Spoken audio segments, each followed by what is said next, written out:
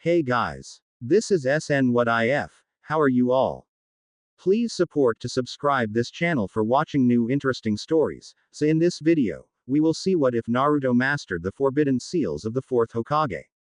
Here is short summary. Armed with Minato's ultimate sealing jutsu, Naruto's path diverges from destiny, each battle carving his legend as the most feared seal master the shinobi world has ever seen.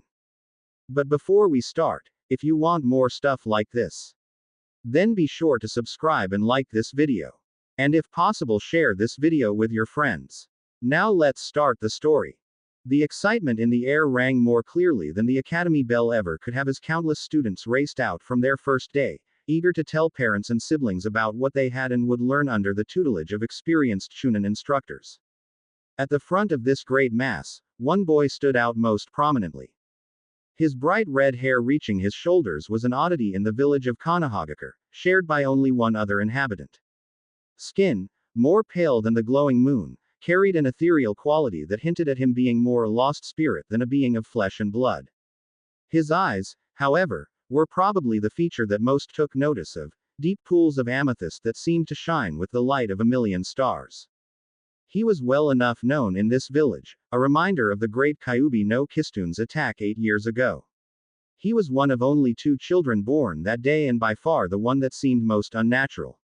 There was no doubt that he had been born as an omen, or even that his birth had been the cause of the Kyuubi's attack, drawing the great beast to their village. The wounds remained painfully fresh within them all. The boy, unfortunately, was ignorant to the memories and horror he invoked within his fellow villagers and instead looked eagerly about the open field for his mother and sister, the centers of his tiny universe.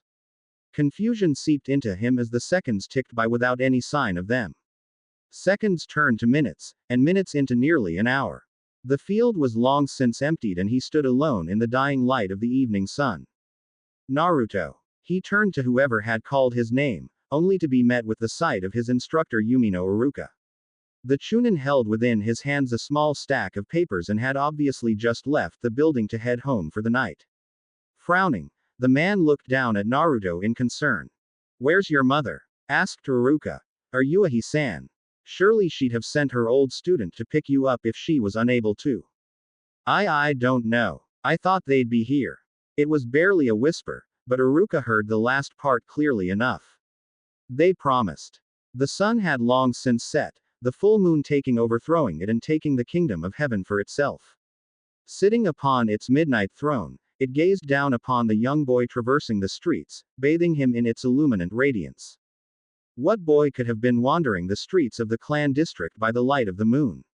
Red Hair easily answered as Uzumaki Naruto, son of Kushina and suspected son of the Yondaime Hokage Namikaze Minato, as he made his way home. Iruka had been kind enough to take him out for a bowl of ramen to make up for the fact that no one had come for him. Feeling quite a bit better with a belly full of hot noodly goodness, he had thanked his new sensei, bid him farewell, and made his way home. Coming to the gate that bore the traditional Uzumaki spiral, he couldn't help but feel that something was off.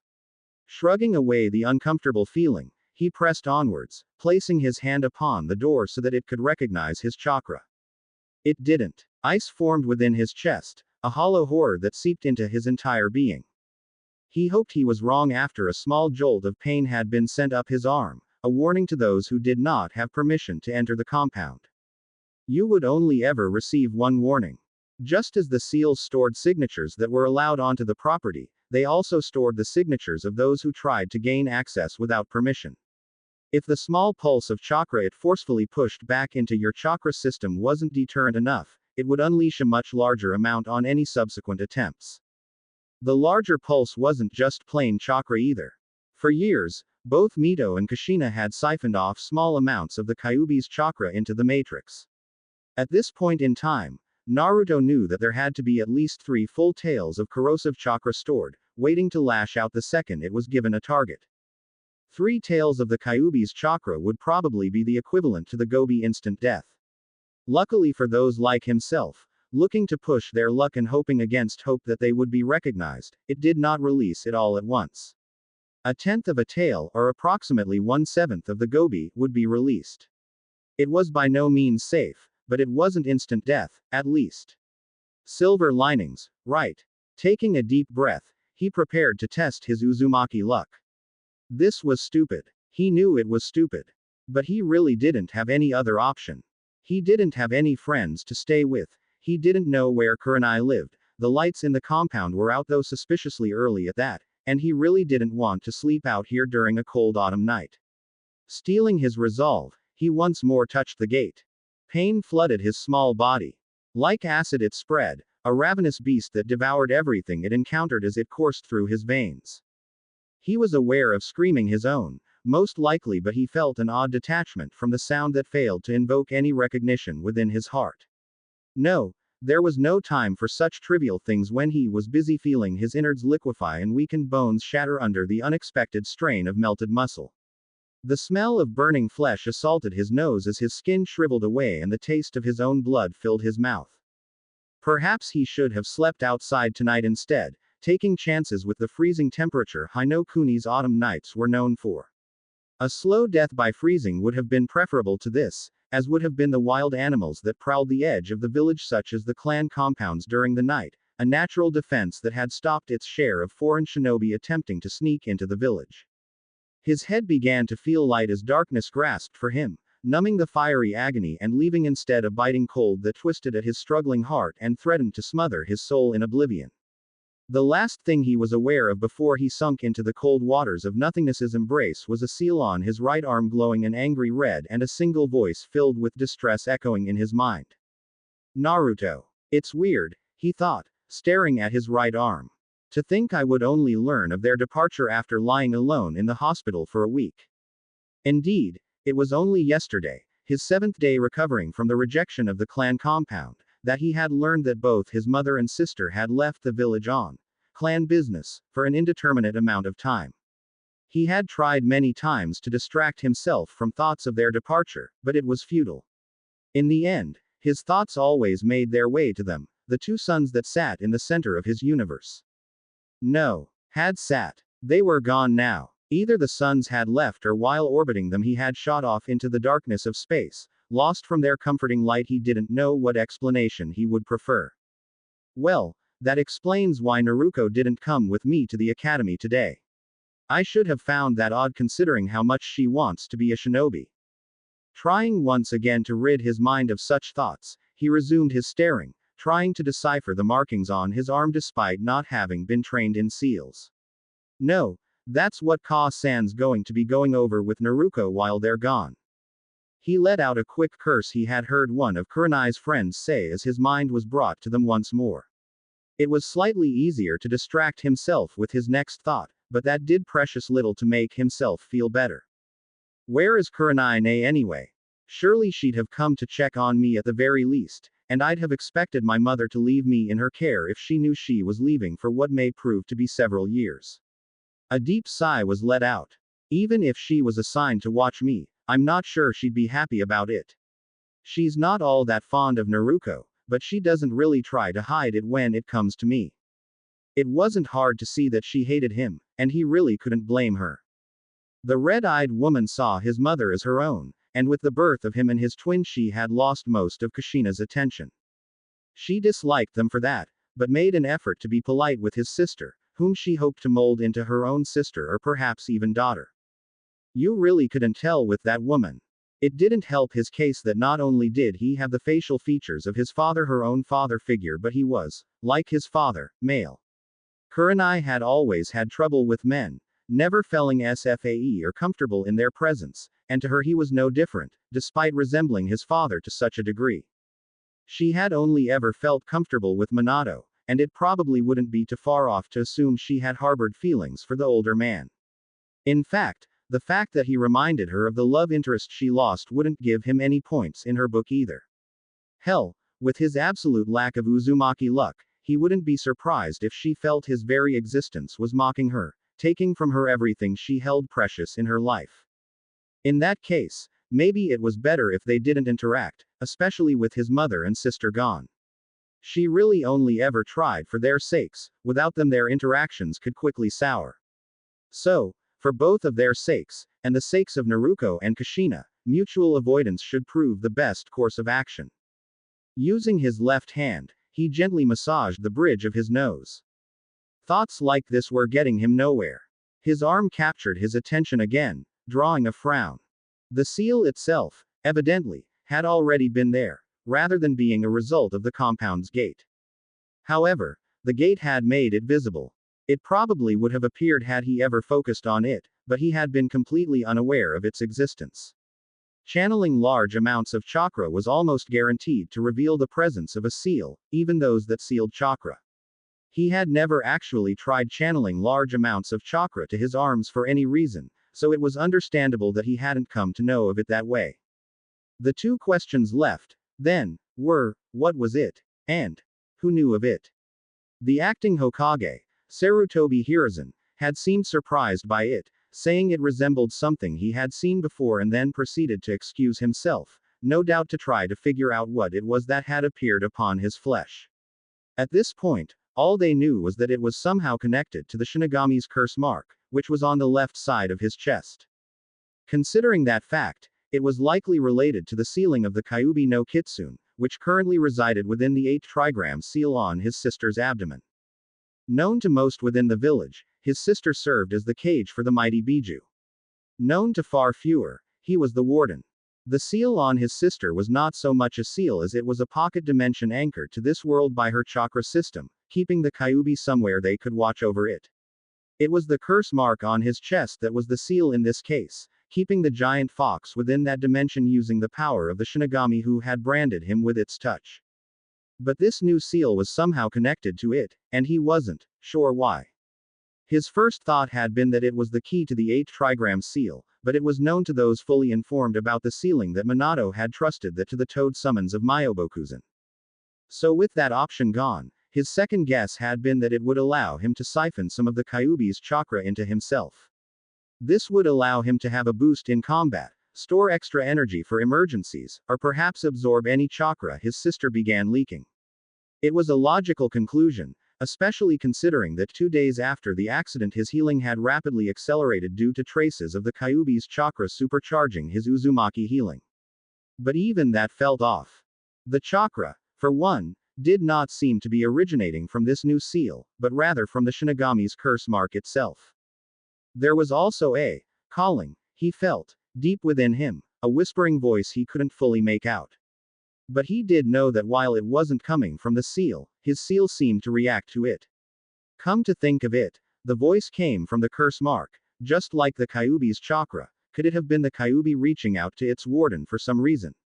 It would have to be looked into sometime in the near future. Of course, that begged one final question. Was this new seal reacting to the Biju, or the seal on his sister? Or, more importantly, why? Released from the care of the hospital, Naruto was at a loss as to what to do next. Now, with no friends, no family, 2 yen, and the clothes that survived his encounter with the clan compound which amounted to his underwear and pants with only minor rips on the bottom, he was suddenly homeless, hungry, and alone. He should go to the academy for the rest of the afternoon, but lacking clothes as he was he'd probably be sent back to a home he didn't have. He could try begging, but he was known as the child of Kushina. They'd probably assume he was just trying to get some spending money, so that wouldn't work. Besides, if he remembered anything his mother had ever told him, it was that Uzumaki don't beg. So he'd have to find some way to provide for himself with no skills, little experience doing any sort of work, and without the strength physical labor. Perhaps honest work wasn't an option in this case. No, I'm better than that, he thought, shaking his head, but a small part of him spoke otherwise. You're going to be a ninja, it said. You might as well get used to dishonest work.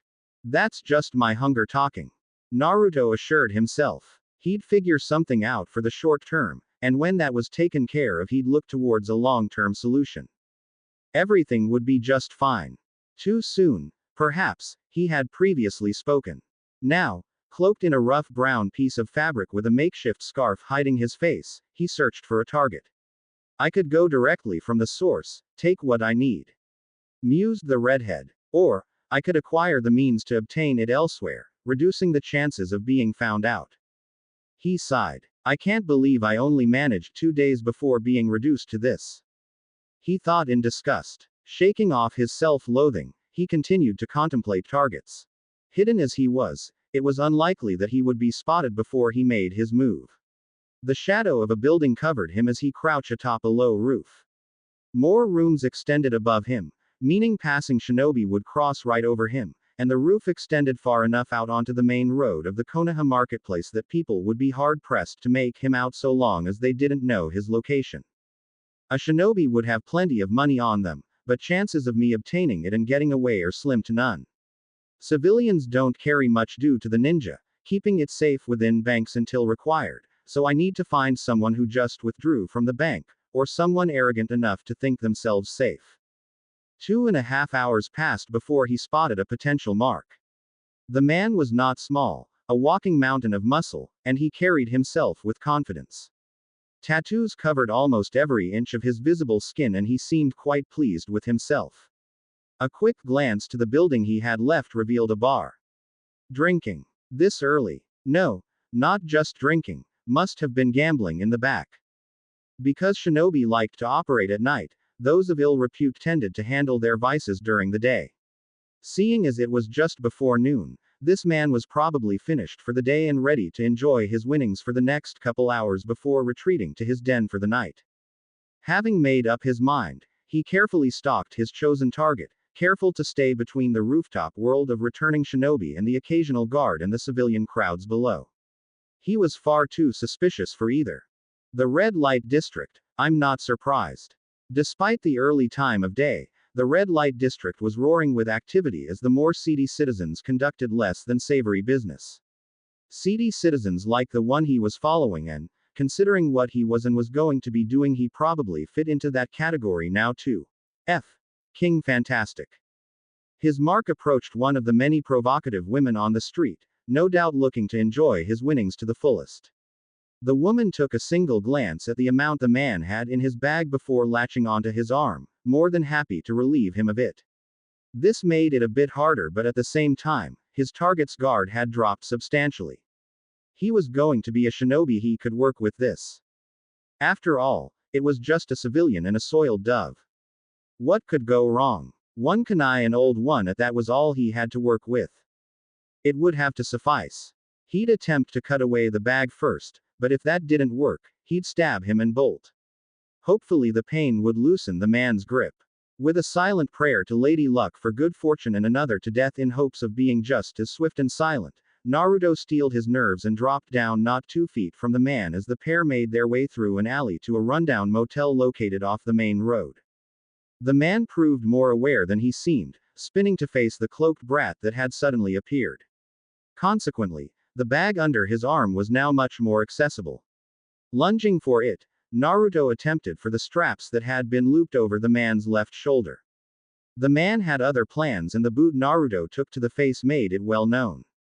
Che, damn brat, think you can get the drop on me, huh? I'll teach Yas a thing or two. The man shouted as he moved towards the recovering child. Naruto regained his senses quickly, but evidently it wasn't fast enough. He received a solid fist to his gut for his effort. Shit, this is not going to end well. Grabbing onto the man's arm with one hand, he thanked the gods he had managed to keep a firm grip on his kunai. His first swipe went for the arm, which was ripped back violently, and while the man held his new cut and spewed a string of venomous curses, Naruto kept going, lodging his blade within the man's gut. Unfortunately, it would not be that easy. With a mighty roar, the muscled mountain charged, knocking Naruto into the wall. While it had held thus far, that was the last his disguise could take as his scarf pulled at his feet and his hood was jostled off his head of red hair. Huh, the Uzumaki brat. What? Did your whore of a mother not give you enough pocket money today, boy? Asked the giant before spitting at the boy's feet. Well, it doesn't matter now. You chose poorly when you made me your mark, and you lost any chance of escaping with a good beating and a lesson learned when you lodged this. He pulled out the kunai and tossed it at Naruto, hitting him in his left shoulder. In me. Say your prayers, fool, this is your end. He reached down and plucked him up by the neck, grabbing for the kunai to finish the job. He was ill prepared for the small foot that made contact with his manhood. He dropped the boy with a howl, temporarily falling to his knees, but it was enough time for Naruto to get into a favorable position. With adrenaline pumping through his veins and his life on the line, he didn't hesitate when a voice shouted, "End him." His foot moved in a flash, kicking his scarf back up to him, and the boy wasted no time twisting behind and wrapping it around the man's neck, pulling tight. While the man struggled to breathe, the shinobi to be prepared to take his first kill. The kunai came out easily enough, dripping blood all over the ground, but he ignored the throbbing pain the removal brought him and instead helped the kunai further stain the ground. With one quick move, the kunai was plunged through the scarf and into the soft flesh of the man's neck.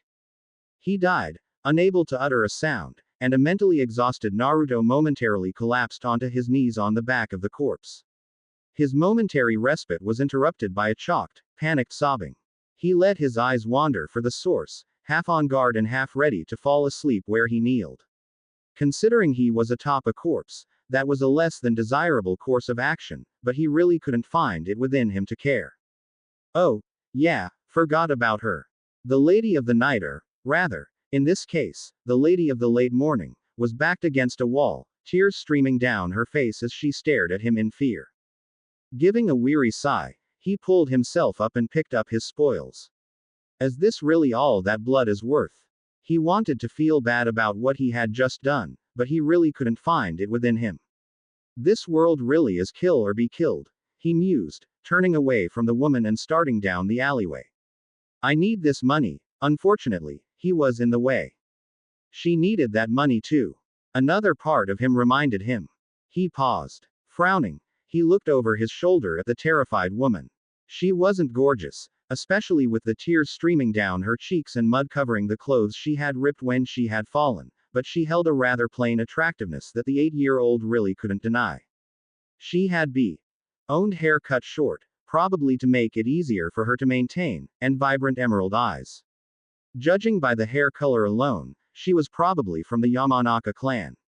There weren't many within the clans that weren't shinobi, but every so often one would be born that didn't have the desire or aptitude for it. They usually weren't well received by even their own families. It was most likely why this one was working as a prostitute. Her figure was average, with B-cup B-easts and a narrow waist that widened only slightly at her hips. Light skin was fairly clean, or would have been had she not fallen on the muddy ground. She wasn't anything special, but she was certainly good-looking enough to distract a man from his worldly woes when in her company. There was something about her that called to him. He wasn't sure if it was the tears, or the fear her eyes showed. Maybe it was how she was trembling in the mud and grime, but his young heart couldn't help but reach out to her. He saw no reason he shouldn't do the same. Turning back to her, he walked until he was standing next to her, gazing down at her trembling form. Kneeling down beside her, he reached into his bag and withdrew what was easily a good 90 yen. Here, he urged. It's only fair you get a cut, seeing as I killed your client. Now that she knew he meant her no harm, confidence seemed to rush back into her. There was little doubt that she was of Yamanaka blood now. What's fair, little one, would be if you replaced my client. I'm not a charity case, you know. I don't accept anything I don't work for. Her voice was surprisingly soft and melodic, but carried an almost haughty tone that momentarily caught him off guard. Regaining his composure, he responded as best he could. I'm 8. She laughed. Both having agreed to save the conversation for elsewhere, he had given her his makeshift cloak to wipe off as much mud as she could before throwing it back on, determined to keep his identity hidden. Likewise, the bloodied scarf was once more wrapped around his face, filling his nose with the tang of copper. He ignored it, and instead followed behind the owned prostitute as she led him to a quaint little restraint that was located off the main road, allowing for a small semblance of privacy as they took a shaded seat at a table in its outside dining area. Ordering, the two sipped their tea, though Naruto had a bit of trouble when it came to that and waited in a comfortable silence for the meals to arrive, the bustling of Konoha's nearby market district leaving a pleasant hum in the early afternoon air. After their meals had been served and eaten, the postponed discussion resumed. As I was saying earlier, started Naruto. It's only fair that you get some of the money I stole from your client. By all rights, it was to be yours soon enough. And like I said, little shinobi, I didn't actually get a chance to earn that money. If you want me to have it, hire me. Even as young as you are, I know a few ways for us to have a bit of fun. He gave her an odd look in response, prompting another laugh from the woman. Look. He paused, waiting for her name, which she supplied easily enough. Tatsuki, formerly Yamanaka Tatsuki. Naruto continued. Look, Tatsuki-san, we both know you would have earned it and, as you mentioned, I took away your chance to earn it. Consider this your rightful compensation. You talk pretty words, boy, surprising for someone who claims to be 8, she grinned, but I'm not backing down. If you are so determined to give me a cut, prove it to me, hire me for the day and we can both go our separate ways, satisfied. He shook his head. I'm not doing that, Tatsuki-san. Not now. So, instead, how about we cut a little deal? Her interest was piqued as she leaned in close, managing to cross most of the small table so that her face was uncomfortably close to his own. Despite having been covered in mud not an hour earlier, she smelled really good. What kind of a deal are we talking? Advanced payment, answered the redhead. I give you your rightful cut now, and give you a bit more for a reservation. When I'm a bit older, I'll seek you out to claim your services. Letting a thoughtful frown cross her face, she leaned back and folded her arms under her bust. After a moment she gave him a sultry smirk. All right, kid, I like your style. You've got yourself a deal. He gave a relieved sigh and withdrew the original 90 yen he had been planning to give her before throwing an extra 10 yen. Will this be sufficient? Was his inquiry. Her grin only grew as she quickly counted it for herself. 100 yen, and I get to do a boy as cute as yourself. I feel like I'm getting the better end of the bargain for the first time in a while. Then we have an accord, shall we shake on it? Something within him felt odd, though not entirely unpleasant, as she gave him a hungry look. She shook her head and gave a laugh that had his heart racing for reasons he couldn't comprehend. No, love, I've got a better way to seal our deal. Walking around the table, she pinned down his shoulders and leaned in to capture his lips with her own. After a few moments she pushed further, invading his mouth with her tongue. Pulling back, she keyed his forehead and turned to leave, a breathless Naruto still trying to comprehend what had just happened. See you around, Naruto-kun, and remember, you get that, she briefly gestured to her body before continuing. And so much more when you come find me. Don't keep a girl waiting too long. She gave a last wink before strutting off. He couldn't help but follow the extra sway she put in her hips. Damn, he quickly scowled when he realized she knew his name. Must have heard that guy call me Uzumaki. Here I was hoping to keep that a secret. Now that she knows my name I probably won't be able to get away with never claiming that night I've reserved. I have a feeling she'd hunt me down and demand I provide the work I've paid her for. Her pride would demand no less. Despite his irritation, he couldn't help but think the last of that fondly. She'd earned a spot on the list of people he liked, he'd enjoy spending time with her as a friend for certain. Of course, she'd never let them be friends until after he had slept with her. HMPH, that would be an odd beginning to a friendship, I'm sure.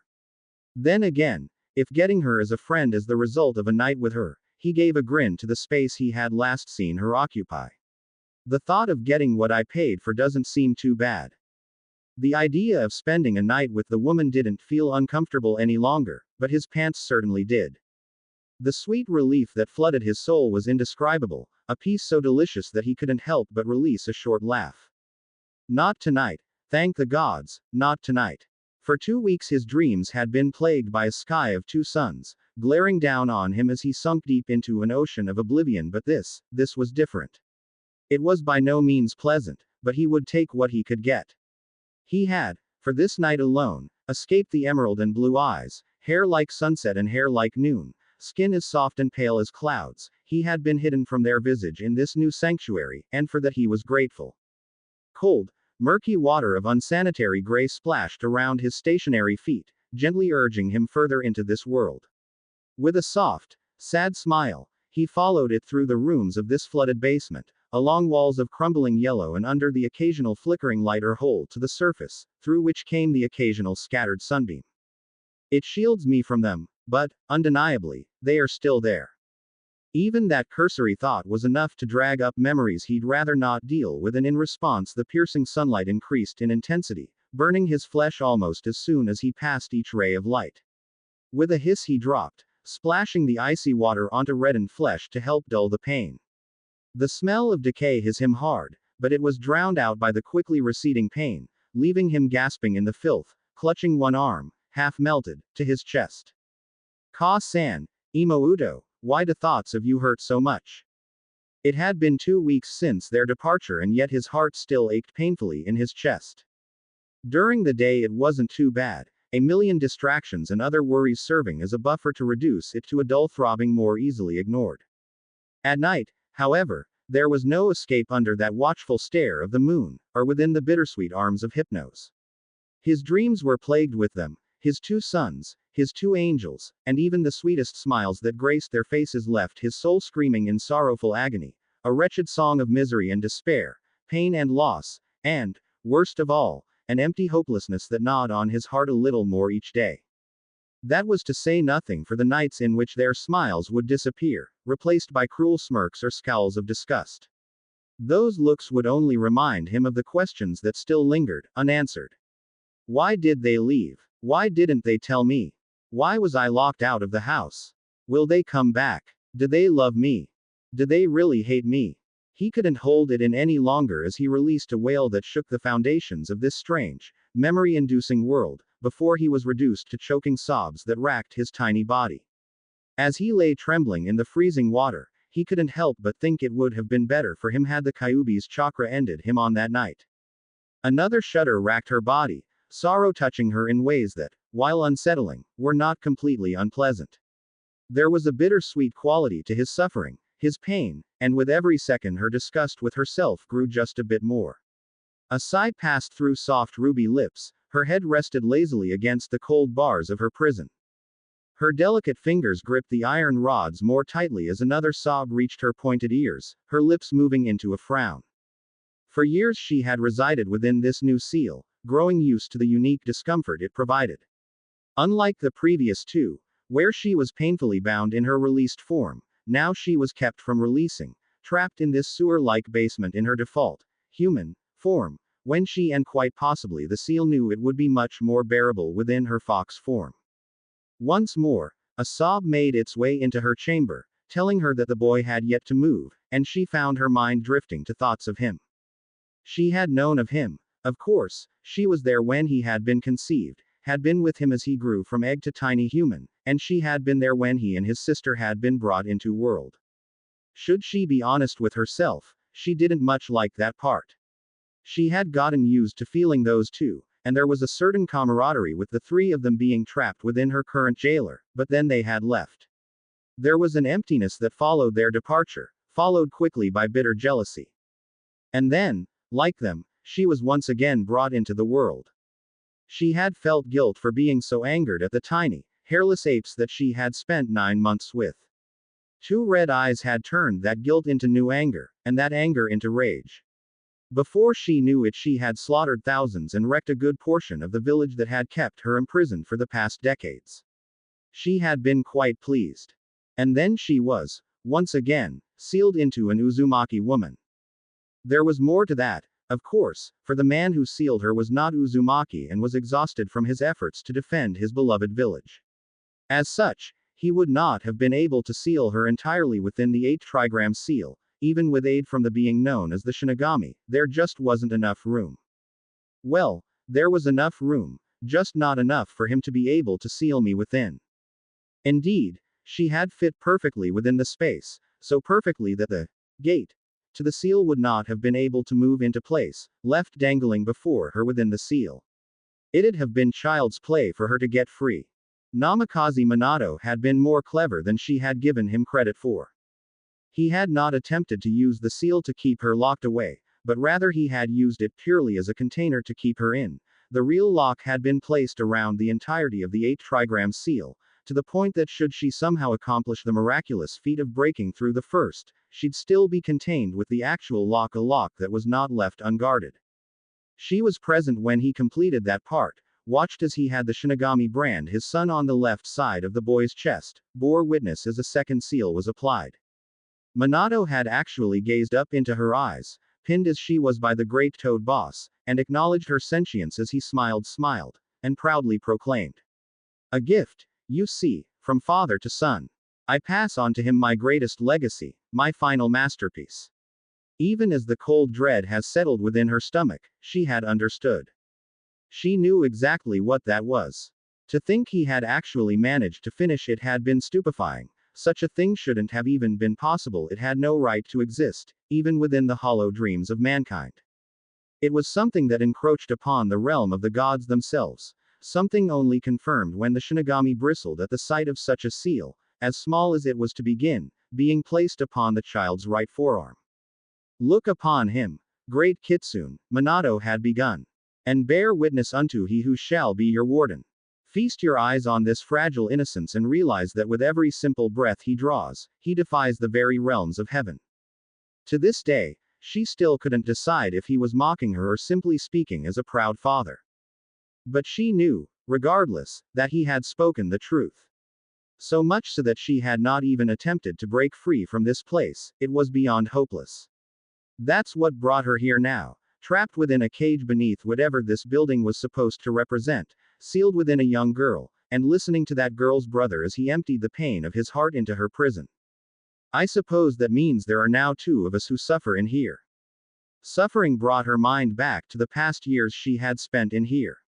Yes, she had suffered, but it had been more her pride than anything else. Here was a boy whose pain filled the seal and, if she didn't know better, she'd say the seal itself was enjoying it. Another feeling filled her, one of warmth and happiness, a carefree breeze under the summer sun. Indeed, it was a sun, one of the suns that the very thought of had driven her warden to this state. Quickly, his own pain drove that feeling from her, and just as quickly it returned. To think that he was here, wishing her chakra could have just ended his life while his sister was of gallivanting across the elemental nations with their mother was just sad. Now that she thought of it, however, the Kyuubi had never really felt any sorrow or pain over these years until she had found herself connected to her warden. Just as he described her, his sister was like a small sun, always warm and happy. Even now, knowing they had left her brother behind, she was as cheerful as the spring. So, for 8 years she had felt nothing but the joy of her container. It had always sickened her to know her jailer was so carefree while she was trapped down here in the darkness. And then he had crashed into the seal, struck by some of the chakra that had been siphoned off of her for years. She had called out for him, in both surprise and alarm, as her senses were flooded by what it must have been like to be burned alive by her own chakra. She was more surprised when the connection remained, his own part of the seal using her chakra as a medium to bind the two together through space and time. His feelings had proceeded to flow through the connection: confusion, fear, sadness, and worry. She felt his adrenaline spike as he fought for his life in that snatch and run gone wrong, felt his relief and weariness when he had ended it, and had even felt the small spark of hope and happiness when he made acquaintances with the prostitute. Sadness, however, was the most prominent of feelings, nearly drowning her, and even though she was focusing only on his feelings lately, the occasional spike of happiness from his sister would manage to come through. The strange mix of gladness and sorrow was tantalizing to her, a little guilty pleasure she would never admit. She had come to enjoy his sadness both for that and for the change in her otherwise stagnant environment, but she did not take any pleasure in the fact that he was sad, suffering alone when he had spent the entirety of his life in the company of those he loved far more than himself. Kushina, if only you could see the pain you bring your son. She had killed millions in her time, and yet she gave a snort as she thought, I could probably be a better mother to him than you. She froze at the thought. The very notion was ridiculous, unfeasible, incomprehensible, but, maybe, just maybe, it might work. To not just befriend her warden, but to gain his complete trust by replacing his 2 sons with herself, to become the guide he so desperately needed at this moment, to become the mother of this human child. Well, we'll just have to see where this goes now, won't we? Crimson eyes flashed eerily as a chilling grin parted her ruby lips. Sarutobi Hiruzen was not pleased, but he could not fault them, no matter how much he wanted to. Uzumaki Naruto was a civilian, despite his clan, and thusly the hospital had no duty to inform him of the boy's release a fortnight ago. The Kyuubi's chakra mixed with his Uzumaki healing factor had left him in the clear. With no reason to hold him any longer, they let him go. without informing the Hokage. The Hokage that thought the boy had spent the past 2 weeks under the care of the hospital while he had been busy both trying to figure out what the Yondaime Hokage had applied to his son and get in contact with his mother Uzumaki Kushina. It had been a failure on both accounts. Kushina had just left the fire capital and started on her way towards her ancestral home of Uzu. There was no one to send a message to in Uzu, and that meant he had to send it to a future destination and hope that they went there next. He had certainly been given a list of where they were to be going, but he knew Kushina well enough to know how easily distracted she got, especially when excited. Chances are she'd skip back and forth between places on his list at a whim, later claiming that she never specified in which order she'd visit things on the list. In this case, such a thing was not in her best interests. She'd have plenty of time to regret her travel methods later, however, as there were certainly more pressing matters to attend to like her son. He still thought it had been a foolish notion to leave while her son was attending his first academy day, none the wiser, especially after promising to pick him up afterwards. If there were two things that Uzumaki took very seriously, they were family and promises. In one fell swoop, Kushina had broken both. He knew her reasons, of course, and understood them, but he knew without a doubt that there had to be a better way to set about doing it. Leaving him to figure out what had happened on his own was rather thoughtless and cruel. The thought of him alone brought up the other reason he found himself displeased at the moment. She had left the boy with someone, but it was indirectly. Kushina had expected the boy to go straight to her old student, Yuichi Kurenai, whom the Uzumaki woman saw as another daughter. She did not tell the boy to go to her. She did not have Kurenai pick him up at the academy, and from what he had gathered during his talk with Kurenai, she had not been in any way instructed to find the boy, only to take care of him when he came to stay with her. The boy had not been at Kurenai's, and it was not hard to understand why when the woman would shift uncomfortably at the mere mention of his name. There was no doubt that the boy had picked up on such discomfort, and as such he would never think to visit the woman for help. Kushina was either oblivious or ignorant, oblivious to the two's discomfort around one another, or ignorant in thinking her son would approach the genjutsu mistress despite it. No matter the reason, he had not gone and Kurenai had not searched for him, even after the news of his violent rejection from the clan compound had circled through Konohagakure. Monkey! He called for his own personal Anbu, locate and retrieve Uzumaki Naruto. If he will not come, trail him and report back to me his current place of residence so that I may speak with him. The monkey-faced man gave a quick bow and vanished to complete his assigned task. Rubbing his face tiredly, Hiruzen lit his pipe and took a single deep drag, exhaling to hide his weary sigh. He needed to make sure the boy was all right, especially considering how quickly winter was coming and the fact that he had never been in his own before. The last thing the old Sarutobi wanted was for his successor's young son to freeze to death because his mother had completely sealed the house. She hadn't mentioned that part in the plan. In fact, from what he could remember, the ex-Jinchuriki had been expecting her son to stay there and go to her student whenever he needed help with something. Something must have changed in the last minute, or perhaps the seal had just malfunctioned, but Naruto suffered regardless. He could only imagine how Naruto must have been feeling. Left by his family without so much as a goodbye, knowing there was no one he could really turn to. Well, mused Hiruzen, he could have come to me, though I suppose going to the Hokage because you find yourself homeless and alone sounds rather odd. He was always a bright child. He would think better than to bring something he thought of as unimportant to the rest of the village's well-being before me. We were never close enough for him to think of me as anything more than the Sandaime Hokage. It was a sad truth for the man. He had always been close to the boy's mother and had become akin to a surrogate grandfather to the young Naruto, but there was always a distance between himself and young Naruto.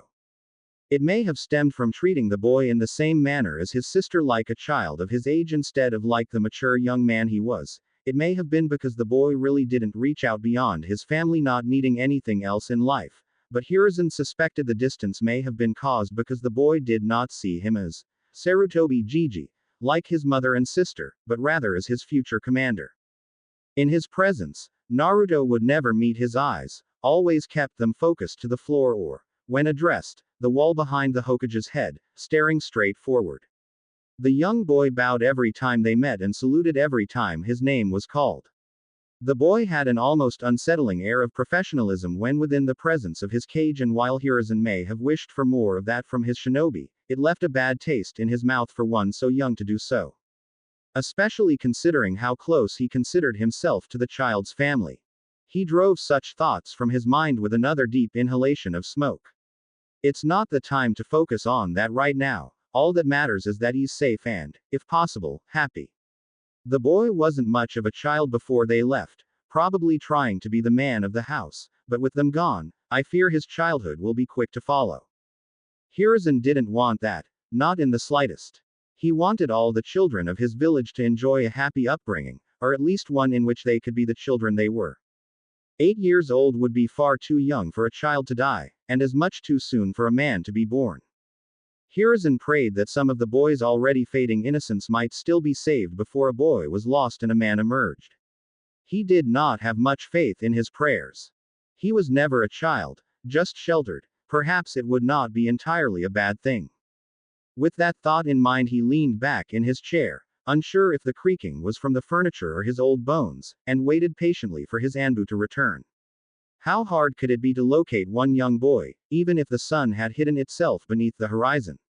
He gave a slight chuckle. It might actually prove a challenge for his Anbu, and one they may or might not appreciate. No matter, he thought, staring out his office window at the nightscape of his beautiful village. If they can't find him tonight, they'll certainly find him at the academy in the morrow. Uruka hasn't raised any hell about a missing student, so I can only assume he's been attending. That actually brought a frown to his face, and he had to wonder if the young Chunin even knew Naruto had been released. He'd have to look into it soon, especially if his Anbu somehow failed to locate the boy. He knew, however, that monkey would recruit every registered shinobi and possibly even a large handful of civilians in his search for the boy before even considering reporting back empty-handed. It's why he chose him, after all. Awful couldn't even begin to describe how she felt as she sat in her kitchen, her cold dinner untouched before her and the only illumination provided by a small, dim lamp that she had been meaning to replace for months now. Miserable falls short, too. She mused, crimson eyes gazing out her window. The Hokage had visited her late in the afternoon, looking to the boy that had been expected to be with her. He left disappointed. She knew the boy was supposed to come to her when he couldn't locate his family. She was the one who was supposed to break the news to him and take care of him in their absence. He was a good kid, but a helpless mama's boy. He wouldn't know how to take care of himself with her gone. And yet he didn't come straight to me. I must have made quite an impression. She was honestly a little disappointed when the boy didn't show up. Surely she was better than nothing. Learning he was in the hospital had put that fear to rest. Hearing that he had been released and yet not having him come to her brought it back. Had she truly alienated the child so? She should have visited him in the hospital, should have taken him in, but she was scarred, no, terrified to do so. Despite what many thought, it wasn't that she couldn't stand the presence of the boy, not that it made her uncomfortable, but rather that she felt too relaxed and too comfortable in his presence. It was that sense of ease that put her on guard. She had only felt a similar comfort around the Yondaime Hokage, who had been her father figure, but it was nowhere on this level. The sheer contentment she felt in his presence was almost enough to lull her to sleep all on its own, and powerful Junin Kunoichi or not, he was an adorable child. She could think of nothing better than using him as a teddy bear for afternoon naps after he returned from the academy each day. She couldn't stand it. She was supposed to be one of Konoha's most powerful kunoichi, a rare genjutsu user unparalleled within the village of the Leaf, and yet here she was helpless as a kitten when it came to the son of her sensei. Helpless to the boy she called brother. His warm chakra was a perfect blend of Minato's and Kushina's, as were his looks. He possessed his father's mind and his mother's love, a little ball of sunshine that tried to support everyone he held dear. She was not one of them. That dagger pierced deeply into her heart. There was little more she wanted than to be his big sister, or his aunt, or his second mother, anything really. She just wanted to be able to help him, to be one of his precious people. And yet she could not bring herself to relax in his presence, unable to fight down her traitorous shinobi instincts that screamed. Anything that can bring your guard down so easily is a danger, a threat, something to be eliminated. She could not count the many times she had been forced to restrain her reflex to attack him, did not know how often she would be forced to put back the kunai she had found herself about to throw and completely remove all weapons on her person just to remain in the same room as him. But he probably did. He was not a fool. He knew she did not like being in his presence, though he probably didn't know her reasons, and he was also perceptive far beyond his years. She knew he had seen her barely stop herself from lashing out on more than one occasion. Hell, he had probably seen them all. But he also was a child, perhaps not so much in mind, but in body and in experience. He couldn't know he had such an effect on her, or even why. He didn't have any shinobi instincts of his own yet. He would only see a woman who could not stand his presence to the point that she would have to physically restrain herself lest she kill him within his home. The thought alone brought her to tears.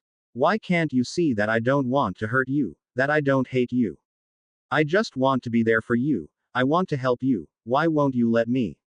She knew it wasn't him, he wasn't keeping her away, and she was always giving him disdainful looks and giving him the cold shoulder in hopes of driving him away so she wouldn't have to deal with the issue. Had worked perhaps too well. She didn't want to do it in the first place. If I had just spent more time with him, became close to him, gave him the guidance and support he would have needed from an older sibling, I'd probably be used to his presence by now. I could probably be holding him. Tears began streaming down her cheeks, but were quickly stopped as she clamped down on her emotions. I have no right to sit here pitying myself for not having him if I still can't bring myself to go get him. I don't even know how he's been living lately. The image of Naruto lying in a box in some dark alleyway, shivering in the cold Konoha night made her chest tighten painfully. Her resolve to go find him grew as she stood up, ready to be what she needed to be for the boy, but another stray thought crossed her mind, leaving her to freeze before she could take her first step. She approached the box, looking in to see his pale skin and signature red hair, but as she reached in he flinched back, pressing himself as tightly as he could to the back wall. No, please, don't hurt me. The boy cried. Biting back a gasp, she shook her head. I'm not going to hurt you, I'm here to take care of you. Lies. He shouted. I know you hate me, you want to kill me, I've seen you go for your kunai whenever you see me. The boy whimpered, tears streaming down his cheeks and soaking his cardboard home. Please, I won't go near you again, I'll stay away from Ka-san and Naruko-chan, I know you all hate me, just let me live and I'll never be a bother to any of you ever again. What? She chalked back a lump in her throat, her hands trembling and her chest tightening as if the Shinigami himself was grabbing hold of her soul.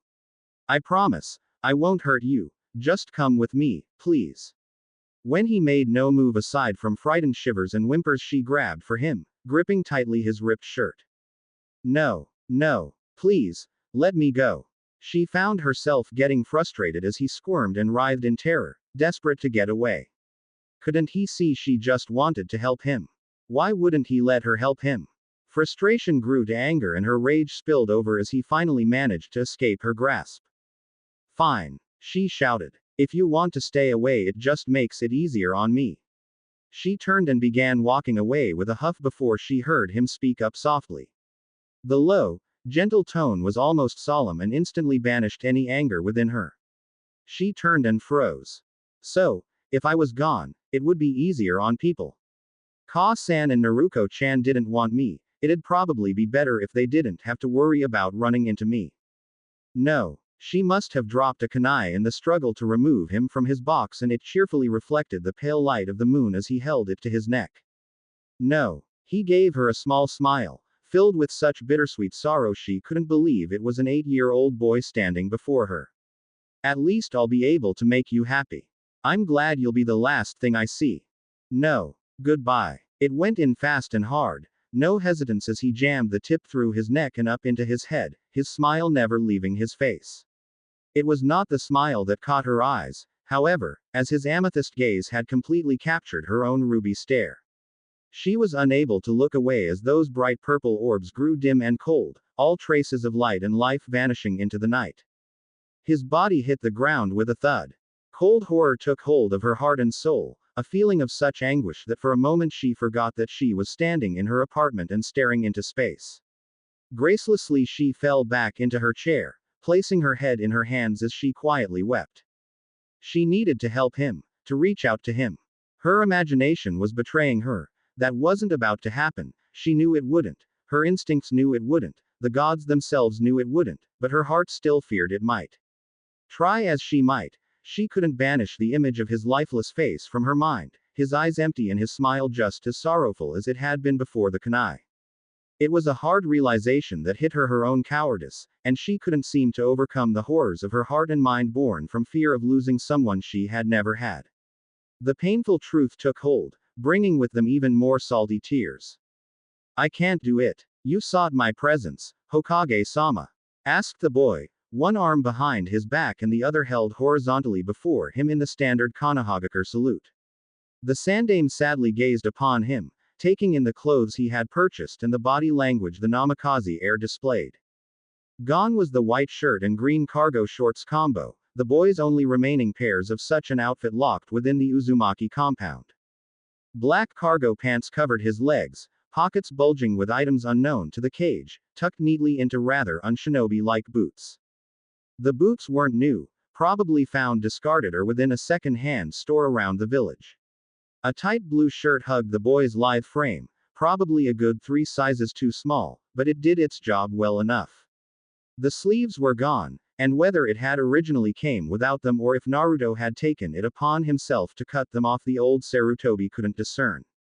There was a single blue glove, much like those favored by Junin, which was worn on his right hand, from under which white cloth traveled up the boy's arm and disappeared into the shirt, wrapped tightly to hide the strange seal he bore. Worn horizontally across the small of his back was a cylindrical bag which probably carried all of the unfortunate boy's worldly possessions. The sandaime knew that instead of lying idle, the boy's left hand, the one behind his back, was probably resting within the bag, ready to grab some sort of weapon he had come across over the past 2 weeks. Considering how common they were around here, it was probably an old kunai tossed out by its previous owner. Of course, being a shinobi village, the previous owner knew where it had been left just in case. I did indeed, Naruto-kun, when I learned that you had been released from the hospital so soon and had not been staying with Yuahi-san, I found myself concerned with your well-being. Though, you seem to be doing all right on your own, much to my pleasure and surprise. The boy gave a stiff nod in gratitude, his body still as coiled and ready to bolt. Hiruzen had thought this odd at first, especially when the young boy's body language showed him to be ready to bolt towards the desk, but he had understood once he remembered that he had opened his window earlier that morning to enjoy the morning air. It was a good plan, or as good as a civilian's could be. There were far fewer Anbu outside of the building, and the chances of disappearing within the throngs of people were pretty good, even with his unique hair. Of course, it hinged on getting past him, the god of shinobi, so maybe not that great. Unless, he mused, he had been planning on using surprise to escape in the case he needed to escape. It was better, then, if the boy thought such might be necessary, to keep him from knowing they were on to him. Such knowledge could easily make him feel like a caged animal. The boy had enough troubles without that. And then his Anbu had to f.k. it all up. He had been aware of it, of course, their hands covering the lower parts of their faces, trying not to laugh at the little boy who was so ready to flee. Monkey, hiding in the corner of the ceiling, had learned enough about the swift child when trying to fight him, and so he found the situation amusing. Bear, who was near the door, was trying not to chuckle at how much they boys seemed to scream, "Rookie shinobi," despite being an untrained civilian. Cat, watching from behind her cage, had to stifle her giggles, finding Naruto and his mannerisms to be absolutely adorable for such a cute little child. Perhaps they had just grown lax in these times of peace, or they had become overconfident in the rudimentary genjutsu that hid them, but whatever the case, they weren't nearly as quiet as they thought they were. Instantly, Naruto's eyes darted to the 3 places the Anbu occupied, slipping out his kunai and spinning his back to the window to keep all 3 places in sight in a single smooth movement. His right arm remained in its salute even as the kunai was brought to his side by his left. He backed up slowly, ears strained for the noises that had suddenly cut off, leaving only a horrified silence in their wake. "Hokage-sama," called the boy, his voice coming out crisp and clear despite the hint of nervousness that wavered within it. 3 unknowns within the perimeter. Identify your kin. It was old, archaic even, and the old Sarutobi found himself caught off guard by the Namikaze heir's use of such a line from the time of the warring clans. Kushina must have kept books on such subjects within the compound library. Considering the amount of time she spent in it, it was only natural for Naruto, who spent most of his childhood glued to her leg, to have read quite a lot despite his young age. Hokage-sama. It was a final call, a last warning. This was not a request, but an order. If they had been a common enemy, the Kage would have answered immediately in the negative. If they were Hiruzen's shinobi, he'd have answered in the affirmative. By not answering, Hiruzen acknowledged them as his own but refused to inform Naruto, which meant both the unknown shinobi and the Kage himself were hostile.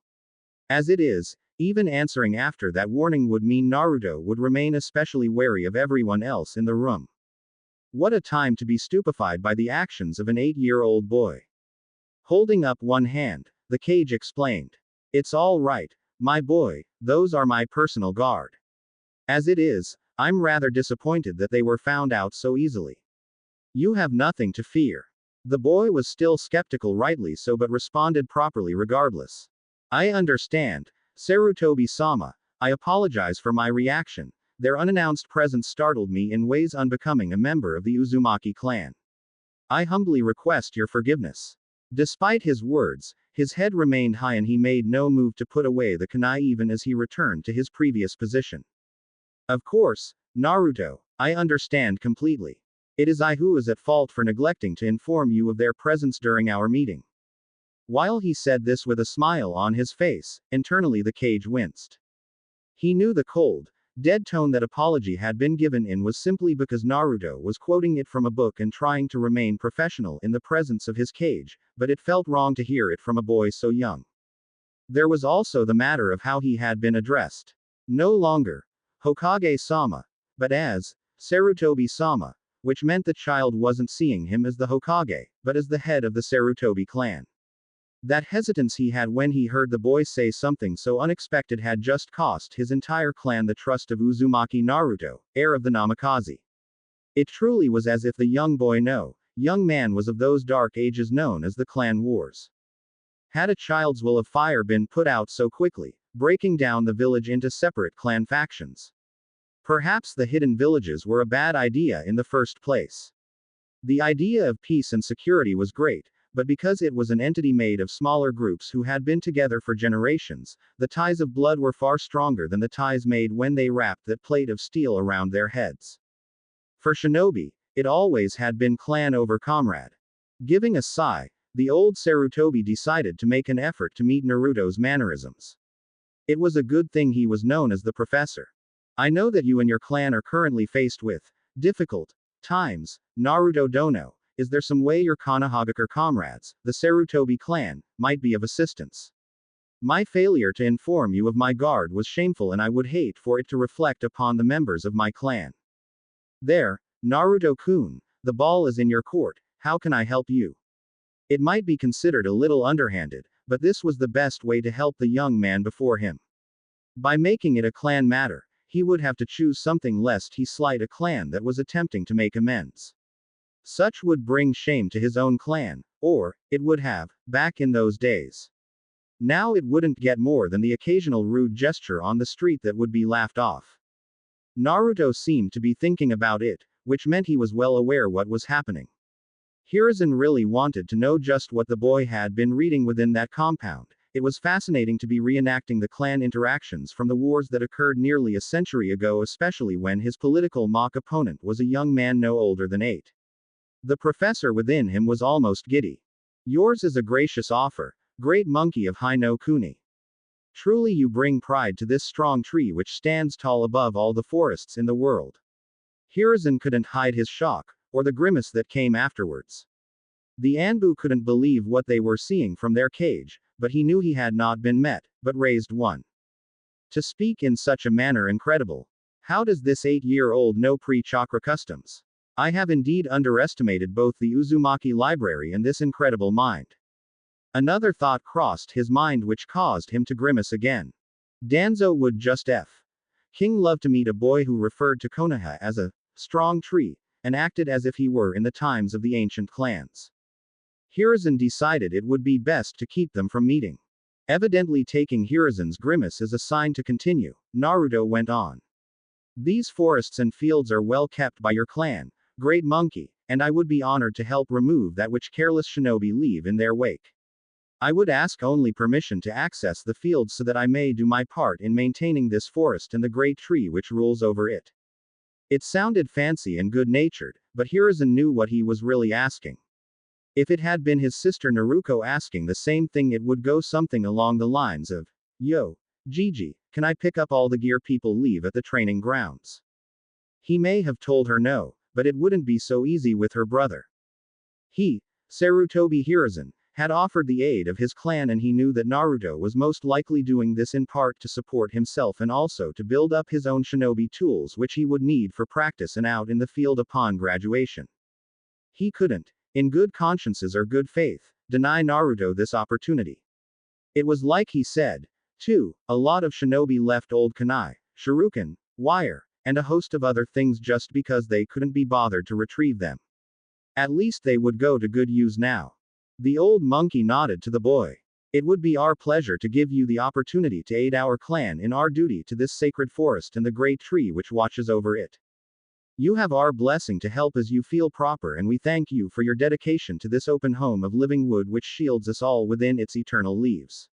May this place prosper under the toil of your young hands, you who would think for his clan and country before himself.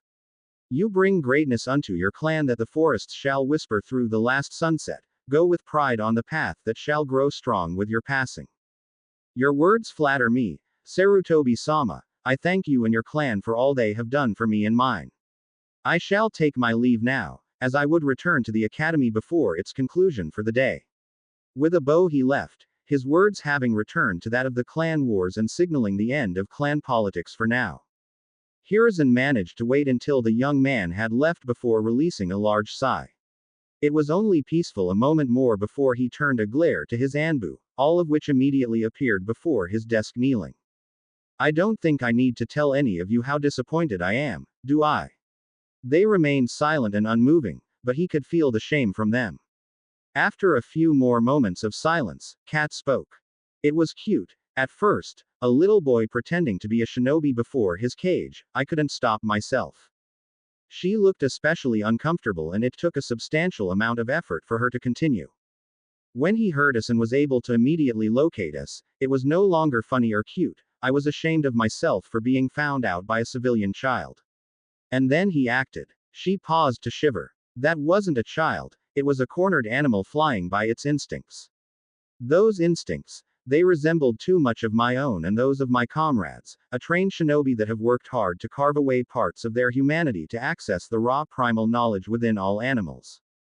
If you'll excuse me for saying this, it's like he abandoned everything that made him a person almost instantly, immediately reverting into a state in which his only goal is survival. A child shouldn't be like that. Monkey chose that time to interject. He's not a child, Cat. I saw him this morning, slinking across the rooftops like a beast on the prowl. He would dive down into the crowds to receive a single yen or a scrap of cloth from the dumpsters. He's far too proud to ask for assistance from anyone he doesn't know, and he doesn't seem to know anyone well enough to receive aid in the first place. He's a wounded wolf without a pack, and that's what makes him dangerous. As much as it displeased him, the Hokage couldn't disagree. With a huff she fell back onto the mattress, her long crimson hair splaying out around her.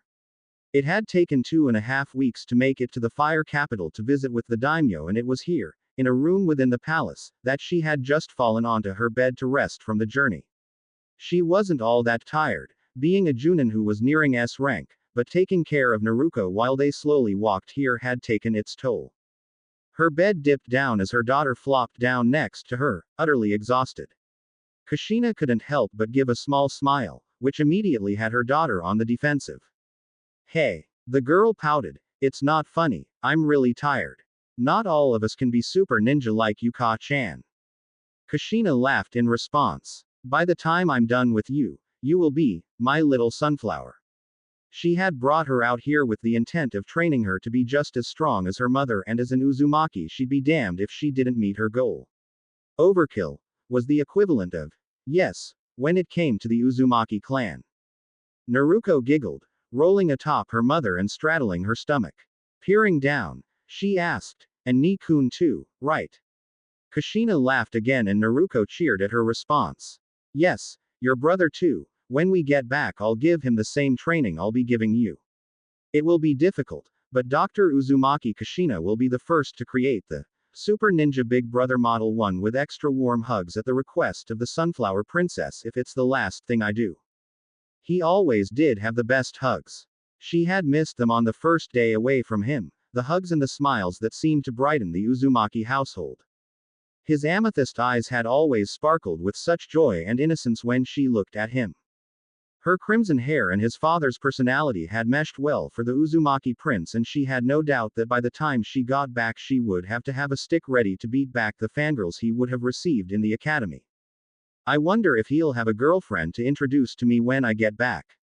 She could ask Tsunade, Hiruzen, or Kurenai to let her know, but that would ruin the surprise. She didn't want to have any idea until he introduced her to his girl. Maybe the Hyuga heiress, she mused. They would be cute together. Oh, he could get with a Yame-chan, then my daughter-in-law could live at the compound and we'd have Ichiraku ramen every night. She giggled at the thought and Naruko shot her an odd look. I was just picturing your brother with a girlfriend. She explained. The new look she was given was incredulous. Naruto really didn't reach out to anyone. He was a very private person when he was away from family. He'd probably have to have an arranged marriage, but was also outraged, as if she were insulted that her mother had suggested some other girl taking away her brother. Kushina found it cute. Now, Naruko, hear me out. No one's taking him. I was just thinking about him with a Yame. He'd bring her home to live with us and we'd have ramen every night. The girl's anger slipped away as she too began giggling at the picture. I can see him sitting at the table blushing up a storm as a Yame places ramen in front of him before climbing into his lap like a little kitten. See, teased the Uzumaki matriarch. That wouldn't be too bad. No, Naruko shook her head. That would be great. A Yame really would be my Nei-chan. Nei-chan, huh. In that case, maybe I could get him together with Kurenai, then she'd really be my daughter and your older sister. He'll be spending a lot of time with her for the next few years anyway. It would be kind of cute for him to develop a crush on one of Konoha's ice mistresses, especially when she's been taking care of him. Naruko went oddly quiet at that, raising questions for Kushina. What's wrong, Naruko? You know I was only joking, right? If you don't like it I'll stop suggesting pushing them together. I just thought it was funny. It's not that I like Kurenai, it's just that, well, Kurenai and Ni-kun don't seem to get along all that well, you know. There always seems to be some sort of tension between them. Kushina had no idea what she was talking about. Kurenai always seemed very polite and pleasant towards her son, and Naruto didn't hide behind her legs, which meant he must have not felt that uncomfortable around the woman. Say. Ul tension. Kushina offered, trying to lighten the mood. She was only met with an inquisitive stare. What? Ah, that's right, she had yet to give Naruko the talk, she had forgotten. Naruto was always so curious and mature that she had had to give him the talk before the academy, but Naruko was still innocent. Kushina hoped to keep it that way until she became a shinobi, at least. And nothing. Dear, just forget mommy said that, okay. Naruko seemed like she wanted to press the matter but instead just frowned and gave a nod. Okay.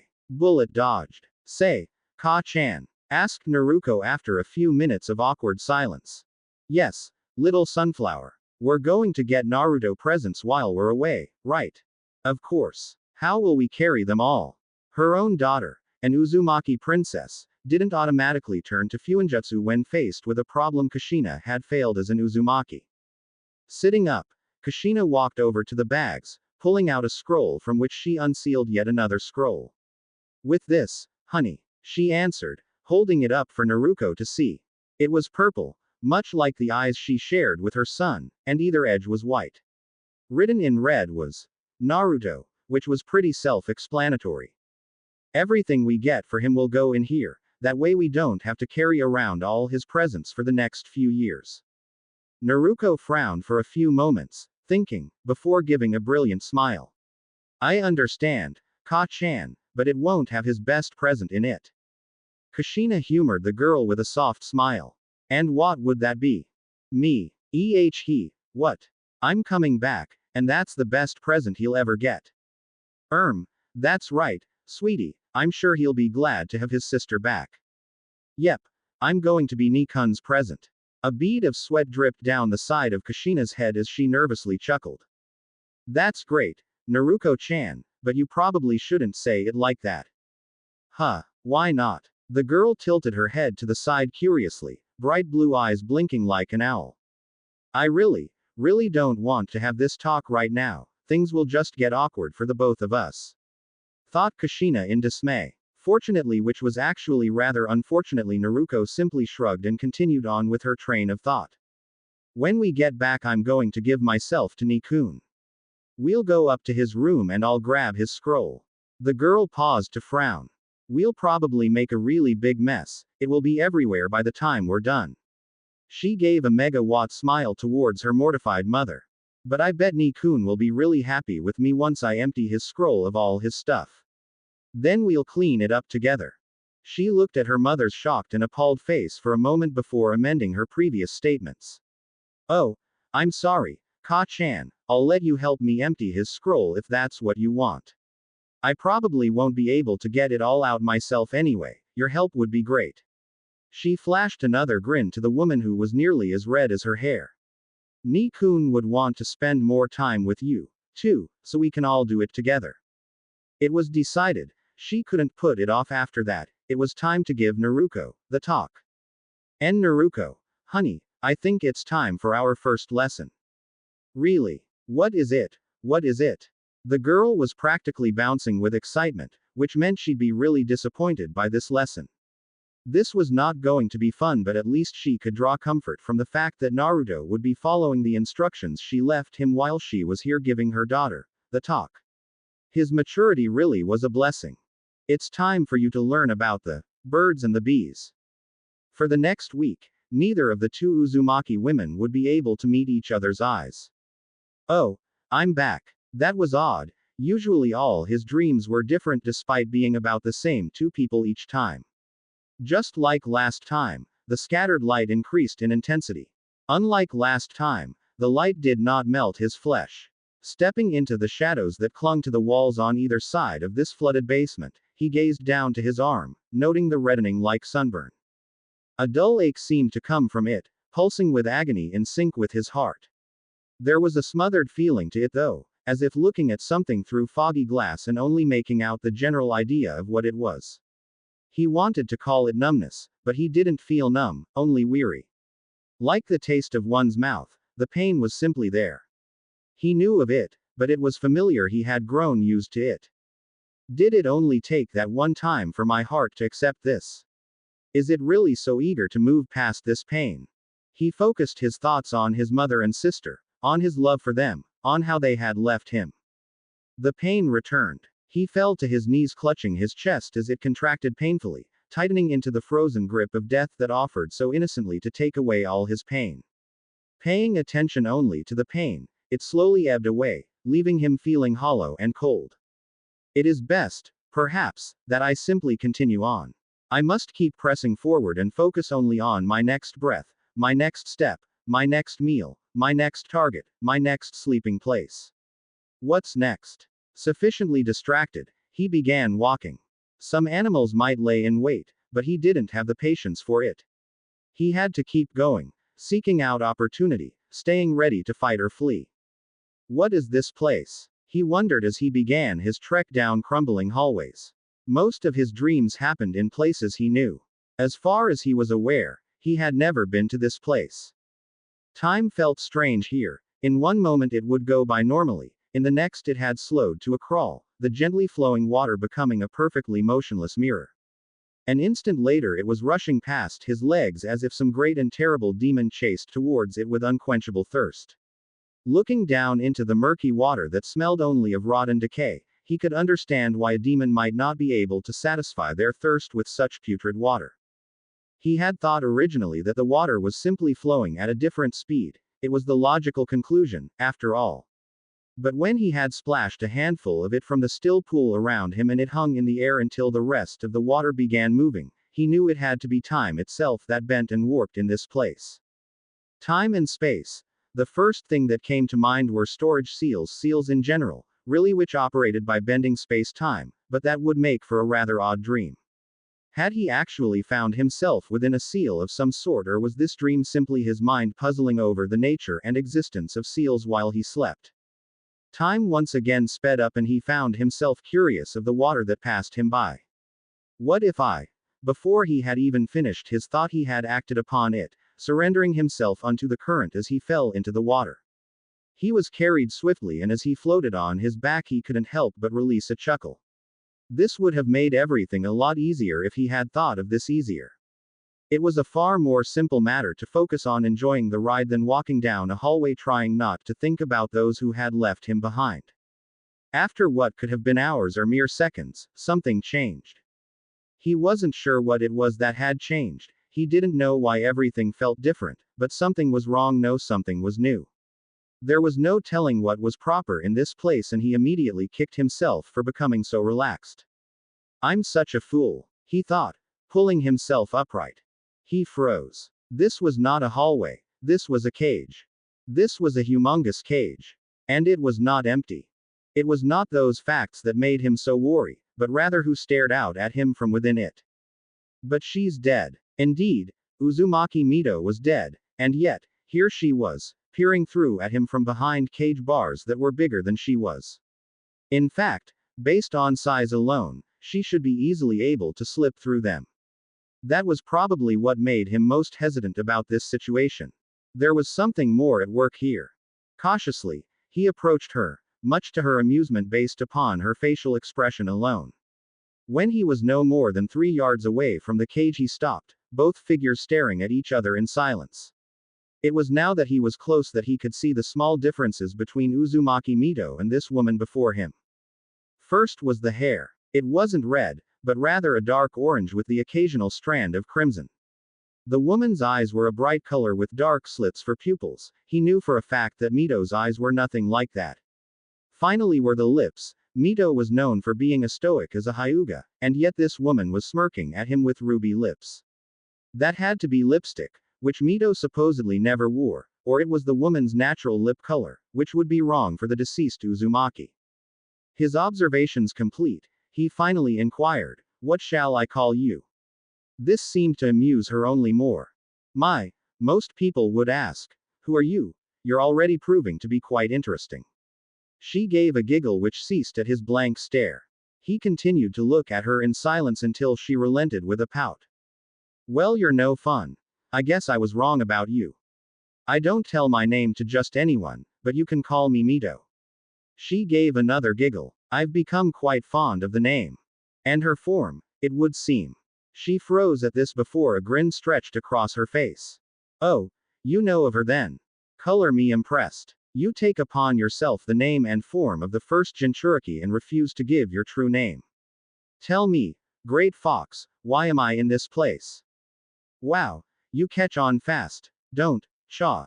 I shouldn't be surprised. You were always a smart one." She giggled once again, giving him a bright, almost caring smile. It hurt his heart to look at it. "You're in this place, Warden, because I wanted to meet the man who will be taking care of me. Come now, Warden, I know my appearance is mesmerizing, but to stand there frozen is unbecoming of one of status such as your own." The Kyuubi Mito, as she insisted, smiled. It was a disarming smile, one of mischief and enticement that could break down the distrust of all but the strongest of wills. Naruto, however, was not much for trust. He didn't trust outsiders before his family left him, he trusted others even less when he found himself on the streets, and he most certainly did not trust the nine-tailed fox demon whom his existence kept locked away within his sister. That didn't seem to bother her any, however, as the smile never left her face. "Ah, what's the matter, Fox? Got your tongue?" She giggled, Something which he may have found cute if he didn't know she was a gigantic fox who had slaughtered millions throughout history. Her smile became a smirk at his silence. You know, she began. If you come closer, I really can take your tongue. She licked her lips. We could have a lot of fun here, you know. Another giggle escaped her ruby lips, spilling forth in a sensual melody. No one would ever know what it is my warden does to me, and I would be powerless to stop you. That is, if I wanted to stop you. Still, Naruto did not react. Pouting, she whined. Well, you're no fun, can't even play along with a girl. Do you know how long it's been since I've had someone to talk to? I might as well be alone again if you're not going to contribute to the conversation. His response spoke exactly of how much he cared for her plight. If I could leave you, I would. I have no desire to be here in your company. Oh, you're so cold, Mr. Warden. Don't say things like that, you haven't even introduced yourself to me yet. I don't plan on making your acquaintance. Didn't your mother ever teach you manners? Asked Mito, lifting one regal eyebrow in question as her pout became a displeased frown. Naruto shook his head. My mother's manners left much to be desired. She did, however, teach me not to talk to strangers. This earned him a grin from the Kyuubi. Fair enough, I suppose, young warden. The smirk returned. Let's say you and I not be strangers anymore, huh? After all, we will be seeing quite a lot of each other from now on. You being my warden and all, it's your responsibility to look after me. It will be quite difficult for you to do so without actually interacting with me. You may wish to be more careful with your words, it almost sounds like you're challenging an Uzumaki. His lips quirked the smallest amount upwards, the most emotion he had shown in this encounter. In response, the Kyuubi blanched. Even she knew not to challenge an Uzumaki, the entire clan was known to do the impossible when told they couldn't. I would not be so foolish as to do such a thing, dear warden, I pray that you never take my words as such. I see, replied the Uzumaki, his blank face becoming a frown. You still have yet to inform me as to why I am here.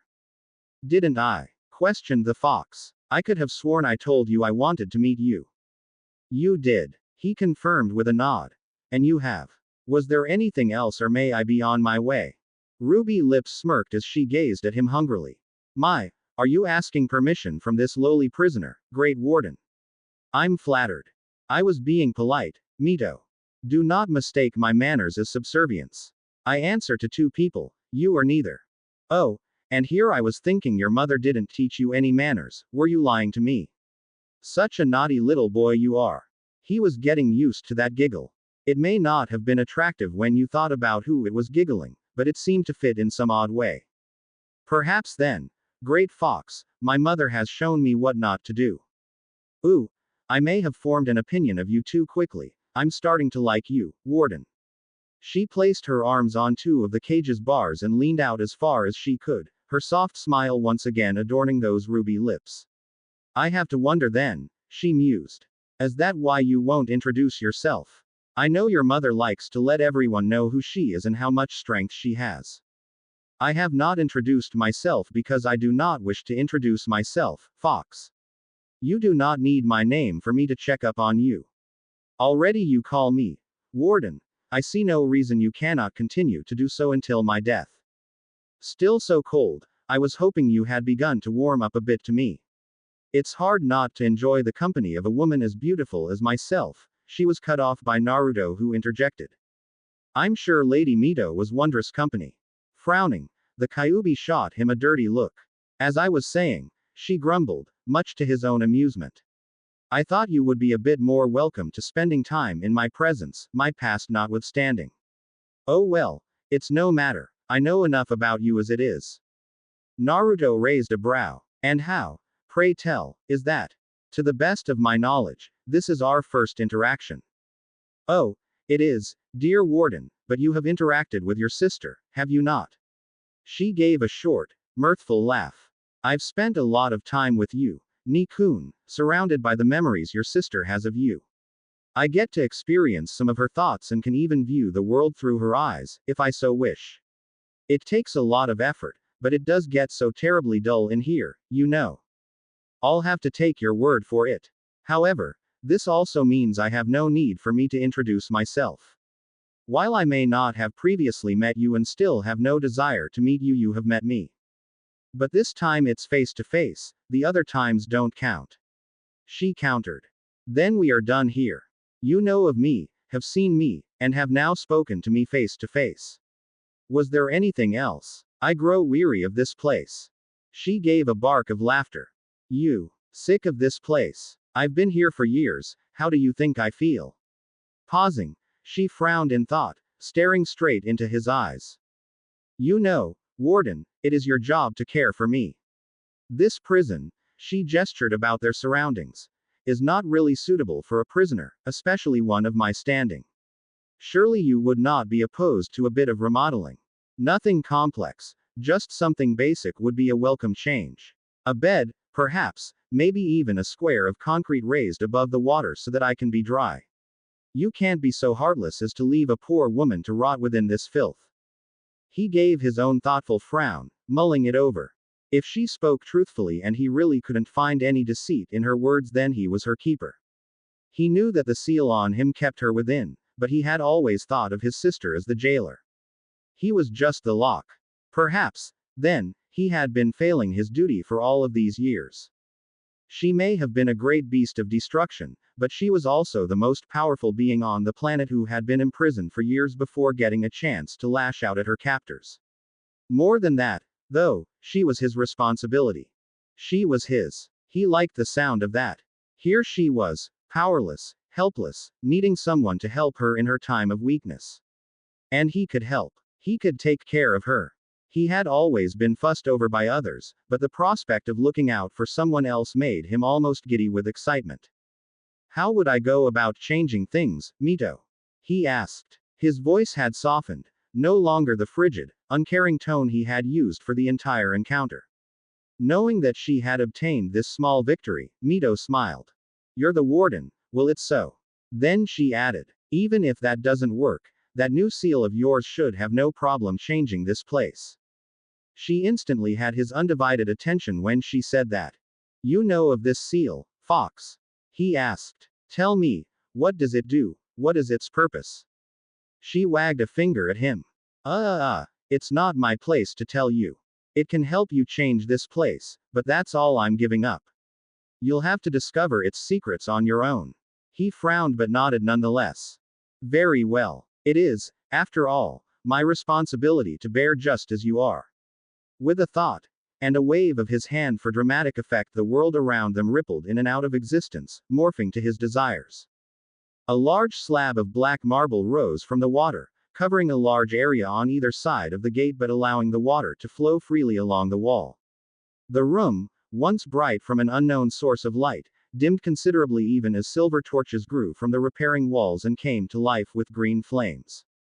The great gate that once was the focus of the room disappeared, leaving only a band of gold along the floor and walls to signify the barrier that was still there.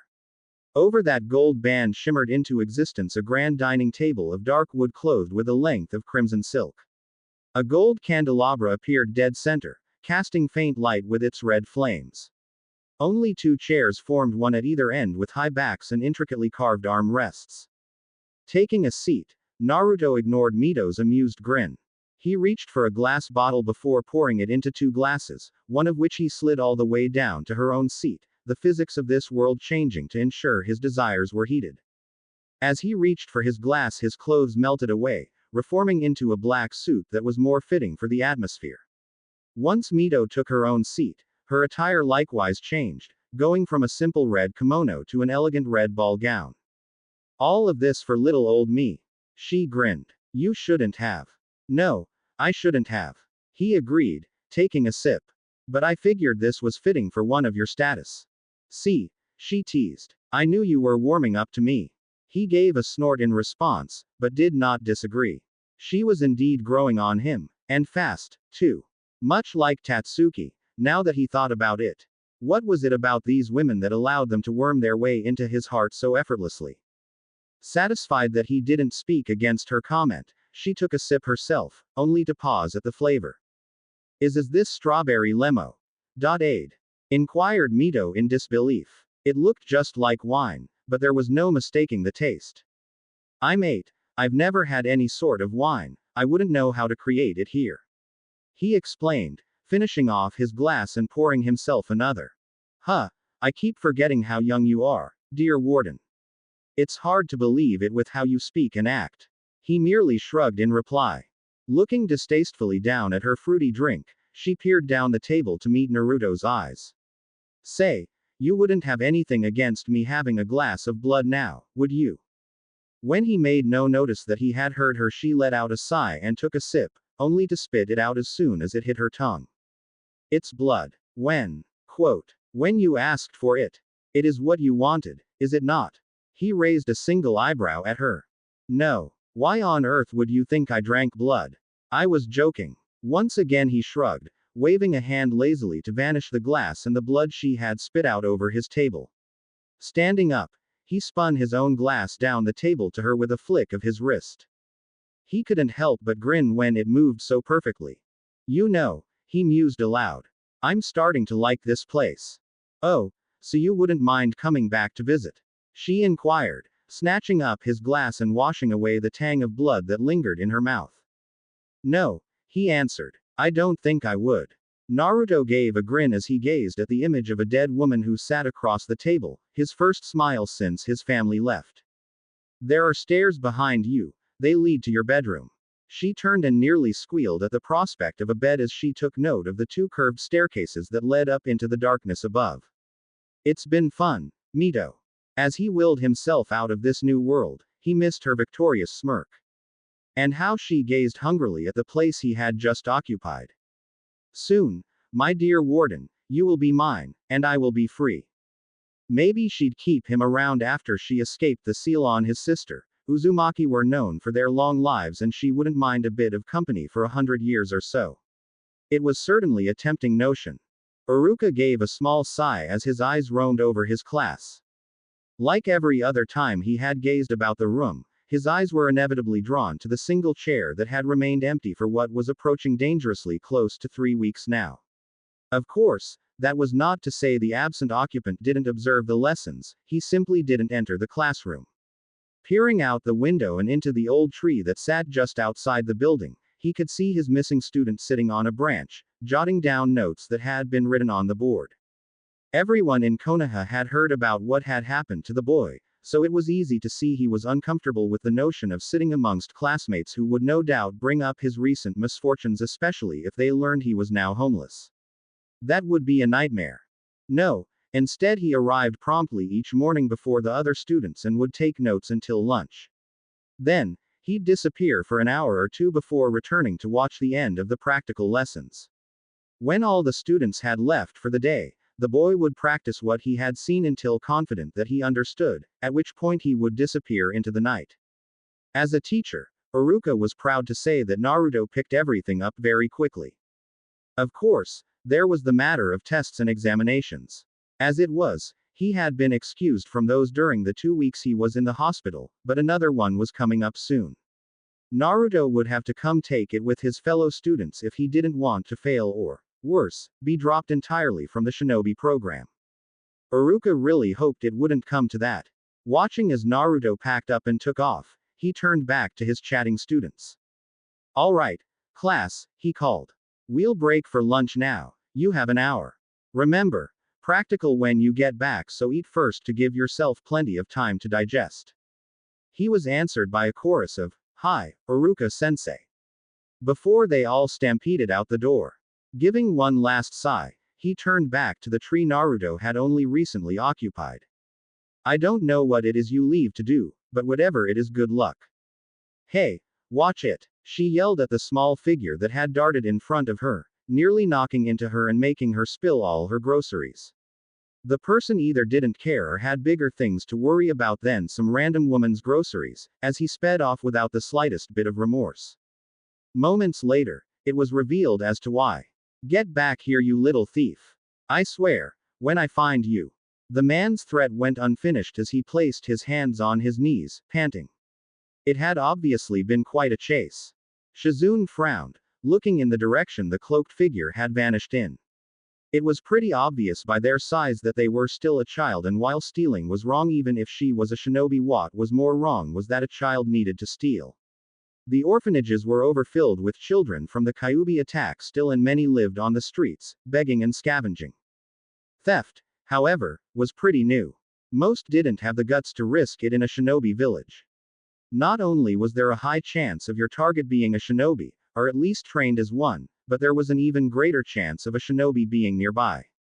Shinobi had a tendency of stopping crimes, usually not out of the goodness of their hearts, but for some form of reward or compensation. Regardless of their reasoning, a civilian thief would be easy pickings for even a fresh genin, which meant successful thieves were either dumb and lucky or skilled and lucky. Either way, without a healthy dose of luck, you'd find yourself locked up before you could count the coins you'd stolen. As if on cue, 3 shinobi from the crowd dashed in the same direction the young boy had gone, intent on getting back the stolen coins. Whether they would return them once retrieved, however, was a different matter entirely. Shaking her head, she continued on her way back to the Senju Manor with her purchases. It wasn't any of her business. If the kid got away, good for him. If not, well, hopefully he wouldn't be roughed up too badly. She had only made it 2 blocks farther when she saw him again, perched on a roof just under an overhanging building.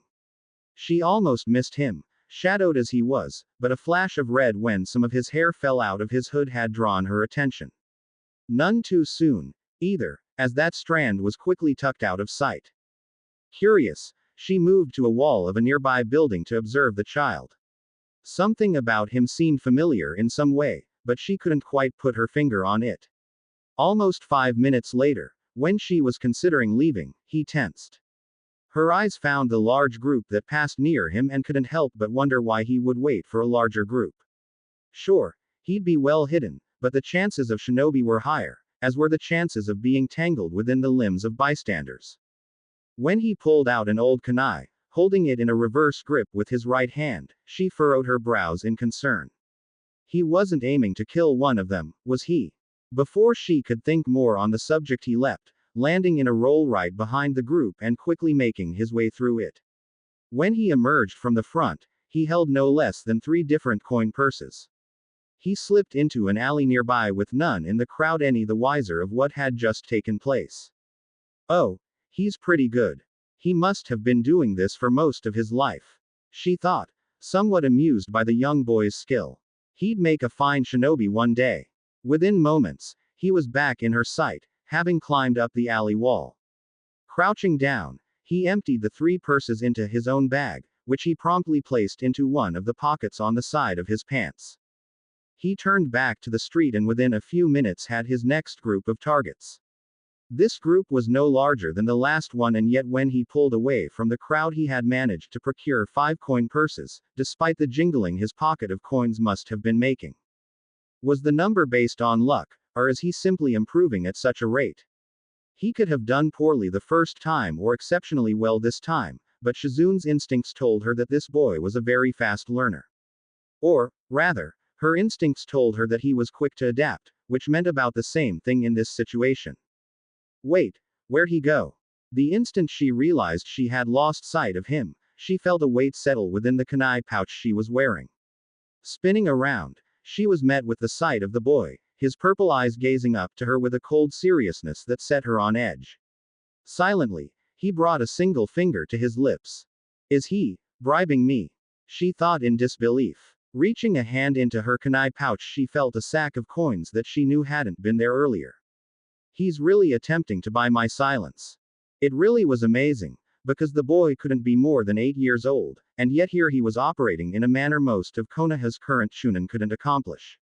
A sobering thought hit her. Why has he needed to adapt in such a way? Staring at the boy who remained still and silent, waiting for her response, she finally realized why he seemed so familiar.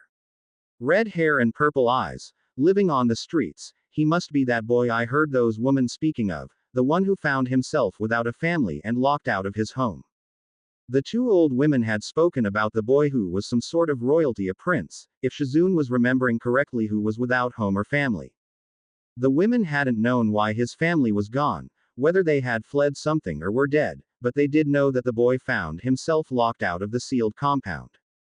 With nowhere to go and no connections within the village, he had found himself on the streets, where he could be found darting about gathering lost items and discarded scraps.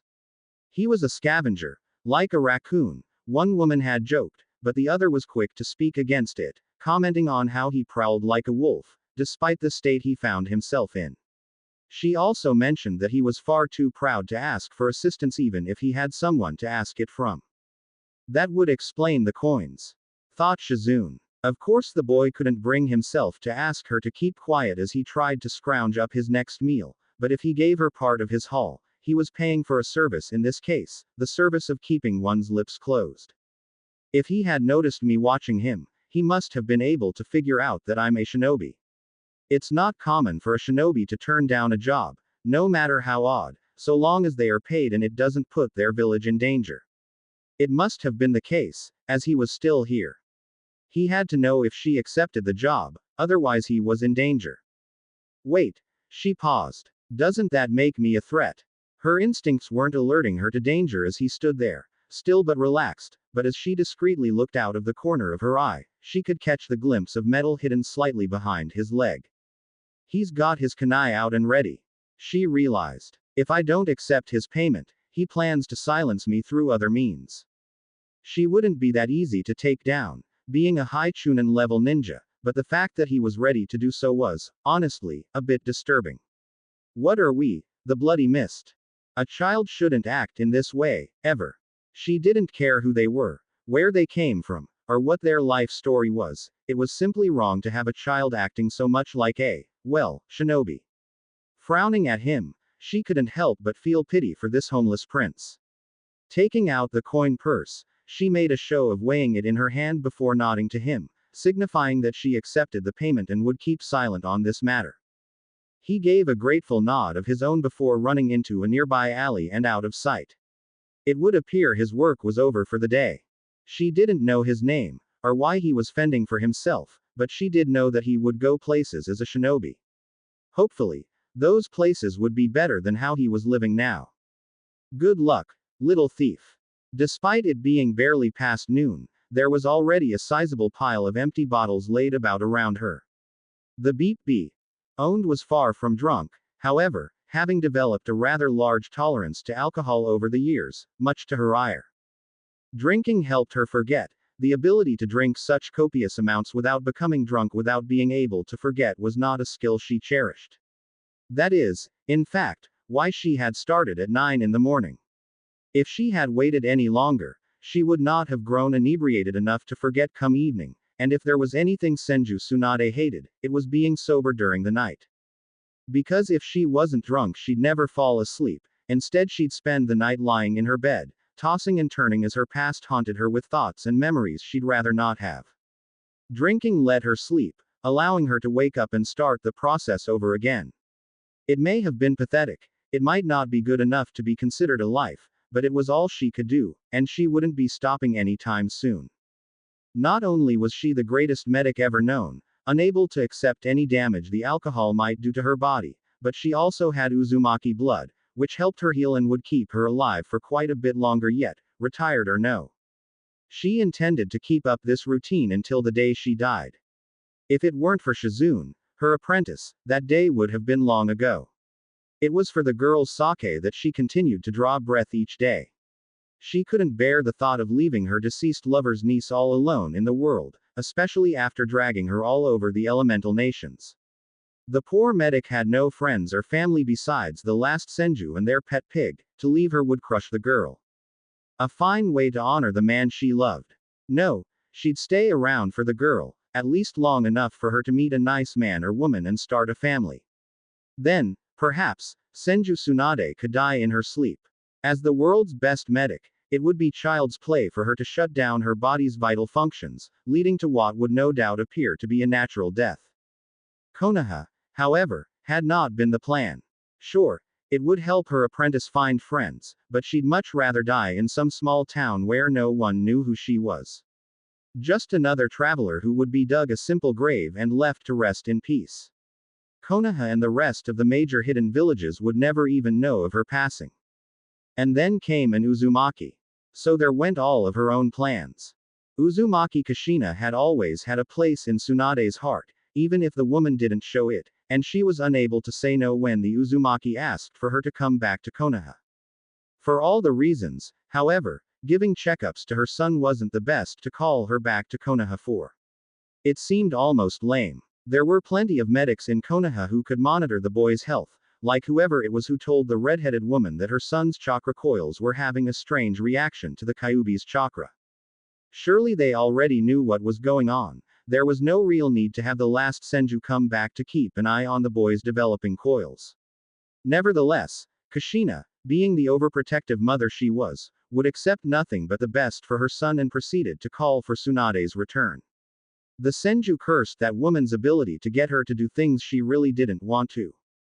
So, she came to Konoha, as she had promised, albeit a day late due to a run-in with some debt collectors, and now here she was, lying on the floor in some random room within the Senju compound, determined to get drunk off her ass one more time. So what if she hadn't given the boy a checkup? He just had one and the problem left when his mother and sister did. The boy was in no danger. If he had any concerns about his health, he would come to her and let her know. Kushina had told her that she left Naruto instructions within the compound. Being the mama's boy he was, there was no way he'd go against them. So, until he came to her, she saw no reason to seek the boy out. Preparing to start on the next bottle, she was interrupted by the opening of the front door and the voice of her apprentice. Tsunade-sama, I'm back. Come help me put away the groceries. Giving a sigh, Tsunade rolled over and pushed herself up, pausing only to fix her loose shirt before making her way to the kitchen to help her apprentice. About halfway through their task, Shizune attempted to start up a conversation. Hey, Tsunade-sama, guess who I encountered today?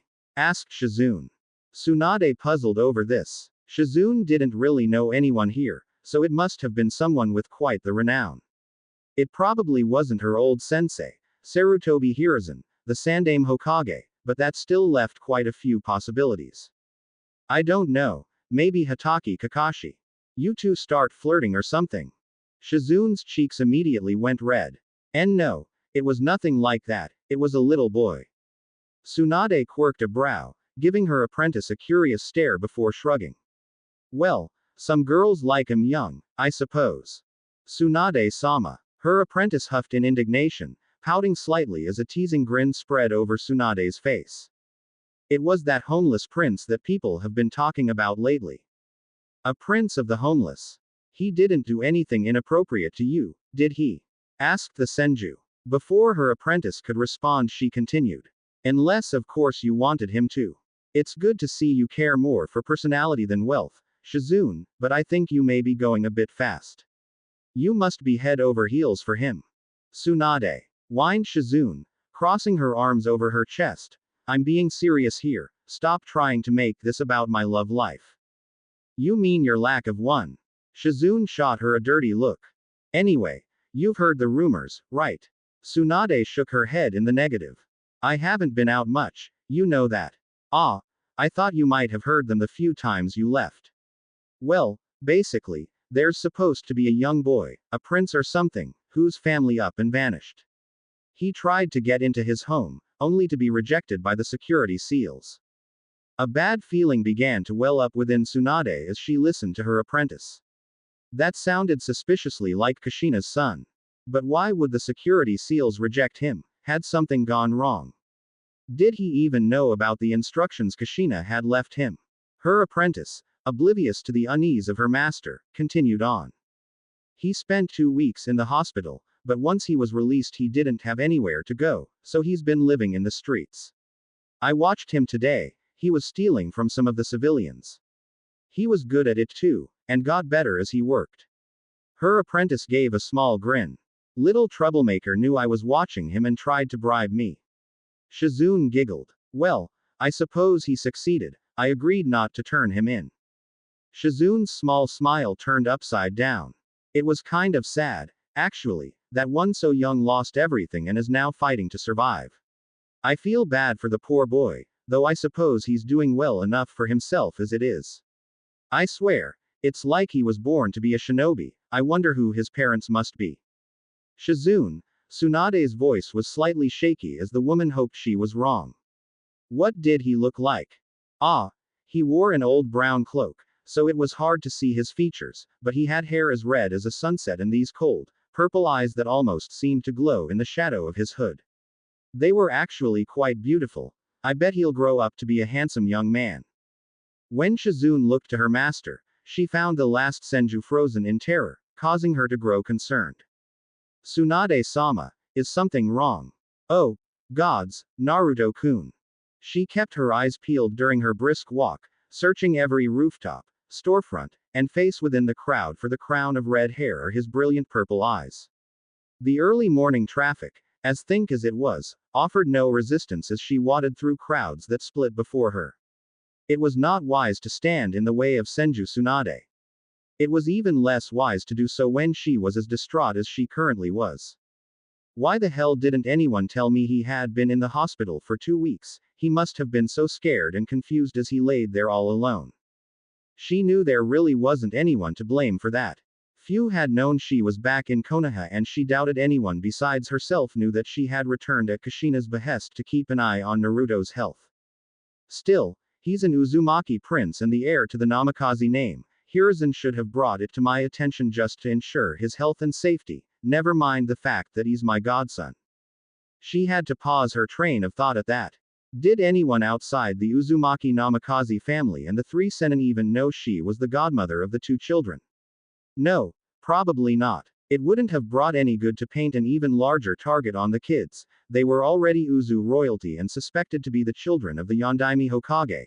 They didn't also need people to know that they had close ties to the Sannin. No one but ourselves to blame, then. I should have checked up on him immediately. If I had picked him up at the academy instead of putting it off, we could have avoided this mess. She had to wonder, however, why it was that no one else had tried to care for the boy in her absence, especially when they probably didn't even suspect she was there to keep an eye on him. Kurenai's always been close to the family. Hiruzen's like a grandfather, and I know that Kakashi always wanted a little brother, so why am I hearing that Naruto's been on the streets? This doesn't make any damn sense. Something wasn't right here, or perhaps she just didn't have all the information she should. Either way, the last Senju intended to get to the bottom of this. No godson of hers was going to be found living on the streets, not when she had an entire empty compound and a Senju treasury she could never manage to empty on her own. Now let's see, where does that woman live? If anyone would know what's going on, it would have to be Kurenai, Konohagakure's genjutsu mistress. The woman was like a daughter to Kushina, and if the Uzumaki woman had told anyone about the full arrangements made for Naruto, then it would be her. Not for the first time, Tsunade regretted not asking for more information from Kushina when she agreed to monitor Naruto's health. I should have known something would go wrong, with my luck and all. If I had to guess, though, Kushina would have left everything within the compound, where she felt it would be safest. Too bad that really doesn't help anyone right now. If her own son can't get in, how the hell will anyone else? Tsunade stopped within the middle of the street, looking up at the roofs until she spotted an Anbu, waving them down. Yes, Tsunade-sama, they asked. Yuahi Kurenai's house, where is it? The Shinobi Residential District. Her house is built atop apartment building 7. The Anbu paused, thoughtful. I have no idea how she managed to have a house built atop another building, or why she would choose to do that rather than buy and renovate a house at ground level. They shrugged their shoulders and pushed the thought from their mind.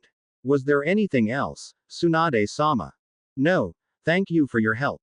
The Anbu gave a nod before vanishing to finish whatever task they had originally had. On apartment building 7, huh. Interesting.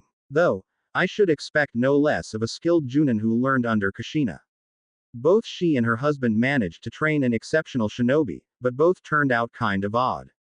Kakashi was a known beep who was very private and not seen much. He was always late, to the point that he was almost more infamous for that than for all the ninjutsu he had stolen over the years. The man wore a mask at all times, or so the rumors said, even when he was bedding a woman. No one knew if he even did bed women, due to his private nature, but there were more than a few women who claimed to have spent a night with him. Of course, Most of them were civilians who claimed that he had shown them his face, so probably less than credible sources. Kurenai, on the other hand, couldn't seem to decide what she was. On the outside she was cold and uncaring, giving off a professional aura whenever she left her home. Those that knew her, however, were aware that she was a hopeless romantic who liked to read romance novels and daydream about meeting her own Prince Charming. She often got after Kakashi for the books he read, only to go home and read her own books, which tended to be the same thing only of a lesser quality. She hated beeps, but would have no problem chatting on for hours about her say, Dadual fantasies, or the latest wet dream she had. The two were great shinobi trained by two of Konoha's finest, but they were freaking weird. Then again, in this line of work, those who survived long enough to become Junin usually were. They were simply some of the biggest examples. Of course, then there was Guy, but Tsunade didn't even know where to start when talking about that man's eccentricities. Some things were just better left alone. Arriving within the shinobi residential area, Tsunade had no trouble locating Building 7. She did, on the other hand, have some trouble figuring out how one was expected to approach Kurenai's front door. How the K do I get up there? She seriously doesn't expect for people to use wall climbing or roof jumping to get to her home, does she? Tsunade shook her head in exasperation. This is such an impractical setup. What if a civilian was delivering something, or she ended up getting her chakra disrupted or sealed? Hell, even if Naruto tried to come to her for help, there's no way he could make his way up there with no shinobi training. The walls are perfectly smooth for K's sake. Growling in frustration, Tsunade placed a foot on the building's wall to begin her ascent, only for her chakra not to stick to it. Apartment Building 7 is the most secure housing available to shinobi other than clan compounds. Of course they would have ways to keep people from sticking to it with chakra. She looked around to find a building close enough for her to be able to comfortably jump onto the apartments from. She didn't find one. Are you king shitting me? Not only do I have to climb up another building, but I'm expected to pump chakra out of my legs to be able to jump across. It wouldn't be a small amount of chakra either. Tsunade doubted there were any Chunin who would be able to get to Kurenai's front door. Giving a withering glare to the house that sat atop the building, mocking her, she made her way to the nearest building.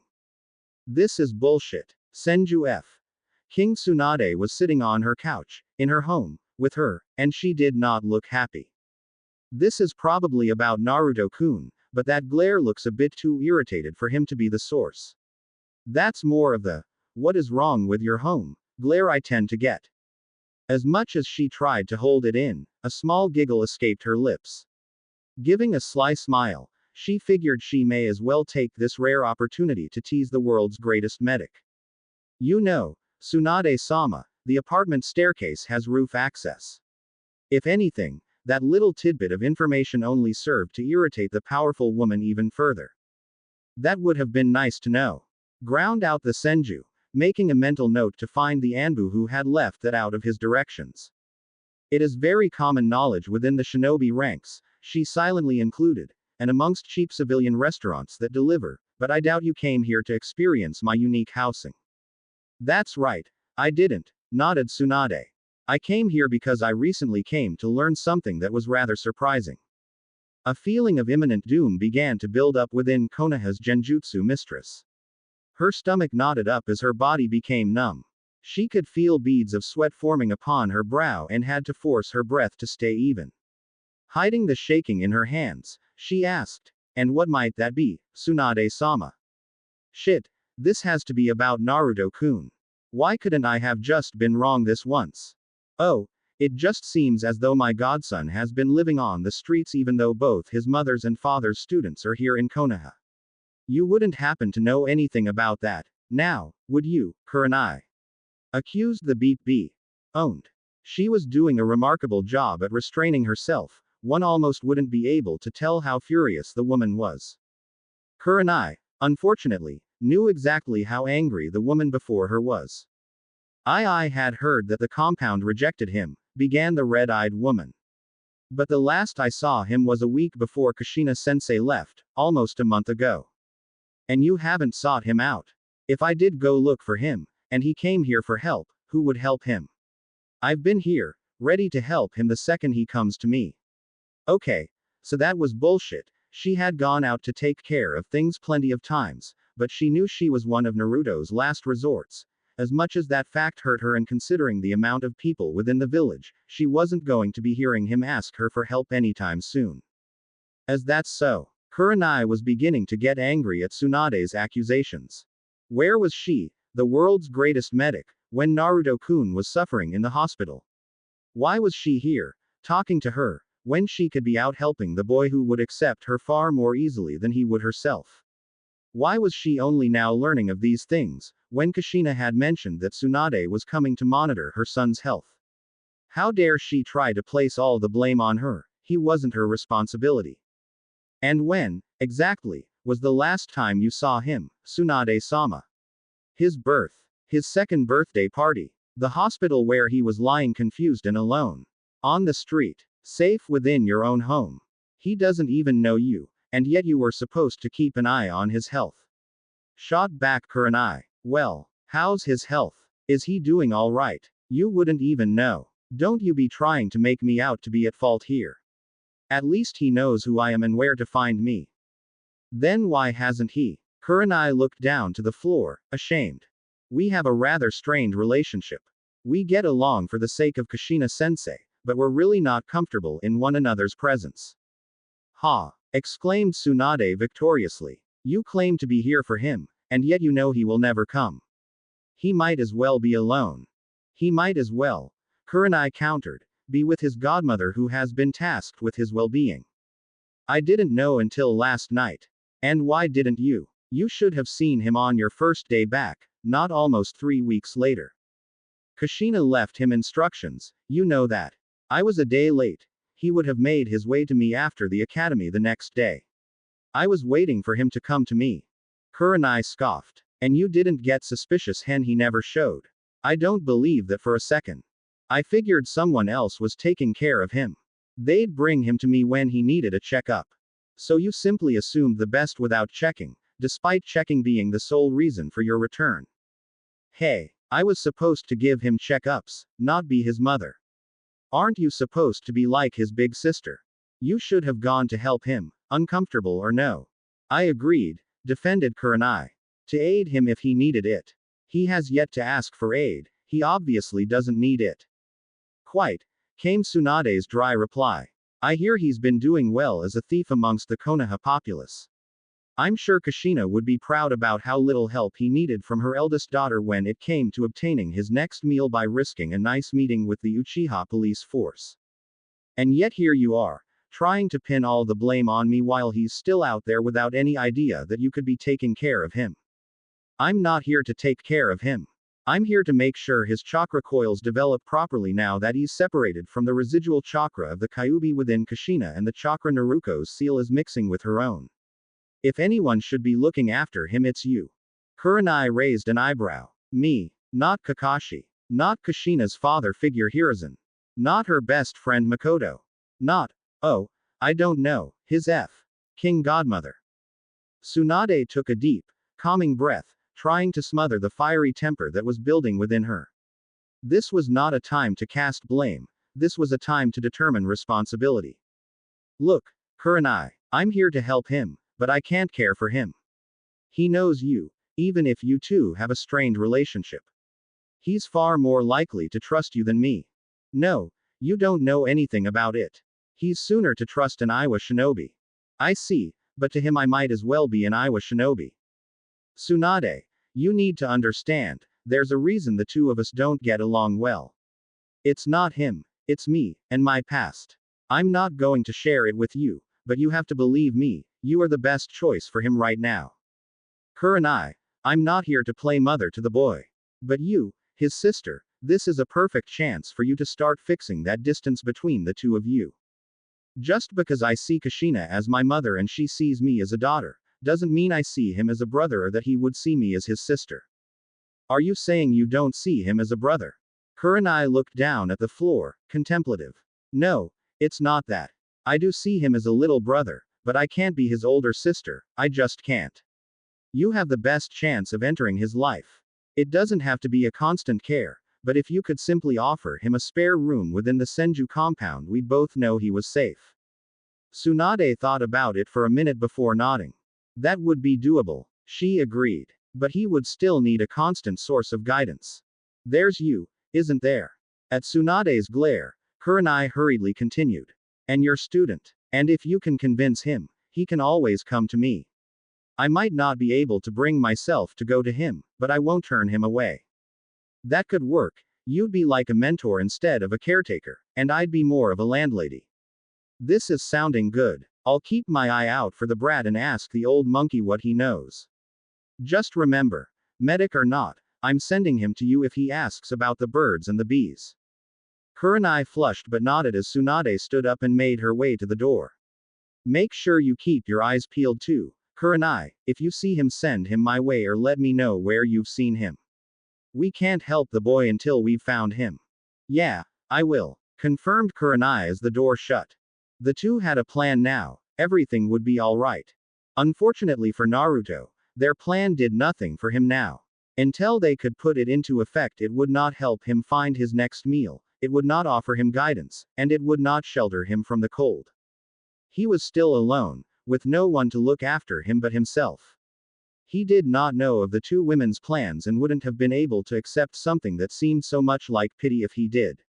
He would survive by himself in this new life he found thrust upon himself. And yet, perhaps he wasn't as alone as he may have thought. Senpai.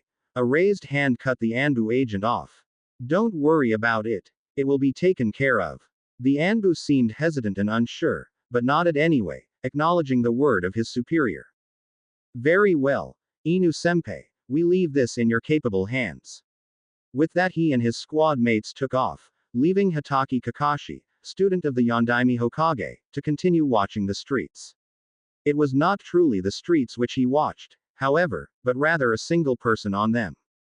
Kakashi watched as they pulled into a nearby alley, emptying their latest pilfered coin purses into their cargo pants before scrambling up a wall to search for their next targets.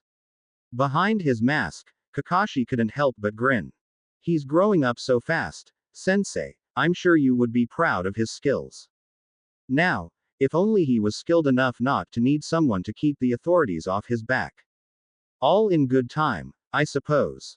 He's escaped my sight a few times already. It shouldn't be too long before he can get away with this without me. For almost a week now he had been watching the child of his sensei, one Uzumaki Namikaze, Naruto. If he was honest with himself, he was rather impressed.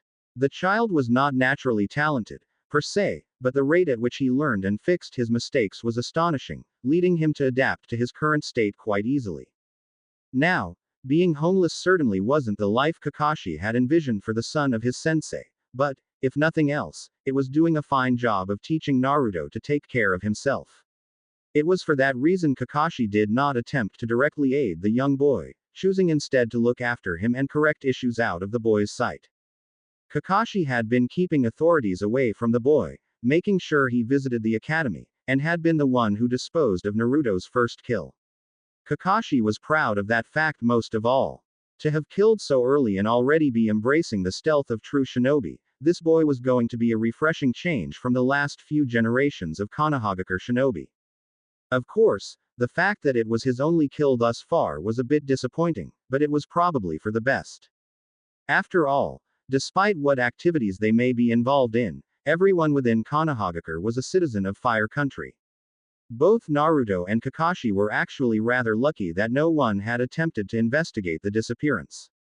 The man had no family of any kind, and the few friends he did have had all assumed he had gotten in over his head doing something illegal and had fled for safety in a nearby country. Though, investigating the death wouldn't have gotten them very far at all, not with Kakashi himself having destroyed the body and burned away any blood, both the man's and Naruto's, that had been in the alleyway. God's Kaden were useful in his line of work. There was nothing like a good bit of fire to make everything go more smoothly. Shaking his head clear of such thoughts, he once again focused on Naruto, who had once again snatched a coin purse off an unsuspecting civilian.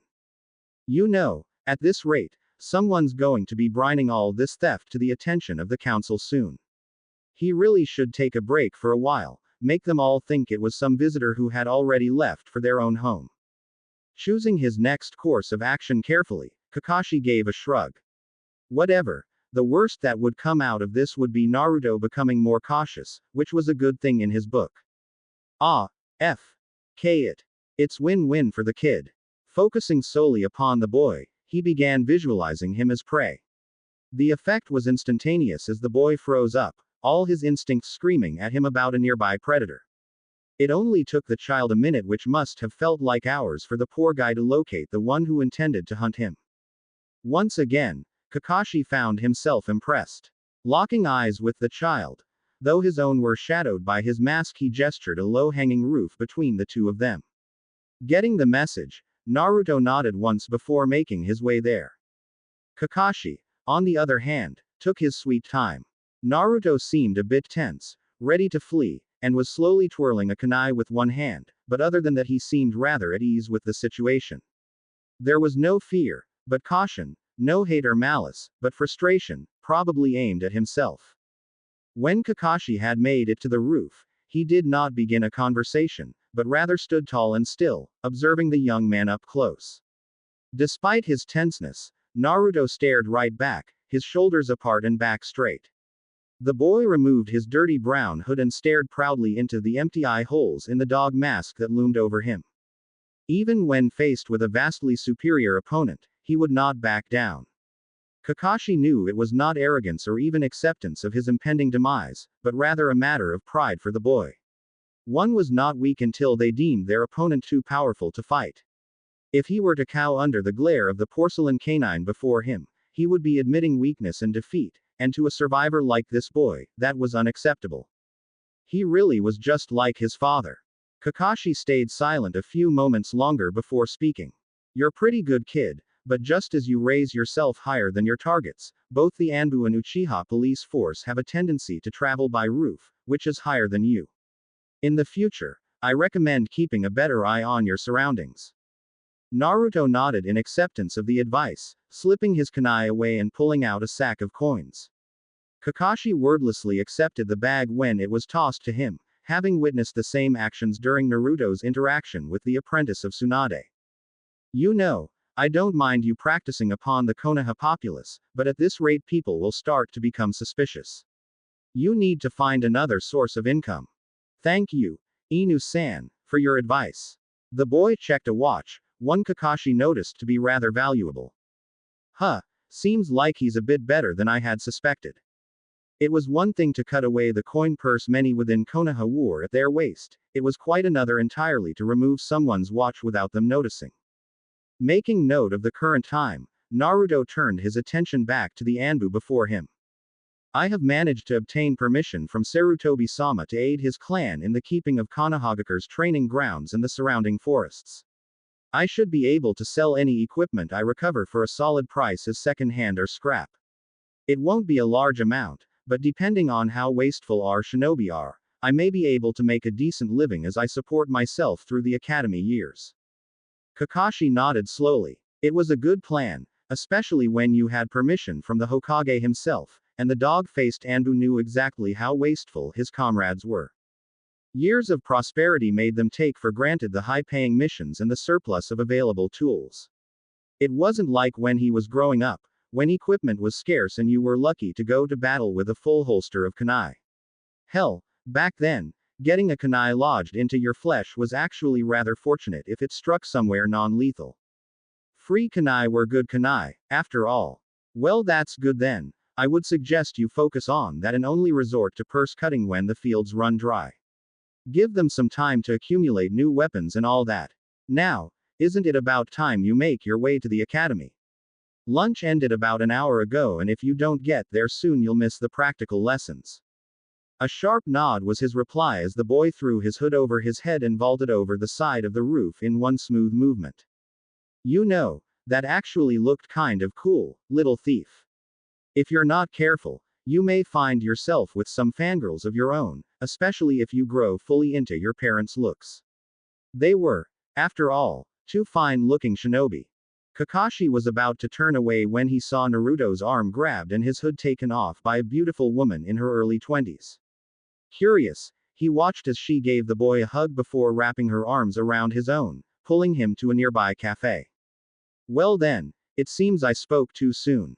It looks like you already have a fangirl, and an older woman at that. Well done, little thief, your father must be grinning his ass in the pure world right now. With a final smirk, Kakashi left to finish his patrol, trusting Naruto to the pretty little prostitute that seemed to know the boy. The kid had been working hard. This would be a good break for him. And to think, he hasn't even met Jiraiya yet. Silently, he cursed himself. How could he have been so stupid as to forget those who perched above him? He was a predator, but in this village he was also prey. To lose track of such a simple fact was shameful. It was fortunate the Anbu had not seen fit to arrest him and had rather been willing to offer advice.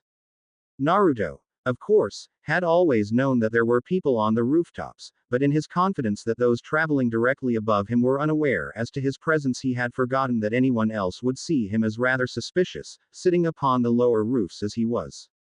Even then, those who were directly above him would be able to see him every time he went for a target.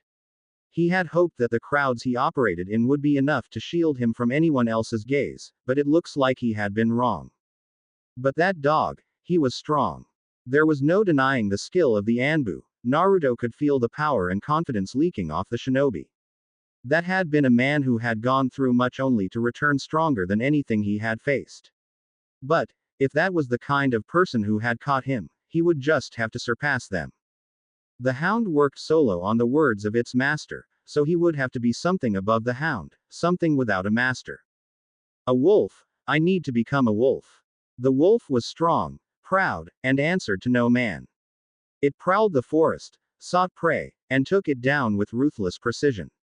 But he could not succeed as a lone wolf, as a wolf's strength came from its pack. Without a pack he could be as strong as he liked, but he would never reach his full potential. I need to find a pack. Before he could think more into the matter, he felt a hand grab his cloak and pull away his hood. He only just managed to recognize them before lashing out. Tatsuki. Her green eyes sparkled with amusement and mischief as she began dragging him to a nearby cafe. She gave him a dazzling smile, her arms wrapping around his right arm. You didn't really think you could hide from me, did you, Naruto-kun? He gave a quick glance back to where the dog-faced Anbu had been.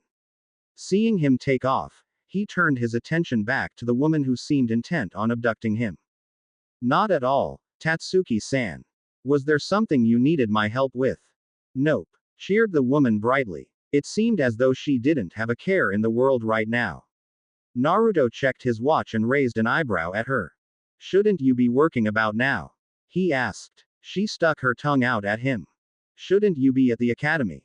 I would be, but it seems I am to be abducted instead. Any reason you chose to do this? She gave him a slight pout. I've earned enough for today and have nothing else to do. You mean to tell me you're just bored? Yep. Naruto gave a sigh. Why did he have to be the mature one? You know, you really are rather childish. And you're too damn stiff. Loosen up a bit, have some fun. Countered Tatsuki. If you're implying what I think you may be implying, you should know my answer already. I'll collect when I'm ready. Ah, spoil sport. You should know I don't like debts hanging over my head. They have a tendency to bite you in the ass. Your debt is to an 8-year-old, how exactly will that harm you? He asked. And it's been what, a week? It will probably be years until I'm ready for such activities. Oh, are you saying I'm not tempting enough for an 8-year-old boy? And now you sound like a pedophile. He used his left hand to rub the bridge of his nose. Sometimes my maturity seems more a curse than anything else. All right then, Mr. Mature, you can pay for lunch. Exhibit A. She gave him another pouty face. Ah, don't be like that. Would it help if I called you Tu-san? Maybe Tu-sama. I swear, I'm going to have gray hairs before I'm a teen. She gave a giggle. It will make you look more regal, don't worry about it. Besides, then people will only assume you're short, not young. I'm having second thoughts about lunch with you, Tatsuki-san. No, that won't do. The woman whined. You need to call me darling or princess or something.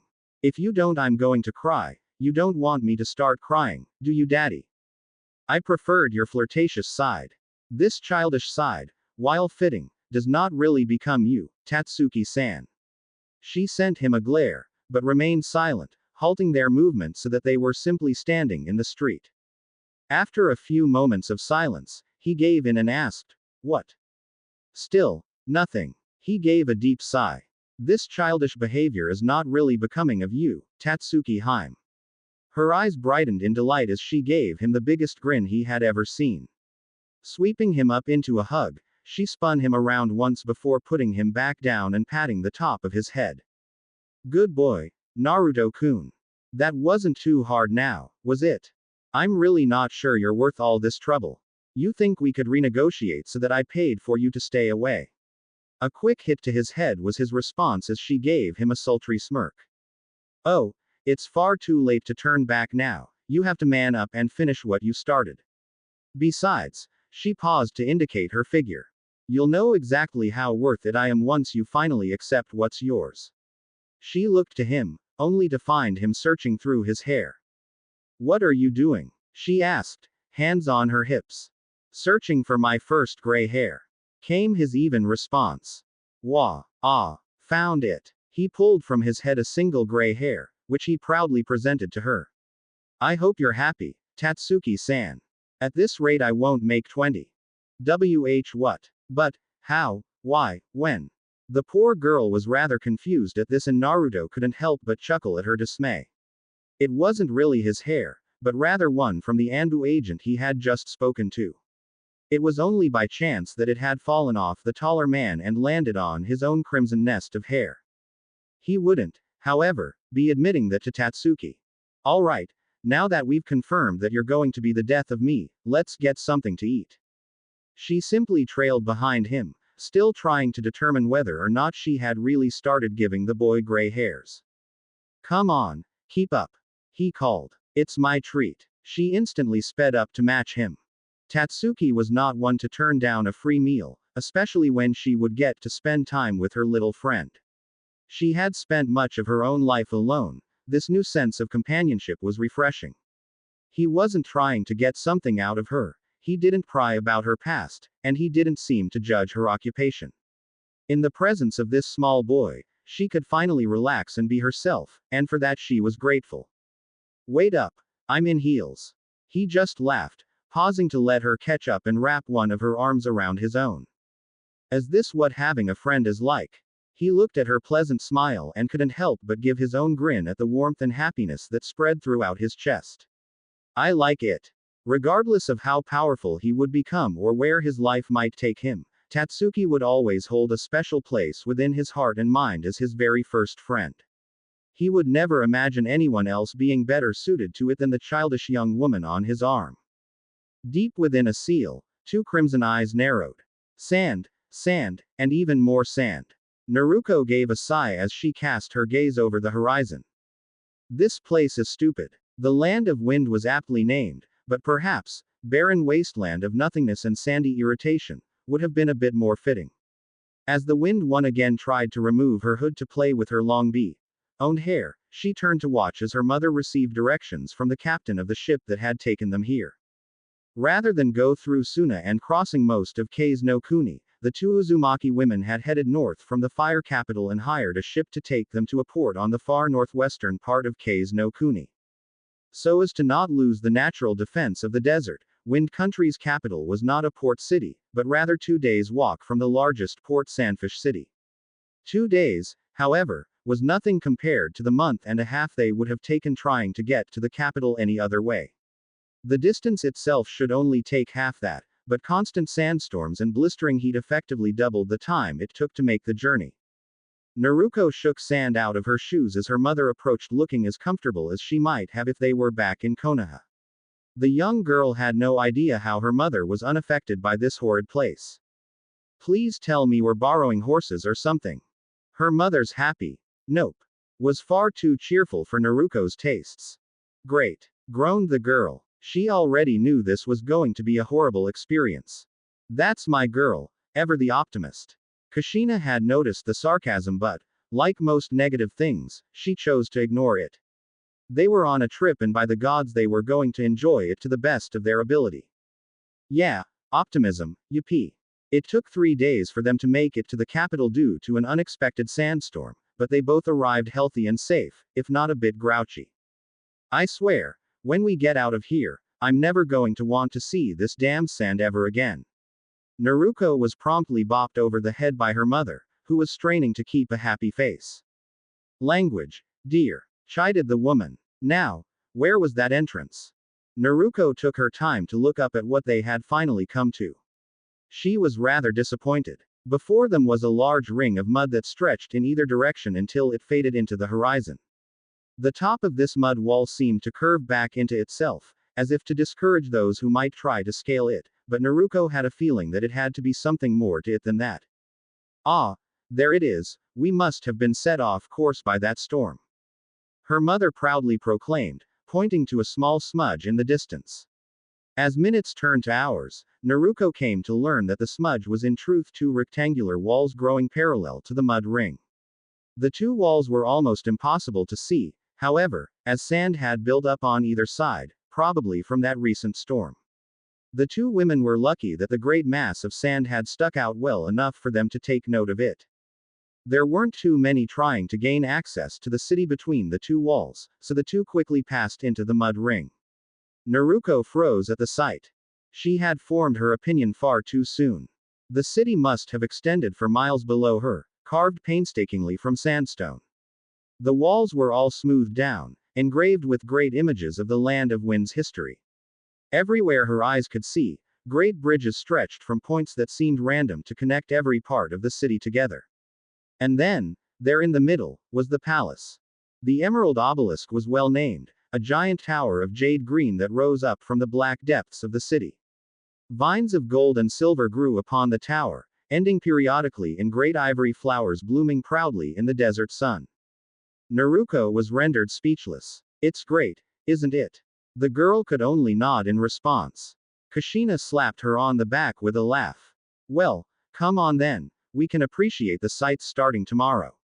For now, let's see about getting us some more appropriate clothes for the climate and finding a good place to spend the night. Naruto followed her mother for a few minutes before something occurred to her. You know, Ka-chan, we're going to have to bring back an entire new wardrobe with us when we return to Konoha. Oh, and why's that? Well, I don't know about mine, but I have a feeling that a lot of your clothes will have vanished with Jiraiya having access to the house. Kushina gave a bark of laughter. Yeah, that is probably something he would do. She paused to ruffle the girl's hair. But don't you worry, Ka-chan thought ahead and reset the seals so that only the clan head can access them. And Ni-kun too, right? That's right. Remember at breakfast when I gave him that hug while he was eating? Yeah, that was right before your food caught on fire. Kushina gave Naruto an angry pout, reminded of the mishap. Yes, well, while I gave him that hug, I used a seal to copy his chakra signature to add to the sealing matrix. So, was that before or after you tried to burn the house down?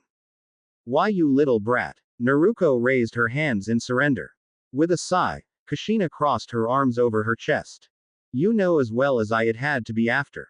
First I got the signature, then I saved my breakfast, then we both wished your brother a good first day of school. And after that we grabbed our things and left to wait for that Tsunade lady you told me about. Finished Naruto. Exactly. Confirmed Kushina, turning away. Her daughter's next words made her world freeze. So when did you add Ni-kun to the matrix? Kushina's stomach twisted into a million knots as her heart leapt into her throat.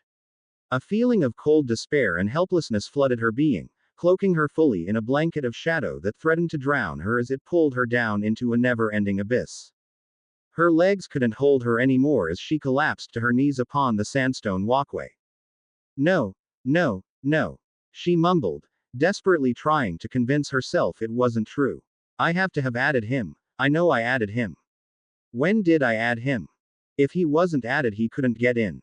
If he couldn't get in, he wouldn't be able to get her instructions. If he couldn't get in, he didn't have access to everything she had left for him. If he couldn't get in, he'd never get her letter. Numbness replaced the despair, which was quickly overcome by a sense of urgency she had not felt since the Kyuubi had escaped her seal. No, this was no time to freeze up. Tsunade was in Konoha. Kurenai was in Konoha. Hiruzen, Makoto, and Kakashi were in Konoha. But she had to make sure. She had to have confirmation that he was all right, that he was taken care of. They all should have a general idea of what was going on. That should be enough to reassure her son that she hadn't abandoned him. She'd be back, just not now, not until he was ready.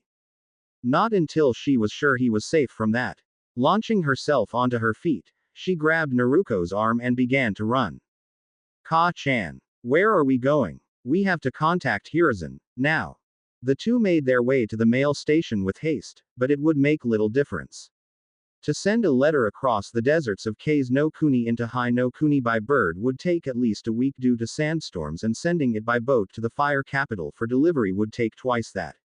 The two women would spend the next 2 weeks in Kase no Kuni's amazing capital, but neither would be able to enjoy it, their thoughts fully occupied by one Uzumaki Naruto and his current situation. A response from the Sandaime Hokage would arrive at the end of those 2 weeks, curt and to the point, but it would do little to assuage their worries. Nevertheless, they would press on, determined to follow through with this trip and leaving Naruto to the care of those within Konohagakure. It was, perhaps, not their greatest decision. Within the seal, 2 ruby lips parted to give a grin of pearly white. It was a wonderful feeling after a long day of working, training, and dealing with Tatsuki that his dirty clothes melted off his form, replaced by a crisp, clean suit of midnight black. Walking down the narrow pathway of black marble, he enjoyed the simple pleasure that came with each click of his shoes upon the freshly waxed floor. Soft green light illuminated his path, casting shadows that danced to the flickering of a non-existent breeze. When he reached the large doors of dark wood, he did not hesitate, walking through them just as they opened for his passing, shutting quietly behind the one in control of this realm. He took his place at the empty table and waited for this world's occupant to join him. It did not take her more than a minute. She walked down the left staircase, her long red dress trailing behind her. She seemed rather surprised to see him there, but that didn't stop a smirk from crossing over those ruby lips. Wordlessly she took her own seat, leaning back with a single brow raised. After a moment she finally spoke. Care to explain? I don't know all that much about Biju, I must admit, but we humans call this an evening meal. 2 plates appeared as he said that, seasoned rabbit on rice with a side of sautéed vegetables. It was nothing special or complicated, but seeing as she hadn't eaten since before she was sealed within Uzumaki Mito herself, it was rather significant. Oh, she tried to hide her shock and delight, but it was easily read by the young man. And what do you have to accompany this meal? He shook his head, almost remorseful. Sadly, I still cannot provide you with drinks more suited to your tastes. One of these days I will need to get a hold of something suitable so that we may have a proper meal. Quote. As he said this, a glass appeared by her hand and began filling itself. Tonight, I've decided to go with apple juice. She laughed. It seemed like such a childish choice for a drink, but that's what he was, a child. It really was far too easy to forget his true age. I'm sure it will go well with tonight's meal, Warden. He gave her a grin. I certainly hope so. I had no idea what to go with. You know, she smirked, taking a sip of her juice. Sometimes it's best to keep your mouth shut and accept good results as though it was part of your plan. A sound bit of advice, Mito, I'll try to remember it. See to it you do, young Warden. Silence can get you far in life, especially in your chosen profession. With that, the conversation came to a halt, both savoring their evening meal. It was a comfortable atmosphere between the two of them, despite hardly having interacted before, just 2 people enjoying the fact that they weren't alone. Despite not having been in much company lately, Naruto still craved the presence of others. He wasn't used to being alone and much preferred a sentient being to his own thoughts. When he was with others he could forget about those annoying doubts and questions that plagued him still, which meant that simple things like a lunch with Tatsuki had become rather welcome. Mito, on the other hand, had not had much company for decades. Sure, there was the occasional glimpse of outside life that she could pull from her hosts, or the stray thoughts that made their way to her, but that was all second-hand. This was the first time in many, many years that she had shared a meal with someone and she was enjoying it immensely. When both had finished with their food and now slowly nursed their drinks, Mito decided to start up a conversation. So, I sensed quite a bit of happiness from you earlier, dear warden. She began. Something about a girl by the name of Tatsuki, if I am not mistaken. Naruto was immediately on guard, something that caused Mito to frown. Yes, that is correct. Fox, what of it? She flinched when he referred to her as Fox, hoping she hadn't undone all of her work so easily. I was just curious, dear warden. She tried to assure him. Unlike with your sister, I cannot view your memories, nor do I always get to hear your thoughts. It's only when you're experiencing high levels of emotions that I can get a glimpse into the mind of my warden. So, when a feeling of happiness and the name, Tatsuki, hit me at the same time, I became rather curious as to who this girl could be. She must be rather special. She is the first person I can call a friend. I was rather happy to be able to say so. Mito hummed in acknowledgement but didn't seem satisfied as she leaned back deeply into her chair. I see. She must be quite extraordinary to have drawn your attention. She is certainly different, Naruto admitted. But I enjoy her company. Of course, Mito gave a strained grin. It's important to have those we enjoy being around. Naruto nodded. I quite agree. An uncomfortable silence descended upon the pair until Naruto finally spoke up. Say, Mito, he began, meeting her eyes. Before your imprisonment, were you close to anyone? She seemed a bit off guard from the question, but recovered soon enough. No, I don't suppose I really did. We the Biju had a father, of sorts, but we weren't really close to him. I did spend a lot of time in a human form much like you see now, but even then I mostly kept to myself. A pity then, he said rather solemnly. Everyone should have a pack. A pack she thought that was rather fitting for the boy. He was, after all, much like a wounded animal as he tried to survive on the streets of Konoha. If he actually did have a pack, however, he could probably go pretty far. She would be curious to see what would become of such a pack, actually. It should prove rather amusing. Well said, Warden. Are you looking to start a pack with this Tatsuki? His rather large blush was more than enough to tell her he hadn't even thought about doing such a thing before now. Oh, you seemed so happy with her. I would have assumed you had at least considered taking her as a mate. His blush grew darker as she grinned.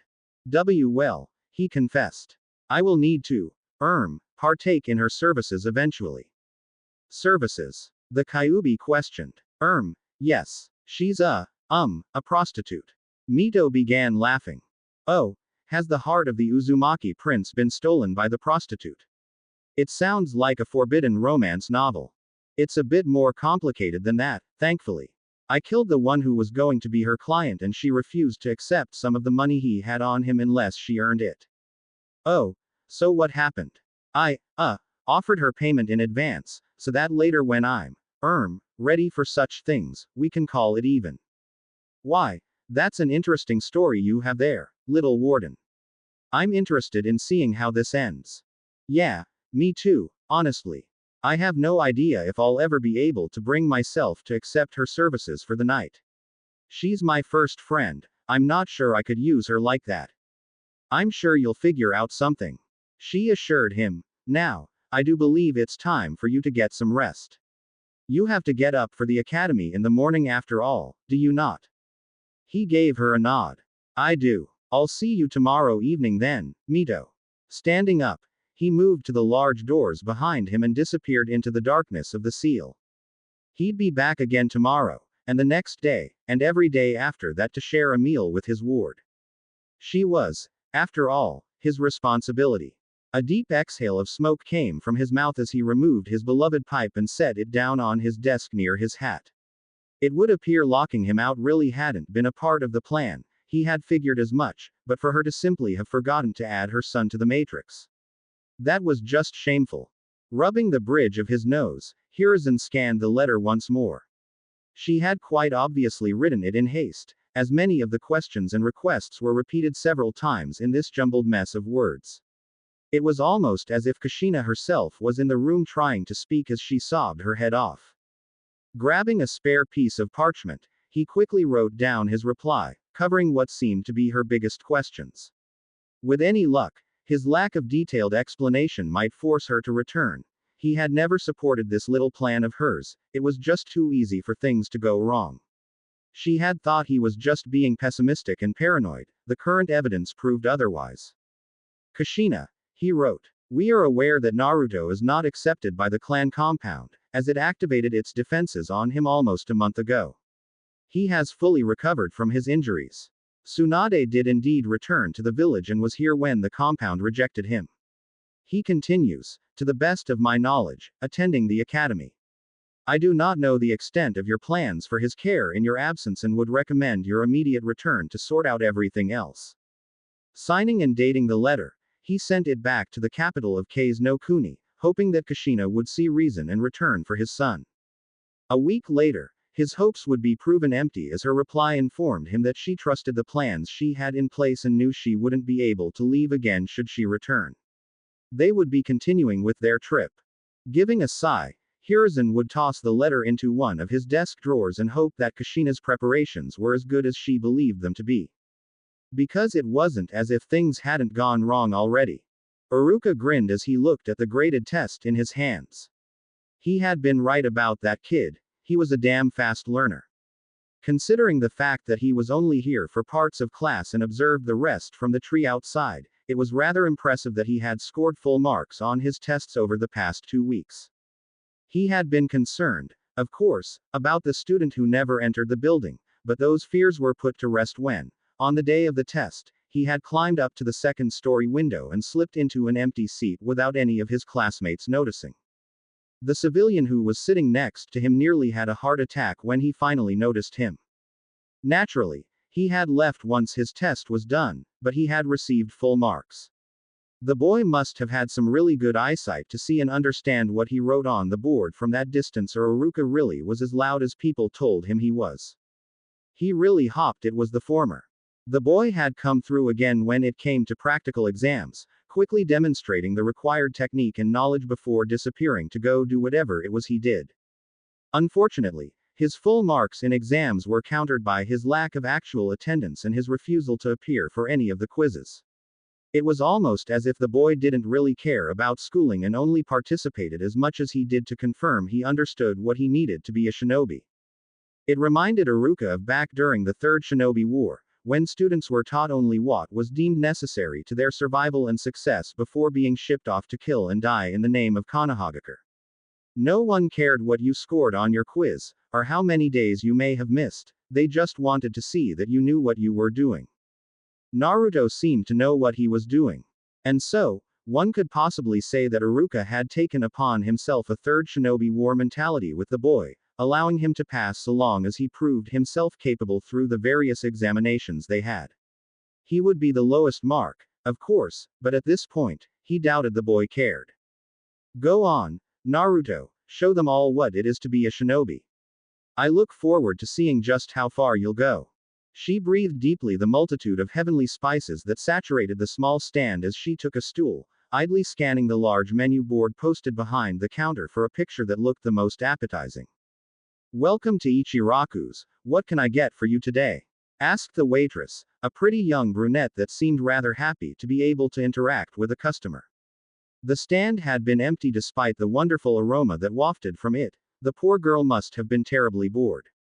Whatever you recommend, I can't decide, came the answer. Her thoughts were far away from ordering lunch, focused instead on her master's odd behavior. All right, I'll have that right out for you. The girl gave a quick bow before retreating into the back of the stall, leaving Shizune alone with her thoughts. What's gotten into you, Tsunade-sama? She wondered. A week ago she had told the woman of the little thief she had seen and the woman went into a panic. The following morning she had stormed out of the house as if hell itself was on her heels. She returned later that day looking no more at ease than she had been upon her departure and immediately tried to squeeze every drop of information concerning the little thief from her apprentice. Shizune still didn't know what it was about the boy that had her master so upset and Tsunade refused to tell her. Of course, If Tsunade wouldn't tell her, maybe the little thief would be able to shed some light on the subject for her. Someone else entered the stall, sitting a stool away to her left. Looking at them through the corner of her eye, she found a grin make its way upon her face. Speak of the devil and he shall appear.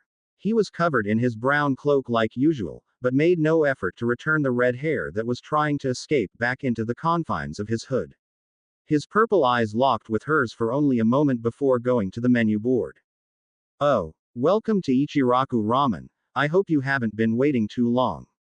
The waitress was back, setting down Shizun's food with a quick enjoy, before turning her attention fully to her newest customer. I've only just arrived, your timing is impeccable. His voice was rather bland, taking away from what the two women assumed to have been meant as a compliment. Ah, is that how his voice sounds? If I hadn't heard the rumors, I'd assume he's just short, not a child who hasn't reached his teens. Still, to talk like that when he's supposed to be so young is impressive, if not a bit off-putting.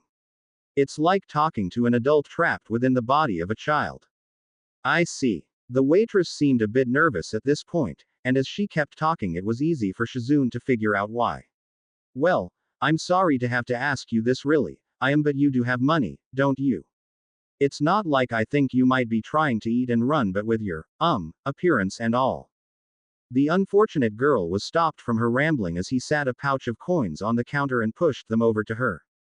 I understand completely and take no offense, he said, his voice still even and dull. I'll take the Uzumaki special. The Uzumaki special? Asked the waitress, surprised that he even knew of that particular unlisted menu item. Are you sure? It's rather large and pretty pricey. He waved off her concern. I am familiar with the dish, thank you.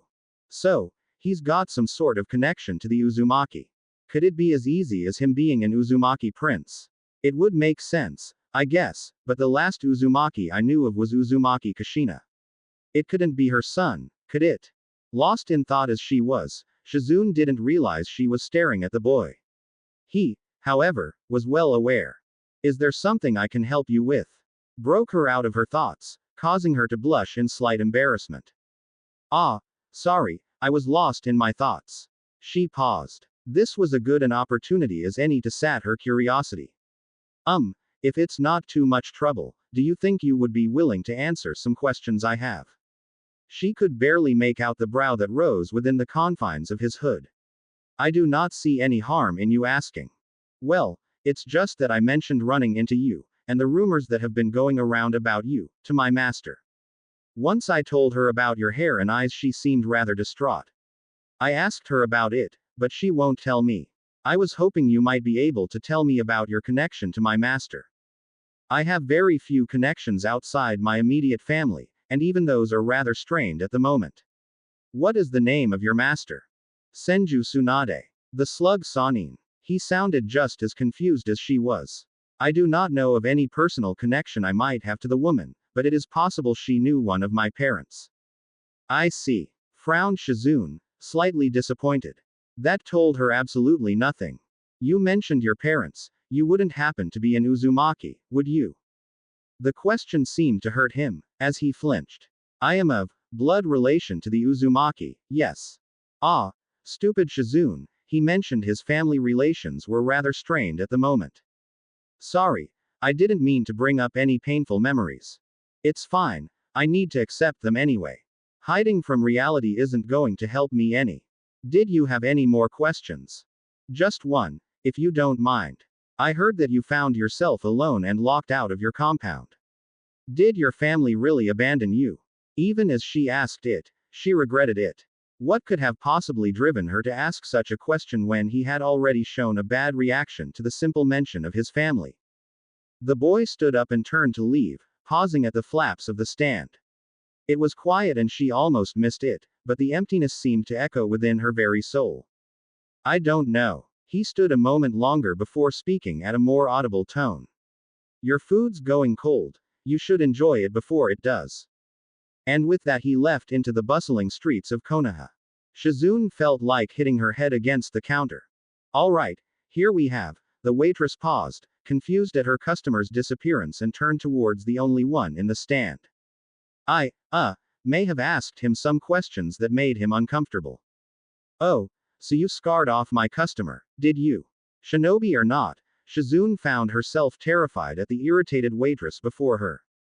"He left his coin pouch," she pointed out weakly, only to watch as the young civilian worker casually knocked it over the counter so it fell out of sight. "Really?" asked the girl. "Then where is it? You aren't lying to me, are you? I'll pay for it." Oh gods, this was going to empty her wallet. The bowl the girl was carrying was massive. "Damn right you will. Did you want that to go?" Ichiraku Ayame was someone Shizune vowed to never cross again. As he sat upon the gates of Konoha and watched the sunset, Naruto couldn't believe it had been 2 weeks already. "No, 2 weeks since I was released from the hospital, it's been a month. 1 month ago his family had vanished without warning, and now, a month later, Naruto couldn't tell how he felt about it. He had been confused, scared, sad, and even angry at the thought of the two that left him, but as he spent his time finding his next meal or scavenging for some equipment to practice with, he found that such feelings really didn't help him. Perhaps he just needed to accept it, to move on, to find himself a new family, a new pack, but thoughts of his 2 sons still lingered within his heart and soul. Will I ever be free of them? Can I really cast them away as easily as they left me? His eyes were drawn to the dying light of the sun. Every sun must set, I suppose. But another thought hit him. A sun may set, but it does not disappear. Each and every star is someone's sun. Perhaps those 2 are simply someone else's now.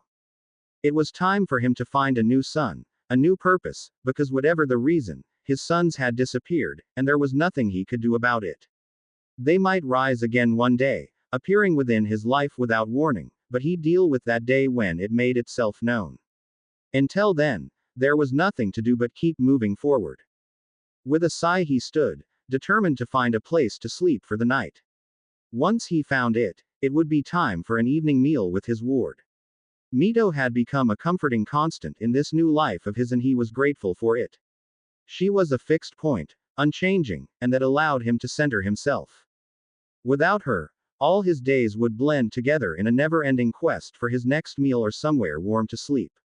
Without her, he feared he might lose himself within this new life. Without her, he'd probably be little more than an animal at this point. Being honest with himself, Naruto didn't know what he would do. Without her. Slowly it clinked through the grass, twisting and writhing in serpentine patterns as it approached its target. It emerged from the field of green, contrasting easily in glowing blue and striking like a serpent of lightning. Naruto allowed a small smirk to grace his face as his chakra chain went through the hole of a kunai and wrapped itself around tightly. With a mental command it returned, its prize in tow. He placed the kunai within his bag before moving the chain to wait behind him. "How was that, Mito? You're improving," admitted the voice that only he could hear.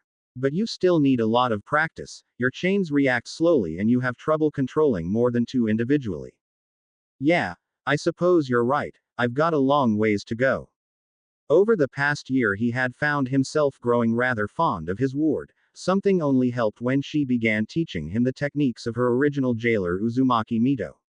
It was amazing to hear what the woman had been capable of with those chains, and his respect for the woman had grown immensely despite never having met her. More important than her teachings, however, had been her simple companionship. She was always there, always able to offer advice, always able to listen to his troubles, always there to let him know that in this world he didn't have to be alone.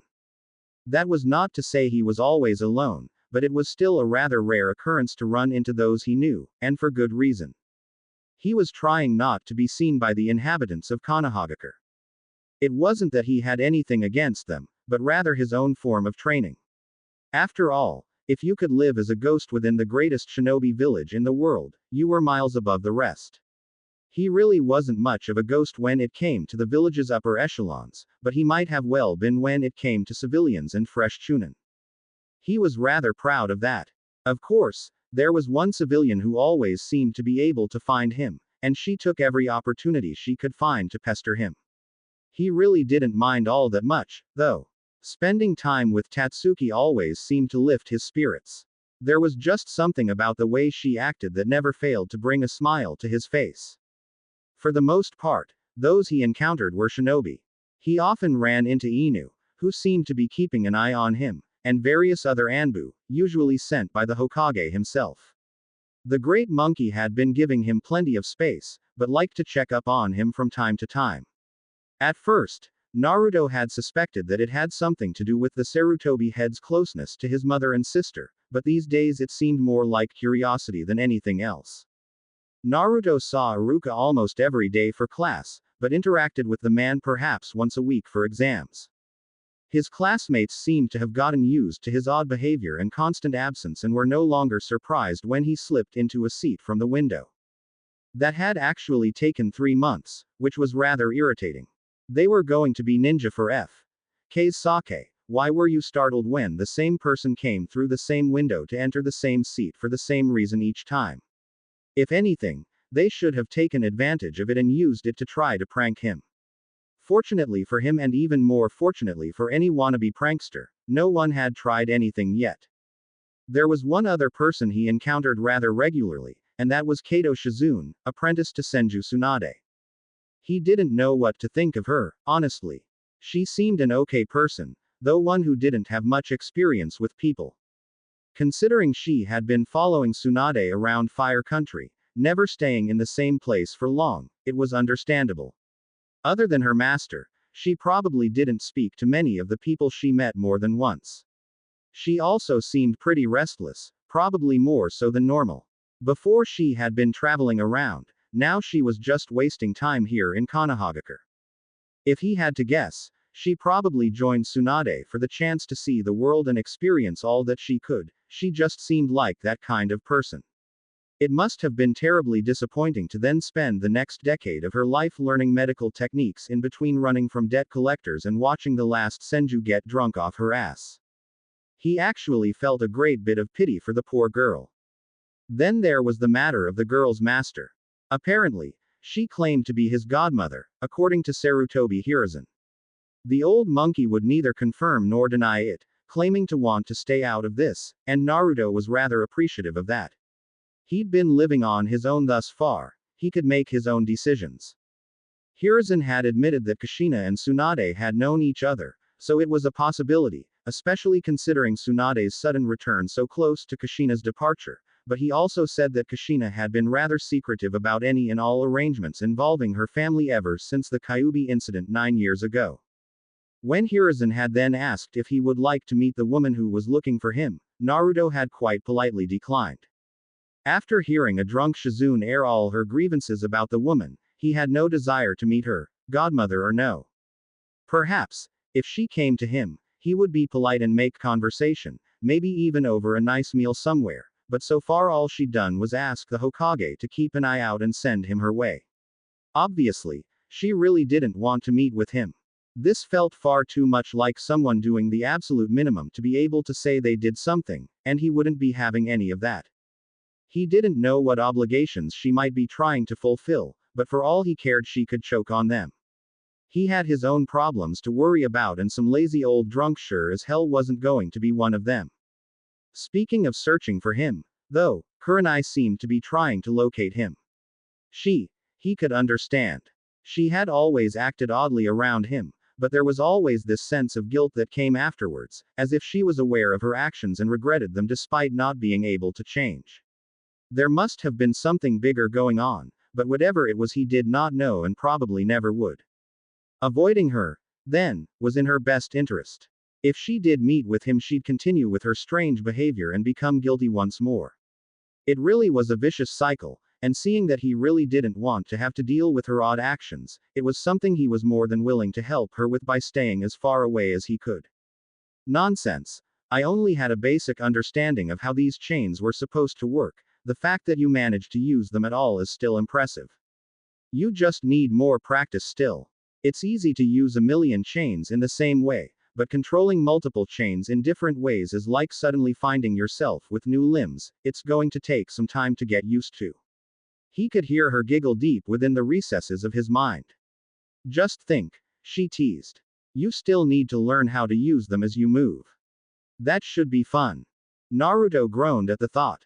That was not something he was looking forward to. That's the spirit. cheered the fox. I'm glad you find this funny. Oh, I most certainly do. So, while we both admit you need more practice, perhaps you should stop trying to use them while you try to earn a living. I'm all for you getting good, but this is cutting into your productivity. He gave a sigh. She was right, as usual. He had hoped that by using the chains to help him clear the training grounds he would both get practice and gather enough to pay this month's rent, but so far he'd gathered only a dozen kunai, which would maybe cover today's meals. He had a lot more to do if he wanted to get that rent out of the way so he could focus on other things. Yeah, you're right. I need to stop messing around. There's work to be done. As his chain dissipated into blue light, he set about maintaining the Great Forest, or whatever bullshit he had told Hiruzen. Those old clans were full of shit, always trying to insult each other with compliments. It was like a competition to see who could jerk the other off better, but even if you won, you still just gave someone you didn't like a hand job.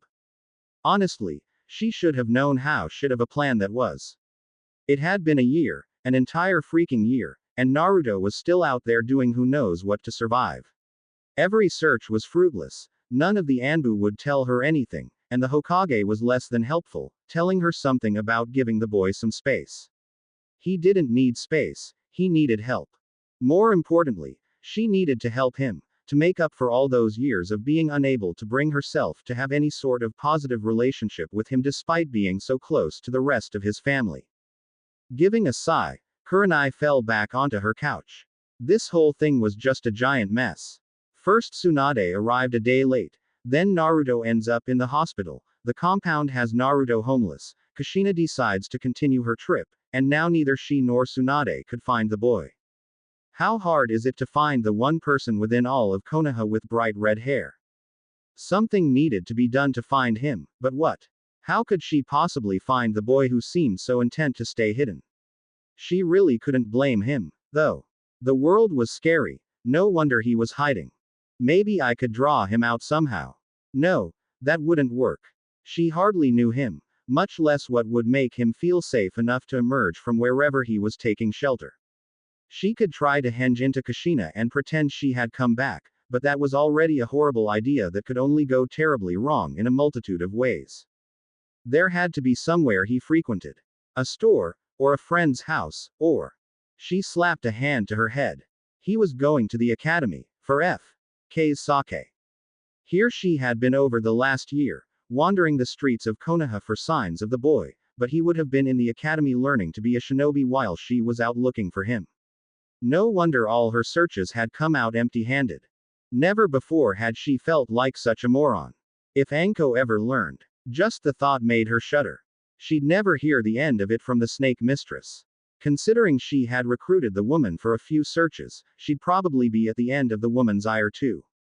I'd rather not be at the other end of her hidden snake hands, thank you very much. Well, at least now she knew where to find him, the only problem left was making contact. She could wait out in front of the building like some of the parents, but he might not be too appreciative of that. He'd be even less pleased if she tried to draw him from classes. Naruto never seemed to want attention, and that would be an excellent way of bombarding him with it. Maybe he could miss a day, or at least an hour or two. I could wait for him there in the morning. It was better, but that still didn't feel quite right. Maybe she could ask Haruka about him. Everyone knew how close she was to his family, it would make sense for her to check up on his academies from time to time with his mother away. Yeah, check up on him once a year, that's perfectly normal. Well, it wasn't as if she had any better options, and if that didn't work she could resort to ambushing him before class.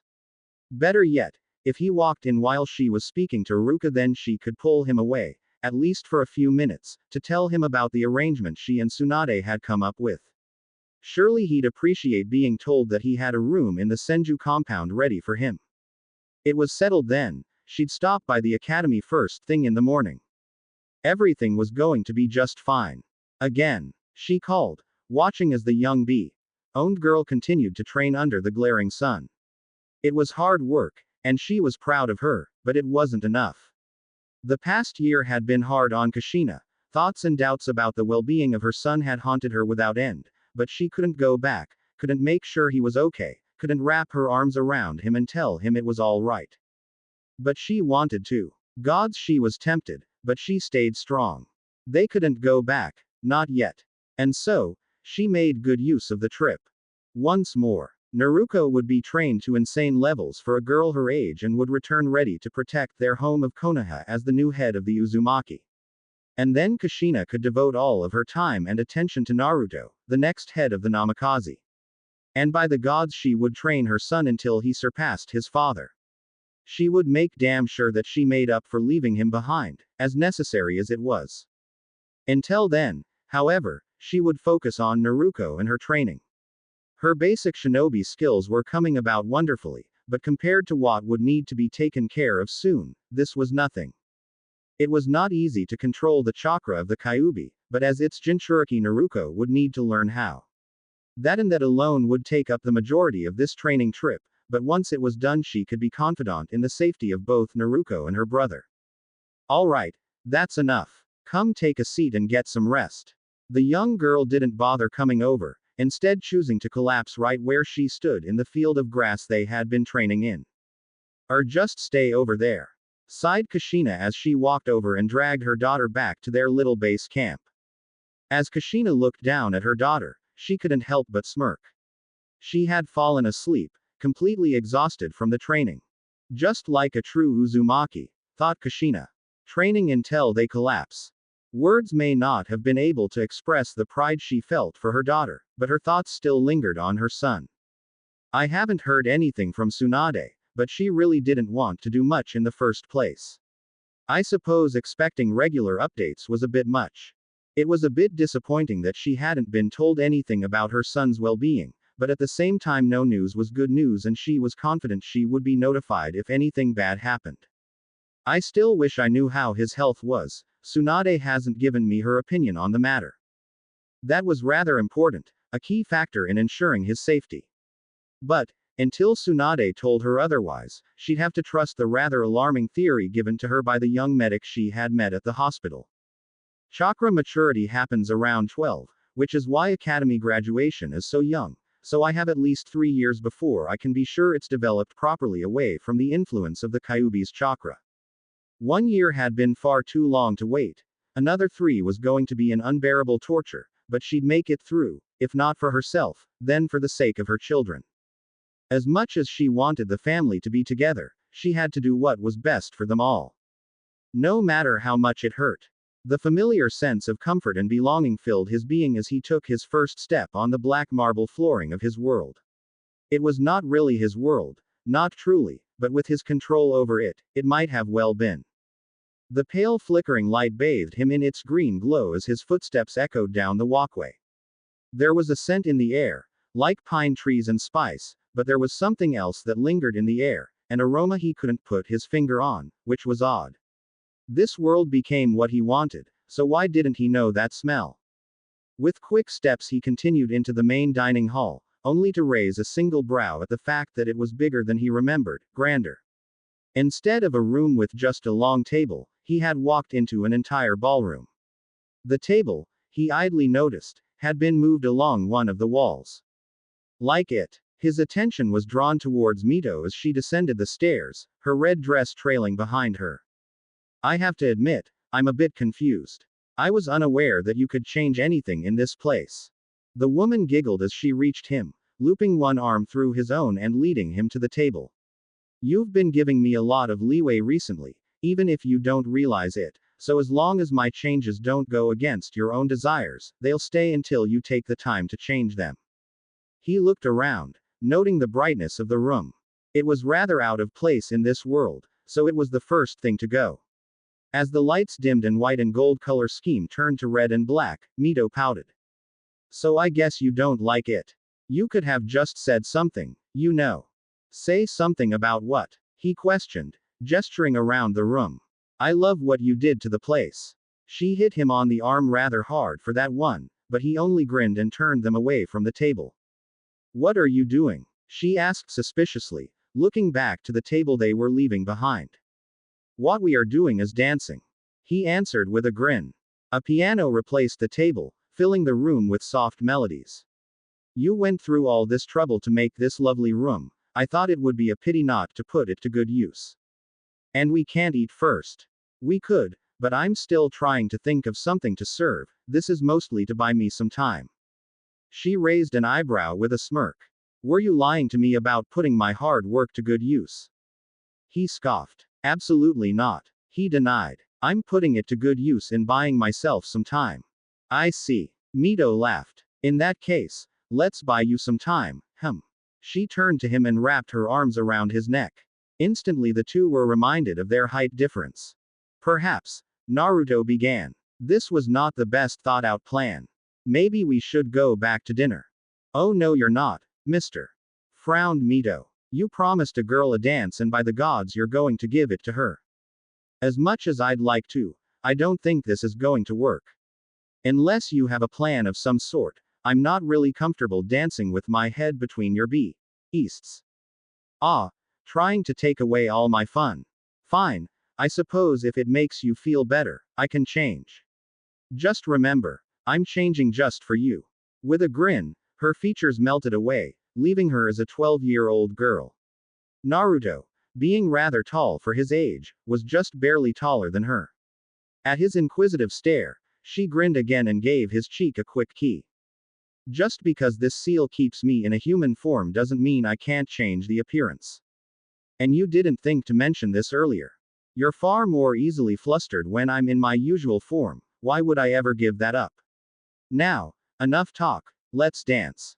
Moving her arms over his shoulders and around his neck again, she was immensely pleased when he didn't hesitate to place his own hands on her hips. She gave him a smirk. You know, you seem far more comfortable and straightforward when I'm younger, maybe I should have used this form from the beginning. If you had, Naruto admitted as they began swaying to the music. I would have believed it to be your true form and would have assumed the older you was made exclusively for the sake of making me uncomfortable. And you don't think I can make you uncomfortable in this form too? She leaned in closer, placing her head right next to his ear and gave it a quick lick. As he recoiled in shock, she gave him a smug grin. I think I would have been more comfortable with your other form doing that, despite the fact you would have seemed like a pedophile. She gave a pout.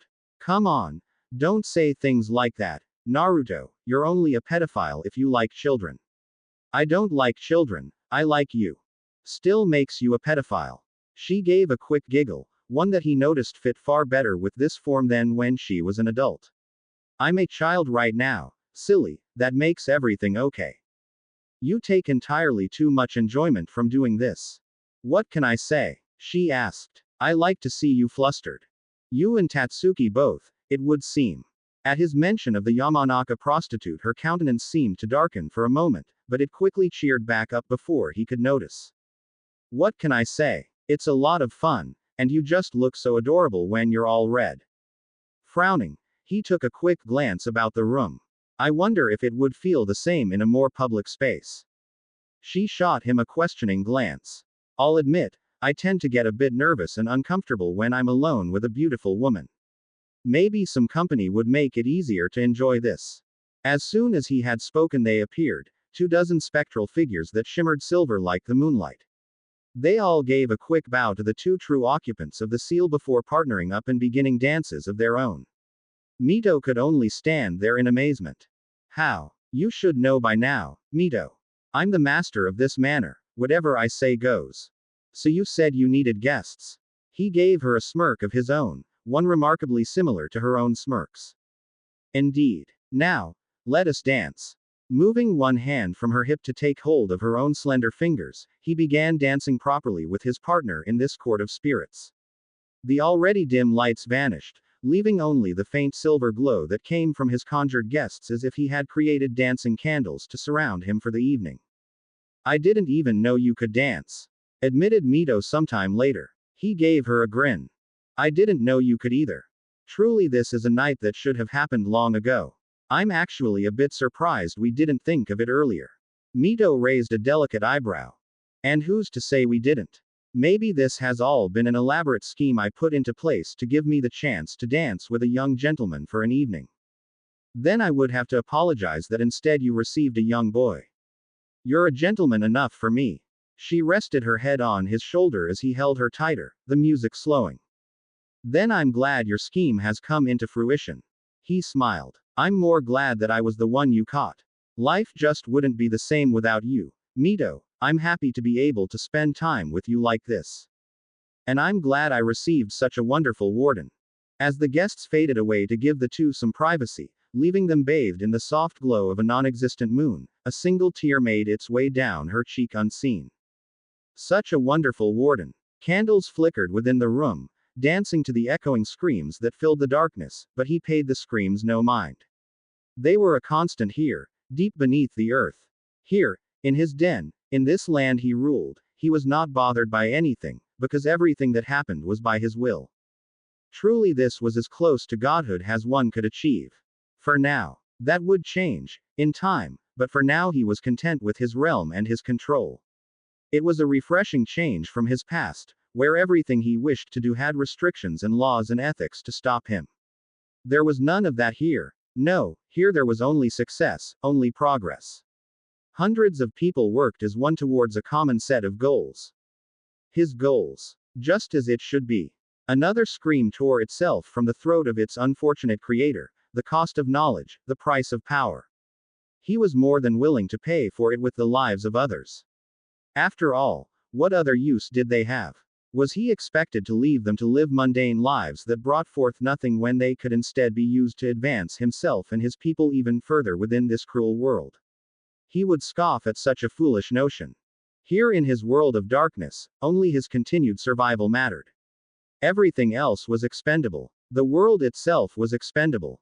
But there was one thing, one single being upon this world other than himself, who was not expendable.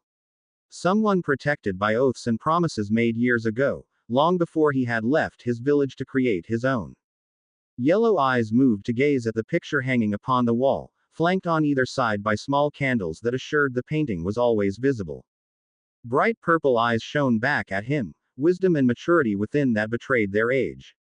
Pale skin, like the full moon, was contrasted by the crown of crimson that framed a face that had to be of noble blood. The upper body was covered in a black robe tied shut with a red sash, a large dip revealing that the pale skin continued down past the sternum. The brows were thin and relaxed as pale lips were set into a disinterested frown. The entire image spoke of a royal figure, and indeed it was. A soft smile came to his lips as he looked at it. This painting he often referred to as the Blood Prince. Namikaze Uzumaki Naruto stared back at him. I've heard some interesting things. He told the painting. It remained silent. They say you've been locked out of your home, that the queen and princess ran off on some grand adventure and left you to fend for yourself. He paused, as if to let the picture have a chance to speak. It chose not to take it. You know what else I've heard? That it's been an entire year already since it happened. Imagine that. He seemed thoughtful for a moment. Though I suppose you seem to be doing all right for yourself. It's amazing how fast they grow. First they're nothing but a defenseless baby, then they're living on their own in a blink of an eye. I don't think I've ever sent you any birthday gifts, have I? Your mother never would have let you keep them, I suppose, but she's not there anymore, is she? No, she's not, and unless I'm mistaken, you had your 9th birthday recently. Such a big boy you're becoming, little prince. I'm sure your father would have been proud, if the fox hadn't killed him.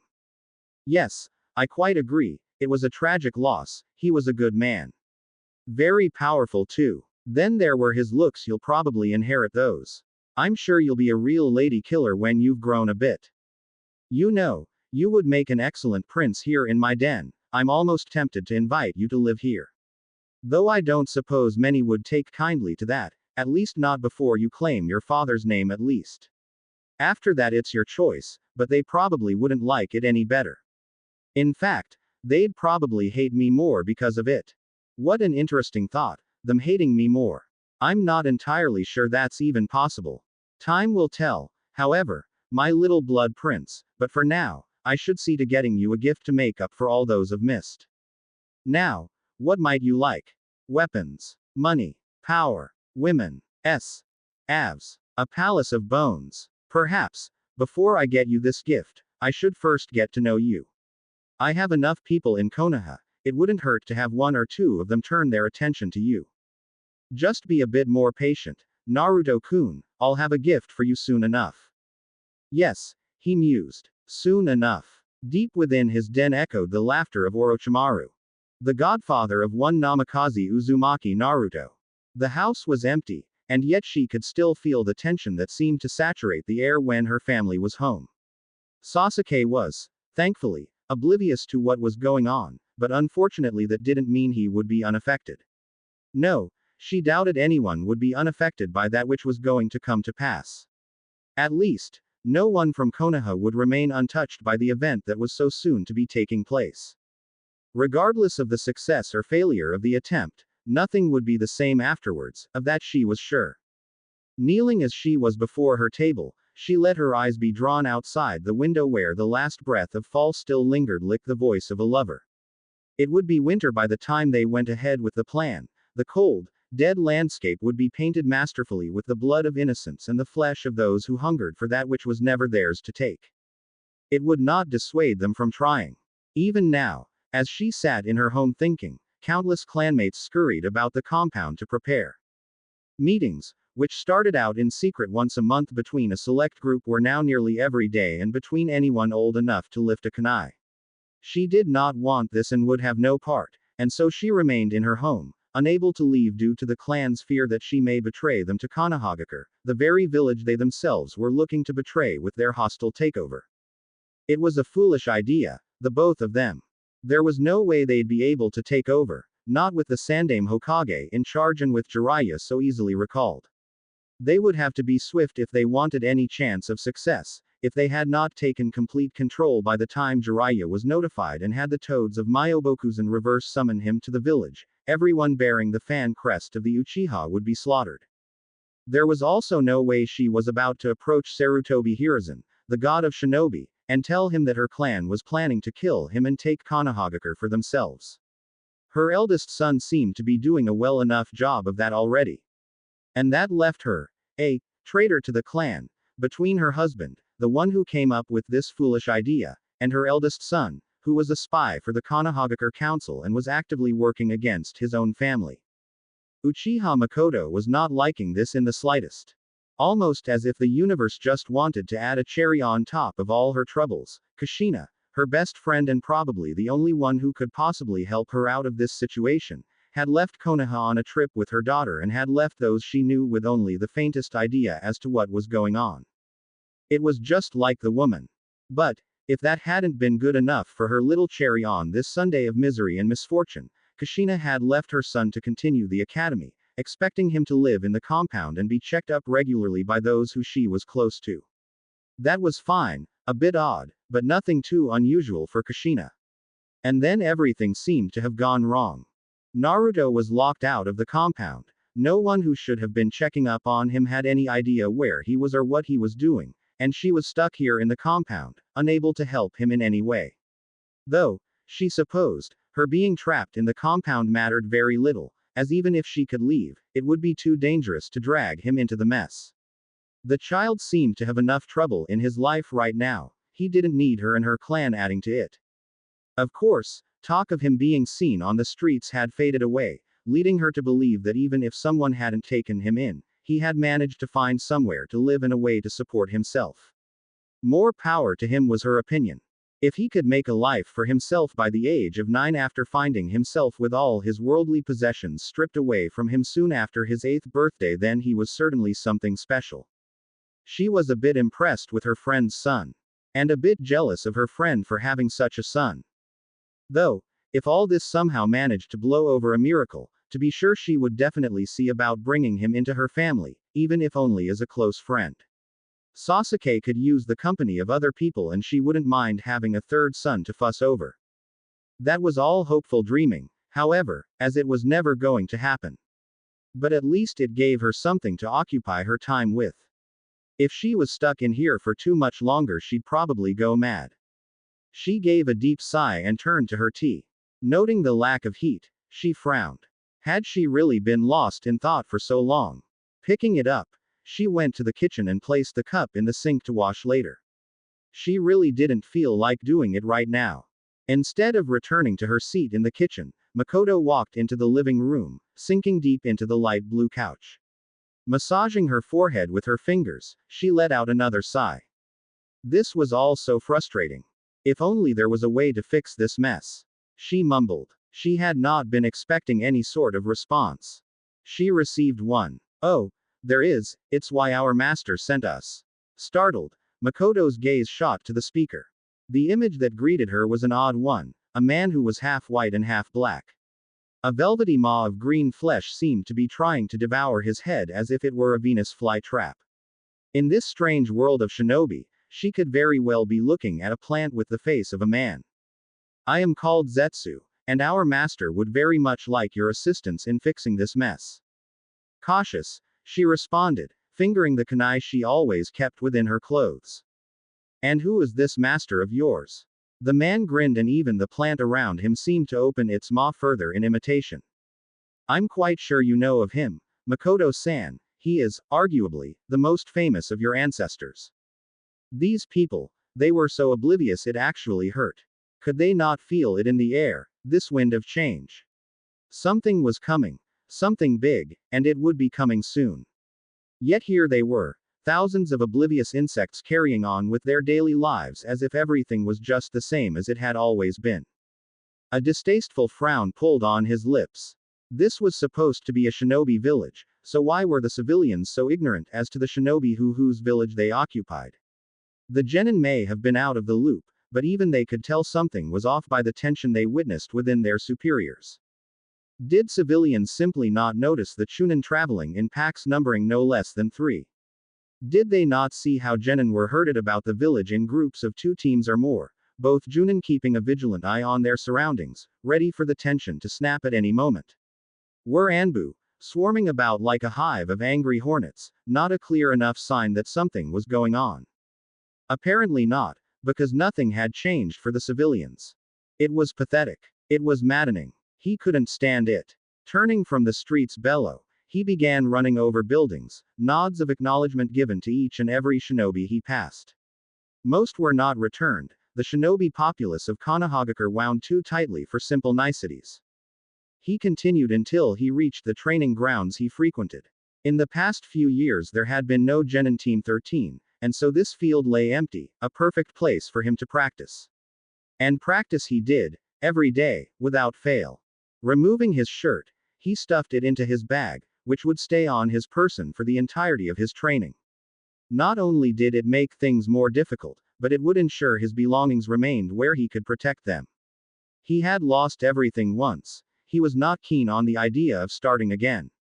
As he began with his laps, he was unaware of the eyes that watched him from the trees. Shizune gave another huff as she stalked through the streets, avoiding the swarming crowds of cheerful civilians. Why was it so hard to find that boy? It had been easy enough to find and watch him last year, had he left the village in that time. No, that didn't seem likely. And yet she still couldn't find him. She'd hear about him from time to time, mostly in the light chatter of the higher-up shinobi, but few others seemed to see him. There was, from time to time, talk of him being seen dragged around by some prostitute, but she paid those no mind. What 9-year-old sought out a prostitute? Unless, of course, the prostitute had been looking for him. There were many in the world with rather odd tastes, but if something like that were to happen, she was sure Naruto could take care of himself. He seemed to be doing a well enough job. She had told Tsunade of her encounter with the boy at the ramen stand a year ago, and her master had not been pleased. Apparently, as time went on, her master had become more and more nervous about his well-being.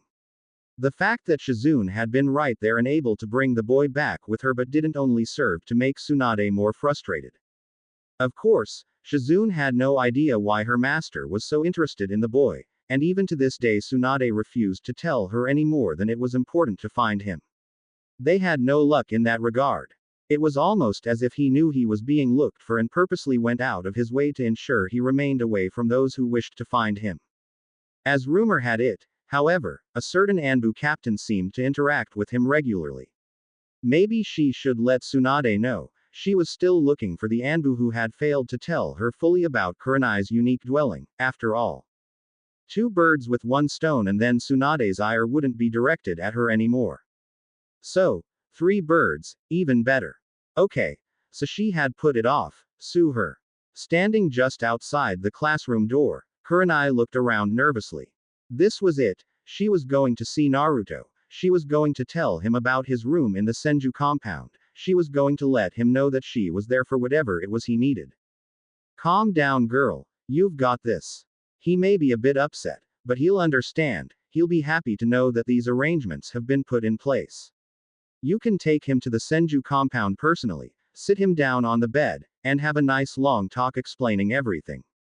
He's an Uzumaki. They always forgive. There's no way this could possibly go wrong.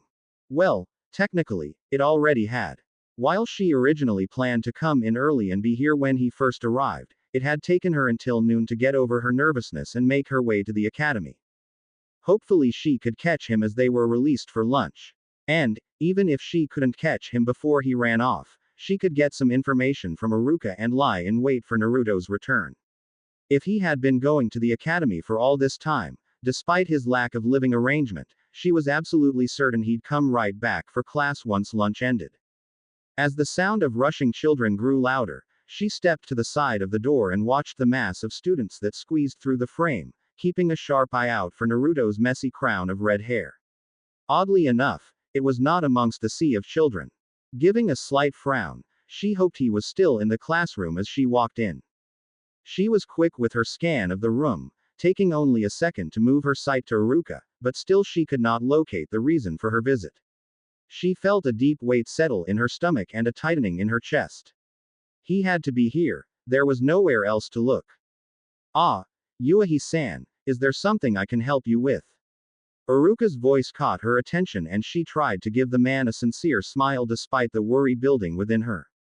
Yes, I just came to see how Naruto's been doing in class. It's been a year now and I haven't heard anything about his academics, so I figured I'd come check. A brief flash of suspicion flashed over Iruka's face, no doubt from her taking so long to ask about such a subject. He most likely knew that reason was a lie. Still, he looked up to the ceiling, as if in thought, and briefly directed his sight to the tree outside the window. Turning back to her from a frown, he seemed almost puzzled. I'm sorry, who? There's no one I know of by the name of Naruto attending my class. I do believe there was one on the first day, but then he ended up in the hospital and I haven't heard anything of him since. Kurenai suddenly found it hard to breathe. All the hope she had gained at the thought of finding him here in the academy, safe and ready to be taken care of, was crushed, leaving only a numbing cold inside her heart. This couldn't be happening. She had been so close she could almost feel the heat of his hand as she walked with him to the Senju compound. That heat was no longer a pleasant thought, but rather an angry inferno that berated her for being so foolish. She had assumed he would have continued, she had heard rumors that he was still there, but she had never before checked. He wasn't there. Honestly, she shouldn't be surprised. He was a homeless 9-year-old. For F.K.'s sake, why would he be trying to go to school? It made no sense. Quietly, almost in a whisper, she thanked Iruka for his time and walked out of the classroom like a living corpse, all life having been beeped away. Kushina would be disappointed in her, she was sure. She had failed Naruto once again. She never saw the boy she had been searching for as he sat in the tree right outside the classroom shaking his head in the negative to his instructor, nor would she know of the grateful expression he sent Iruka after she had left.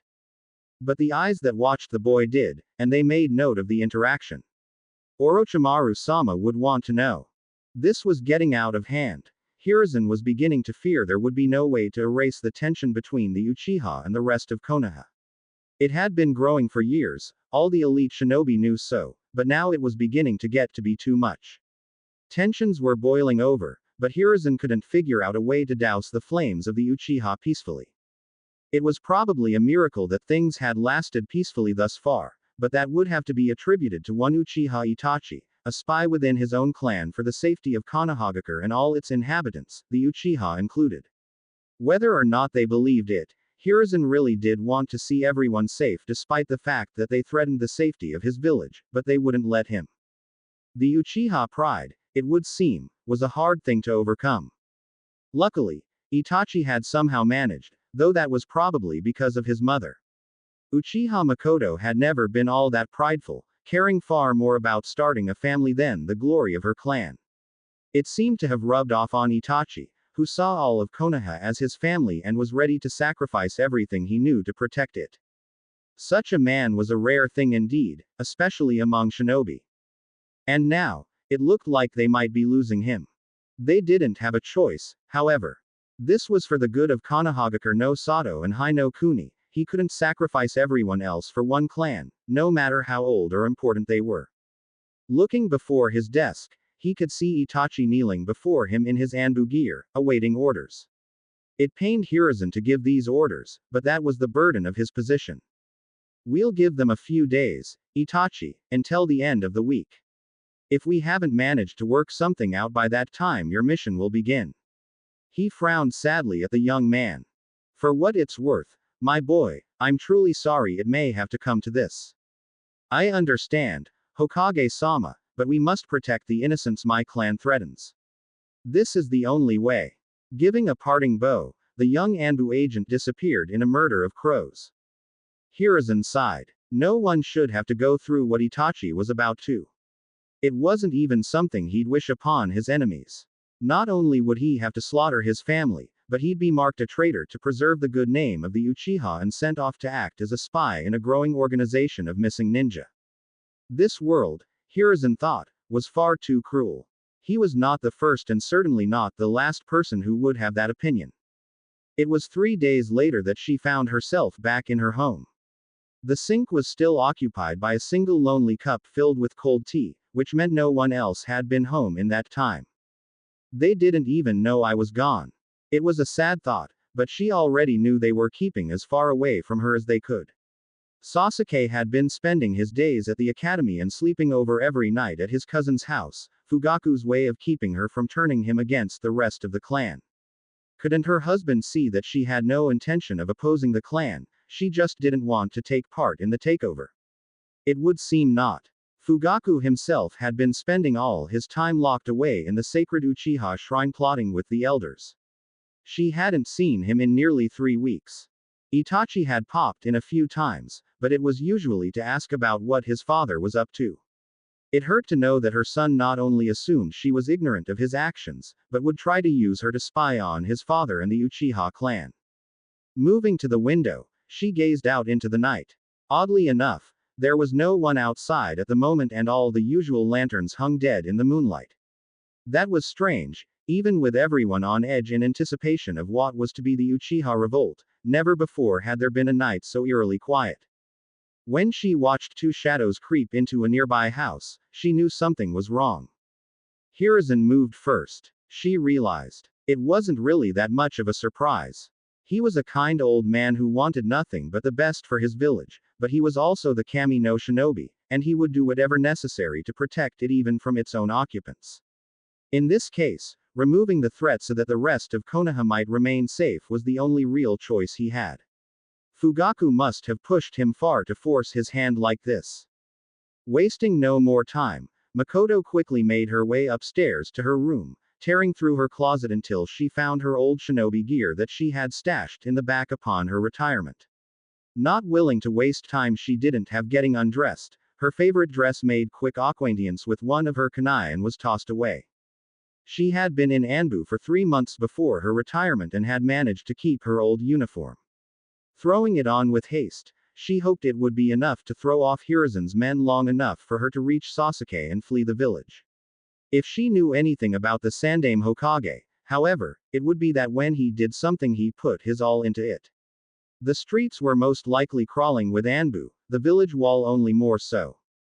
This was not going to be easy, but she'd be damned if she was going to let her son be taken from her. Itachi was a lost cause at this point, probably slaying his father at this very moment deep within the Uchiha shrine, but Sasuke had no idea what was going on. He was innocent in all of this. She was going to make sure he got out of this safely.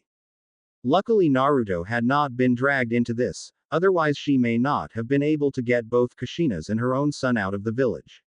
Naruto may not have been Uchiha, but no one in the compound was going to be living to see the dawn if her eldest son was successful in his mission.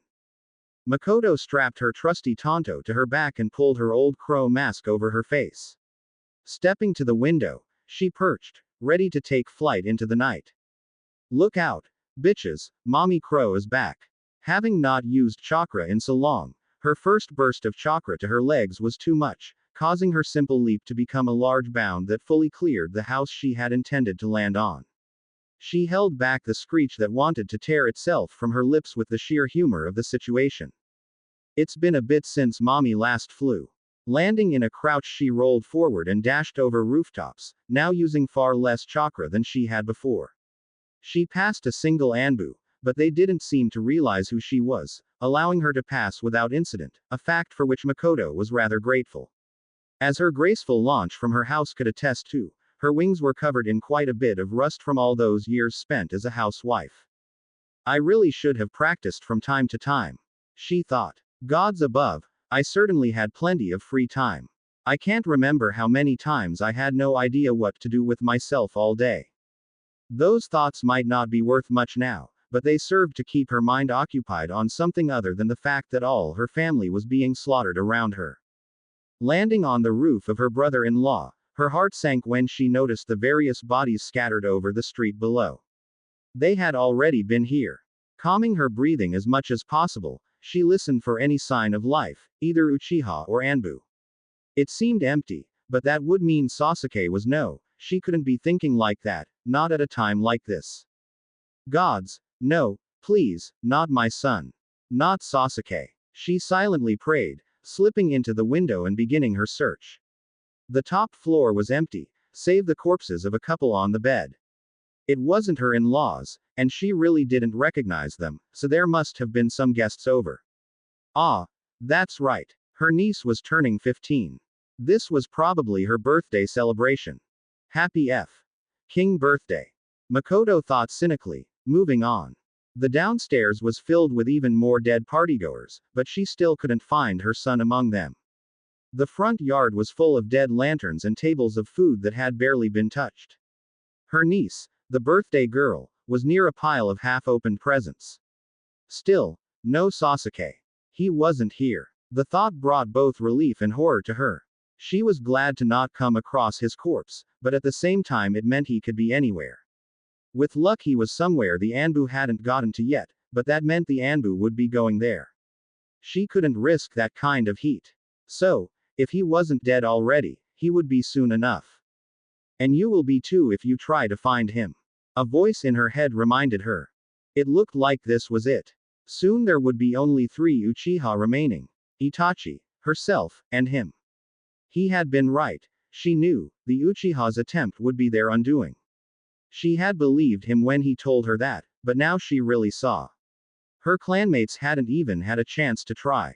The Sandaime gave only enough leeway to ensure that no Konoha came to harm, but the second he felt the risk was too high he had acted, taking out the problem before it could fully take root. She let a single tear make its way down her cheek, hidden by her mask. Her family was gone, everyone she had known and loved ripped from her. She was alone, without anything more than the gear she wore, and had nowhere to go. Her mind was drawn to someone in a similar situation and she knew she had to at least see him before she made her escape. God's willing, visiting with him and letting the village calm down might make her escape far more likely to be successful. If nothing else, it was worth a chance, and he deserved to know why she hadn't been there for him, even if they had never been close. She was close to his mother, and that was more than enough reason for her to look after him in her absence. If Makoto was really honest with herself, the chance to visit someone who knew the pain she was currently feeling was one she couldn't pass up on. If anyone could understand her and help her come to accept what had happened, it would be the boy who found himself locked out of his home with no possessions and no family or friends to rely on. Perhaps, they might come to comfort each other.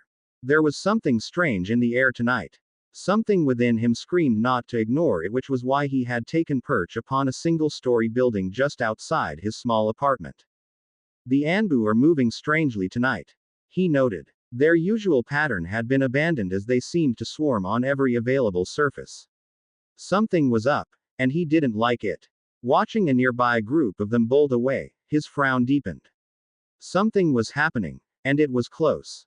It would seem as all the tension that had been building finally snapped, giving birth to this night. It's actually a rather nice night, he thought. The sky was clear of clouds and a crescent moon laughed down at the world, as if amused by the anbu buzzing down below like a hive of angry bees. He supposed that if he were the moon he'd be amused too. There wasn't too much that happened in Konoha at night, such action must have been a welcome change for the heavenly body. As if they had been waiting for his thoughts to wander, he was suddenly made aware of an approaching person. They made little effort to conceal themselves as they dashed towards him in the opposite direction the Anbu had just run off in. No, it was an Anbu, a woman judging by the curves of her body. It was strange, however, as he thought he had seen all the Anbu at least once. He couldn't recall ever seeing one in a crow mask. As they drew near, a single hand reached up to the mask, tearing it away to reveal a face he could vaguely recognize.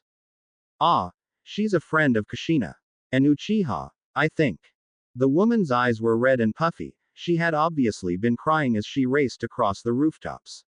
She didn't seem hostile at all, so his kunai remained away. He was not defenseless, however, as a single chakra chain coiled up at his lower back like a thin tail. If she was going to try something, he was ready. She did indeed try something, but it was in no way harmful to him. When she had gotten within 6 feet, she launched herself at him, wrapping 2 slender arms around him and burying her face into his neck, sobbing uncontrollably. Her crow mask dropped from her hands with a soft clink as she held onto his shirt with all her strength. At a loss for what to do, he rubbed small circles on her back until her sobbing had subsided. Even so, she remained clinging to him like a lifeline. Come on, tell me what's wrong. Her name came back to him and he quickly added it. Makoto-san. The fact that he knew her name actually seemed to make the woman relax, and through choked sobs she managed to reply. They're gone. Everyone is gone. Who's gone? My clan. Naruto couldn't hide the surprise in his eyes and didn't even try to. The Uchiha clan was gone. That was huge. But there was a reason they were gone. He doubted they just up and left the village they helped found. Something got rid of the Uchiha, and he was out here holding an Uchiha woman in his arms. Looking around to make sure nobody was watching, he knew what the only possible course of action was. All right, come with me, we're going to go inside so you can tell me what happened, okay? The woman nodded into his neck as he stood up, pulling her with him. As he helped the emotionally drained woman into his ground floor apartment, he failed to look up, and so when his apartment door was shut and locked, he had no idea that a dog-masked Anbu dropped onto the spot he had been just minutes before. Having been keeping a vigilant eye on the boy, Inu had seen everything, but, as he tucked away the dropped crow mask, he pretended to have seen nothing. It was a lot to take in, the planned coup and subsequent eradication of a founding clan, and Naruto found himself almost unable to wrap his head around it as he sat upon his worn couch with a distressed Uchiha clinging to his side like a lifeline. It was certainly understandable. To have been cut off from the outside world for a year by your own clan and then to be there as they were slaughtered for the safety of the village would leave anyone seeking comfort from whatever source they could find. His left arm continued to rub soothing patterns over her back as he tried to keep her from breaking down again. The wounds were fresh enough. It must have been like pouring salt into them for her to tell him everything she knew about the event so soon after it. In this mess she was just an innocent bystander, and while he was sure there were many more in a similar position to the Uchiha matriarch, she was the one who would have to suffer.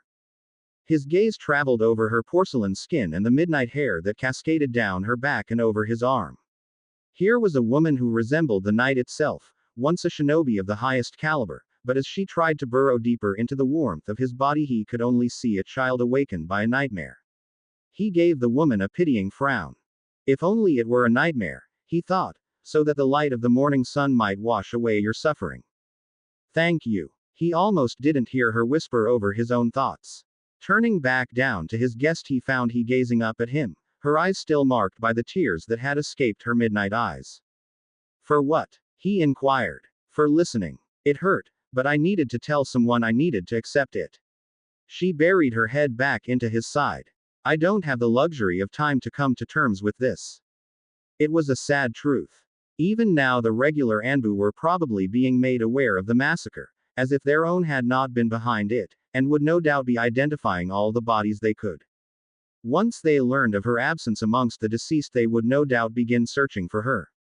Should the search be kept under wraps, she might manage to escape for at least a few years, depending on how tenacious Konohagakure proved to be. If they made the knowledge public, however, things would become far more complicated.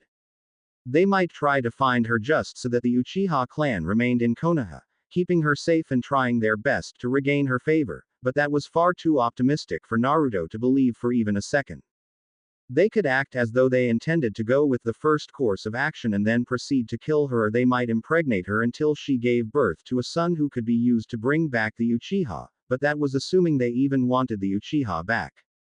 The last, and perhaps most cruel, option they had would be to place the blame upon her troubled shoulders, allowing the kinslayer Uchiha Itachi to walk free and continue serving Konoha. It would probably break the poor woman and would guarantee that she would never have a moment's rest for the remainder of her life. Suicide within 3 years was the most likely result. Speaking of time, he murmured softly. What's your plan? They'll start searching soon enough, and I can't support us both for very long until I can start taking missions. As much as that was true, with her curled up into his side as she was, he was fairly tempted to attempt it anyway. It had been a while since he had such physical contact. With Mito, contact was dancing, which they both enjoyed and partook in often, but being in the seal, it always lacked a certain realness that took away from the experience. When it came to Tatsuki, it was usually just her pulling him along or wrapping her arms around his as they found somewhere to have a quick lunch together. It was nice, but it was nothing like having this woman wrapped around him as they sat on his couch. There was something that felt far more personal in this situation. For a moment he was reminded of the hugs his moth no Kushina used to give him, but he quickly crushed those thoughts. Such memories only brought forth pain, and the woman at his side had enough for both of them at the moment. There was someone I talked to before it happened. She turned her head to look back up at him again. She looked so lost, so fragile, and Naruto couldn't help but wonder if that's what he looked like when he woke up in the hospital over a year ago. He knew it was going to happen. He says he has a way to fix it all, the whole world, but he needs my help. I just don't know if I should trust him. You shouldn't. He hadn't hesitated for a second to share his opinion. Trust should never be given so lightly. How odd was it that he had taken up the role of adult and she a child? It was strange how such similar situations could change people in vastly different ways. Then again, they had been different from the start. There was no true way to compare changes between the two of them. But then, he continued. Perhaps that's all the more reason for you to join him. You don't have very many options and someone needs to keep an eye on him, wouldn't you say?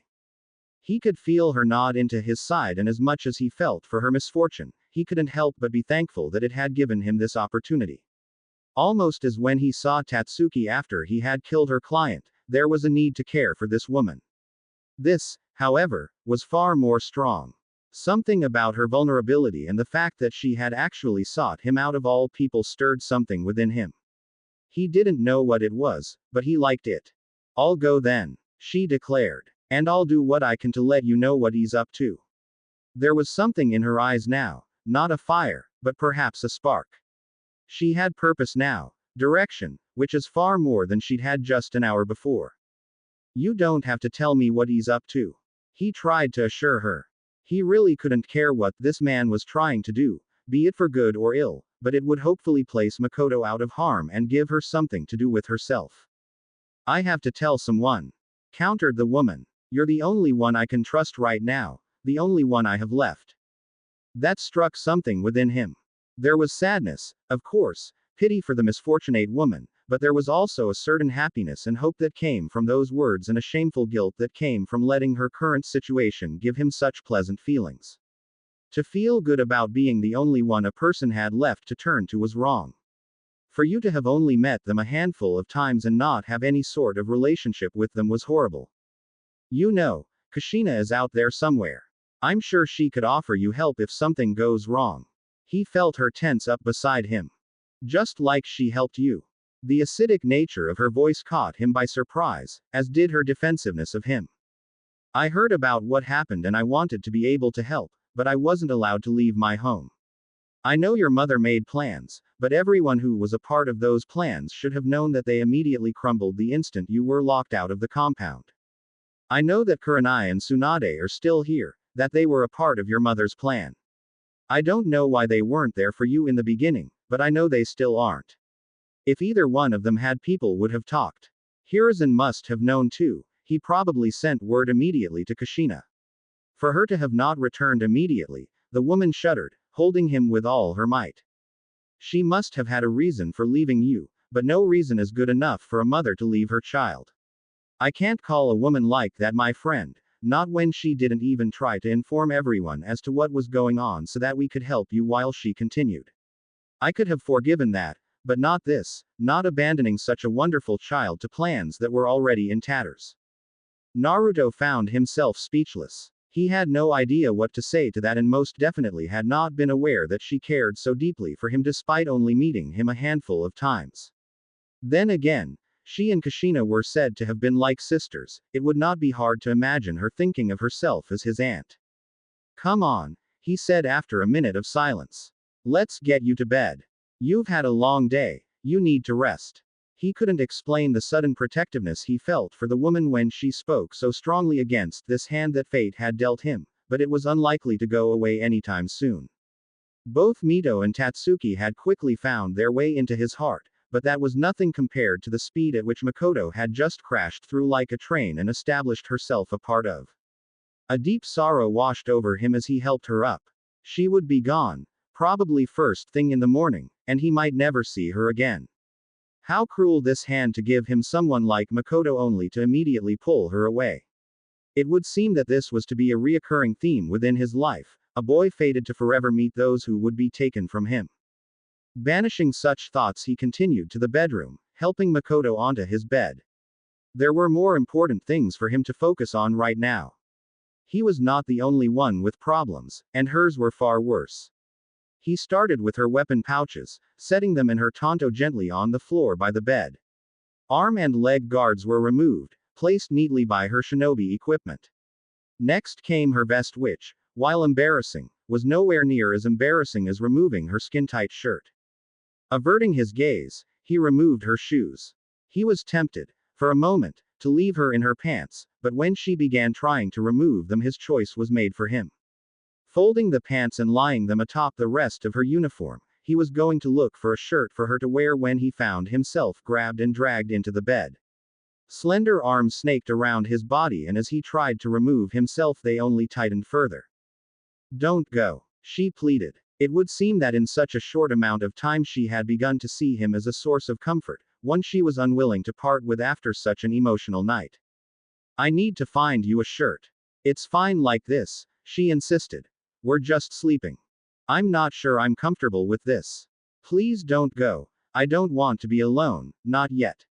Uncomfortable or not, he knew what it was to be alone. If his presence would spare her for just tonight, then how could he possibly deny her? Very well, he surrendered. But I need to change first. Her grip grew stronger. Promise you'll let me hold you. If he had not already decided to give her this comfort, the defenseless plea that came from her lips would have made it impossible to resist. I promise. As an Uzumaki, Naruto was well aware of that which she spoke. Was she really so vulnerable in this instant that she would ask for such an oath just to be able to sleep next to him? He felt a spark of anger towards the Sandaime. The massacre was most likely the only course left for the man to take, but for it to have taken so much from this woman was unacceptable. The next time he saw him, Naruto would be sure to bring up the cost of this night. As an Uzumaki, I give you my oath that I'll let you hold me tonight.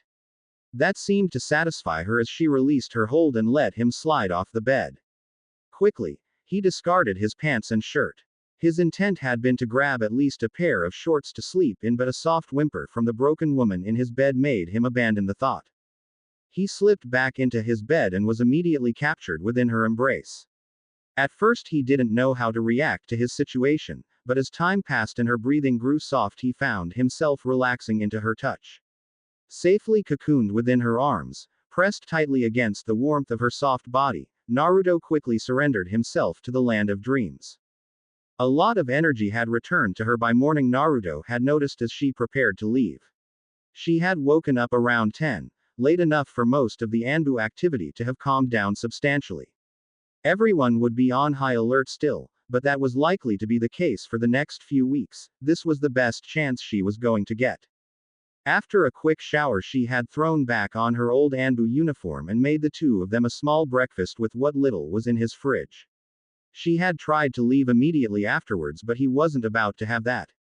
What? She asked, looking down at the boy, no, young man before her. I said take what you want. He gestured around his apartment. I can't do that, Naruto-kun. You can and you will. He insisted. I have time enough to replace anything you take. At the moment your need far outweighs my own. But, anything she might have said was cut off by his stern gaze. He wasn't backing down about this, even if he had to throw everything he had into a bag and tie it to her back. A fair share of his remaining food, his spare blanket, and whatever shinobi gear he had yet to sell found its way into a bag. Before she could sling it over her shoulder, she found herself covered by his tattered brown cloak, which reached just past her waist. It's not much of a traveling cloak, he gave her a small smile. But it's the best I have. As soon as she had it secured over her shoulders, she swooped down and gave him a quick key to the forehead. Thank you, Naruto-kun, for everything. I'll do my best to stay in touch. Then I look forward to hearing from you. Stay safe, Makoto. He hugged her around her waist and easily slipped his purse into her shuriken pouch. Breaking away, she ruffled his crimson crown once before slipping out his door and into the bustling late morning streets of Konoha. She was going to have it pretty hard at first, needing to slip past the Hokage Tower and into the forests behind the Hokage monument, but after that it should be far less difficult for her to follow the coast northwards until she reached a port city near the capital. If she could make it that far without being caught, then she could easily make it anywhere in the world. With a fair bit of luck, the forests around the monument would have been checked first for the safety of the Hokage, and when no evidence of her passing turned up in the early morning, they would have hopefully directed their attention to the forests closer to the Uchiha district itself. Nowhere else would make any sense, though there had been some squads deployed elsewhere just in case, and so the majority of available forces would be directed from the Uchiha district to the borders of the neighboring countries. It was going to be a long week for the shinobi of Konohagakure. Feeling he had waited long enough, Naruto grabbed his own bag and left his apartment. His destination was very different from Makoto's, mainly in the sense that his destination was the last place she would want to be right now. Slipping in and out of the crowd, it only took him a few minutes to arrive at the Uchiha clan district. Purple Eyes quickly noted the stationed Anbu, but many of them were facing away from the district, probably to stop people from entering. Within the district itself he could see a few moving about collecting the bodies of Uchiha clan members. Little surprise there, the Sharingan was not something you wanted to fall into the hands of your enemies. Finding an opening in the wooden fence, he quickly slipped through, pausing at each body that had yet to be collected to check for wallets, purses, or anything else of value or use. Moving to the first house, he could faintly see two Anbu from the corner of his eye. Not seeing the harm in his actions and not wanting to have to do anything about it, one shrugged to the other before the two turned away from him. Had they not been so helpful, they may have seen him grin as he pulled out a stolen storage seal and got to work on the house. Ah, Uzumaki-san, thank you for coming. Greeted the Sandame upon his entrance. Of course, Sarutobi-sama, I know that you would not call upon me for anything not of significant importance to this village our clans call home. Hiruzen winced slightly. He should have expected such from the boy. It would appear they were to start immediately with the clan speak. Maybe he had taken the use of his clan name as a sign that the meeting was clan-natured. Next time he'd start by calling him by his given name. Indeed, Uzumaki Dono, but it is not so urgent as to require the abandonment of pleasantries within our conversation. Would you care for tea? The boy looked skeptically at the pot resting above the Hokage's desk. Schooling his features, he returned his gaze to Hiruzen and gave him a small, polite, smile. I'm afraid I must decline your most generous offer, Sarutobi-sama, but I thank you all the same. Quote. Such little trust. Of course, Uzumaki Dono, Perhaps there is a certain refreshment you would prefer upon our next meeting. I have little preference for drink, Sarutobi-sama, but perhaps you might allow me to provide you with refreshments upon our next meeting. I would very much like to return the hospitality of you and your clan. It's quite all right, Uzumaki Dono. As the Hokage, I quite insist that such refreshments be provided by myself in thanks for your time. While I am grateful for such a sentiment, Sarutobi-sama, as a resident in our wondrous village, I am merely doing my part. I insist that you allow me to treat you in thanks for all that you do for me and my clan. Mentally, Hiruzen applauded the boy. He had practiced over the year, but Naruto was still matching him. If nothing else, at least, that strange edge the young boy seemed to have over him during their previous encounter seemed to have lessened significantly. Of course, maybe now he could turn that edge around. With a vicious internal grin, Hiruzen made his move. Gods, had he missed this game. When you put it like that, who am I to decline such a gracious offer? He gave a kind grin despite his desire to show his opponent just how happy he was with his next move. In that case, perhaps you would be so kind as to bring a bottle of wine or two for us to enjoy during our next meeting. Unless, of course, you are unable to procure any, in which case I would be most willing to open my cabinet and share with you some of my better years.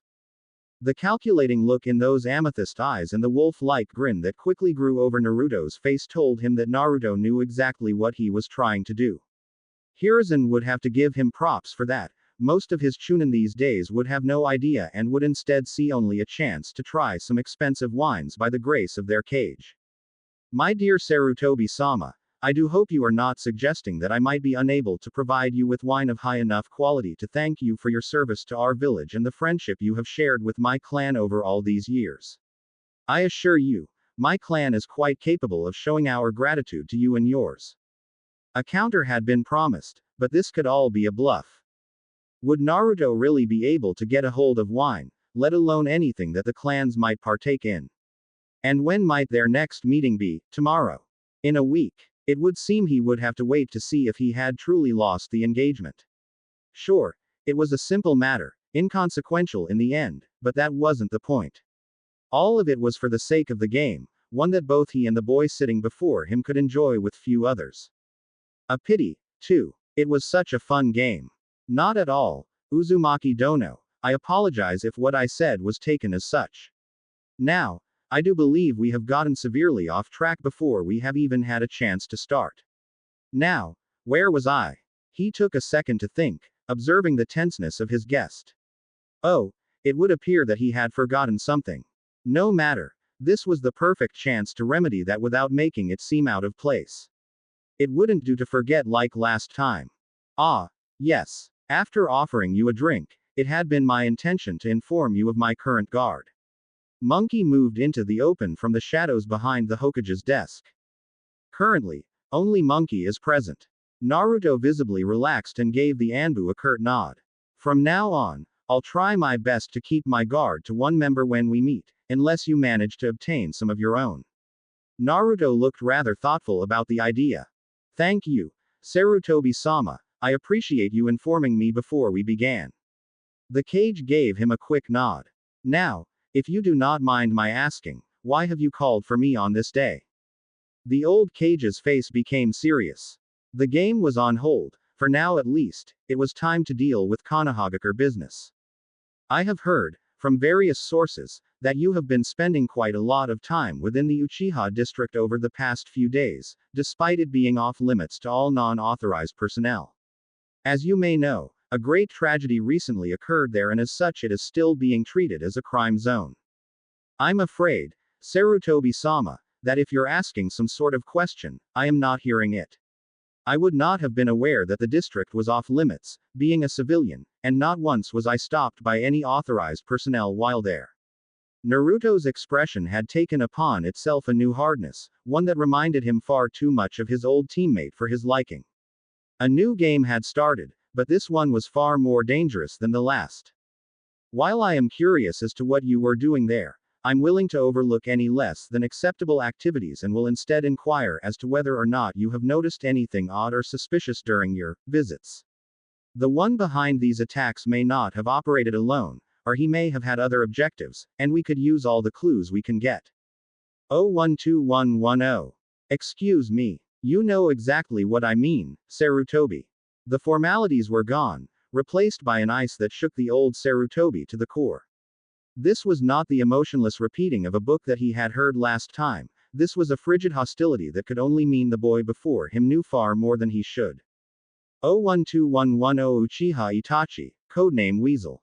I do hope this office is secure, Sarutobi. Monkey immediately tensed, but a shake of the head from his cage sent him out of the room so that the two could speak in peace. You've told me of a person, Naruto. What does that have to do with any of this? Everything, hissed the red head. And you damn well know it. I'm afraid I don't. Itachi Uchiha, along with a team of Anbu, executed the Uchiha clan of Konohagakure under the direct orders of Sarutobi Hiruzen, the Sandaime Hokage, and the advisors of the Konohagakure High Council. Itachi had spent the previous year acting as a spy against his own clan as you tried to find a peaceful solution to the growing unrest. How do you know this? This was not something that could be attributed to a small leak somewhere. This was highly classified information that should have been known only to those directly involved. As much as he wanted to be furious about it, he was also terrified by the implications of a 9-year-old civilian child having been able to come across it. Naruto gave a grin. They missed a spot. When the young man had finally left the office, Hiruzen went limp in his chair. Heaving out a deep sigh, he set about preparing his trusty pipe. A deep breath of its smoke did wonders to calm him. To think that some of them would not only have escaped, but would have been able to tell others as they fled. Naruto had refused to give names or numbers, but unfortunately there was nothing that could be done about that. He was a civilian child, but also the heir to a famous shinobi clan. There was no way he would be able to get away with some of the more crude methods of gaining information, not that the old monkey had any desire to use them in the first place. It was troubling though, as he didn't not know if those who survived intended to simply hide and live out the remainder of their lives under new names or if they were gathering together with the enemies of Konoha, ravenous for revenge. At the same time, however, Naruto seemed rather fond of Konoha. Perhaps his refusal to reveal information was because it wasn't Konoha that needed the protection in this case. It was certainly a nice thought. He supposed he would be able to come to his own conclusion soon enough. All the bodies had been gathered and now all that was left was to identify them. When the list was finished they'd compare it to all known Uchiha living within Konoha at the time. Any discrepancies would have to be their survivors. Or, worse, a body that had been stolen by an opportunistic ninja, either foreign or domestic. He had to hope that it wouldn't be the case, but then again, perhaps a pair of missing Sharingan was better than a surviving member bent on revenge. That could easily prove disastrous. There was little he could do now, however, so he would just have to sit and wait, praying for the best. I hope you know what you're doing, Naruto, and I hope you know just how dangerous that information you hold really is. It was waiting for him upon his arrival home, laying innocently atop a table he had managed to get for next to nothing at a second-hand shop. It was a good-sized item, something comfortably carryable under one arm, wrapped in brown paper and a length of twine. It was soft to the touch, probably fabric, and a quick look revealed nothing that could be harmful. At the same time, however, someone had broken into his home to deliver it, and that was concerning. Using a kunai to cut the twine, he carefully folded away the paper to see what was contained within. He was rather amused when it turned out to be a cloak, as he had just given his to Makoto a few days prior and was in need of a new one. Such a thoughtful gift. This cloak, however, was vastly superior to the one he had scrapped together with old, discarded cloth. No, this one seemed to be made of some sort of white fur that fit comfortably on his shoulders. There was no hood, but a scarf could stand in as one easily enough in the future. At his current height, it was only a few inches from the floor, but that would give it room to grow with him. Hopefully he could keep it throughout his shinobi career. A quick look back at the paper it had been derived in revealed a simple card with elegant writing. A gift for you, godson, the first of many.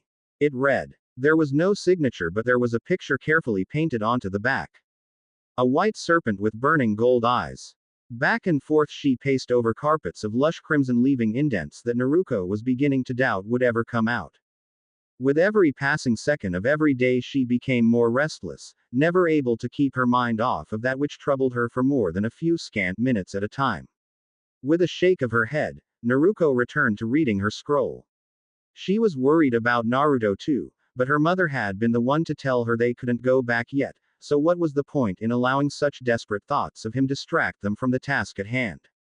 Her mother might have felt bad now, but she would feel a whole lot worse if this trip proved unsuccessful and Naruto had to go through this for nothing. Then again, for all Naruto knew, this trip was for nothing. Sure, she was getting some training, but they could have done that in Konoha with her brother. The first year had been spent visiting nobles about the almost extinct Uzumaki clan, but that could have been done in a month or two if it had just been her mother to go. It would have made a lot more sense to leave the two of them at home with Makoto or the Ichiraku family while she took care of business. Of course, then there was the pacing. It wasn't so much as she wanted the trip to be over, but more as if she was waiting for something so assuage her fears. Considering that they hadn't heard anything from Naruto, Hiruzen, or Tsunade, Naruko wasn't really surprised. Kushina was completely blind out here and Naruko could only guess as to the horrors her mother's imagination had conjured up for her brother to face in her absence. Whatever it was probably highly unlikely that he'd actually have to deal with it. Even if he did, Naruko knew her brother would be fine. He was smart, much smarter than her, and always seemed to know what he was doing, even if he was making things up on the fly. She was sure he could get out of any mess he found himself in with little difficulty. Hell, he could rule Konoha by the time they got back. She had to giggle at the thought of returning to the Hokage tower only to find her brother dressed like a daimyo and sitting on a throne. If he put his mind to it, he probably could, but he'd be much too busy studying at the academy. Even getting special training from her mother as she was, Naruko was certain that her big brother would manage to keep her on her toes using just what he learned at the academy and picked up from the various shinobi of Konoha. With some real training, her brother would be the last thing you wanted to go against. She'd have to work hard then to ensure she wasn't left behind. Then the two of them could team up and go on adventures all over the elemental nations. They'd need a theme song and a catchy name, a comedic mascot to accompany them, and some major quest to be working towards throughout their adventures. Then again, they were shinobi, so maybe just the name. And the theme song. Kat was by the door when he arrived, opening it for him and granting access into the office of the most important person within Konohagakure no Sato. Giving a quick nod of thanks, he continued forward, his usual duffel bag having been left behind today in favor of a small shuriken pouch. A holster containing 3 kunai was strapped to each of his legs to leave him armed. It might be considered rude by some to have weapons so blatantly showing in the presence of your leader, but within a shinobi village such as Konoha it was expected, even in times of peace. If you weren't armed in times of war you probably wouldn't even be allowed in to see your cage. Naruto-kun, thank you for coming in such short notice. There was something in the air, he noted immediately, a tension that wafted about the small room. Something wasn't quite right here and he didn't like it. Monkey and Bear stood at attention flanking their leader in plain sight. That was odd, usually Hiruzen only kept a single guard for his meetings. Perhaps the recent massacre had the village more on guard than he had previously suspected. A sudden nervousness overcame him. He had been playing a dangerous game letting Hiruzen in on the fact that he knew the details behind the massacre and it probably singled him out for everything pertaining to it. The fact that he knew could keep him safe, but the shield was also a target, especially when some would see it as a weapon he wielded. He could cause a lot of damage with that information and Hiruzen knew it, but Hiruzen would also know that a lot of that damage would be to himself. He couldn't give up the secret without putting himself in danger. He wasn't about to put himself in danger and Hiruzen knew that. No, everything would be fine. Hiruzen would have learned of Makoto's escape and known the connection between her and Kushina. A few questions would be asked, veiled, of course, within their conversation as Hiruzen tried to determine whether or not she was a threat to Konoha and decided whether or not to search for her. Makoto, of course, had been under house arrest because she didn't want to be a part of the coup, and considering that it was her son who had been spying for Hiruzen, the cage would have to know that. Perhaps, however, Makoto's escape affected something else. Maybe someone had said that she and her son had worked together. Maybe Itachi had abandoned whatever plan Hiruzen and the council may have had for him in order to go after his mother. Maybe he was overthinking things. There may have been an unexplained tension within the room, but Hiruzen was a friend of the family. He was safe under his leadership. Hiruzen had his trust, despite his order for the eradication of the Uchiha, and that was not something that was easy to get. Of course, Sarutobi-sama, there is nothing in my schedule that could possibly be more important than a meeting with our village's leader. In fact, I was happy to come. It gives me a break from sensei's lectures. He knows what he's talking about, but he really doesn't know how to talk. It really does get boring far too quickly. Yes, the Kage agreed, somewhat jovially. I do hear quite a lot about his infamous lectures. Please, have a seat. Moving to the offered chair, Naruto withdrew a bottle from his shuriken pouch and placed it upon the desk before sitting down. The wine, Sarutobi-sama, just as I said I would provide. The aged leader seemed taken aback by the fact that Naruto had even remembered to bring it despite the hasty summons to his office. Picking it up, he was even more surprised by the actual wine. This is from Fugaku's personal collection.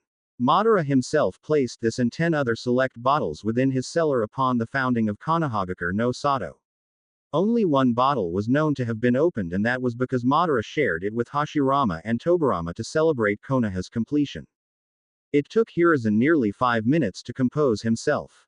I suppose that's more than enough proof that Naruto's been spending a lot of time within the Uchiha district. To think he managed to steal this away, incredible. I wonder if he realizes just how valuable this is.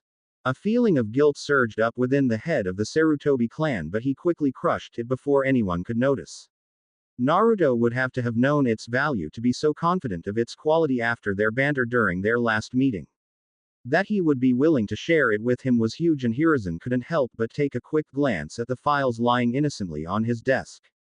He'd just have to continue and pray for the best. I must admit, Uzumaki Dono, that your choice in wine renders me nearly speechless. I can only imagine what you might use in celebration if this is your choice wine to share with an old man such as myself. You sell yourself far too short, Sarutobi-sama. You are a legend not soon to be forgotten. It is only proper to provide you with an equally memorable wine. Your words flatter me. Come, let us share a drink before we begin. With practiced ease, Hiruzen produced 2 glasses and poured into them generous measures. The two spent the next 10 minutes in comfortable silence, enjoying their drinks. As they were finished off, however, the tension began to return. Hiruzen looked sadly at the boy before him as the last dregs of wine were finished from the boy's glass. He was so at ease here in this office, and to see him there enjoying a glass of wine just seemed so natural. I'm afraid it's time we got down to business, Naruto. At the plain use of his name, Naruto's eyes narrowed suspiciously, watching the old monkey before him like a hawk. All lightheartedness that may have continued had they resumed their game was gone, replaced with an expression Hiruzen had seen far too many times in meetings with Hyuga Hiyashi. Ah, that's right. He used to sit in on meetings between Hiyashi and Kushina, didn't he? That would certainly explain some of his mannerisms. You may recall our last meeting, in which you commented upon the efficiency of my shinobi. He paused to give Naruto another sad look. Unfortunately, he continued, it appears you were correct and they did miss a spot, as you put it. Monkey and Bear tensed behind Hiruzen. I would have understood you protecting a family friend, would have commended it, in fact. But it wasn't just a friend who got away, was it? 7 Uchiha have disappeared, 7 Uchiha which you have had contact with, 7 Uchiha you could have directed us towards. You have placed the village of Konohagakure no Sato in a very dangerous position, so I'm afraid I have no choice. One final pitying glance was shot at a confused Naruto. As Sarutobi Hiruzen, Sandaime Hokage of Konohagakure no Sato, I hereby order the arrest of Uzumaki Naruto. Monkey and Bear had him restrained and removed from the office before he could open his mouth in protest.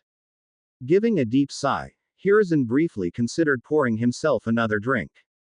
The reminder that it was Naruto who had so graciously provided him with it as a gift not even an hour beforehand, however, stopped him from doing so. Technically, Naruto had done no wrong, and that's what made this situation even worse.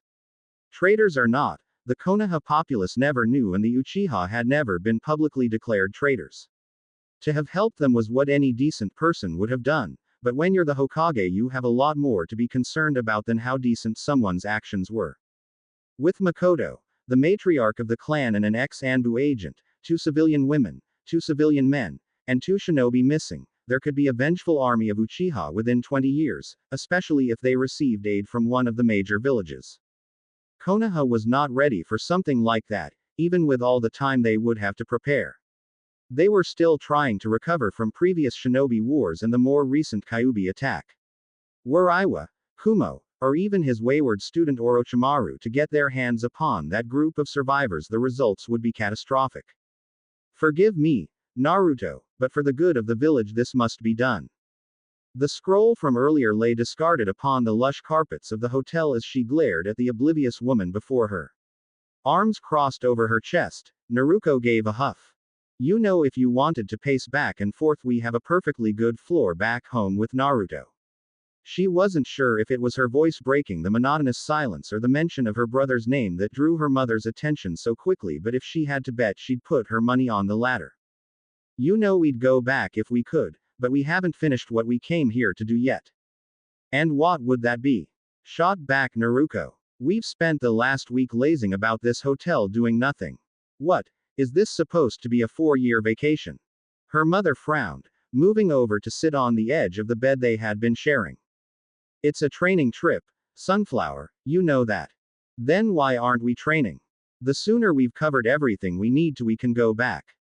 Kushina bit her bottom lip, looking away from her daughter. It's a little more than that, Naruto. She finally admitted. There's more, a reason we can't just go back, but I don't want you to worry if it turns out to be nothing. Naruto thought for a moment. That's why we're waiting here in the hotel, isn't it? You're waiting for someone to tell you what's going on. That's right. I've been waiting a while. So far I haven't heard anything, but if word comes that everything's alright, I'll cut our trip short and we'll return immediately. Naruto gave a nod before dragging Kushina up from the bed. Alright then. There's no point in wasting time sitting around then, is there? What are you talking about? Naruto gave her mother a firm stare. If we have to be away from Naruto, we'd better make it count for something. If we can't tell him all about what we did when we get back, then we might as well have not left in the first place. Now come on, let's go train. Kushina gave her daughter a grateful smile. Yeah, you're right. Let's get our butts in gear so Naruto can be proud of having 2 powerful kunoichi as his family. Pumping her fist into the air, Naruto gave a cheer. Yeah, that's right. Ka-chan's back, it's training time. Not quite yet, my little sunflower, there's one thing that comes first. Kushina's voice had taken on a mischievous tone that Naruto recognized all too well. And what's that, Ka-chan? Tickle time. Like the child she was at heart, Kushina launched herself at her daughter, who tried valiantly to fend off her mother's nimble fingers as she squealed in childish glee. There was still plenty of time for training today, they could spare a few minutes to have some fun. Cold steel bit tightly into his flesh, letting small rivulets of blood trickle slowly onto a floor that probably hadn't been cleaned within the past decade. His rigid seating kept him slightly reclined in a position that probably wasn't good for his back as dim light flooded down from above. He wasn't aware of any of this, however, his attention firmly within the grasp of molten fury that flooded through his veins with every beating of his heart. To think that he had actually placed his trust in that old monkey, he wanted to kick himself. He was the Hokage, not a family friend, not a kind old man, but the leader of Konohagakure no Sato, who would do whatever he deemed necessary for the village. The Uchiha massacre should have taught him that. But no, he had to believe that Hiruzen had his best interests in mind. Such foolishness got shinobi killed and him here, locked deep within Konoha's T&I department. He'd have to be far more careful about who he associated with in the future, that is, if he managed to get out of this. There was someone in here with him, he knew, keeping hidden in the shadows as they observed.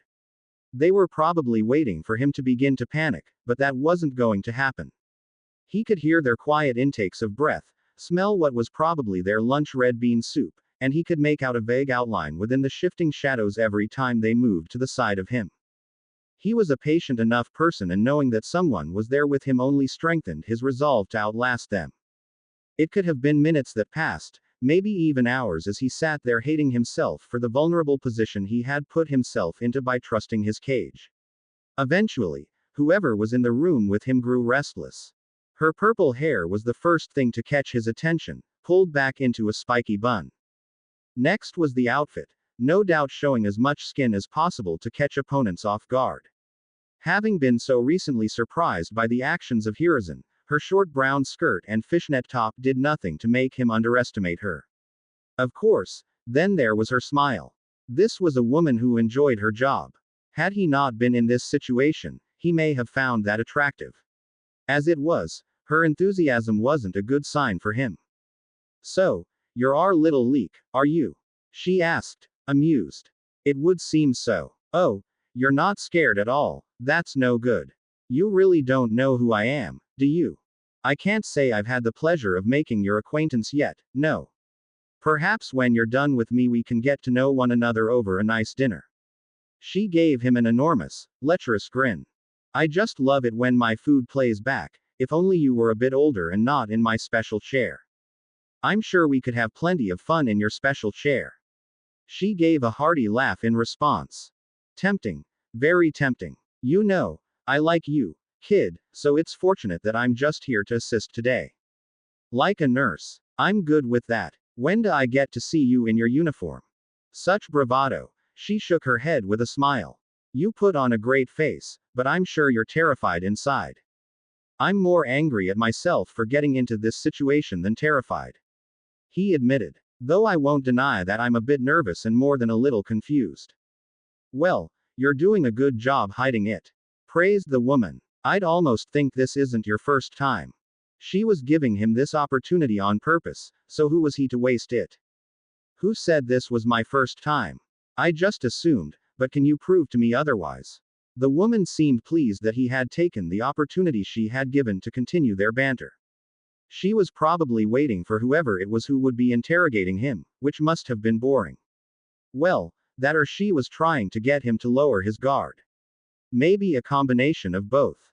"Take me up on my offer for dinner and I can. You know what? If you manage to graduate from the academy, I'll take you up on that dinner. You better start saving now though, squirt, because I expect to be treated like a queen if you hope to get even a key afterwards." "I'll keep that in mind. Does this queen have a name?"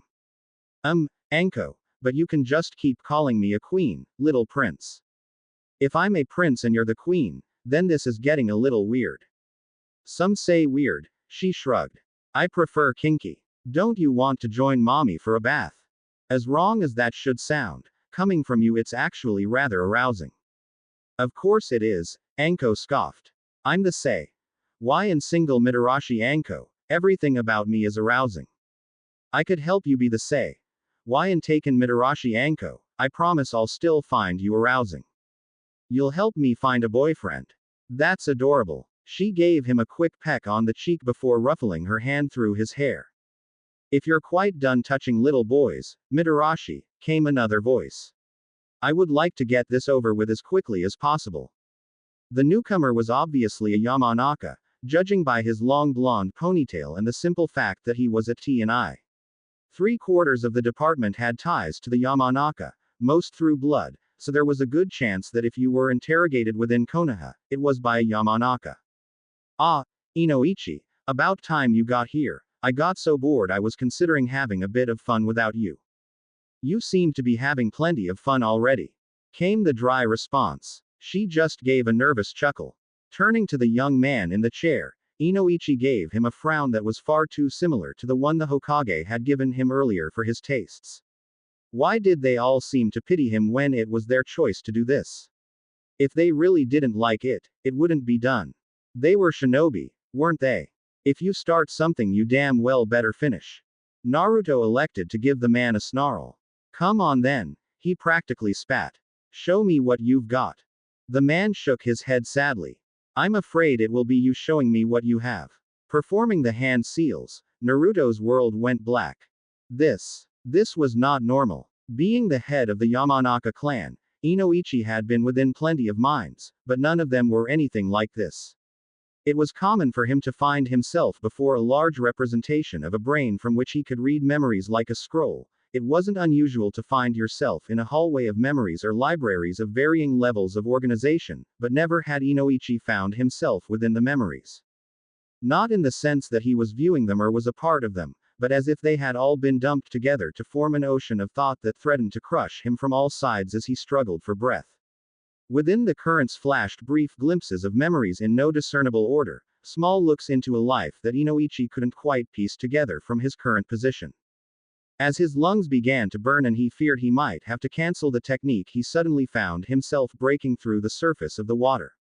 Grasping desperately for something to hang on to, his fingers hit hard stone and he gripped it as if his life depended upon it. When he had sufficiently caught his breath, he took a moment to observe his new surroundings. Beneath his hands was a platform of black marble, stretching in either direction as far as he could see. To his right there was a bright gold line crossing the platform, and over it sat a massive dining table currently empty.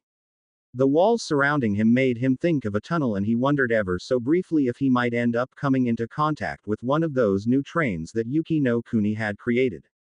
Torches cast pale green light upon him as he dragged himself fully onto the platform. Looking back at the water, he was surprised to see that it did in fact contain the boy's memories. The fact that there was a place he could physically interact with was normal, but for his memories to not just be unorganized but unseparated too. That was ridiculous. If one thing was clear, it was that this was not going to be easy. Time on the outside passed differently within the mind, and time within the mind passed differently depending on the mind. He may have sat at the edge of those churning waters for hours or perhaps even days, but rubbing his tired eyes, Inoichi stood up and moved to the table for a quick break. He found himself beyond surprised when he learned he wasn't alone. Sitting calmly at the head of the table as if someone was not currently within his mind, Naruto sipped slowly from a glass of wine. But that shouldn't have been possible. Only the user of the technique would be brought to this place. It shouldn't exist without proper training or the use of special Yamanaka abilities. The thought that he had managed to stumble into here while Inoichi was working was absurd unless the Mind Walker had been in here for far longer than he had realized. You know, if you had questions, you could have just asked. Save us both a lot of time and effort. Inoichi couldn't help but scoff. If it was that easy to be sure they got the information required, he wouldn't have had to use his Yamanaka techniques. Even if you told me everything I wanted to know, I wouldn't believe you. Naruto only shrugged. Take your time then. I suppose, you might as well be thorough. I don't have any plans for the evening unless that assistant of yours accepts my offer for dinner. Shaking his head in disbelief, Inoichi went back to work. What seemed to be a few minutes later, Naruto joined him at the edge of the water. So, what are you looking for? He didn't receive an answer, bringing a frown to his face. If you told me what you were looking for, I'd think about it and you'd have a better chance of finding it, wouldn't you? I'm quite comfortable here, but I'd rather not waste time sitting around when I could be out training. Fine. Spat Inoichi through gritted teeth. The Uchiha Massacre. The change was instantaneous as all memories within the swirling waters became focused upon the Uchiha clan. The first image was naturally the face of Makoto, followed quickly by the sight of her as she cried into his neck. Images of them sitting on the couch together swam through his thoughts, and a final memory of him slipping his purse into her pouch was the last thing to appear related the event. Even having seen what he came for, Inoichi was frowning.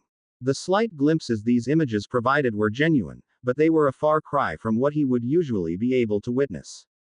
There was too much of a chance that he had missed something important within these memories he didn't have full access to. This was a strange mind indeed. So, you spoke with Makoto, what of the others? Being inside the boy's mind, he knew the confusion in his voice was real. What others? Hiruzen was not going to like this. The moon shone brightly as he was released from Konoha's T&I building, and Naruto's fury was nearly boiling over. They had actually suspected that he aided in the escape of a large group of Uchiha survivors. He had thought he had Hiruzen's trust, but for the old monkey to think he would hide something like that from him and then have someone enter his mind in search of information that didn't exist. The Uchiha could have bled to death outside his door and he wouldn't have batted an eyelash. It was only because it was Makoto who came to him that he helped her. Sure, he may not have been close to her, but he wasn't close to many people. He knew her and so he helped her. There was nothing else to it. To suspect him as part of some elaborate escape scheme to ensure the survival of the Uchiha clan was insulting. That they thought they could get that kind of information from him if he had was even more so. Giving a snarl into the night, Naruto began stalking through the empty streets of Konoha. It was usually busy on the streets of Konoha, but at 2 in the morning in the Shinobi district there was little activity. He briefly considered taking the rooftops due to the lack of shinobi dashing across them but quickly cast that thought aside. Most shinobi had already left to go about their business, but the chances of running into one atop the roofways of Konoha were far too high for him right now. Moving without direction, he snaked through the village, intent on walking off his frustration before returning home.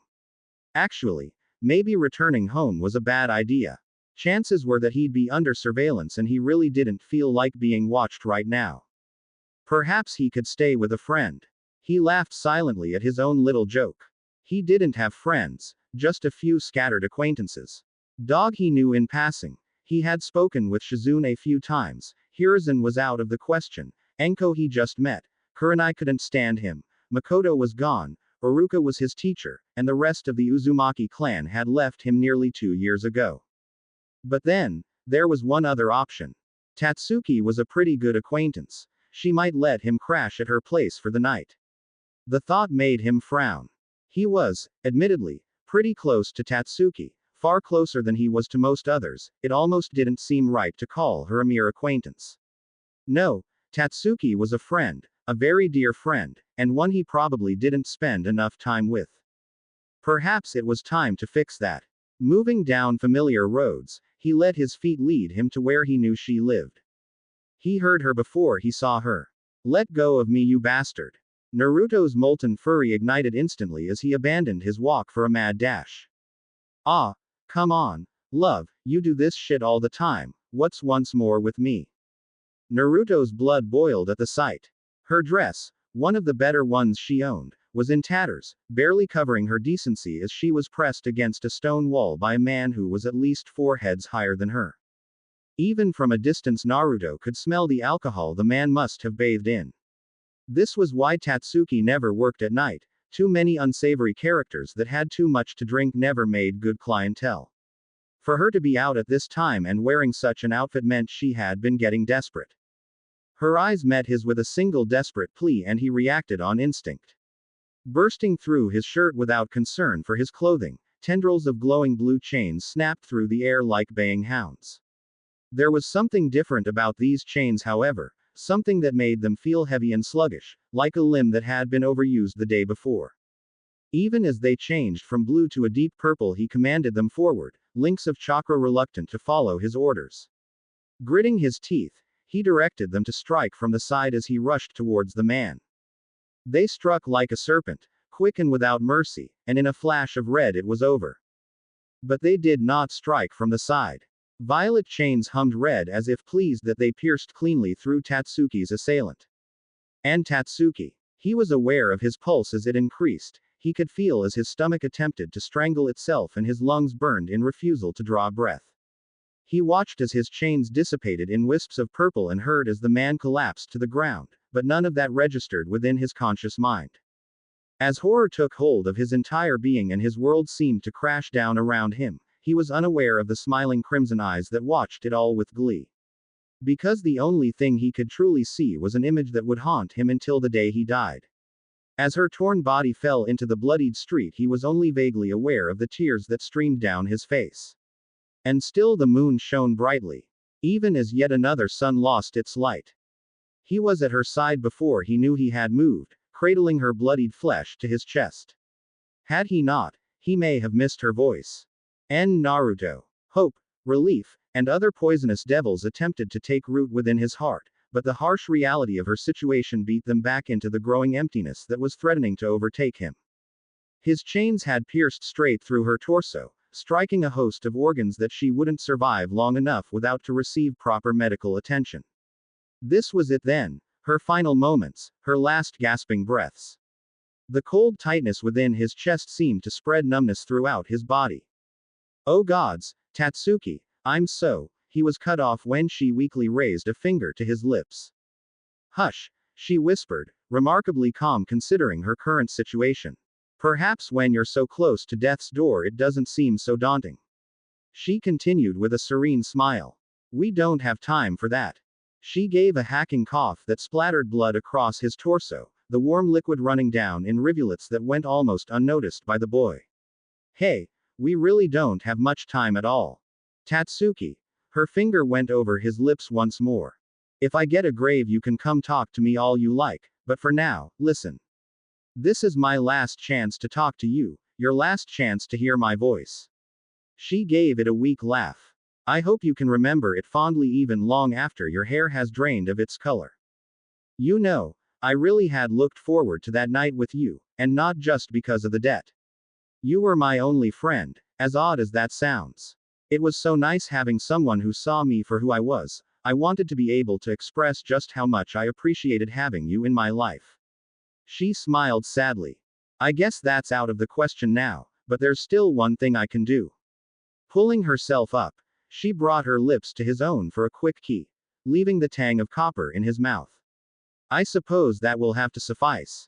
You know, this body is technically yours now, feel free to do whatever you want to it. She tried to give him a sultry smirk but it lacked the mischievous playfulness it usually had. I'll take good care of it. He promised, leaning down to give her another quick key. It was just a little thought I like to play with some nights, but I really could have seen us starting a family of our own. We never would have had to be alone again.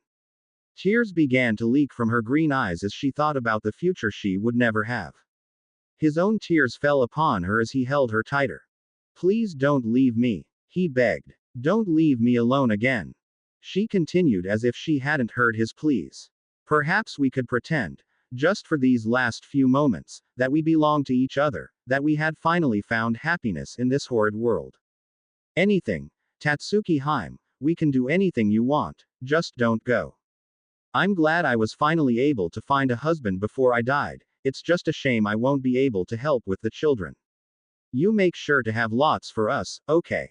I will, I promise you, I will. A daughter would be nice, what will we name her? He asked softly, running his hand gently through her hair as her breathing became faint. Hitomi, she said with a smile. We'll name her Hitomi, and she'll be the most beautiful little girl the world has ever seen. I'm sure she will be. After all, with you as her mother, how could she not? He gave her a final key. To her forehead. Get some rest, love, I'll see you in the morning. Yes, in the morning. Good night, darling. It would be the last thing she ever said, the last time he ever heard her voice, and he would remember it for as long as he lived. As numbness took over his body, it did nothing to stop the tears. Her body had cooled long ago, her precious lifeblood coating his torso in a thick layer of crimson. He walked slowly, almost reverently, down the streets, as if she were only sleeping and he was trying not to wake her from her dreams. The shirt her assailant had worn was wrapped tightly around her to preserve her modesty as he made his way to the Yamanaka compound. He had promised her that he would take care of her body and this was the only way he knew how. They were her family. Not only did they deserve to know of her passing, but she deserved to be buried amongst her kin. It was all he could do for her at this point. He would not, however, be surrendering her possessions to them. No, those were his to remember her by. As he had countless times throughout this dreadful walk, he found his gaze drawn to her pale face, bathed in the soft glow of the moon. She looked so peaceful, so perfect, as if the heavens had dropped an angel into his waiting arms. Instead, they had taken her from them. His purple eyes moved up to the clear sky and he frowned. It was such a beautiful night, entirely unsuited for what had just recently taken place.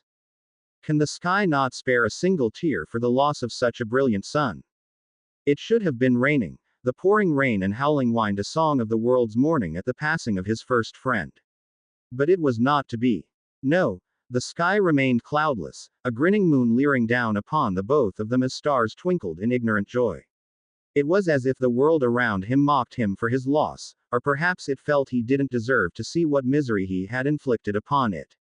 It might wait, then, for him to leave before shedding the tears she deserved. Shaking his head of the thoughts, he pressed onwards, her drying blood gluing his shirt to his skin. Only briefly was he glad that his new cloak had been left at his home that morning. Had it not, however, he would not have spared a second to be upset about the loss. The body in his arms was far more precious than a cloak from a stranger could ever be. His eyes narrowed as he spotted the Yamanaka district, and anger quickly boiled within him at the figure he saw before it. Just as quickly, however, it was pushed back down.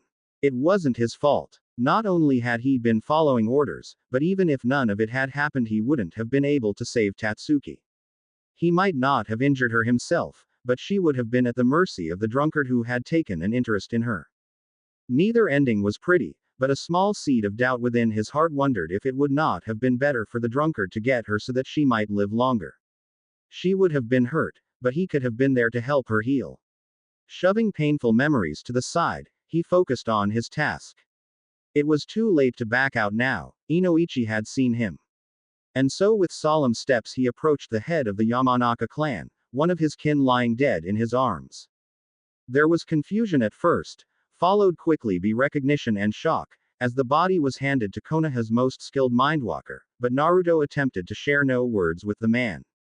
As soon as the body was out of his grasp, he turned on his heel and walked away into the night. He couldn't bring himself to look back. Giddy excitement permeated throughout her entire being. She had done it. She had finally done it. After waiting for so long, an absolutely perfect opportunity had finally arisen, and she had wasted not a moment taking advantage of it. Yes, he would be sad, he would be hurt, but he'd move on quickly enough, and the pain he went through was more than worth getting rid of that whore that liked to hang off her precious warden. It was unacceptable, but justice had been swiftly dealt. And that meant there was no one left to steal her warden away from her. He was hers now and would remain hers until the day he died. Nothing was going to change that. If the gods were really smiling down on her, this would not only leave him to herself, but push him closer to her as he searched for comfort. Maybe then he'd come to really appreciate who he was going to be spending the rest of his life with. There were only 2 women left in his life now, and neither one of them was a threat. Kato Shizune, apprentice of the slug Sanin, was seen only rarely, and if any type of relationship formed between them, it seemed most likely to become that of siblings.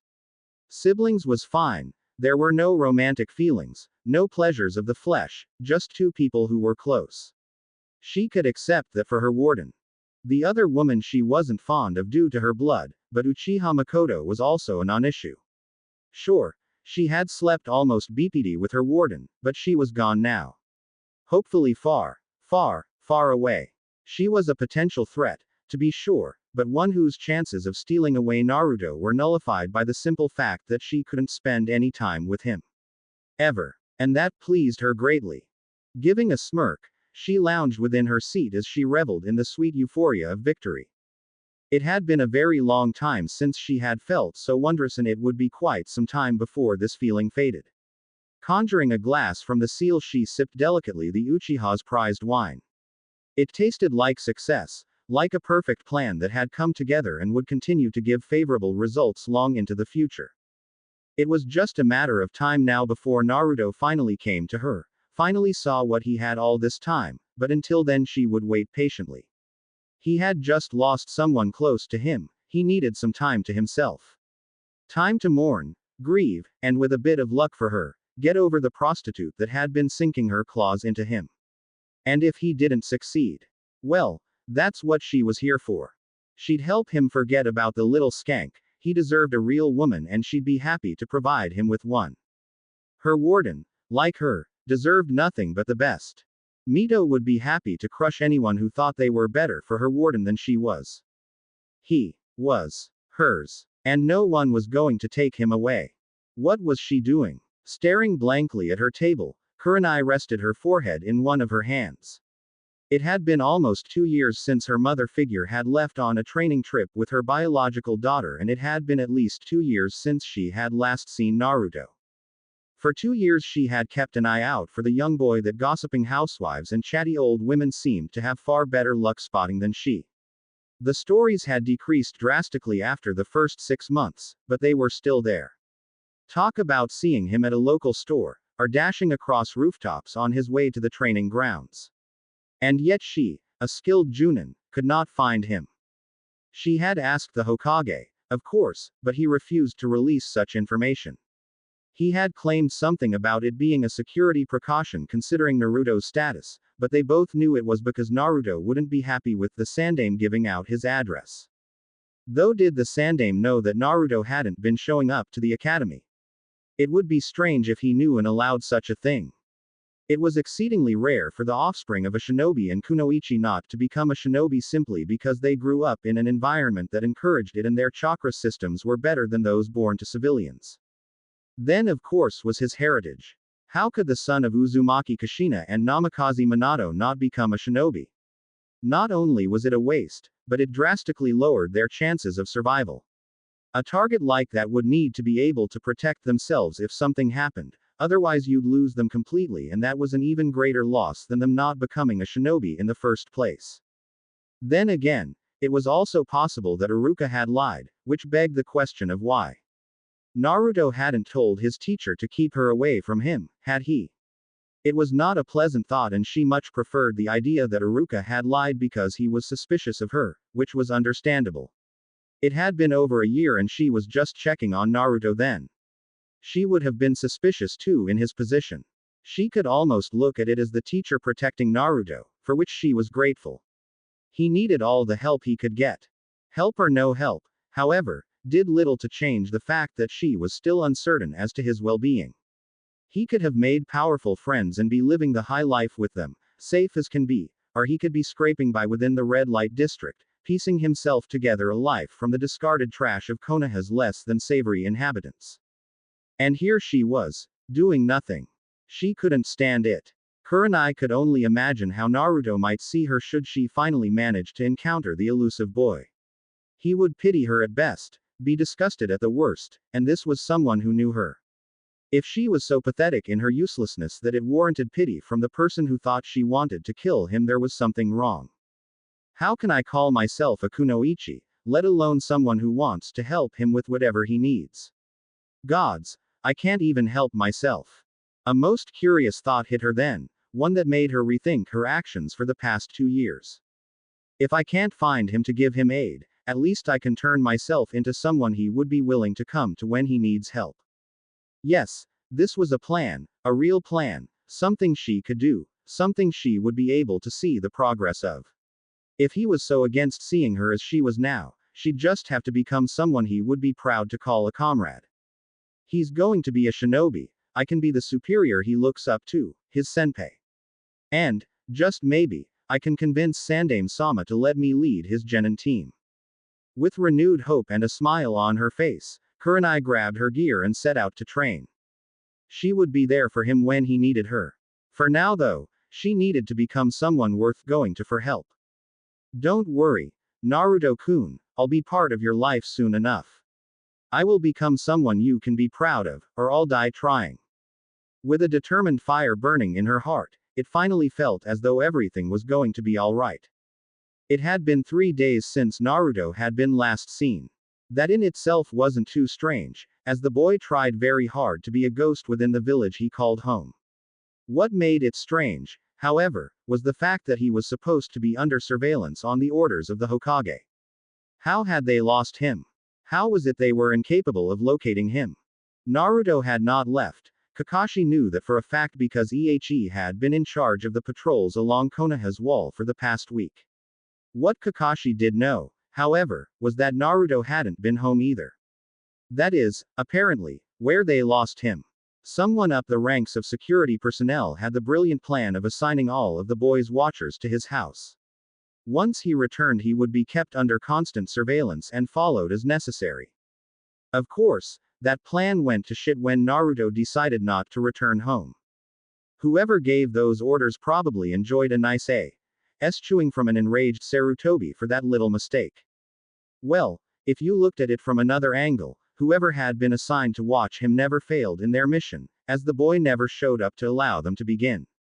They could probably get off the hook with that one, though it would certainly serve to increase the rage Hiruzen felt towards the one who had given out the orders. Poor bastard.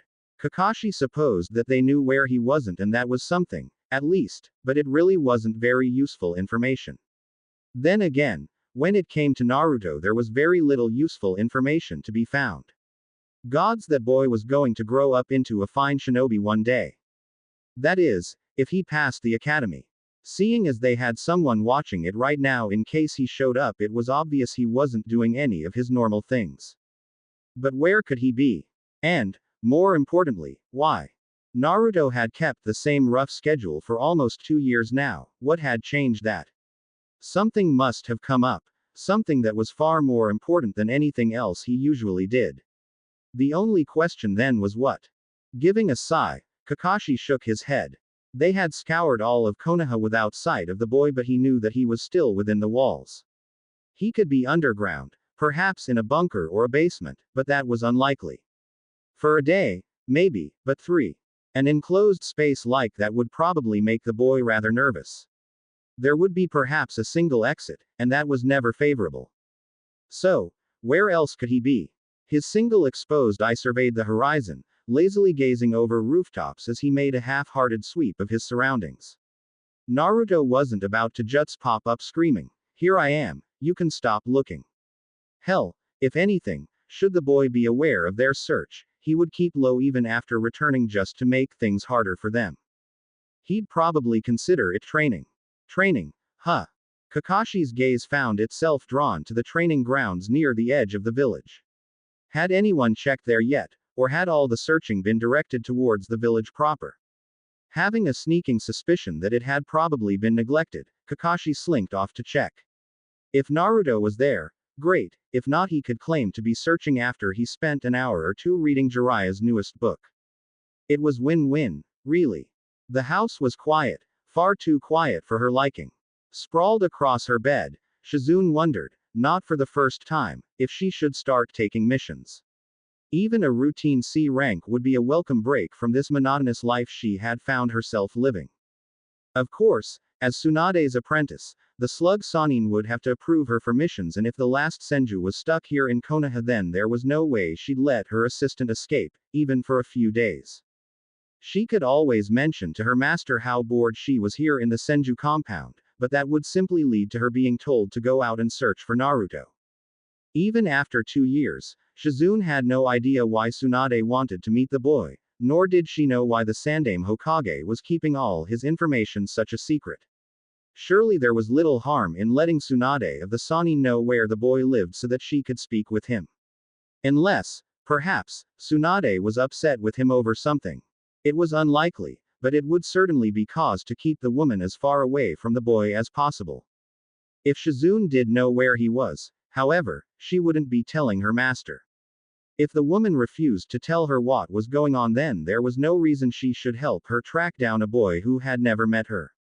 Thinking of Naruto, it had been quite some time since she had last run into him. During the first few months she spent in Konoha, she would encounter him once or twice a week. As time went on, however, she began seeing him less and less.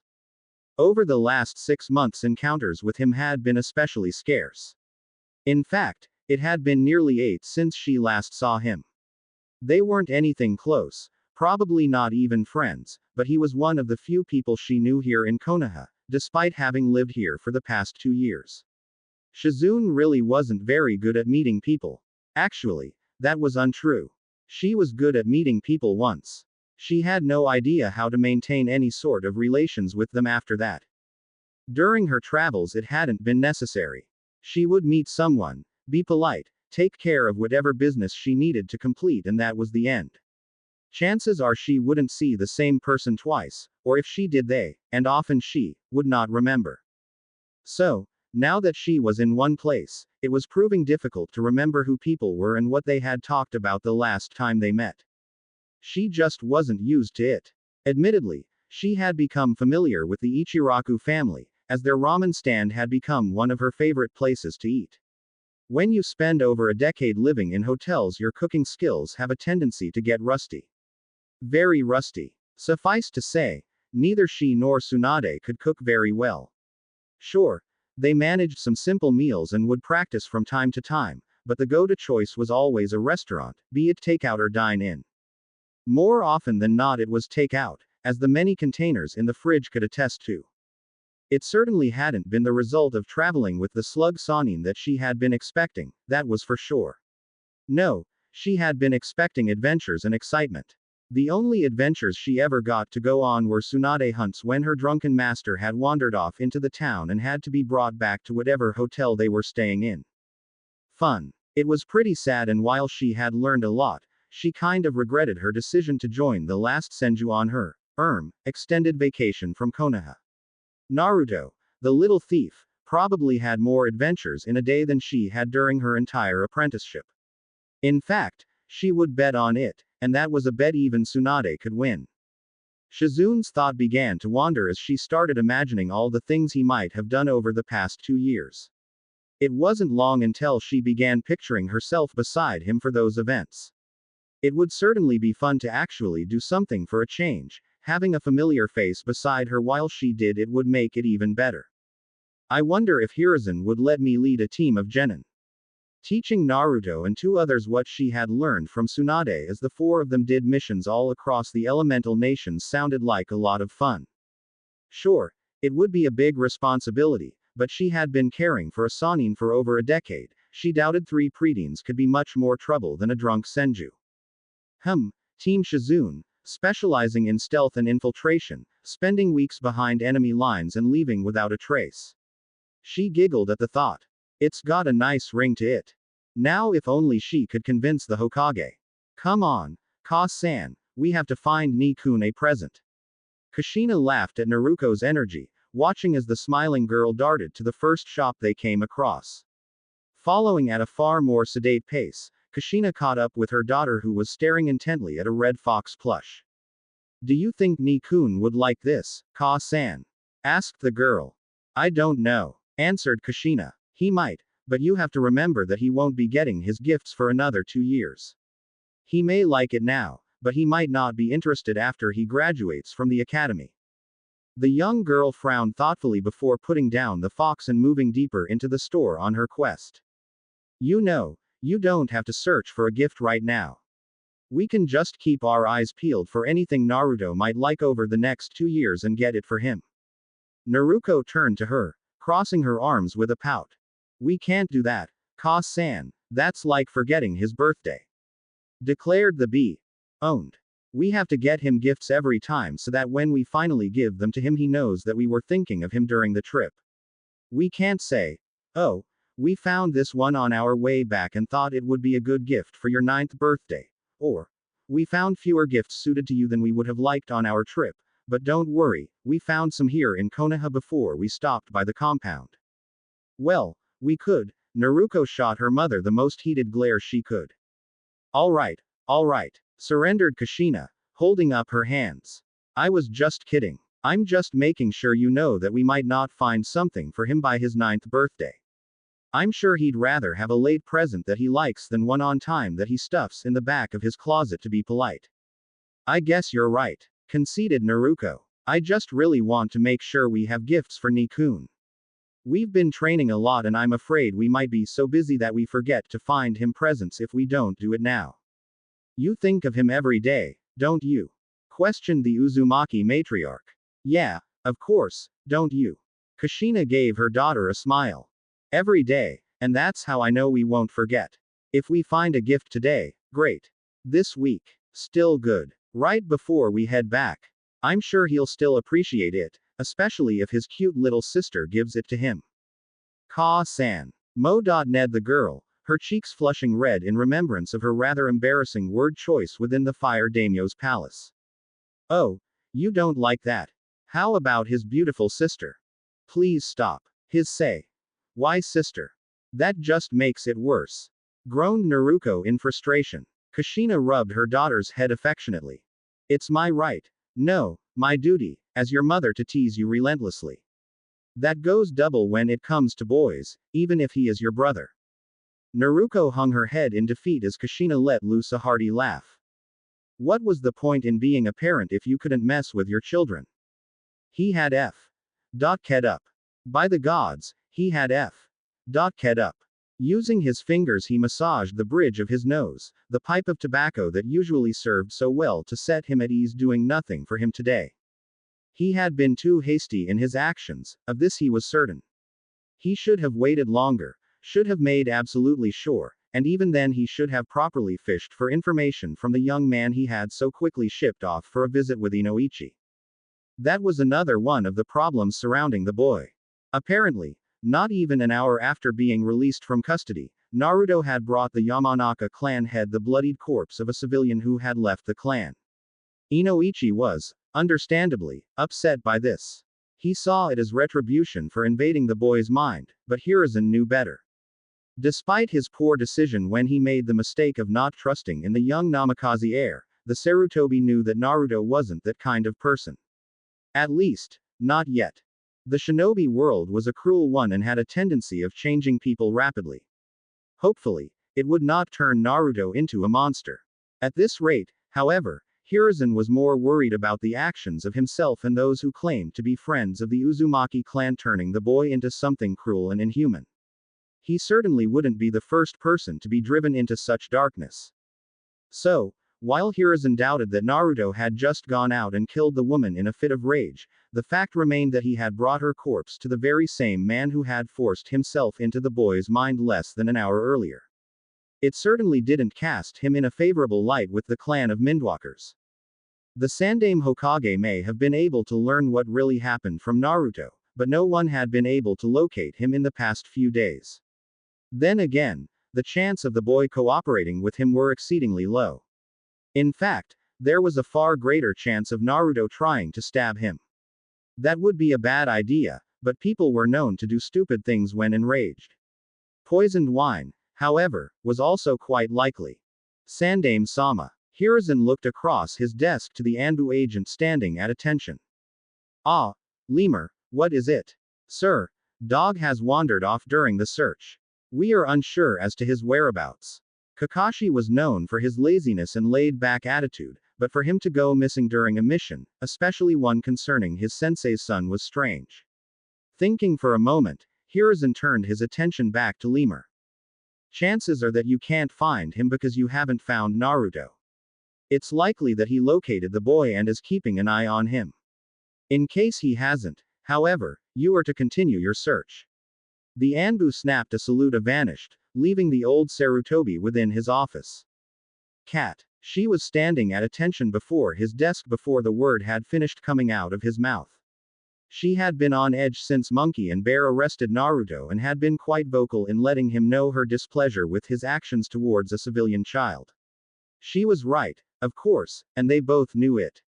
She was concerned for the boy as she, like most of his Anbu, had become rather fond of the redhead. That made her perfect for this assignment. I have reason to believe that Hitaki Kakashi has located the son of Kushina. You are to confirm this and observe the boy should he be located. Report to me at the end of the day. Sir. She gave a quick salute before disappearing, rushing off to complete her assigned task. Leaning back in his chair with a sigh, Hiruzen hoped that her report would be favorable. If he was really fortunate, she might even approach the boy. If she could shed some light even a little on the body he had delivered to Inoichi, that would make his job a hell of a lot easier. Then again, this trouble was a fitting punishment for his mistakes. He had no doubt that he had lost all the trust the boy had in him. This was the result. In the end, he had only himself to blame.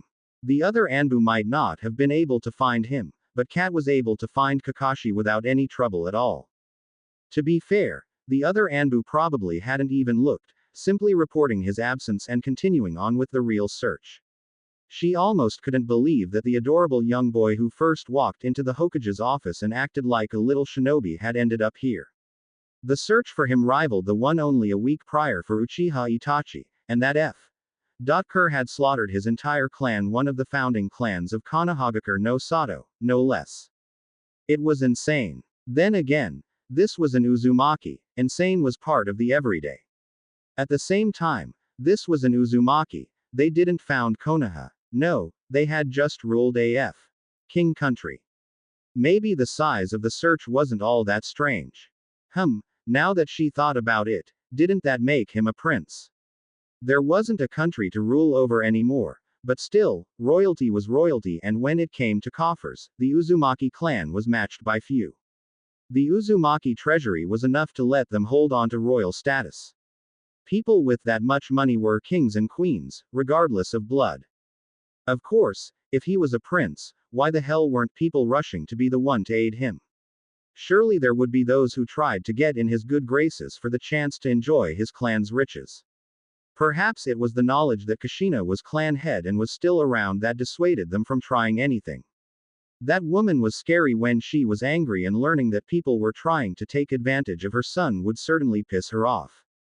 Then again, seeing as she had just up and left him, she really had no right to be angered by the life she had inadvertently pushed onto his small shoulders. He was handling it remarkably well, though. Those shoulders were stronger than they looked. Slipping through the tree, Kat came to a crouch on one of the larger branches. Kakashi sat on the same branch, leaning against the trunk with one leg swinging lazily through the air. His nose was buried in a book, as it often was, and he made no move to acknowledge her arrival. Like Hiruzen had predicted, Naruto was nearby, training as if his life depended upon it. On her right, Kakashi moved, pushing himself up into a standing position. Well, he spoke in a lazy drawl. It would seem as though Hokage-sama has sent someone to relieve me of my watch. I suppose I'll be off then, ta-ta. And with that he was gone, most likely returning to his apartment to enjoy reading his book in the comfort of his own home. Shaking her head at her senpai, she turned her attention fully to the young boy in the training field. Trees all around him had been torn down to toothpicks, leaves scattered over upturned soil that had been filled with countless small craters. Whatever grass that had once been present was not to be seen, and deep gouges had torn through the landscape in seemingly random patterns. Naruto was in the middle of the chaos, sprouting chains from every part of his body in every size and length imaginable. From lengths of solidified chakra as thin as her pinky to great lengths wider than her torso that probably wouldn't have looked out of place with an anchor at the end. He seemed to be trying to control them all at once in different ways and was failing spectacularly. Taking the seat Kakashi had just vacated, Kat proceeded to watch. It would be the most destructive training session she had ever witnessed. As ants might, they scurried past him, doing all in their power to avoid eye contact as they parted before him, a sea of flesh and terror. It brought a smile to his face. The trickle of people grew steadily less as he pressed forward into the darkest depths of his precious sanctuary, down to the one room that was for him and him alone. A sanctuary within his sanctuary, somewhere he could pause and gather his thoughts before diving back into the chaos that was his quest to learn everything. At the moment, that meant focusing on achieving immortality so he'd have time enough to do so. There was just far too much to squeeze into a single lifetime. As it was, he had already come up with a viable if not inconvenient way to extend his life indefinitely. It had the added bonus of allowing him to change his appearance and even better his gender. Tired of buying drinks at the local bar? Boom, now drinks are being bought for you.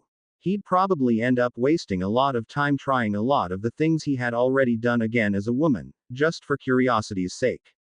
Of course, the ability to just walk into the female side of hot springs without any trouble was certainly intriguing. It really had been far too long since he had last been with a woman. Pushing past carnal desires, he came to the door to his private chambers, pushing open the intricately carved double doors of dark wood.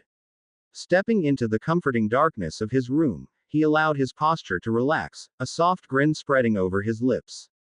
His chair, which was more of a throne, quickly found his body sinking into it with a groan. It had been 56 hours since he had last stopped his work for a well-deserved rest.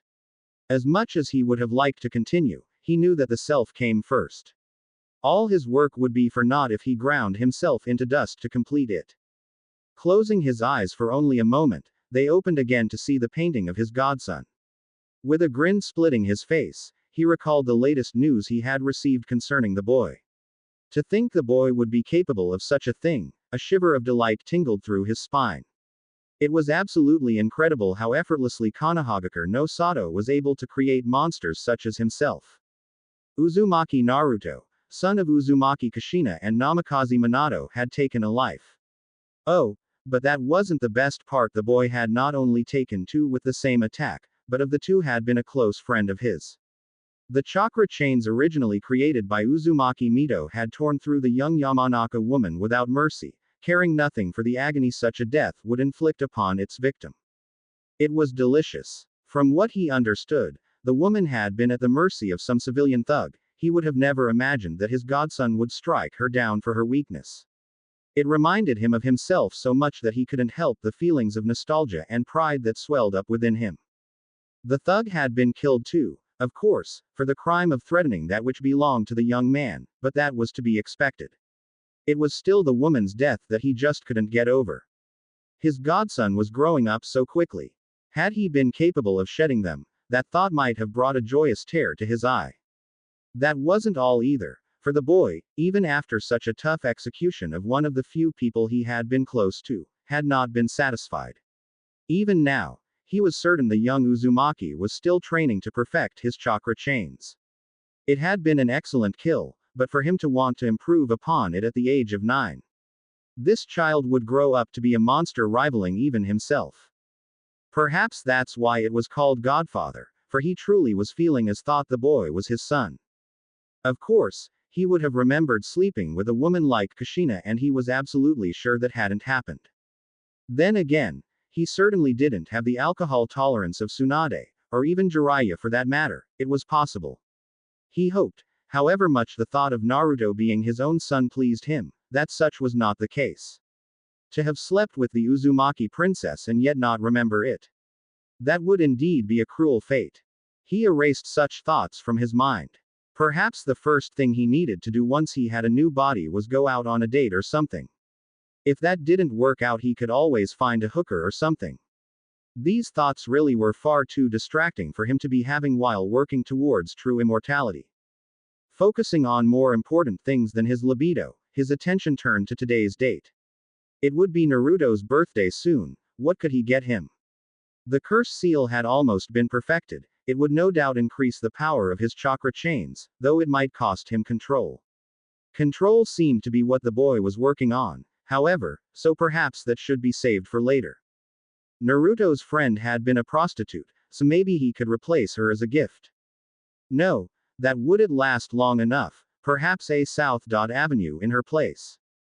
He might enjoy that. Then again, while Avery was still legal, it was extremely difficult to go through all the legal bullshit surrounding it. He would do it for the boy, of course, but seeing as his godson was still a civilian minor, it was probably a bad idea. He wasn't even sure if he could own a South Avenue, even as a prince of Uzu, before he had reached legal maturity. At least, not without his mother's consent, and that was out of the question. No, he needed something practical, something simple, something he could find immediate use from. He needed something suitable for the little killer he was. A grin split his face. Orochimaru knew just the thing for his godson. All right, class dismissed. The sound of stampeding children momentarily drowned out his thoughts, but when they had gone a sufficient distance from his classroom, his mind instantly drifted to the empty tree right outside the window. Excluding the time he had spent in the hospital, there had been not one single day that Naruto had missed completely. But then, 2 days after the Uchiha massacre, he had simply vanished. It would seem, however, that he was not the only one who hadn't seen him. All of Konoha's Anbu seemed to be searching for the missing boy in a search that almost made the one for Uchiha Itachi look half-assed. And yet they turned up empty-handed. He knew the boy was stealthy, but this was absurd.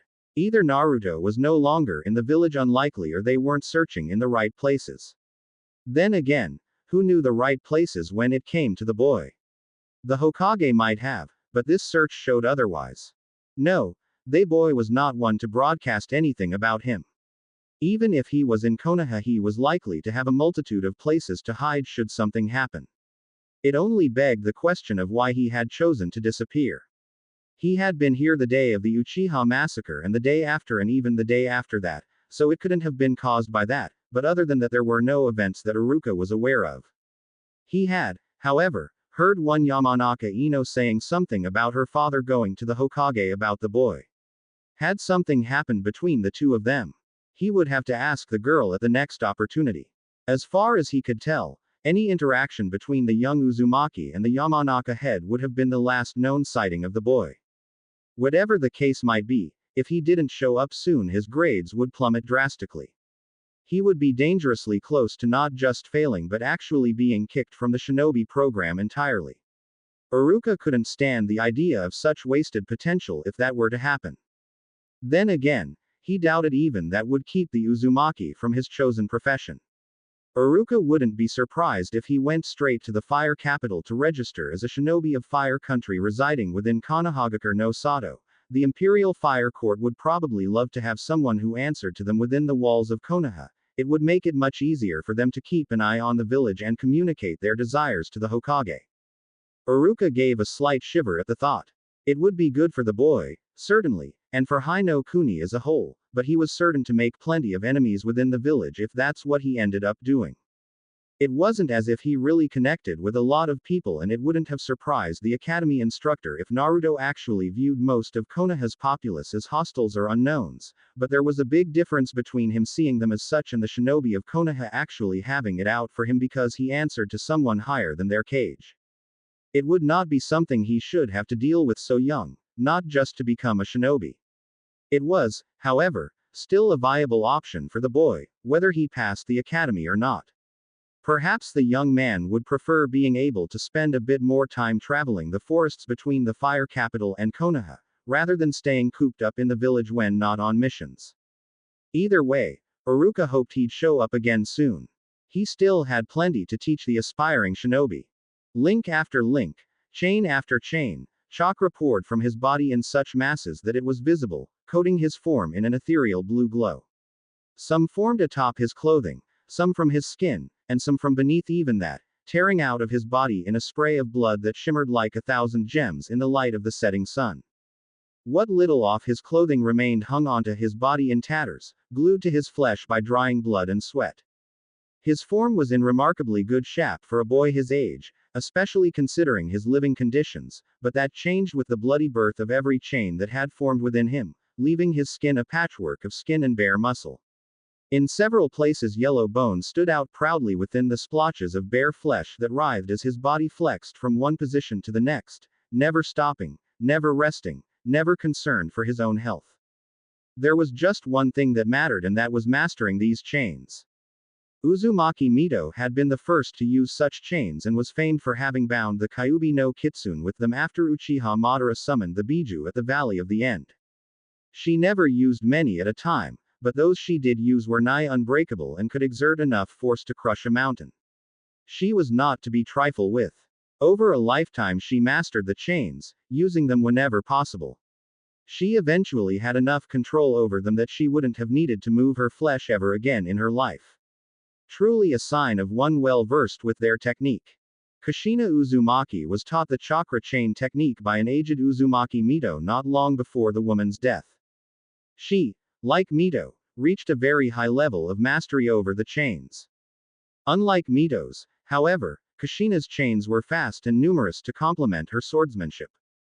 The Uzumaki clan were well known for their skill with blades, and Kushina had taken a liking to them like many clan members before her.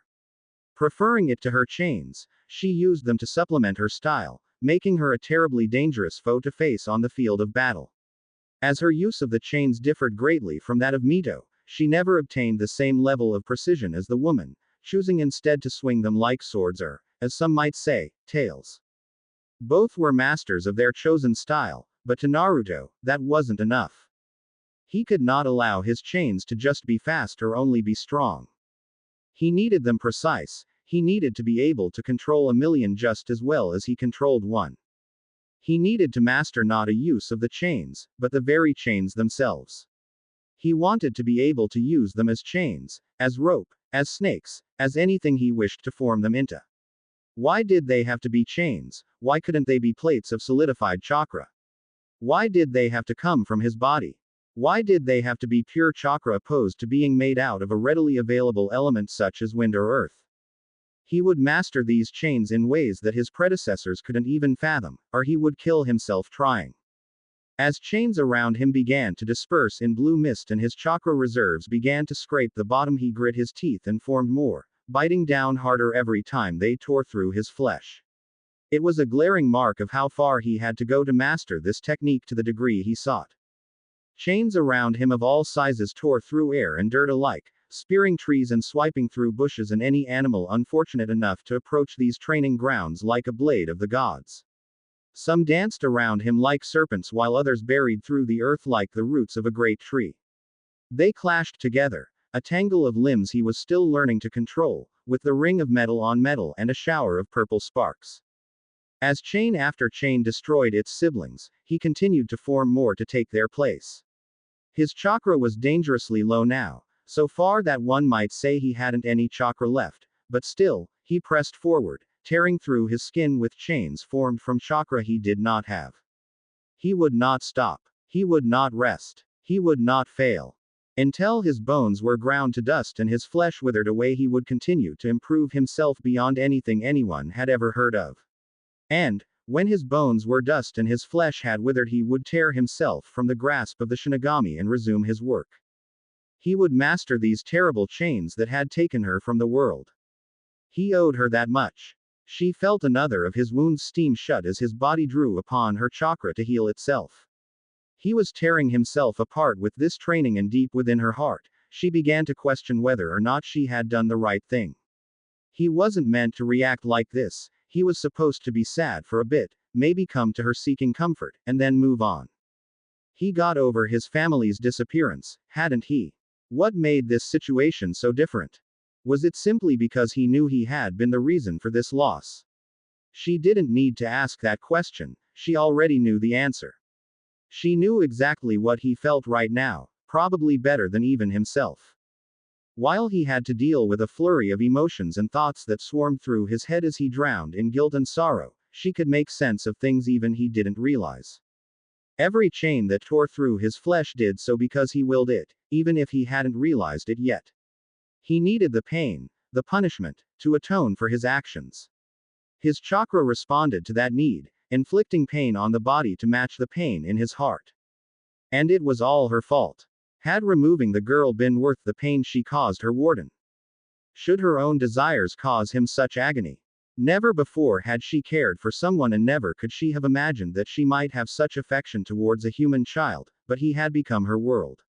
He came to her almost every day, he spent time with her, fed her, housed her, clothed her. It was not how she was used to being treated, and she loved every moment of it, prisoner or no. If this was her sentence, she would gladly serve it forever.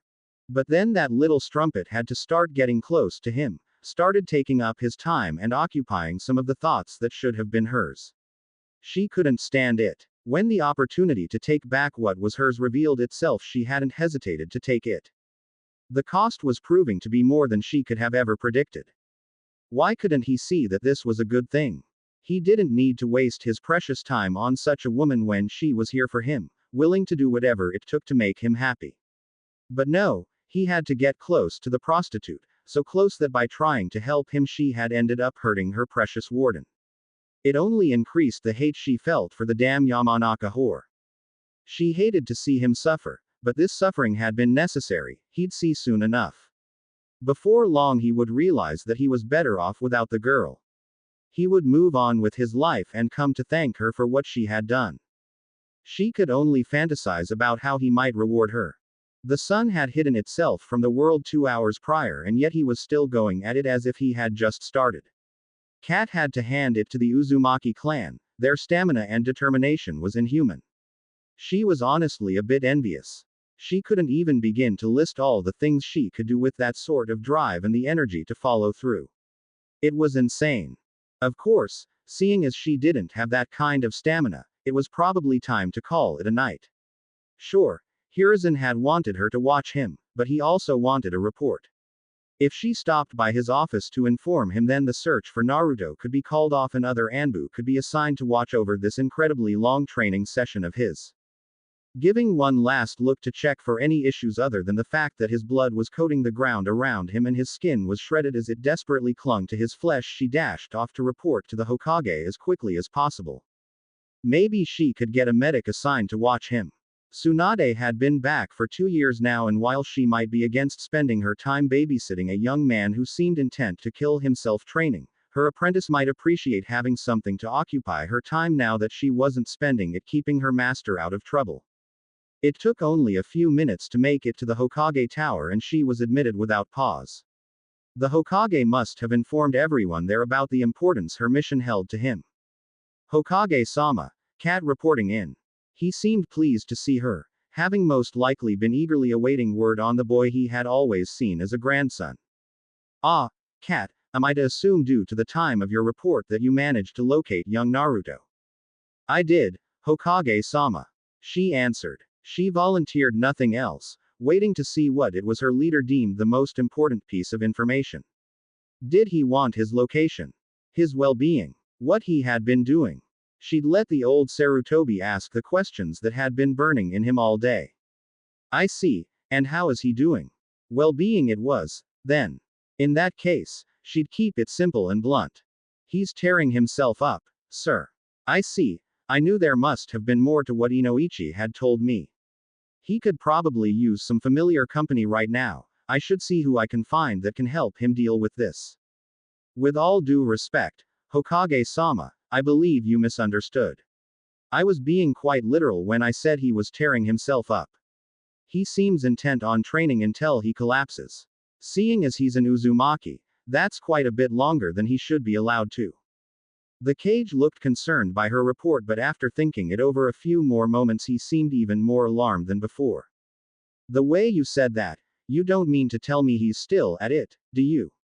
She gave him a stiff nod in the affirmative. As of 5 minutes ago he was still training, yes. Hiruzen looked furious. And you left him there alone. Despite his rage, Kat stood calm, responding in the same professional voice all Anbu had learned to use in the face of an angered god. I do not have advanced enough knowledge in medical techniques to be of any use to him in his current condition. I thought it better to report the situation to you so that the search for him might be called off and someone with the proper skills might be assigned to watch over him as he trains. Sufficiently calmed, Hiruzen took a deep breath and leaned back into his chair. I see. Good work, Kat. Now, you mentioned training. What exactly is he doing? He seems to be attempting to improve his ability to use chakra chains. The field will need to be redone when he's finished, but he seems to be doing as much damage to himself as he is his surroundings. Approaching him would be unwise, as he's currently attempting to control multiple chains individually. Giving him a single point to focus on will probably result in being ripped to shreds. The Hokage seemed disturbed by that news, probably thinking about the girl that had been given to Inoichi by the boy. The wounds she had could easily be attributed to a host of chains tearing through her venerable flesh. It was not a pleasant thought. Or a pleasant way to die. Thank you, Kat. You are dismissed. Giving a bow, she left the office. Her duty was done, now it was up to someone else to watch over the boy until he grew tired of bleeding everywhere. After that, maybe she could have a chat with him about problems she spotted in his technique. As it was, he had entirely too many openings. She'd have to fix that. It had been a week and finally the skies could hold it in no longer. Great tears of the heavens crashed down upon the earth, heavy with sorrow. It was fitting then, that the Yamanaka had decided on this day for her funeral. She may have left the clan to make a life for herself, but the bonds of blood were stronger than that. She'd be buried with her kin just as if she had remained in the clan and had worked hard to bring it to glory. It was a simple ceremony. When your clan is famous for its skill with the mind, you didn't need some great event to remember the passing of a clan member. Those memories could be accessed any time and even shared between people. There would be plenty of time to grieve in private for those that chose to do so. Those that didn't would probably just push the memory away, not desiring to be reminded of those that had been lost. It was the way of the Yamanaka. 2 men brought the cylindrical casket to the grave and it was lowered slowly. The rain had not let up and those present strained their ears to hear the priest speak, after which the grave was filled. It was Inoichi himself who struck the simple wooden grave marker into the ground, giving a few parting words as head of the clan. He welcomed her back before wishing her good fortune on her way to the next life. As the crowd dispersed he approached the grave, aware of the gaze of the only remaining Yamanaka. Perhaps Inoichi could make out his identity in this rain, maybe he couldn't. It really didn't matter. Dipping his bandaged hand into his bag, we withdrew one of Madara's 10 bottles of wine. Taking a single sip for himself, he poured the rest of it onto the freshly disturbed soil. Placing the empty bottle down by the grave marker, he took a step back, ignoring the rain that crashed upon him. This was all his fault, but for the life of him he couldn't think of a proper way to atone for his actions. Rain soaked through his clothing, reminding him of the blood that had stained him red oh so recently. As lightning flashed in the distance, he saw glowing chains that streaked through the air. Blue, purple, red. The red chains snaked through the air as if they were self-aware, striking out at a target that should have never been a victim to such monsters. Lightning flashed again, filling his vision with a bright red glow. But this time, he was not in that alley and there was no Tatsuki. No, he lay sprawled on the floor, clutching at his arm, after an explosion of red chakra had burst from the Uzumaki compound. The chakra, it looked so much like his chains, but the chakra. His heart froze. No, it couldn't have been. He didn't want to believe it. It began beating again. It had to be, every part of his being was screaming this truth at him. Molten fury pumped through his heart and burned his veins. Under his soaked clothing, the seal on his right arm began to burn an angry red, clearly visible through the fabric.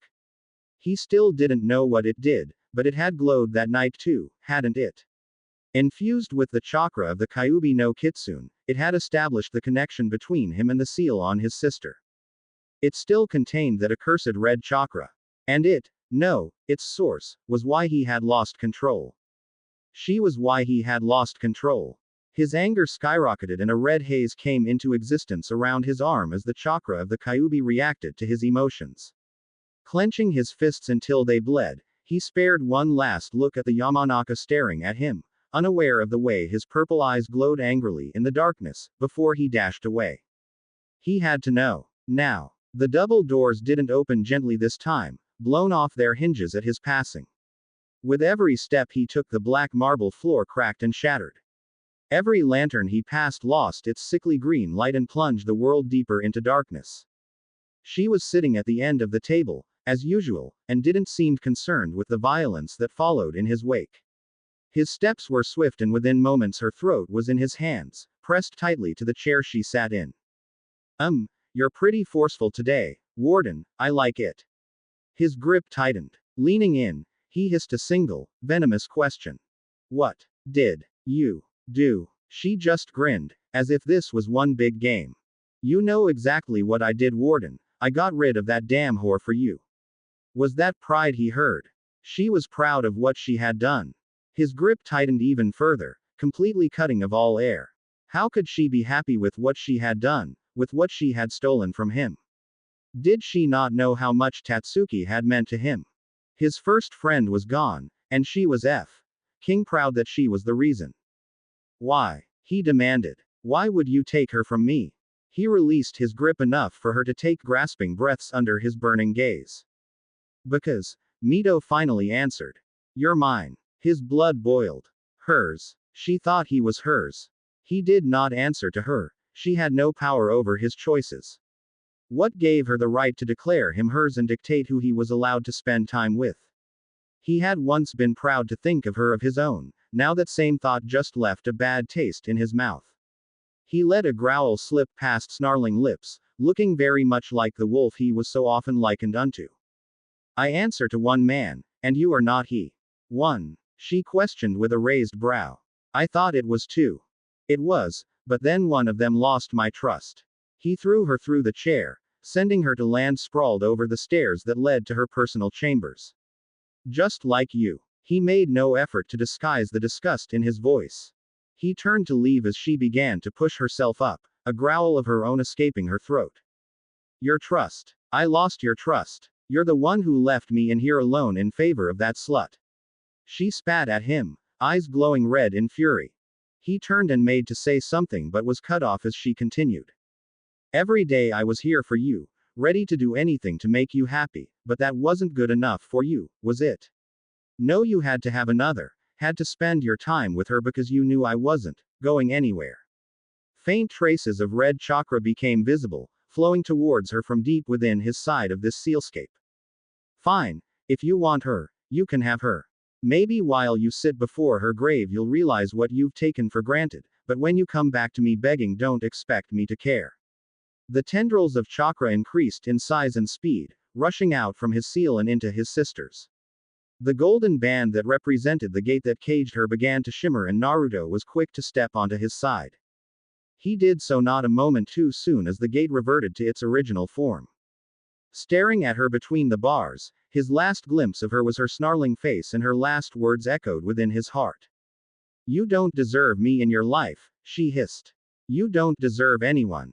And his sealscape crumbled. The rain greeted him again, along with a familiar ache in his heart. Collapsing onto his knees into the wet soil of the forest floor, he punched the earth with all his might. He heard the familiar snap of bone but could not bring himself to care. Her words hurt far more than his flesh ever could. His tears were lost to the rain. 2 weeks ago his training had utterly destroyed Training Ground 13. That was nothing. Training Ground 13 had been turned into a field of holes and gouges, barren of all foliage and scattered with the occasional dead animal. Here, in Training Ground 9, there was no longer any ground. Mountains of rock and dirt stretched high into the air as the canyons they had been born from steadily filled with the shattered remnants of what had once been a forest. Trees decades old had been reduced to nothing but splinters, and each and every leaf had been shredded into a fine dust. Huge chains pounded away at everything around them, compressing the man-made mountains until they were strong enough to give even the great toad boss Gamabunta pause. There was nothing left. And yet he did not stop. Hour after hour, day after day, he continued on, pausing only briefly for a few hours of sweet unconsciousness. He had no choice in the matter. If he were to stop, he would think, and were he to think, he would remember. He could not bear such torture. With a crack his chain descended from the heavens, splitting a mountain in twine with little effort. As long as he could train, as long as he could push himself to the limit and keep himself there, he wouldn't have to deal with the world around him. And yet, the words still echoed within his head even as the doubt wrapped itself around his heart. "You don't deserve me in your life, you don't deserve anyone." He wanted to say that she was wrong, wanted to shout it out to the world that he was worthy. But then, maybe he wasn't. Could he honestly say that he, the thief, the murderer, was worthy of having people within his pitiful life? What had he done to possibly earn the companionship of others? Absolutely nothing. Perhaps that's why everyone left him. His mother, his sister, Tatsuki, Mito. Gone, all gone, and why? Was it really because he didn't deserve to have them? Were the divines bringing these people into his life in hopes that he might earn the right to keep them, only to be disappointed every time and take them back? What cruel gods then must they be, to let him first taste the reward he could never earn? A chain thicker than he was tall snapped towards each side of the mountain he had split like striking serpents. They pierced through with an explosion of earth, sending rocks flying and raining dirt upon the wasteland this place had become. These chains possessed so much strength, so much power, and yet, he could not enjoy it. This power, what good could it do for him? He, who had lost those closest to him, he who had no family, he who had committed himself to the path of a shinobi, to the world of shadows, what use for it did he have? The large chains split into 1,000 each, swirling around their creator in a glowing blue haze. He did not need power. No, power could not help him. He needed control of his chains, of his future, of himself. The chains ground together, sliding amongst themselves in a writhing mass not unlike mating snakes. When they were done, she stood before him, a statue that towered over the landscape in its brilliant blue. Tatsuki peered down at him, smiling. Her face was so close to that of the real one, to the one he had robbed from the world. A single tear slid down his cheek as he gazed upon his creation. Giving a sad smile, he watched it crumble, specks of dissipating chakra descending like stardust. The beautiful scene did her memory justice. Without a word, more chains materialized around him, ready to be commanded. A sharp stabbing pain struck him. Then, as if a dagger had been plunged into his navel. It quickly faded, but looking down he could find no cause. It was back as quickly as it had left, bringing with it a million burning needles that seared deep into his flesh. Another dagger went through his chest as he collapsed to the ground, gasping for breath that did not come. 5 through the chest, navel to sternum, 1 to the heart. He felt as 2 more slid into his head. As the pain threatened to overcome him, he managed to make out a curious sight. His chains, currently coiled around him as if to protect him from his pain, were losing their glow. It was slow at first, the darkening, but it accelerated exponentially, leaving him with dull blue chains that seemed more real than any he had ever created. Before he could ponder the occurrence, they shattered. His last sight before his consciousness faded was the mask and long purple hair of a familiar Anbu. Well, at least it wasn't someone new. Meeting people hadn't been ending well for him lately. Good afternoon, my name is Yakushi Kabuto. Ah, someone knew then. That was good, new was good, especially here. He had never known how much he hated hospitals until 2 years ago. This was the first time since then that he had found himself trapped within one. He didn't like it. The white, the brightness, the harsh chemicals used to disinfect everything within this hellish domain, even the nurses who did their best to be pleasant and make his stay as comfortable as possible drove him mad. This was not proper, this was not right. He should not be here, confined to a bed, relying upon others for basic needs. It was weakness, vulnerability. If there was one thing he could not stand, it was being vulnerable. But, if nothing else, it kept him on edge, and keeping him on edge kept him awake. He might be vulnerable at the moment, but he'd be damned if he had his throat cut in his sleep. Were anyone to come, he'd do his best to fight back. He'd fail, oh, he'd fail miserably, but when his assailant finally got the better of him, he'd look straight into their eyes as death took him. He was not one to surrender. This new person though, they seemed awfully young to be here. What brings you here, Kabuto? His tone was short and clipped. He wanted to get straight to the point. Pleasantries were to be saved until they were necessary. Here, lying in bed almost completely immobile, he didn't need pleasantries, he needed to heal. Preferably in his own damn apartment. Ah, yes, my apologies, I forgot that despite your current status as a civilian, you fall more into the shinobi-like category. I'll do my best not to waste your time beating around the bush. Naruto gave a small nod of thanks. Well, before we begin, do you remember the last time we met? Had they met before? Now that he mentioned it, the young man before him was rather familiar, but why? I'm afraid not, though you are, admittedly, very familiar. Not surprising. I really wasn't someone you would have bothered remembering at the time, you had no reason to. As it so happens, I was the one who gave you a checkup 2 years ago when your mother brought you in. I'm not normally one to do such, but we had been short-staffed that day and the hospital didn't want to keep your mother waiting. Understandable. His mother Kushina had never been a patient woman and tended to be rather destructive when bored. That was not the kind of person you wanted waiting unattended within the hospital. The trouble she could get into and the damages she might cause would be astronomical. Yes, quite. Kabuto paused to push his glasses back up to the bridge of his nose, taking a quick look at the files in his hands. Now, as I was saying, because I was the one to last examine you, they thought it best that I take a look before we come to any definite conclusion regarding your condition. As he set the files down on a chair and his hands came alive with green chakra, he lightly gestured towards Naruto. You don't mind, do you? Even if I did, I couldn't stop you. Do as you must. Kabuto acknowledged the words with a quick nod and got straight to work running a diagnostic jutsu over the entirety of the young Uzumaki's body. It was at 8 points during the examination that the medic frowned, the exact same points that had started hurting during his training. Certainly made sense. After a few more minutes of running his hands over Naruto's chest, Kabuto deactivated the technique with a sigh and shook his head. So, he began. The good news is that I know what caused this, the bad news is that I was more right than I had suspected 2 years ago. Naruto shot him an inquisitive gaze, prompting him to elaborate. 2 years ago, I brought up a concern I had regarding you and your developing chakra coils. You and your sister are the first children to be born to a Jinchuriki. Your sister, however, is now a Jinchuriki. My worry was that because you had been conceived in the presence of the Kyuubi's chakra, your coils might be affected. Once again, Kabuto fixed his glasses. When I told your mother this, she was, understandably, concerned.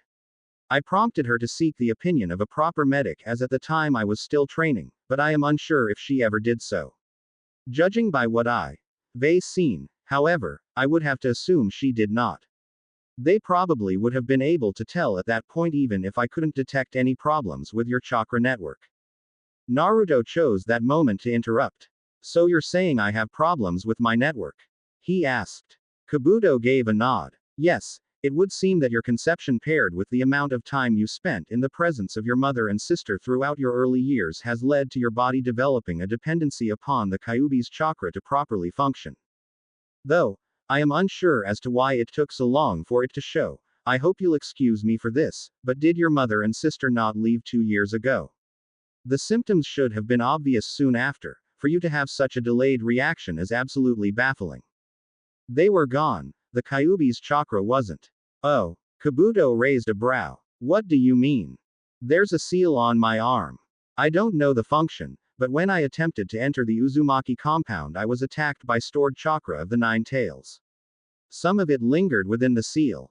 And it's not there anymore. No, the chakra's gone now. Frowning, Kabuto looked over his papers one last time before scribbling a quick note and giving a nod.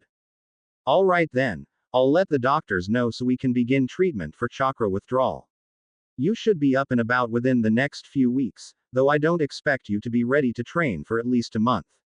Then again, you're an Uzumaki, maybe you'll surprise us. How much is this treatment going to cost me? Kabuto actually began laughing.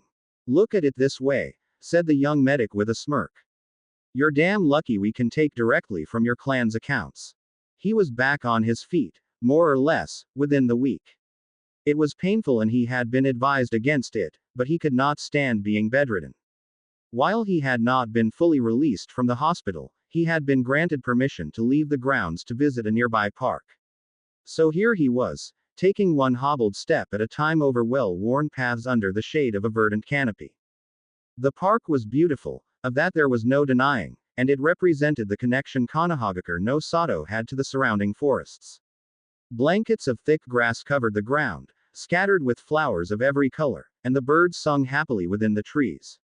The warmth of the sun and the buzzing of insects brought with them a sleepy calmness that invited you to take a mid-morning nap. Unfortunately, he was quite tired of napping. He had come out here for something to do. Continuing on the path, he came upon a curious sight. Sitting at an old stone table, a single man sat proudly. He was quite old, easily the same age as the Sandaime, and covered heavily in bandages. The sight of a cane propped up against the table caused Naruto to take a quick look down to his own. Doing so, however, reminded him of his own bandages, wrapped tightly around his right arm to hide his seal. How similar, he couldn't help but wonder, must they look at the moment? Curious as to the man's identity, he approached with slow steps. The nearer he got to the table, however, the more he could make out. Resting on the table was a game board, and on that board a multitude of pieces. More alarming though were the 2 white masks that peered from behind nearby trees, no doubt to warn him of their presence. This old man was certainly someone then. Be they Anbu or private security, it was not the average person who obtained their protection. Unperturbed, he carried on, aware as the man's eyes opened slowly and took in his every movement like a hawk. Standing next to the table, Naruto asked of the man, "Are you waiting on someone?" After a moment or two of thought, the man replied, "An opponent." He indicated the game set before him. "I see, and whom might be your opponent?" "Whomever is seated across from me." Pondering that for a moment, Naruto decided that he hadn't anything to lose.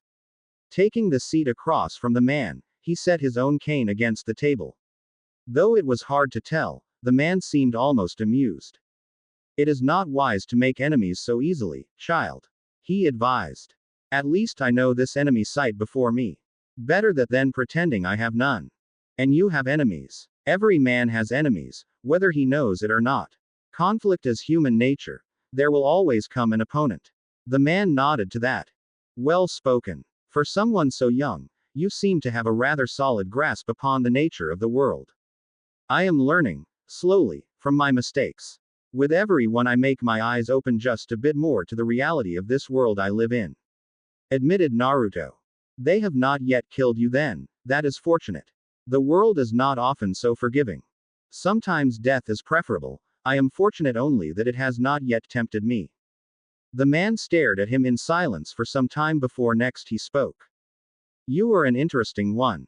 I wonder then, how you would react should I do this. Reaching over, he plucked one of Naruto's pieces from the board and tossed it away. Your piece was assassinated, he explained. What do you do now? Reaching into his purse, Naruto withdrew a coin and placed it down. Simple, he answered. I replace it. And why use a coin? Surely a pebble would have been sufficient. You cannot buy a man's life with a pebble. The man across from him grinned. A fortnight later he was back to the training field. Chains that had once come effortlessly now struggled to maintain their solid form for more than a few minutes at a time, their brilliant blue glow having been replaced by an oily black. Pain shot through his body with the creation of every link, his chakra system as weak as an untrained child's. But he wasn't untrained. He knew what he needed to do, he knew how to do it, and yet his chakra could not comply. It was frustrating to no end, but at the same time, it was also a welcome change. It was something he could work on, this time with far more knowledge than he had during his initial learning. So let it hurt him to make them, let them dissipate into nothingness soon after their creation. Soon enough he would be able to use them better than he ever had. It would just take time, and Uzumaki Naruto had plenty of it. 4 chains materialized under each arm in a coalescence of wispy black chakra, twisting together until they roughly resembled limbs. There was no hand and no fingers on either of his new appendages, but they were close enough for now. His flesh extended his left arm and the chains that made up his new limbs obeyed all of them. Frowning, he shook his head. It was bad enough that he had to move his body to properly direct them, but to be unable to control 2 sets of 4 separately. That was terrible. And it wasn't even controlling 2 sets, it was controlling one while the other did nothing. Naruto had a lot of time, but this might end up taking more than he could provide. It would probably be better for you to start with chakra exercises rather than jumping head first into controlling those chains of yours. Said chains dissipated as he spun to face the person who had spoken. He had never seen that face, but he did know that hair. Ah, cat, I did not know you were there. I never got a chance to thank you for taking me to the hospital, you have my gratitude.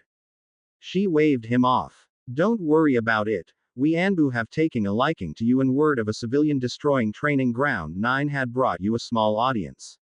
If I hadn't done it one of the others would have. Almost as an afterthought she added. And, please, call me Yugao, I'm off duty. Regardless, you have my thanks Yugao-san. If you want to thank me you can stop trying to get yourself sent to the hospital again.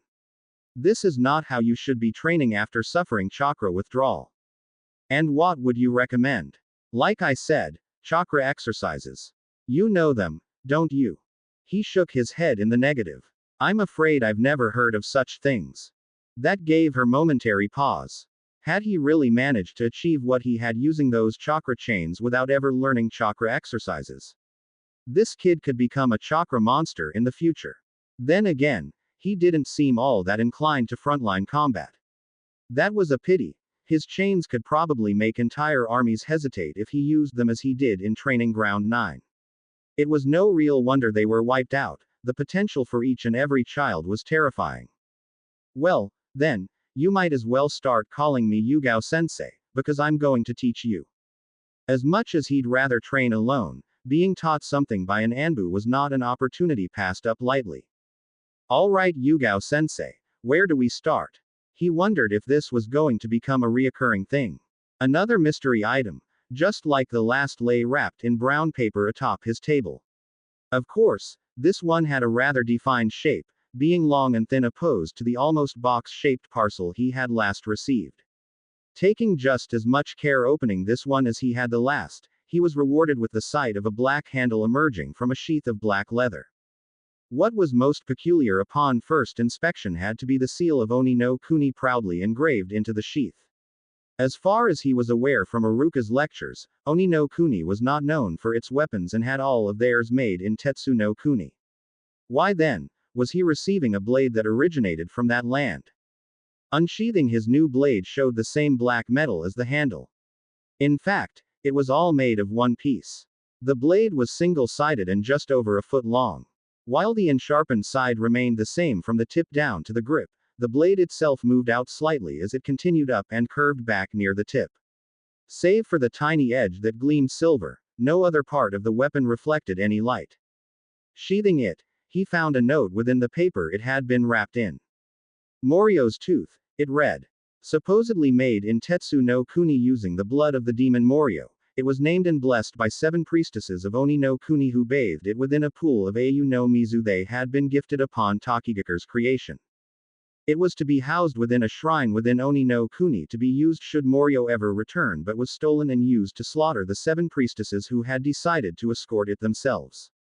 It took me quite a while to obtain it, almost as long as it did Kusanagi, in fact, but my godson deserves a proper weapon. Wield it well. Suddenly, the blade he had held only a minute before seemed far more sinister. Who could have imagined such a history behind such a simple piece of metal? Then again, considering its origins, it really wasn't all that simple. More than that, however, he finally had a name. Not of his blade, but of their blade, the one who called himself his godfather. Kusanagi. Huh, I wonder who the last no-wielder was. At least now he had a starting place. There was a little girl under his tree. Now, this in itself wasn't too strange, as plenty of students had eaten their lunch under his tree. Usually he was gone by then, but even if he wasn't, he really didn't care. They didn't even know he was up there. For future shinobi and kunoichi, that was pretty sad considering he made no attempt to hide himself. That aside, what made this case different was that she wasn't eating her lunch or resting in the shade but crying. Crying. And under his tree. He was at a loss as to what to do. Did he leave her so she could cry in private? Did he ignore her? Did he tell her to find somewhere else to cry? How did one deal with crying girls? Naruto would have been his only experience with crying girls, but she never cried. He had, however, dealt with a crying woman. Would something like that work here? And, more importantly, was it even worth trying? Why should he care? Why should he involve himself? Perhaps it was better to stay out of it. Then again, whispered another part of him. She's a clan heiress. Indeed, for it was Hyuga Hinata herself who was crying beneath his tree. It may cause trouble later, but it also smelled of opportunity. Earning favor with the Hyuga clan was certainly nothing to scoff at. Currently, they were the largest clan within Konoha. If you excluded the Uzumaki, who only had 3 members, they were also the wealthiest. They could make a great ally. Peering down, he raised his voice just loud enough for her to hear him. Are you all right? Startled, she jumped, looking wildly about until her eyes met his.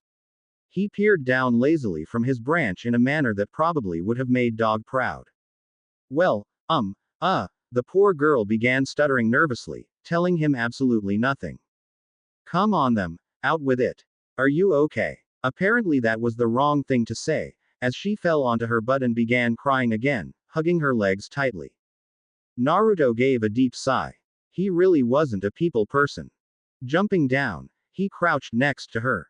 She flinched when he placed his hand on her back but relaxed quickly as it began rubbing the same soothing circles it had with Makoto.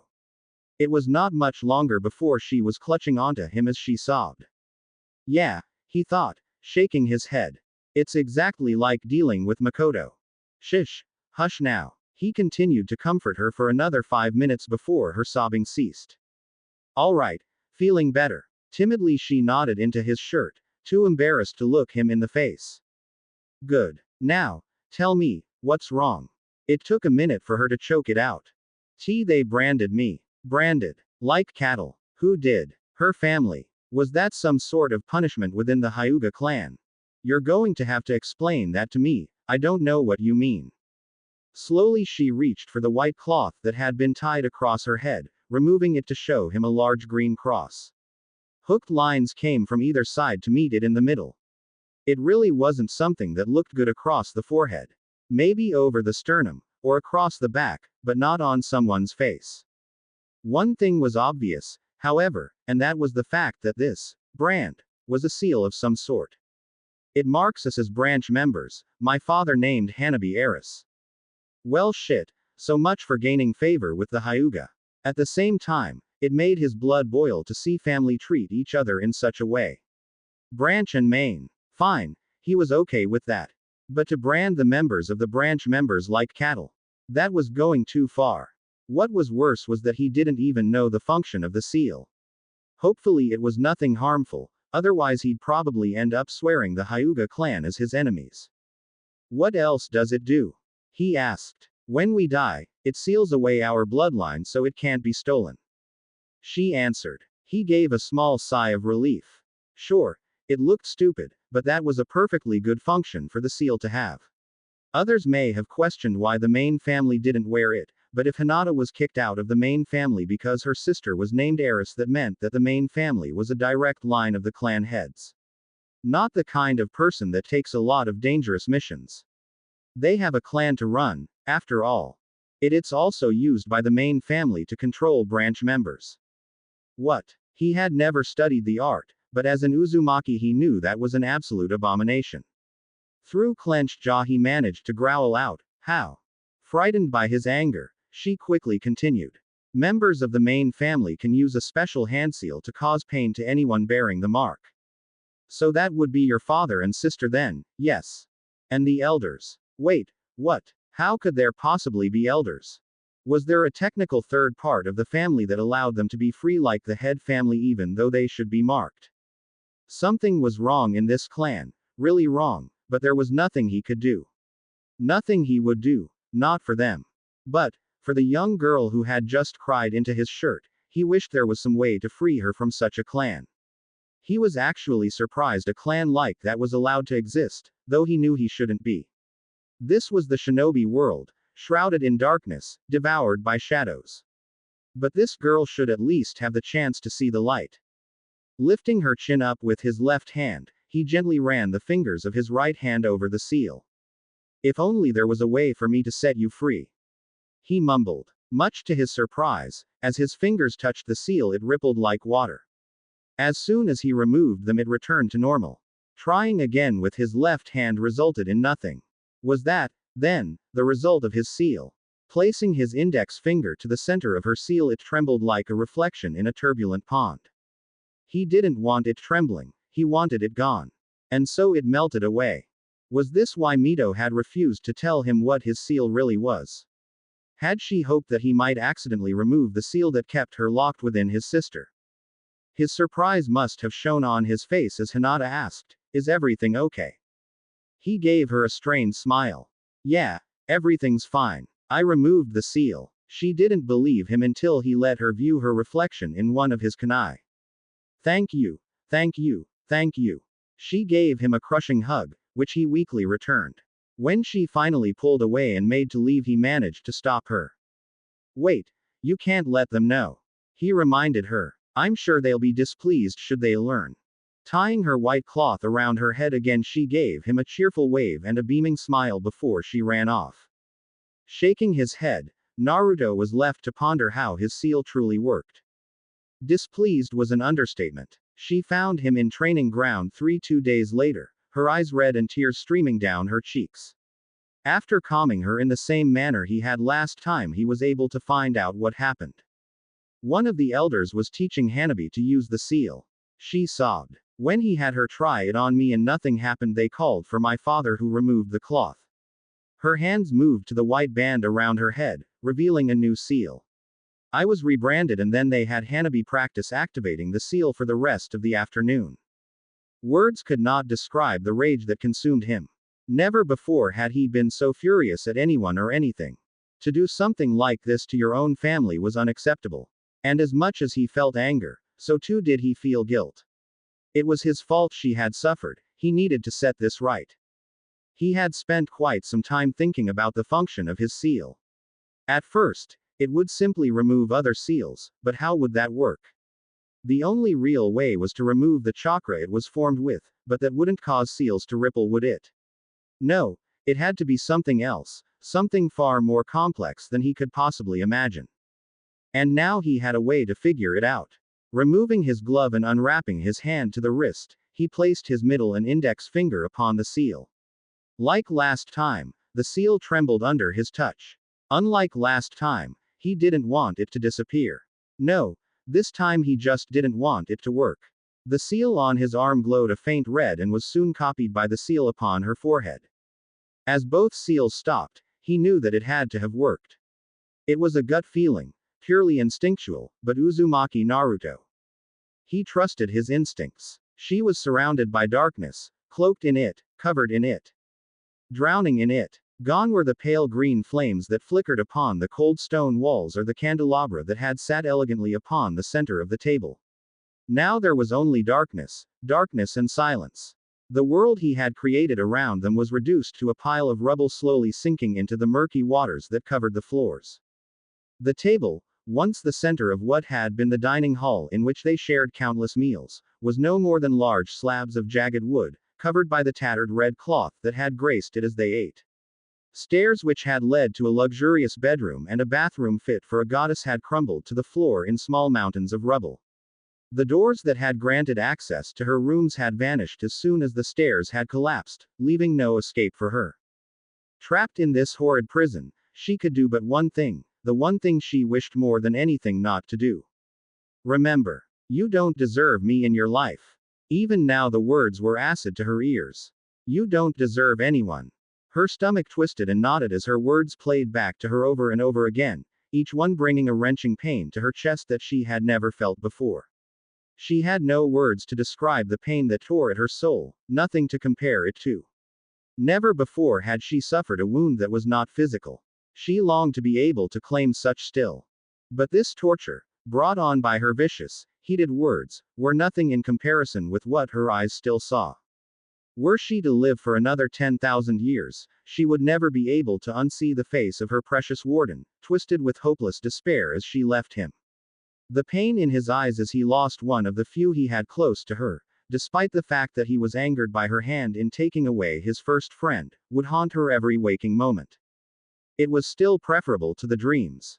While she was awake, things were easy, memories were relived, thoughts of getting back to him circled her head, and a deep emptiness burned in her chest, but as she slumbered everything changed.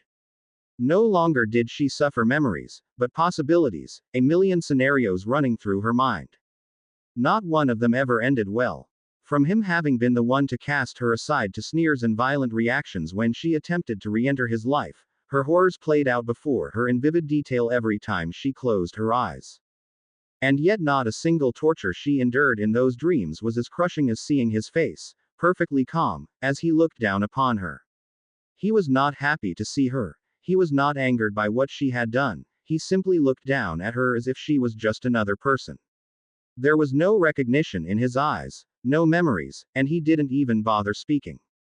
She would cower before that gaze, the look he gave to everyone who he was not close to, and she would be nothing to those beautiful purple eyes. It was fitting as here, trembling in the darkness without any hope of seeing him, she was just that. Nothing. Burying her face in her hands, she wept for the loss of her warden as emotions she did not know pulled her deep into pools of misery. There would be nothing to ease her sorrows in the darkness of her prison.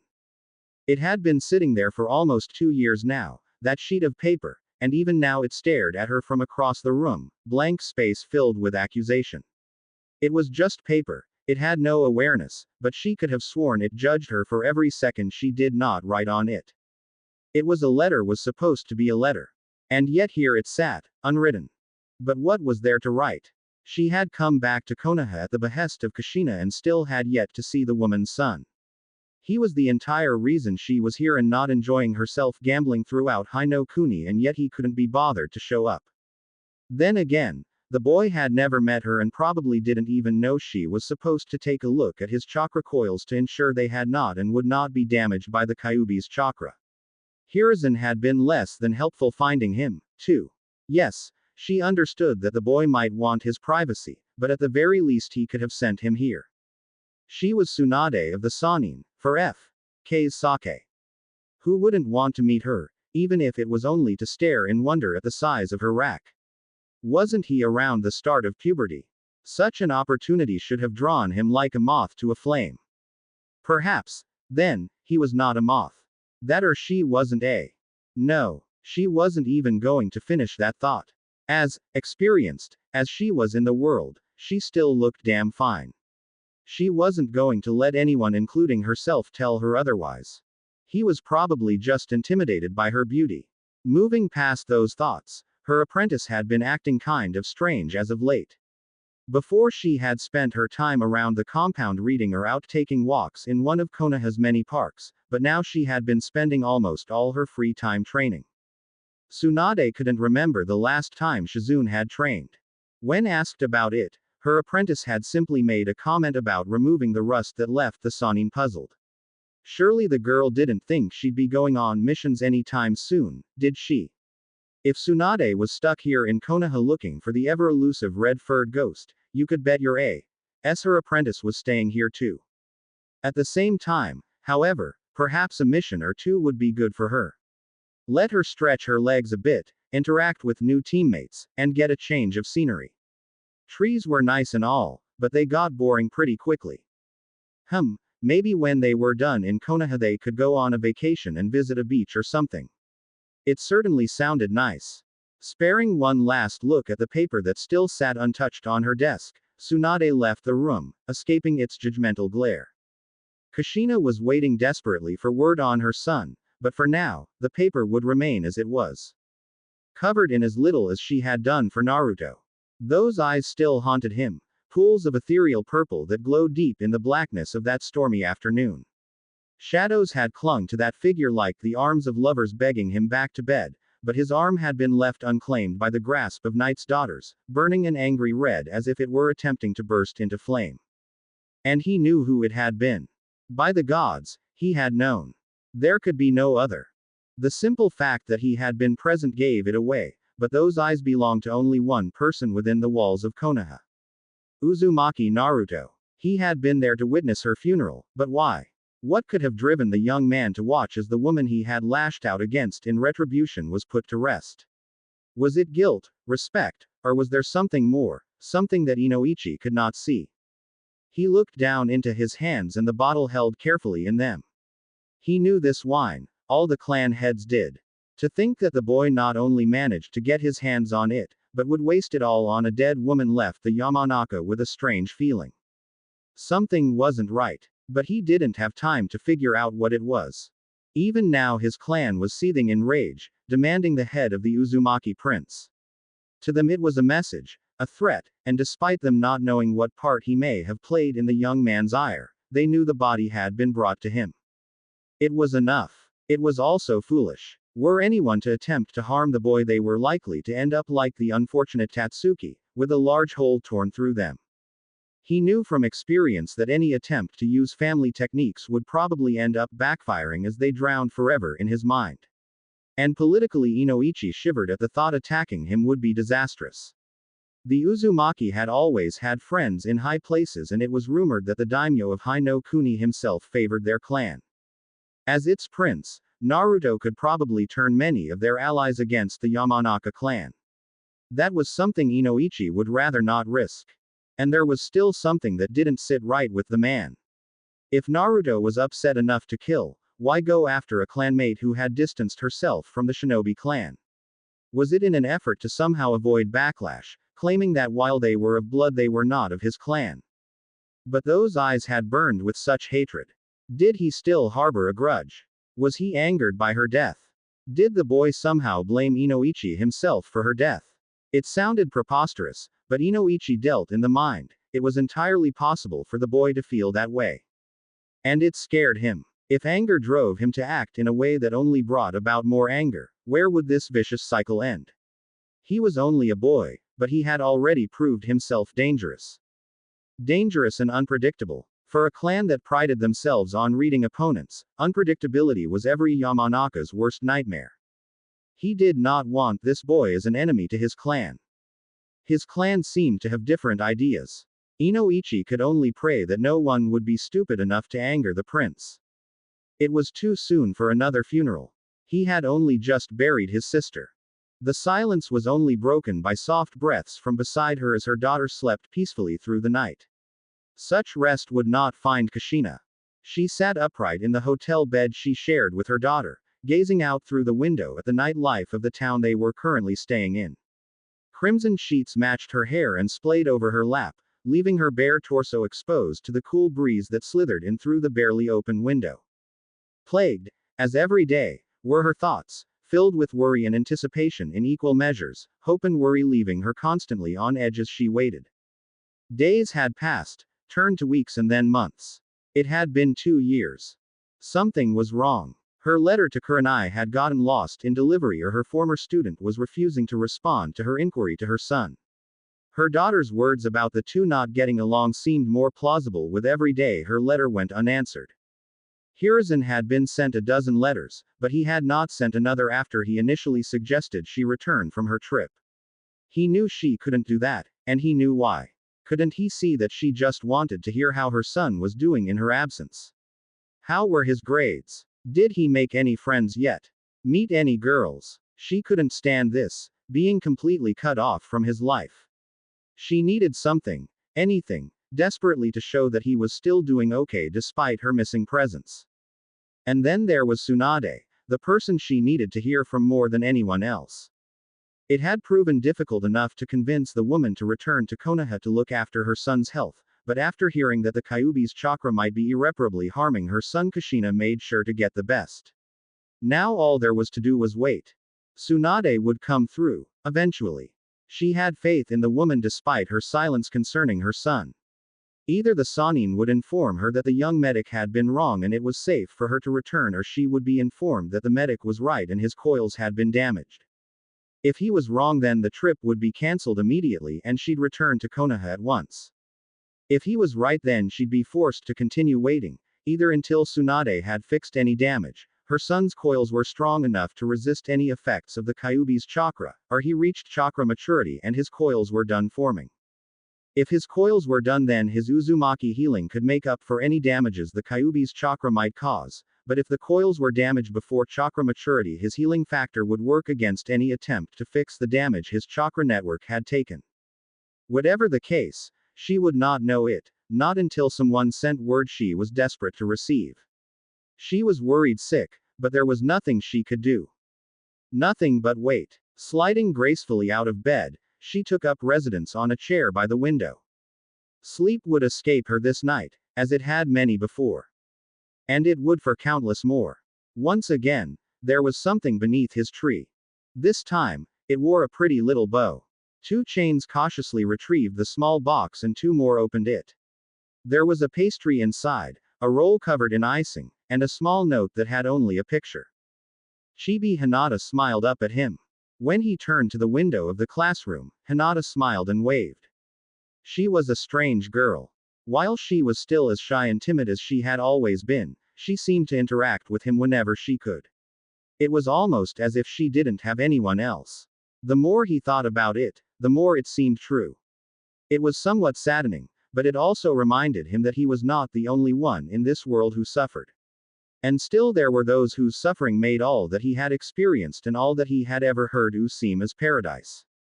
There was no time to bemoan one's own troubles, it did nothing to help. No, you just had to keep moving on, always taking another step forward, never looking back. For if you looked back, you faltered and you fell deep into a sea of misery and despair from which there was no escape. To hesitate was to die. To stagnate was to die. Uzumaki Naruto did not plan on dying anytime soon. He had been hurt, yes, but he'd be hurt again. He just needed to be more careful. Watching as Hinata took her seat, he couldn't help but recall the feeling he had felt when first meeting Mito. Mine. Having freed this lamb from the dead pasture of its clan, was it not now his responsibility to watch over it? He gave a slight chuckle. He had heard people calling him a wolf before, so why was he feeling so protective of this lamb? Was it because he had once again found himself with no one? Was he so desperate to have anyone near him that he'd even accept such a timid creature as company? No, not company, she was his duty. Her clan had no doubt noticed that the seal, while present, did not work, or, he assumed that it operated as he had planned. Hinata seemed too cheerful for it to not have worked. Then again, this was a village of shinobi, and as Dog once said, look underneath the underneath. He would have to confirm that she was okay and not being forced to act like this to not raise suspicion. In a shinobi village, however, not raising suspicion also raised suspicion. That's just how it went. But, assuming they had noticed that the seal did not work despite being present, anything that happened to her because of such was his fault. Were she to be hurt because of his actions, the blame would fall upon him. Were she to be exiled from the clan, it would be he who would be expected to take her in. She was his now, his duty, his responsibility, his lamb. He'd make sure she was taken care of. Retuning to earlier suspicion, as much as he'd like to trust her and whoever it was who made this gift, without Mito's chakra to exponentially increase his healing factor, he could not risk eating food he had not prepared himself. Perhaps one day, when he had a way to check for poisons or some way to nullify them, he could enjoy something like this. Until then, however, he could not accept such a gift. Stashing it in a hole in the trunk of the tree for whatever animal might fancy it, Naruto turned his attention to the classroom. Iruka was about to start his lecture. Hidden as it was behind her books and behind her long owned hair, she seethed. Every time she saw the girl, she was interacting in some manner with him. Did she not know who he was, what he had done?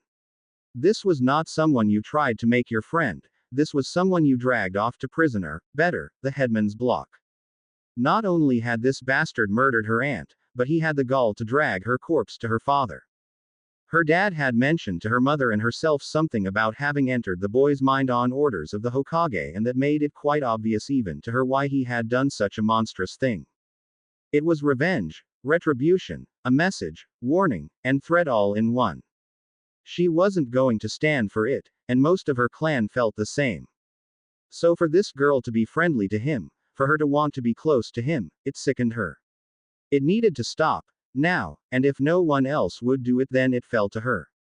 That thing didn't deserve to have any attachments, it didn't deserve anyone. It was for the girl's own good that she be taken away. As class was dismissed for lunch, Naruto made for the roof.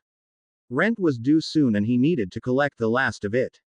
His plans to make a quick visit to the training grounds were interrupted, however, when he spotted one Yamanaka Ino making her way to Hinata with quick steps. Crouching down upon the edge of the roof, he watched carefully. Hinata was halfway to his tree when the owned caught up, grabbing her shoulder and throwing her to the ground. Naruto tensed, ready. Behind him a handful of chains swayed dangerously, waiting impatiently to be used. Ino, stammered the lamb as she tried pushing herself up. The owned sneered down at her. And where do you think you're going, Hyuga? She spat. I'm going to see AF friend. No, you were about to go see a monster. He's not a monster.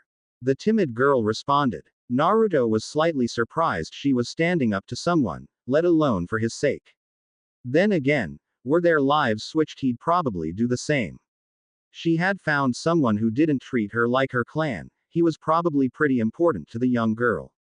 Ino, on the other hand, didn't seem as surprised. You wouldn't know what he's done, would you? He's a monster and I'm not going to let him sink his claws further into you. That was enough. Not only would he rather she not inform the others, but for her to think she could come and force Hinata to follow what she said was unacceptable. He had already removed her clan's ability to control her. Who was this Yamanaka to think she would be allowed to?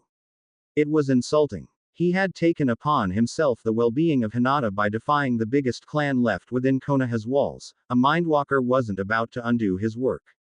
In a flash, one of his chains sped forward only to stop growing, firing off a small length of dissipating chains. The black mist streaked past the face of the Yamanaka heiress. He had yet to manage to keep them solid once he disconnected them, and so they wouldn't travel more than a foot or two before they began breaking down. Even had he aimed at the young owned, no damage would have come to her. But she didn't know that, and neither did any watching students. What? Shouted the girl in indignant disbelief. It wasn't long before her gaze found his crouched form on the roof, and the eyes of her fellow students followed quickly after. Many quickly shied away. The gifts of his godfather were worn proudly today, his hunched body covered by the fur cloak as chains swayed behind him like the tails of a demon. Purple eyes looked down coldly from a face of pale skin, and his red hair served only to add further contrast. To any shinobi this might be found as an odd sight. To a group of academy students it was terrifying. Morio's tooth, which rested across the small of his back, was not normally visible. Grasping the blade as he was now, however, brought eyes to it. More than a few were intimidated by the classmate they so rarely saw. He was not like them, he was something else. If Ino was to be believed, he was a monster. Despite her tendency to gossip, right now it seemed she very well may have been right. That is enough, Yamanaka. He did not speak as a child. It was like listening to their parents' voices spill across his lips. One day, they might come to learn that it was not a student that was before them, but a shinobi. He was a child, yes, but a shinobi still. And while he had a ways to go before being considered a true shinobi, he was far above them. Naruto leapt from the academy roof, rolling into a crouch next to Hinata. Helping her up, he rose to a stand, looking down at the shorter heiress before him. If anything, she only seemed more angered by his presence. You, she hissed. I, he confirmed, releasing his blade and crossing his arms over his chest. What do you think you're doing here? You have no place amongst people. And you have no place trying to tell Hinata who she may and may not associate with. He spared the girl beside him a quick look before turning back to the angry bee. Owned. She is under my protection. So the Uzumaki ally themselves with the Hyuga. Hinata is under my protection, the clans are as they have been. This does not concern them. It concerns them when you murder a Yamanaka. He frowned. He had not intended for such to be known throughout Konoha, but children had a tendency to talk and parents were even worse. This would probably be throughout the village by week's end. That's not true. Hinata was quick to his defense. He crushed that immediately. It is, he admitted, ignoring the young Hyuga's horrified gasp. He's a monster. He probably enjoyed every damn second of it too. Ino accused. Naruto's eyes hardened. Do not speak so lightly of that which you know nothing. What happened on that day is between Tatsuki, myself, and your father. You think I don't know, you think the entire Yamanaka clan doesn't know that you killed my aunt to get back at my father. Naruto was momentarily surprised. Tatsuki had been the clan head's sister. That he had not known. That certainly made things more complicated. His surprise, however, was taken by Ino as a sign that he hadn't expected people to know why he had torn through her aunt. That's right, we all know, and now everyone here knows it too. She may have left the clan, but she was blood, you're not going to get away with it. Biting down his anger at her accusations and restraining himself from replying with, I already have. Naruto responded calmly as if these details were unimportant. Nevertheless, Yamanaka, Hinata is under my protection. You will leave her be. If she's under your protection, then she's against the entirety of the Yamanaka clan. Naruto raised a brow. Those were some rather big words. He had to wonder if she realized exactly what she was saying. Disregarding the part about himself, she was very nearly claiming the Hyuga themselves as enemies to the Yamanaka. That was a very foolish thing to do, especially in Konoha. She probably didn't mean it that way, but that's why it was so crucial to choose one's words carefully. Instead, he focused on what that implied about himself. Then your clan has proclaimed me as foe. Well, no, not yet. She admitted. Then you proclaim me an enemy of the Yamanaka. Ino froze. Her father had been going over the basics of clan law with her, and she knew that it was well within her abilities to proclaim him as a foe to the clan, but that also involved the Uzumaki clan as a whole. While plenty of her clan members would be pleased should she do so, she also knew it was a bad idea to do anything of the sort without first consulting her father. No, you tell me that those under my protection are your enemy, and yet cannot proclaim me as foe. He spat on the ground. She first insults him by trying to take control over Hinata, and now she insults him by refusing to follow up her words. Uzumaki Naruto was a proud young man. He did not take insults lightly. Fine, if you are too cowardly, I'll do it myself. He looked about those gathered, noting several clan heirs. It wasn't perfect, but it would suffice. I, Uzumaki Naruto, he began, looking straight into the Yamanaka heiress's eyes. of the Uzumaki clan, do renounce the Uzumaki name. The multitude of gasps were ignored. I, Naruto of Hai no Kuni, do swear, before this gathering of heirs and the people of Konohagakure, Yamanaka Ino, heiress of the Yamanaka, as my enemy for as long as I should hold grudge. As I swear myself foe to the heiress, so too do I proclaim myself enemy to the Yamanaka. By my word this is spoken, by my will let this be. Spinning on his heel, he left with one piece of advice. You'd best inform your clan, Yamanaka, lest I meet them first. And then he was gone. As her best friend Sakura approached her, Ino knew, without a doubt, that she had just ked up. Her father was going to kill her. If Naruto didn't first. The piece clicked into place as he tried not to notice the stern, disapproving gaze aimed at him by the man across the table. When the man made no move to continue the game, he was forced to meet his uncovered eye. That was stupid. Incredibly stupid. Naruto hung his head in shame. Yeah, he admitted, his pride throbbing in pain. It was. And what was it, then, that prompted such a thoughtless decision? My pride, answered Naruto. I acted out of pride without taking the time to fully think about what I was doing. The man across from him gave a gruff grunt. Indeed. But, you said, fully think. We both know what you didn't think of. What was it you did? The pride of my clan. This was my problem. My actions, I didn't want the clan associated with them. Then be glad you at least thought of that much. Had you not renounced your clan, you would still have resources and political sway, but you would have dragged its name through the mud over a petty squabble. She may have died and you may have been the cause, but it happened. We must move on. Regret is a waste of time. The man nodded. And the dead have no need of pride, remember this. I will, but I do not expect to be able to humble myself. A snort of amusement answered his statement. I did not think you would, you just need to be more careful about where that pride of yours takes you. It's okay to have pride, it's okay to have a lot of pride, but it is unacceptable for a shinobi to lose control. Restrain yourself, even if you have to use your pride to do so. I understand. Thank you for the advice, Danzo-sama. Danzo just smiled. The streets were rather crowded today, far more so than they usually were. Despite the numbers, he easily made his way through the sea of flesh. After his game with Danzo had ended, the man gave him a parting word of advice, telling him to be seen within Konoha. He had just declared himself the enemy of the Yamanaka. If he were to not be seen, he would look cowardly.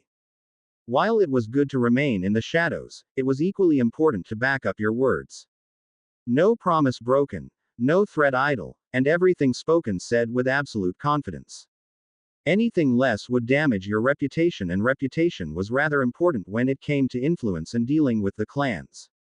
Naruto was most definitely dealing with the clans. He would need every bit of reputation and influence he could get, especially having revoked his Uzumaki name. Confident enough people had seen him for now, he ducked quickly into the sanctuary of a local shop for a break from the masses of people. Paintings covered every inch of the walls, even more stored safely in stacks of frames. It was rather evident that whoever did these did them out of passion rather than to simply make money. Anything sold was likely used to fund the creation of more. One had to admire that in any form of craftsman or artist. Naruto allowed his eyes to wander over the multitude of canvases, each one a sea of color. For almost an hour he lost himself within the shop, taking time to examine everything. It was as someone appeared behind the counter, however, that his amethyst eyes found themselves drawn to a single piece of artwork on the wall. It was simple, not in effort, but in design. The blank canvas opened into a mouth and a gray tongue emerged from behind perfectly white teeth. It was what was on the tongue that happened to catch his attention. The design was odd, but there was no mistaking the fact that it was a seal of some sort. And, while his arm didn't react as it would with a seal such as Hinata's, it did feel a sort of pull to the image. Turning to the pale young man behind the counter who watched him curiously, a boy that couldn't be any older than himself, he inquired. Are you the painter? The boy nodded. I am. My name is Sai. A pleasure to meet you. The smile given seemed fake, unbelievably so, as eyes squinted under a head of short black hair.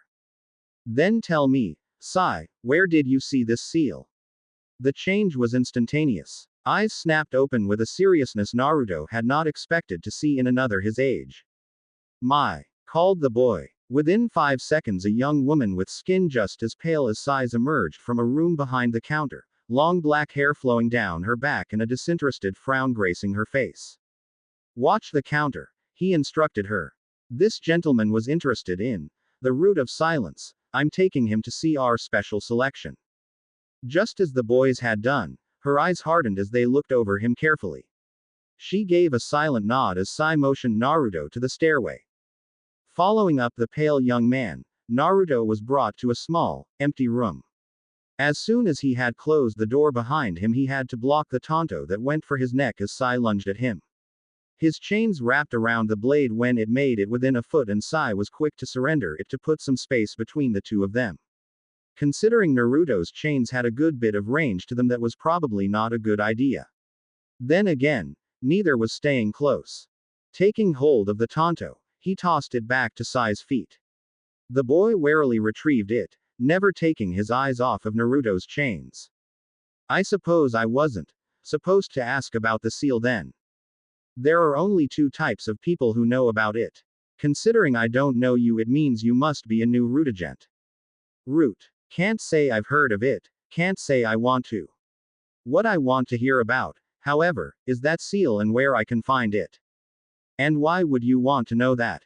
Naruto shrugged. "Curiosity. I know it's a seal, but I don't have any knowledge on sealing. I have no idea what it might be capable of. I'd like to." Sai stuck out his tongue, showing the same image that had been painted.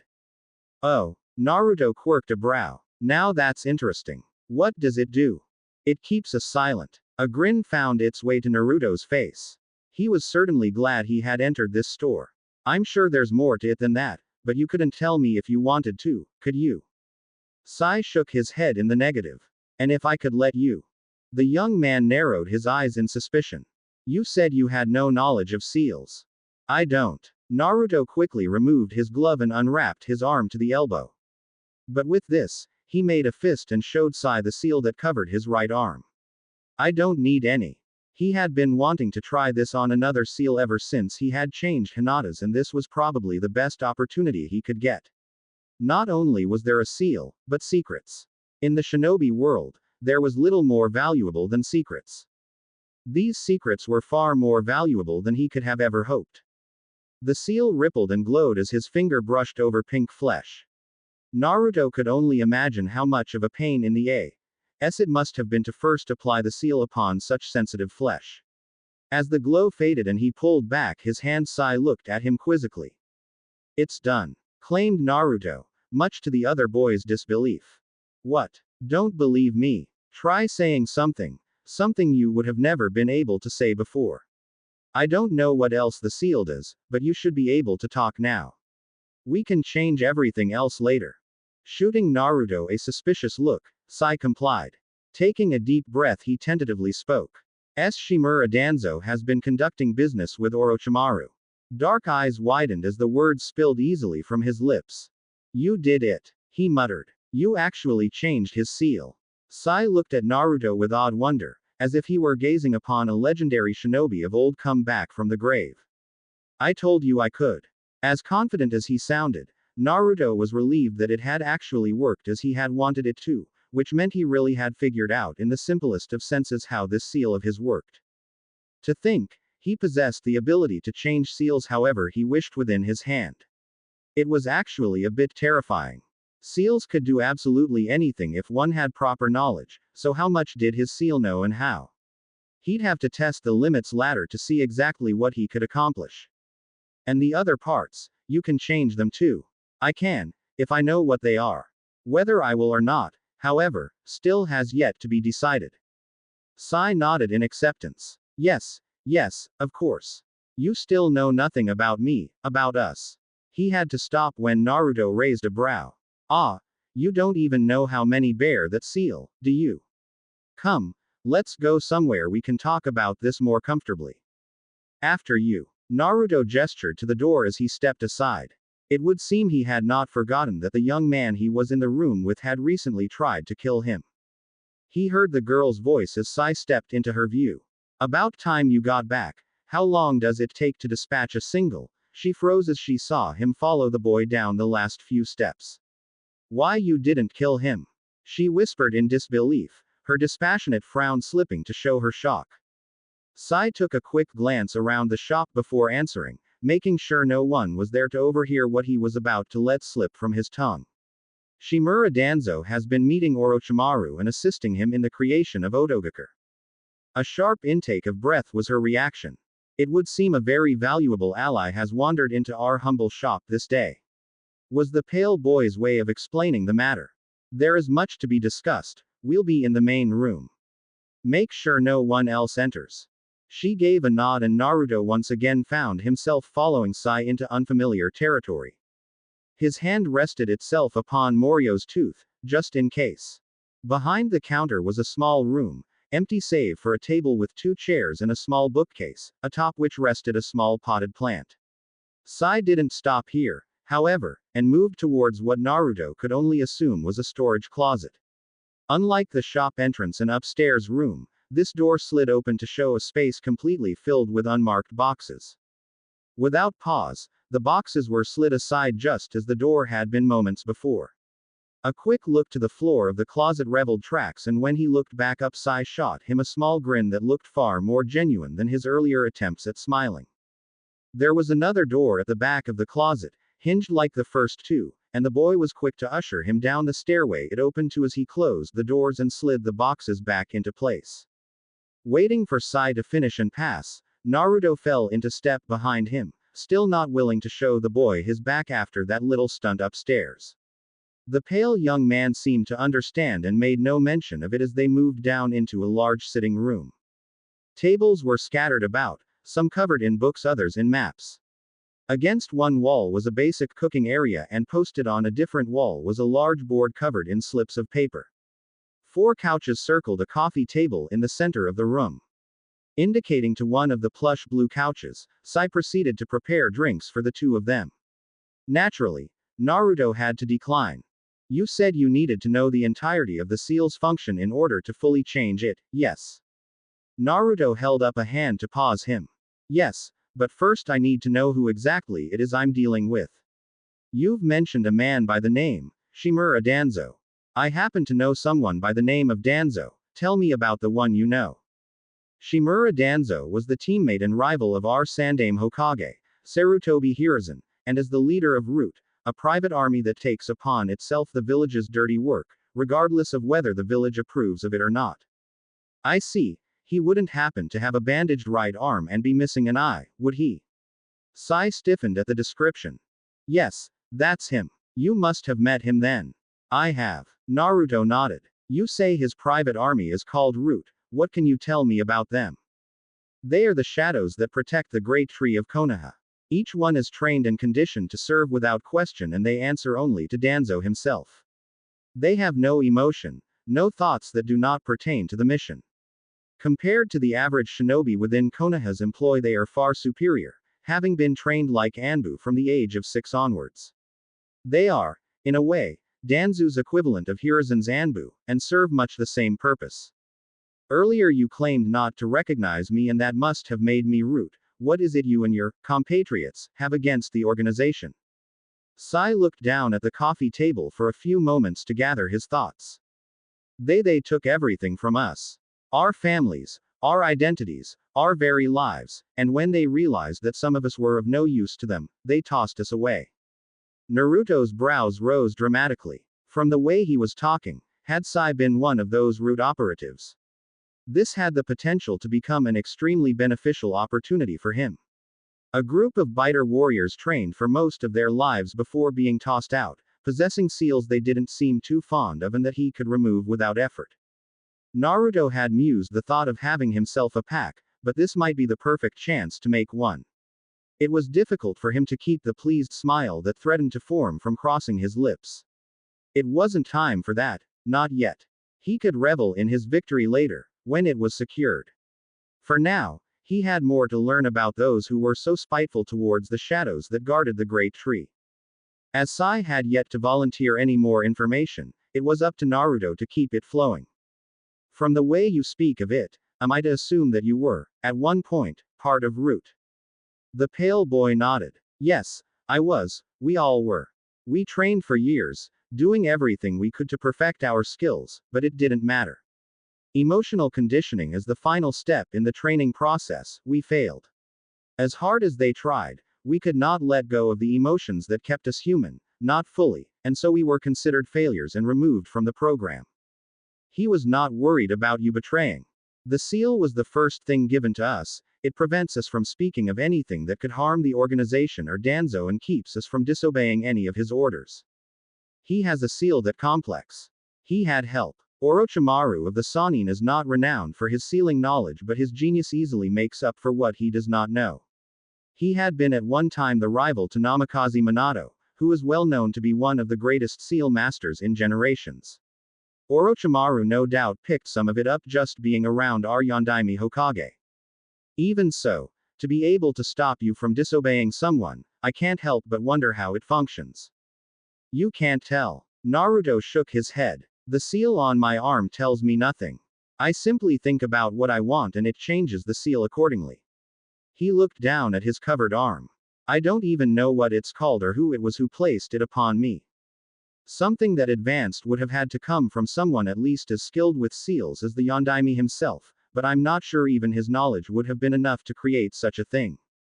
It is, however, a very powerful gift, one both you and I should be thankful for.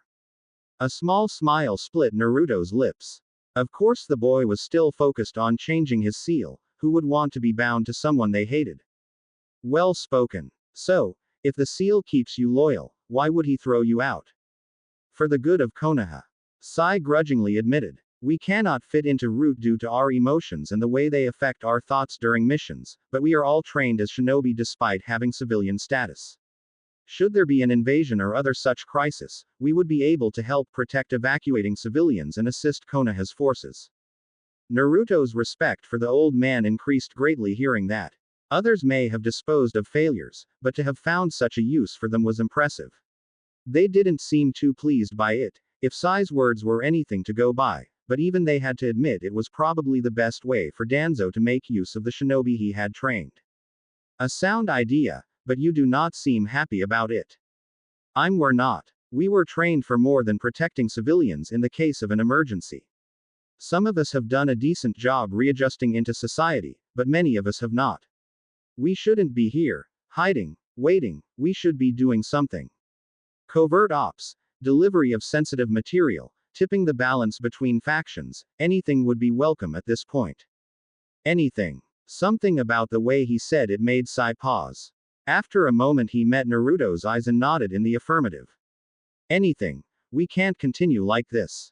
Including letting me change your seals from Danzo to myself. Sai stared at him in shock. He has no further use for you, I do. If you need purpose so much you can serve me as you would have him. I need a moment, please excuse me. Sai stopped part way to the stairs, turning back to the man who had offered him the closest thing he would ever manage to get to the purpose he was created for. Do you mind if I speak about your offer to Mai? She is in the same position as myself. Naruto waved him off with a casual flick of his wrist. Do as you will, my offer extends to all of you. Should it end up being 1 or 100, I shall be pleased. Though he didn't see it, Sai gave Naruto a quick nod before starting his ascent. It was not long before his return. Standing silently to the side of the couch Naruto was sitting in, Sai quickly fell to his knee. I cannot yet speak for the others, but if you free us from him we are yours to command. Naruto didn't even try to stop the large grin that devoured his face. Then from this day forth, you are mine. Deep, calming breaths were doing nothing to abate his anger. Arms crossed over his chest, he looked down at his seat as she fidgeted before under his wrathful gaze. You did what? He hissed through clenched teeth, straining every fiber of his will to keep from yelling. And not me, she claimed. It was him, he claimed that I was his enemy and so was our clan. The look on his face said that he didn't believe her for a second. That's so. Came his growl. So you mean to tell me he just decided to make an enemy out of our clan on a whim? He killed Aunt Tatsuki. We don't know that. We don't know anything about what happened. He paused before he had a chance to lose control. Gods above, had he really raised a child that couldn't stop and think? They were of the Yamanaka for F.K's sake, the mind was everything to them. Even if he did, Inoichi continued. And even if we consider it retribution for what I did to him, he has made no further move against us. For all intents and purposes, we had a ceasefire, a neutrality distrustful as it may have been. Now, that has been broken, and by my old child. He shook his head mournfully. I had hoped to keep this from happening by stopping the others from going against him, but it would seem I should have focused upon you. I wasn't trying to make him an enemy. She claimed, ashamed to be standing before her father and admitting her mistakes. I wasn't even trying to interact with him. Inoichi paused for a moment. Finally, he commanded, explain. I had noticed that Hinata had been interacting with him. Her father drew a sharp breath when she mentioned the former Hyuga heiress. Sweet merciful gods above, he prayed desperately that she had not somehow also dragged the Hyuga clan into this mess. Uzumaki was bad enough, but the Hyuga would turn them to dust without effort and without any chance to make amends.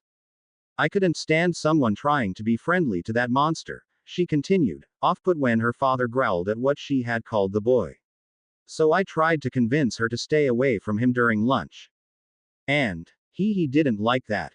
She gave a shiver at the memory of him crouched on the academy roof, peering down upon her like a predator waiting to pounce upon prey.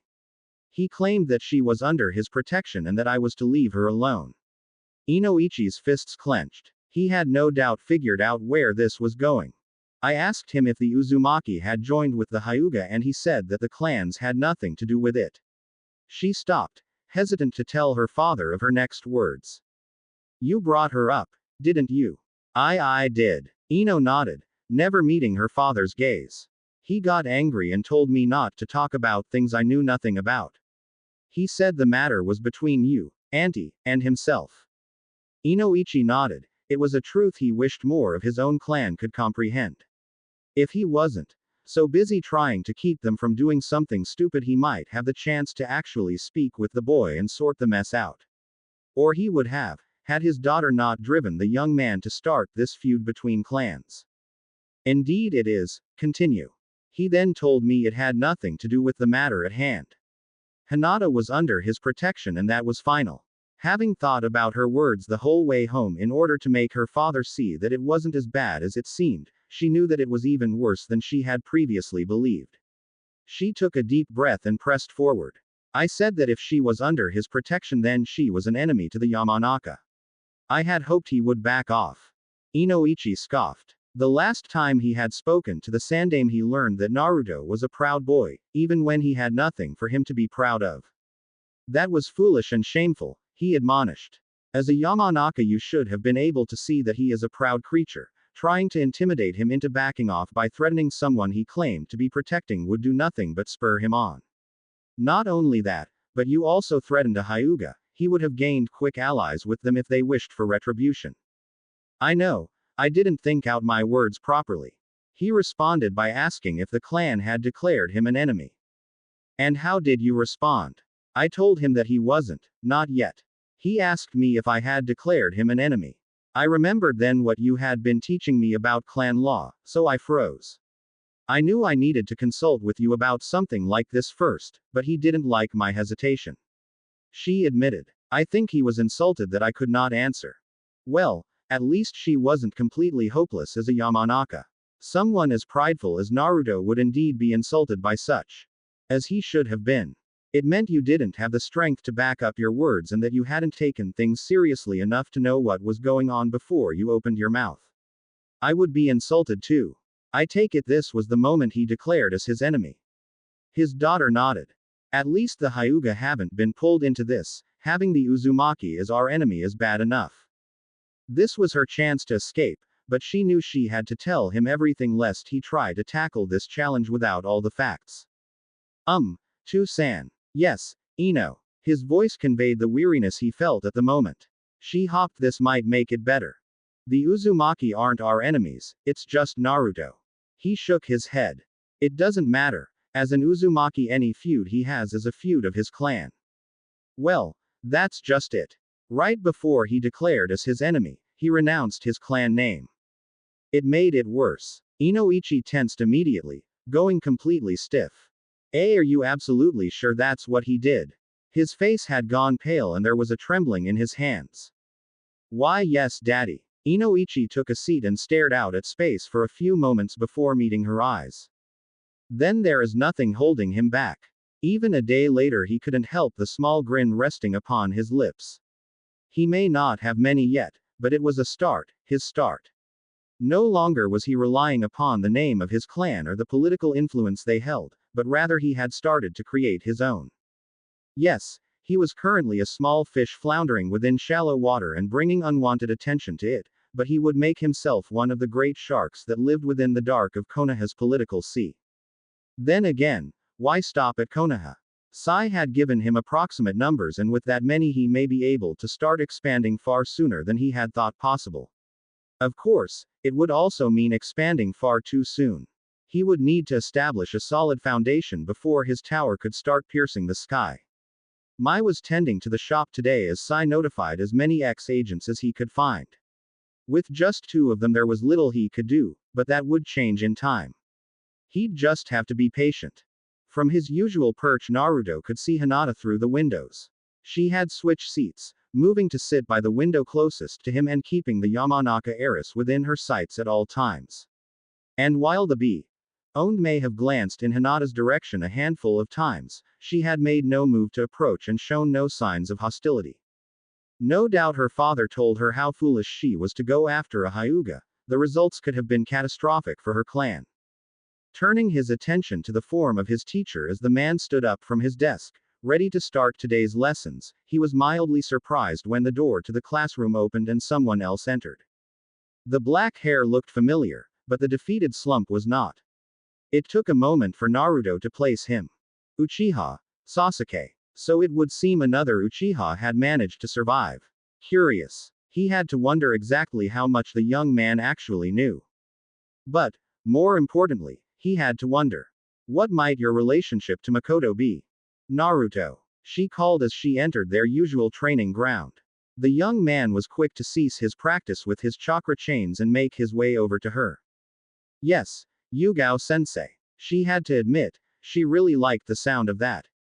Maybe when she was satisfied with her career in Anbu she could take on a team before her retirement. She still had yet to become an Anbu captain yet, though, so that was still quite a ways off, assuming that she managed to live that long. She was a kunoichi, after all. She had a much shorter life expectancy than a civilian woman. I have heard of your recent issues with the Yamanaka clan. I trust I do not need to tell you how foolish that was. You do not, Yugao-sensei. I am aware of my mistakes. She gave a sharp nod. Good. Now, we've been focusing on improving your abilities with chakra chains through the use of various chakra exercises, but I think it prudent to teach you some more skills that you can put to use immediately now that you have enemies within the village. Of course, what will we be doing first? I've noticed you have a blade. Am I right to assume you have no formal training with it? That is correct. I only recently obtained it. Understandable. May I see it? Without another word he unsheathed the blade and surrendered it to her waiting hand. She spent a moment running a quizzical eye over it before handing it back. An interesting blade. Does it have a name? Anyone who cared for a blade named it if the blacksmith hadn't already. Some names made no sense, given for purely sentimental reasons or because they sounded cool, but others could reveal a lot about the blade or the one who had so lovingly crafted it. This, he smiled fondly down at his gift. As Morio's tooth. Morio's tooth. As in the Morio's tooth. It may not have been as famous as the Kusanagi, but it was a well-known blade. How could he have possibly gotten his hands on such a thing? There were people who would give anything for such an infamous blade. It was sure to attract attention in the future. The very same. He confirmed. How on earth did you manage to get it? That, sensei, he smirked. As a secret. It had been a long time since his old rival had looked so pleased with himself. He could have gone with it being longer. Sarutobi Hiruzen looked across his desk to the elderly man sitting across it. Of course, if Danzo was old then so was he, and Sarutobi was not old, he was vintage. The bandaged, Vintage Shinobi said nothing, just smirking at him and waiting for the Kage to speak first. Eventually Hiruzen caved with a sigh. What is it, Danzo? What has you so damn pleased? Well, you happen to know I like to sit in the park, do you not? Yes, at the table we used to play at, what of it? I met a most curious opponent recently. He happens to remind me of myself, actually. He gave a slight chuckle at the end. And please tell me how this is any of my concern, Danzo. I don't care who it is you play board games with in your spare time, though for men our age it's usually grandchildren. Oh, I was simply under the impression that you were rather close to his family. Then again, he recently renounced his clan name, didn't he? Hiruzen froze. No, there was no way he was talking about Naruto. If Danzo had managed to sink his claws into the boyish shiver tore its way through the aged Kage's body. Such could not be allowed to happen. What are you up to, Danzo? What are you trying to accomplish using Naruto? At the moment, nothing at all. For some strange reason Hiruzen wasn't inclined to believe the man. And so you decided to come tell me that why? Naruto can make his own decisions and it's not illegal for the two of you to meet. Of that I am quite aware. But to think you would hide him from me. Danzo shook his head. Shame on you, Hiruzen, he's just like me. You should have introduced us. That's exactly what I was trying to avoid. One of you is more than enough, I do not need a second. You speak as if I was trying to change him, he was already like me when we first met. You'd have two of us regardless of if we had ever met. I had hoped to delay it long enough to resume my retirement. Fair enough, conceded Danzo. Now, was that all you came here to do? Danzo, let me know that you had met young Naruto. Of course not, I came to tell you you've lost him. Hiruzen shot Danzo a dirty look. And how do you figure that? Because he doesn't trust you anymore. That's nothing new, scoffed Hiruzen. I lost it weeks ago. But that doesn't mean I can't regain it. Danzo's grin split his face. Not when I'm the one he goes to for advice, you can't. Danzo left his office, still grinning in a manner that made Hiruzen wonder if the veteran shinobi needed help. He couldn't blame him though. Naruto's trust was hard to obtain, especially these days. And, while it might not mean much at the moment, both he and Danzo knew exactly how much that trust would be worth in the future. It would be enough to completely tip the balance. Hiruzen only prayed it would be in the right direction. Could he be any more goddamn proud of the boy? Gods above, he hoped not, because this didn't seem like it would end anytime soon. It felt like just yesterday that he watched the boy take his first life and now he was taking on an entire clan by himself. It was almost enough to move him to tears. It would probably move the Yamanaka to tears, too, but that was for completely different reasons. He'd have to keep a closer eye out on the boy now, not to help him with whatever his plans were, but to make sure it was covered up properly. The thought of what he might have to cover up almost made him giddy with excitement. Mutilated corpses, fires, kidnappings, political sabotage. Maybe he'd end a few careers or break up some relationships. He could find some way to revoke their clan status within the elemental courts, or turn all the other clans against them. Maybe he'd just stick to harmless pranks, but that wasn't much fun. Oh, there were just so many ways that the boy could hurt them, the possibilities were so deliciously endless. And that was to say nothing about how Kushina would react when she learned that the Yamanaka were the enemies of her son. She'd be pissed about him revoking his name, of course, but she'd probably take that out on the Yamanaka too. This could prove to be so entertaining that he may not read his Ika Ika as much as he usually did. In fact, speaking of Ika Ika, what if he did something like that? Kakashi couldn't help but giggle perversely at the thought. Naruto could somehow marry the Yamanaka heiress, or seduce clan members, maybe he could even have a child with Yamanka blood. Ooh, how sweet a revenge that would prove to be. Then again, Naruto could have done this knowing that Inoichi would do his best to keep his clan in line and might not have any real intention of doing anything. Just because someone was your enemy didn't mean you had to attack. It may not have been nearly as fun, but it was valid. Still, Kakashi hoped that wasn't the case. The heiress had challenged him. It wouldn't do if the only repercussion of her actions was some hostility between the Yamanaka clan and a 10-year-old boy. If Naruto didn't do anything, he might. Naruto might not like it, but he was unlikely to learn if Kakashi had been doing things to make the Mindwalkers tense and paranoid. It could be fun, so long as he didn't push too far. The last thing he wanted was to drive the clan to lash out at him before he was prepared to take them. No, it was probably better to just lay and wait for now. Either Naruto would act or an opportunity to act on his behalf would surface. After all, any enemy of Naruto was an enemy of Hokage Kakashi. Sai had spent the last 2 weeks gathering up everyone he could find. Naruto was rather pleased with the results. 22 fully trained root failures stood at relaxed attention before him. Sai, who had quickly taken on the role of his right-hand man and second in command, stood in the same stance just behind him. Mai was currently above them, manning the shop and ensuring they were not interrupted. 24 people were now his to wield as he saw fit, and all because of a seal he knew very little about, and he had ducked into a shop to avoid the crowds of Konoha's busy marketplace. Looks like his luck was starting to turn around. Hopefully, this would not be like the other times things had started to look good before crashing down around him. Purple eyes quickly ran over the figures before them, taking note of the dark black clothing they all wore. It wasn't what he wanted them to be in, but there wasn't much of a choice right now. They all had similar uniforms from their root training, and he didn't currently have the funding to change it. What he did have the funding for, however, were the masks they now wore. 22 vicious wolves snarled back at him, their visage forever trapped within white porcelain. The masks had not been cheap, wiping out most of his saving and a good chunk that Sai and Mai had managed to accumulate with their little shop, but looking at his forces, he knew it had been worth it. Shizune usually called him little thief, but there had been once when she told him how people had compared him to a wolf. For the remainder of that day she had called him Wolf Prince. And she wasn't the only one to liken him and his behavior to a wolf. Both Dog and Yugao Sensei had brought it up several times, mentioning that most of the Anbu thought the same. Naruto was fine with that.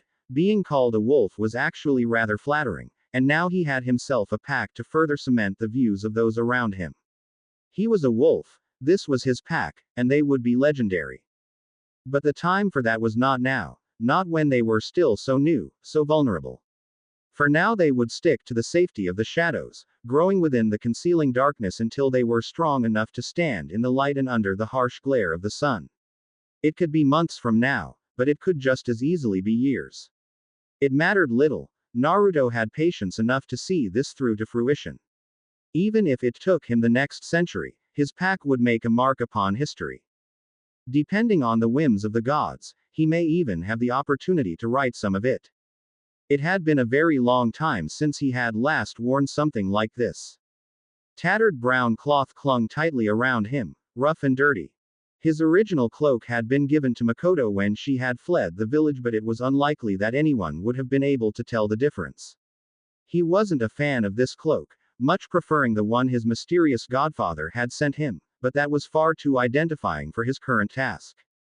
4 wolves crouched behind him, blanketed in the darkness of the overhanging roof. 2 more were closer to the target, and a half-dozen of them lay in wait further ahead. He had not spent much time planning this, to be completely honest. Not nearly as much as he should have considering what he was trying to attempt, but it would have to suffice. This was not nearly important enough to him to warrant such careful and detailed planning, but it was something he needed to do. If nothing else, this would give him a good idea of his wolves' ability. He really wasn't someone who could accurately judge their skill, but even he could recognize when someone was good. As it stood, he knew almost nothing about their training save for the fact that it was, supposedly, Anbu level. The thought that he might have a whole pack of dogs sent a shiver down his spine. It was a terrifyingly exhilarating thought, but he knew that Dog was no average Anbu. No, that man was far above Anbu level, in a class all his own. It would not surprise him to one day seeing the man wear the cage hat.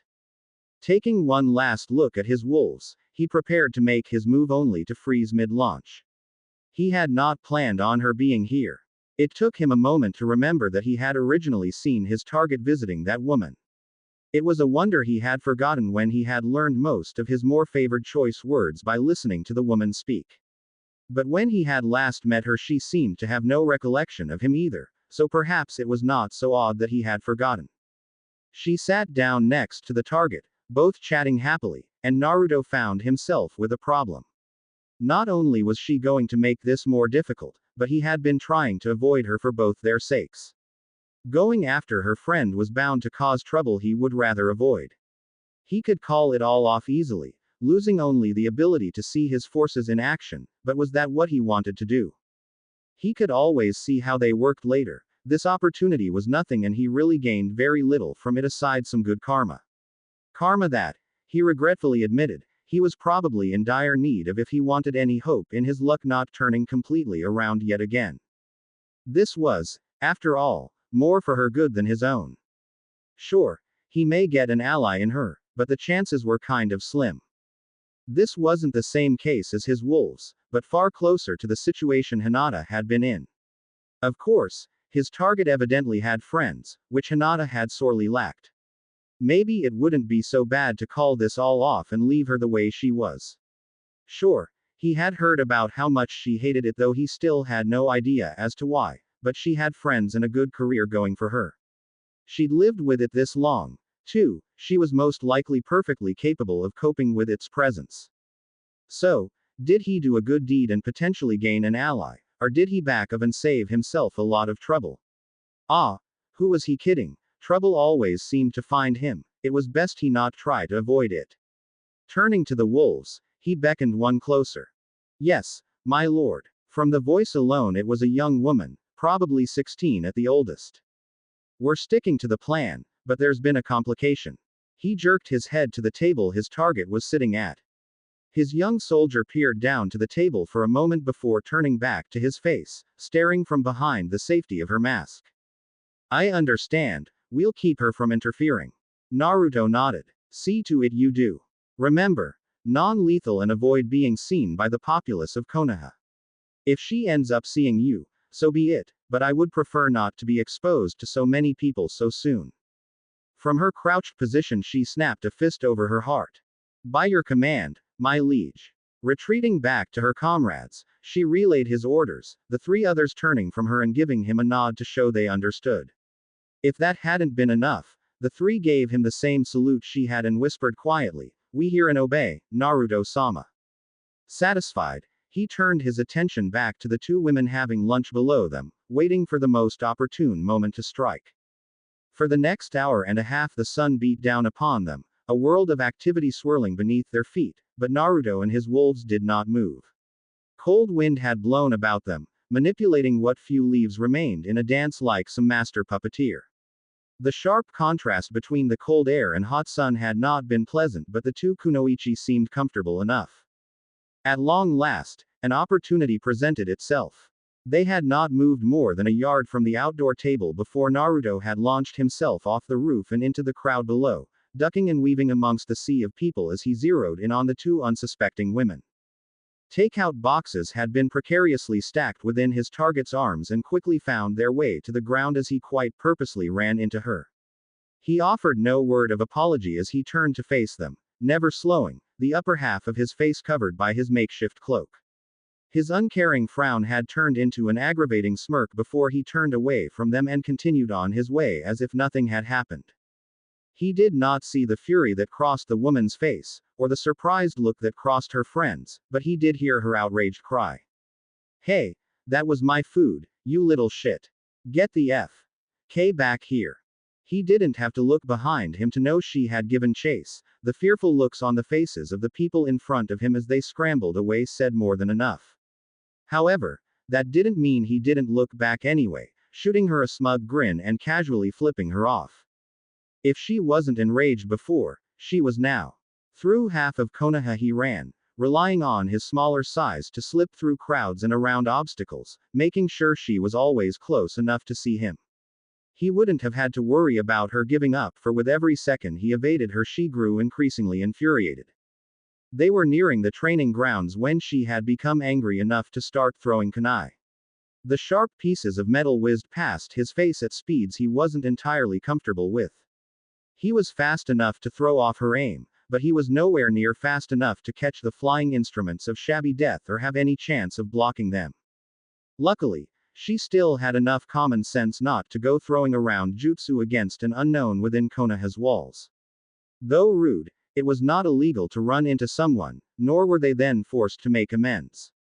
It was, however, quite illegal to use jutsu against civilians. And while she may have suspected him to have been shinobi trained, she had no real way to tell. It was not a risk she was willing to take. He was damn fortunate in that regard. Dodging another kunai as his feet first hit the grass of the training ground, it was time to act. Mitarashi Anko never saw it coming. She cursed in her mind. Anko was far too rash sometimes and was prone to rather violent tendencies. It wouldn't be good if she were to act without thinking and somehow injure the boy that had run into them. The council had it out for her enough. The last thing they needed was for Anko to give the council a legitimate reason to go after her. That, and there was something strangely familiar about the boy. Hadn't she heard of a young man in such a cloak running about the great village of Konoha?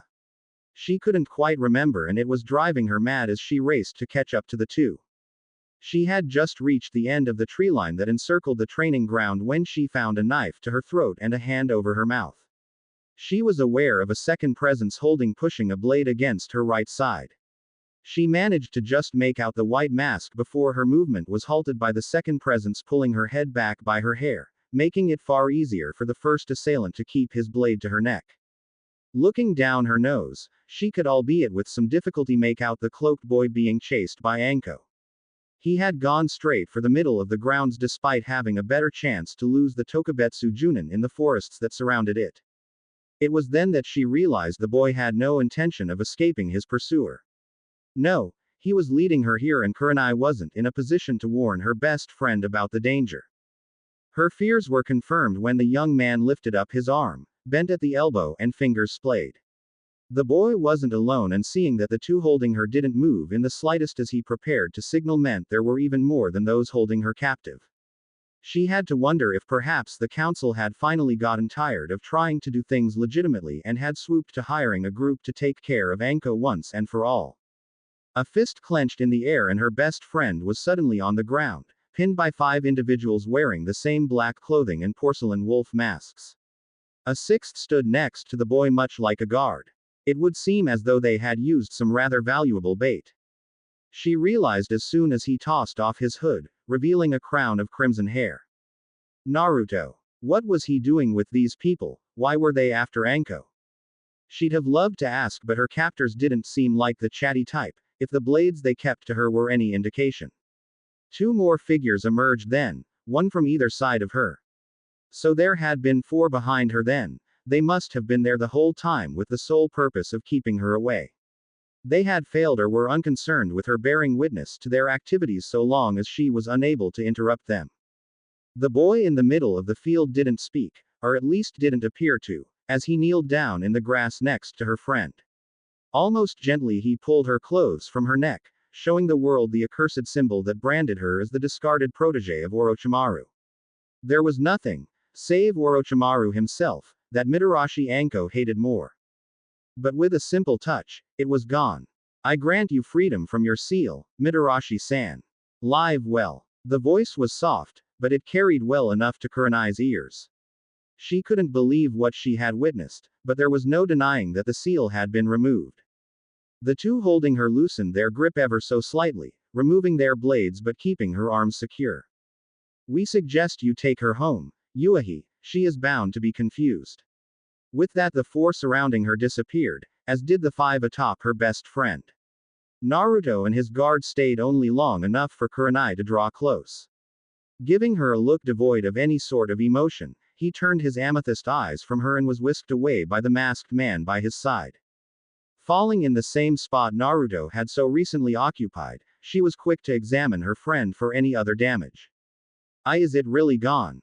Anko asked. She still lay on the ground, but her head had turned to look at her only real friend, her eyes wide with disbelief but filled with a spark of hope. Yeah, it's gone. A large weight seemed to lift itself from Anko in that moment, but her face quickly turned to a scowl. What's wrong? Kurenai asked, confused. Shouldn't she be jumping for joy right about now? How am I supposed to celebrate when that F. Kerr spilled all my dango? With the adrenaline leaving her system and relief flooding her heart, Kurenai couldn't help it. She threw her head back and laughed. Anko wasn't amused. I want my dango. Damn it. Squirming against his bonds did the man no good. He had not been captured by amateurs, but by those who had been trained as weapons for their entire lives. There was no way a rather unskilled chunin such as himself was going to be able to escape them, not when he had been enjoying a cushy administration job within Konoha these past few years. If he got out of this, he was going to resume his training immediately. The metal chair he was tied to squeaked again as he pushed against his ropes once more, drawing the attention of one of his silent guards. The visage of a snarling wolf was more than enough to convince him to sit still. When the door to the far side of the small metal room he found himself in opened, both guards snapped into Konohagakure no Sato's official salute, adopted from the Hai no Kuni they were located within. He was surprised when the person entering was a young boy. That surprise turned to horror when he identified him. He had heard that Naruto, formerly Uzumaki Naruto, had declared the Yamanaka heiress and her clan his enemy, but he hadn't really believed it. There was talk about going against the boy, but most of it was just nonsense spewed while drinking. Anything that wasn't had been quickly put to a stop to by their clan head, Inoichi. That man wanted to do everything possible from escalating the conflict. Evidently, his clan's opponent was not of the same mindset. This was not looking to be a good day to be Yamanaka Kira. It had been almost a month now since he had become an enemy of the Yamanaka, and Naruto was actually rather disappointed. They had done absolutely nothing so far. No move against him, no move to gain allies, nothing. But that was fine. Their heiress had already shown herself to be weak when it came to her own conviction, but Naruto was not. It may have been a hasty decision, but these people were his enemy now. By the gods, he was going to make them realize that. And now he had forces of his own to back him up. Moving to the man bound to the only piece of furniture in the room, Naruto couldn't help but give a vicious grin. It was not a good idea to let the wolf strike first. He had sent out a letter to the court of Hai no Kuni the day he had first renounced his name, and it was just today that he had received a confirmation. His renouncement had been acknowledged by the court, and that meant he didn't have to worry about the Uzumaki name being dragged into this. He was free to act, and there was nothing to hold him back. Withdrawing a freshly sharpened kunai from his pouch, Naruto got to work. He was awoken by a scream that sent him flying out of his bed and thudding down the hallway. Bursting into his daughter's bedroom, Inoichi froze. His daughter had turned on the lamp that rested upon her nightstand, and it illuminated clearly what had been done to the wall across from her bed. The wolves prowl beneath the shade of the great tree. He didn't even need to question whether or not the crimson writing was actually genuine. As a shinobi, he knew exactly what it was when he first laid eyes upon it, and the smell was unmistakable. As unmistakable as the long owned hair that hung down the wall, tied to a kunai that had been quite solidly jammed in. It was probably what had woken his daughter. Also of note was the fact that dangling from the end of what could only be the hair of a Yamanaka was the skull of a canine. A wolf, if the words written upon his daughter's wall was anything to go on. He was aware of his wife comforting his daughter and moved towards the curtains, dancing in the cool night breeze. The window had not been open earlier. He had made sure it was locked himself when checking on his sleeping daughter before retiring to bed. He had been worried that Naruto might try something and had hoped it would be enough to dissuade the boy. But he did not know who these wolves were. Peering out into the night, he quickly got his answer. Directly across from him, crouched upon a nearby roof, Naruto stared back at him. Flanking the boy were two figures in wolf masks, both standing on the downward slope of the roof behind him so as to just barely reach the same height as the former Uzumaki. Cold amethyst eyes gazed at him impassively. Your move. They dared him. This was more than a threat, this was a show of power. Naruto could have very easily taken the life of the Yamanaka heiress, his sworn enemy, but, more than that, he could have taken the life of the clan head's daughter, Inoichi's daughter, his daughter. The thought filled his heart with dread. If anything, the boy was being merciful by giving this warning. It was obvious that the lack of action on the part of one of Konoha's clans had displeased him.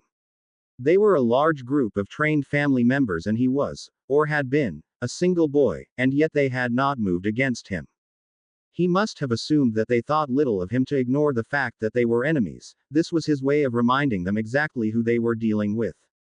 They would not have to be reminded again. Yes, Inoichi had known he was a threat, but that's why he was trying to avoid instigating anything further. It would seem his efforts had backfired, insulting the prideful creature on the roof across from him and bringing this upon himself. The boy made no move other than to point towards the gates of the clan compound, where he noticed a group of his clanmates shouting in panic. When he turned back, there was no sight of the boy, nor his wolves. The clan would need to be made aware. And he would have to come up with a way to fix this mess. Unacceptable. King acceptable. They thought they could stand against his godson. The godson of Orochimaru. The fools. Hasty steps thudded down the corridors of his home, passing terrified works and cautious soldiers. You too, with me, now. Without argument, but with a great deal of trepidation, 2 Odo shinobi fell in line behind their master. Deeper and deeper they went, until Orochimaru had finally found what he had been looking for. In a room completely dedicated to studying the various clans of Konoha, the snake Sannin made his way to the far wall, where failed experiments were being preserved within special tubes.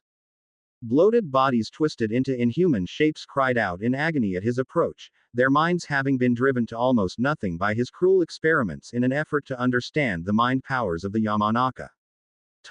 Translucent skin did nothing to hide what lay within, veins pulsing with thick black liquid that the Sannin knew for a fact felt like the burning of 1,000 suns as it pumped through the flesh. He hadn't ever found a use for them, until now. Orochimaru turned to the Odo shinobi behind him, both staring in unconcealed horror at what they were being shown.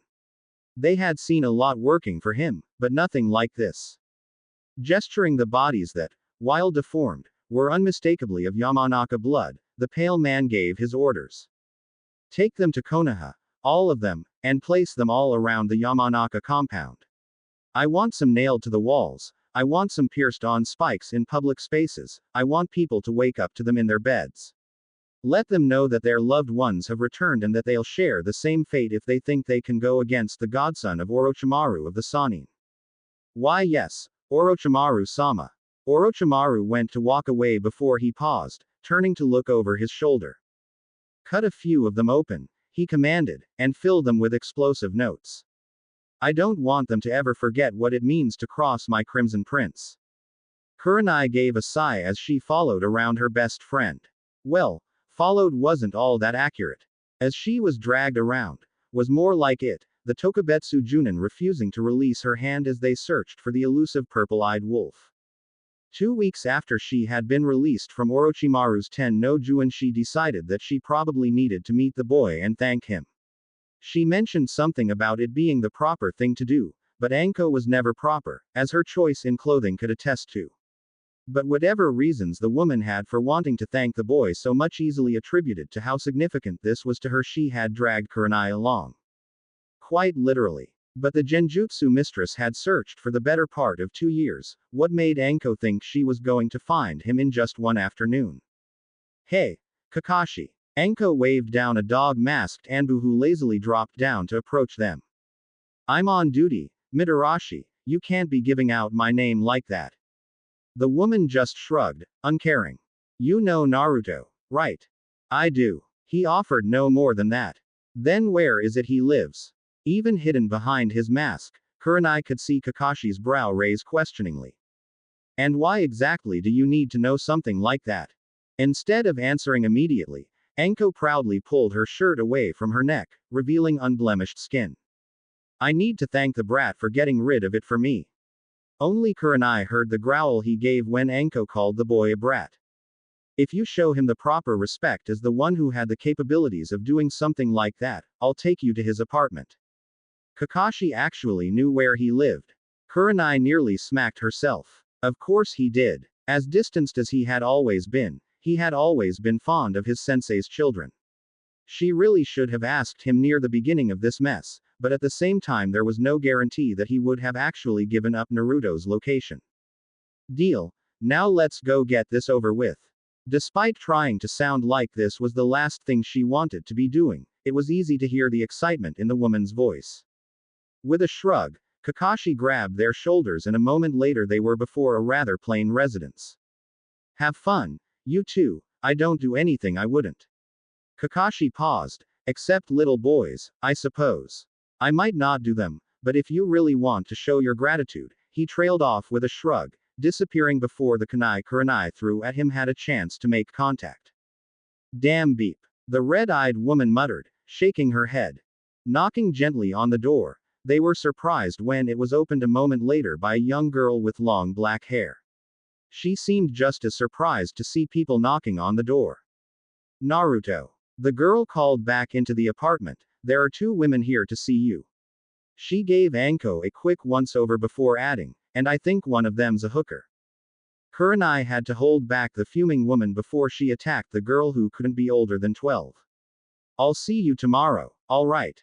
There was a muffled response but the girl seemed to hear it well enough, slipping through the doorway and starting down the street. Go on in, he'll be with you in a minute.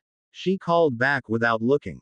Pushing her friend into the residence of her sensei's son before she had a chance to run after the girl, Kurenai was surprised by how simple and clean it was. There was a kitchen area, a small table for four, a coffee table, a couch, and a bookcase. She could see no decorations, so stains on the walls, no dirty dishes in the sink, nothing that would make her think a 10-year-old boy lived here. It was as if he had just moved in that day. A fuming Anko cheered up as soon as Naruto walked into the room from what Kurenai had to assume was a bedroom. Just what had Naruto and that girl been doing in his bedroom? Kurenai felt her face flush at the implications in Kakashi's parting words. A purple missile interrupted her less than appropriate thoughts as Anko crashed into the boy, squeezing him tightly to her chest. Thank you, thank you, thank you. She had no idea that Hyuga Hinata had said the exact same thing when he helped her last month. No problem. He managed to grunt out, his face flushing almost as red as his hair as he was pressed into Anko's rather generous bust. Anko frowned down at him for a moment before an even bigger grin split her face. You're the boy who Inoichi was questioning, aren't you? I am, and you're a bit early for that dinner. I still have 2 years before I graduate. Anko gave a hearty laugh. I had almost forgotten about that. Kurenai shot her a puzzled look and Anko immediately clamped up. What are yo? Nothing. Absolutely nothing. Naruto shook his head, looking at a nearby clock. It's a bit early for dinner. Perhaps I could offer the two of you some tea. Sure. Why not? Anko was quick to take a seat at the table. Giving a sigh at her friend's antics, Kurenai turned to Naruto. That would be lovely, Naruto. He seemed to think for a moment before he let a confused frown settle on his face. I'm sorry, I don't think we've met. He walked up to her and held out his hand. I'm Naruto of Konoha, a pleasure to make your acquaintance. His close proximity felt like a warm blanket on a winter's night, bringing with it a comfort that made her feel horribly exposed. Tightening down on instincts that screamed at her not to trust this strange being before her. This young man that didn't make her skin crawl but instead sent pleasant shivers down her spine, Kurenai placed her hand within his, fully understanding what he was doing. He was giving her another chance, willing to start anew as if they had never met before. There was no way for her to fully express her gratitude to the gods for giving her the chance. Yuahi Kurenai, and the pleasure's all mine. She felt her heart speed up and her cheeks darken as he brushed his hand against his lips. If you say so. Kurenai was sure she would have made a fool of herself if things had lasted any longer. As it was, her instincts were going haywire and the last thing she wanted to do was push him away after he had given her a chance to be a part of his life. Luckily, she was here with Anko and Anko was, well, Anko. We having some tea or are you two going to be having yourselves a cup of coffee? Naruto gave a chuckle before releasing Kurenai's hand and making his way into the kitchen. You're quite right, Anko, I'll start it immediately. As the three sat around his table, talking quietly about any subject that popped into Anko's mind and enjoying cups of hot tea, neither of the women noticed the chakra chains coiled within Naruto's sleeves nor the wolves hiding in the corners, ready to cut the two of them down the second Naruto gave the signal. If they were fortunate, they would never know. The darkness of night covered him, hiding his identity as he slipped into a rather dingy bar that had seen far better days. He moved to the back room and was led in without a word, the man with the face of a wolf closing it behind him and resuming his guard. There was little in the room, a single table and 2 chairs. In each corner stood a figure in a wolf mask, and the boy across the table from him was flanked by one on each side. He had come alone, hoping to fix this mess, but his clan's greatest enemy did not have much faith in the supposedly peaceful nature of this meeting.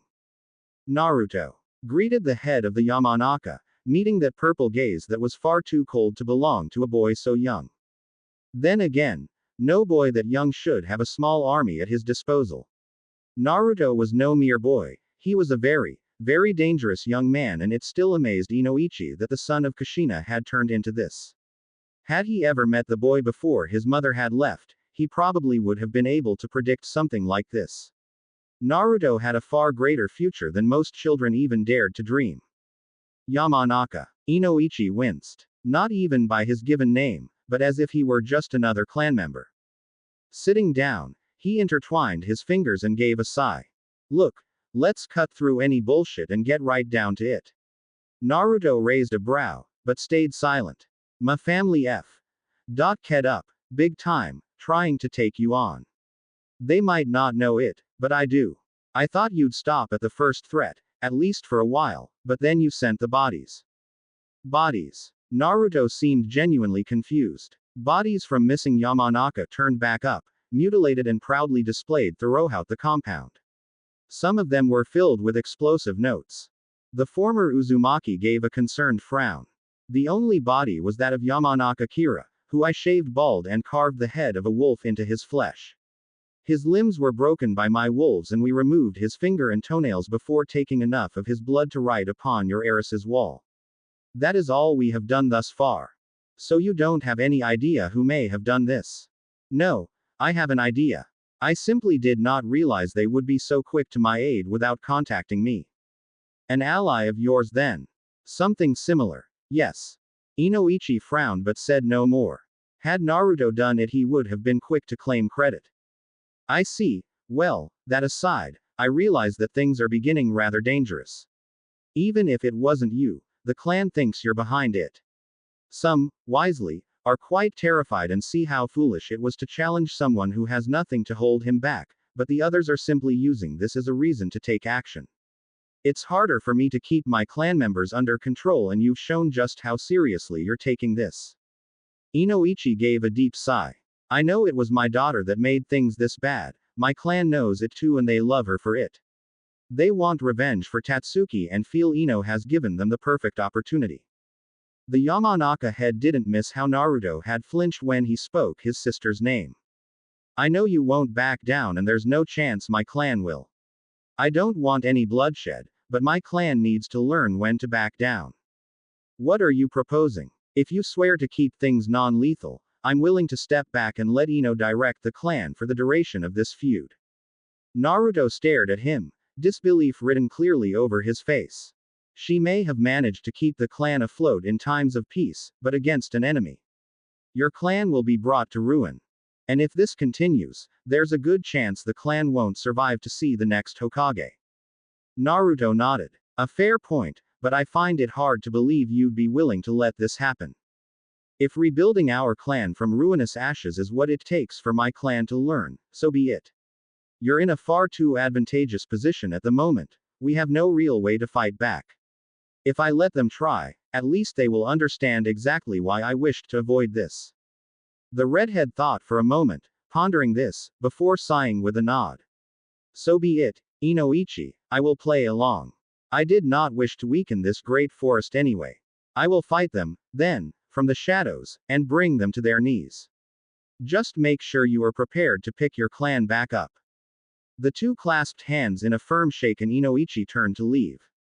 Before he could make it fully out the door, however, Naruto's soft voice stopped him. She was my first friend, you know. I never meant to hurt her. Squeezing his eyes shut at the mention of his sister, Inoichi nodded. I suspected as much, but thank you. You have put my mind at ease. You're a good man, Inoichi. I look forward to the day I graduate and can call you my comrade. Inoichi smiled as left. All of us who live beneath the great tree are comrades. He mumbled. Even when we're at each other's throats. Murky water went up to her knees as she sloshed through what she thought to be a sewer. There were only 2 years to go, and her mother had decided it was finally time for her to learn to control the power that was locked within her.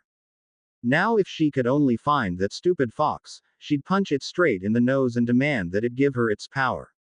The plan was foolproof. Coming across a rather large and out-of-place cage door, she eagerly ran towards it, splashing loudly through brown water.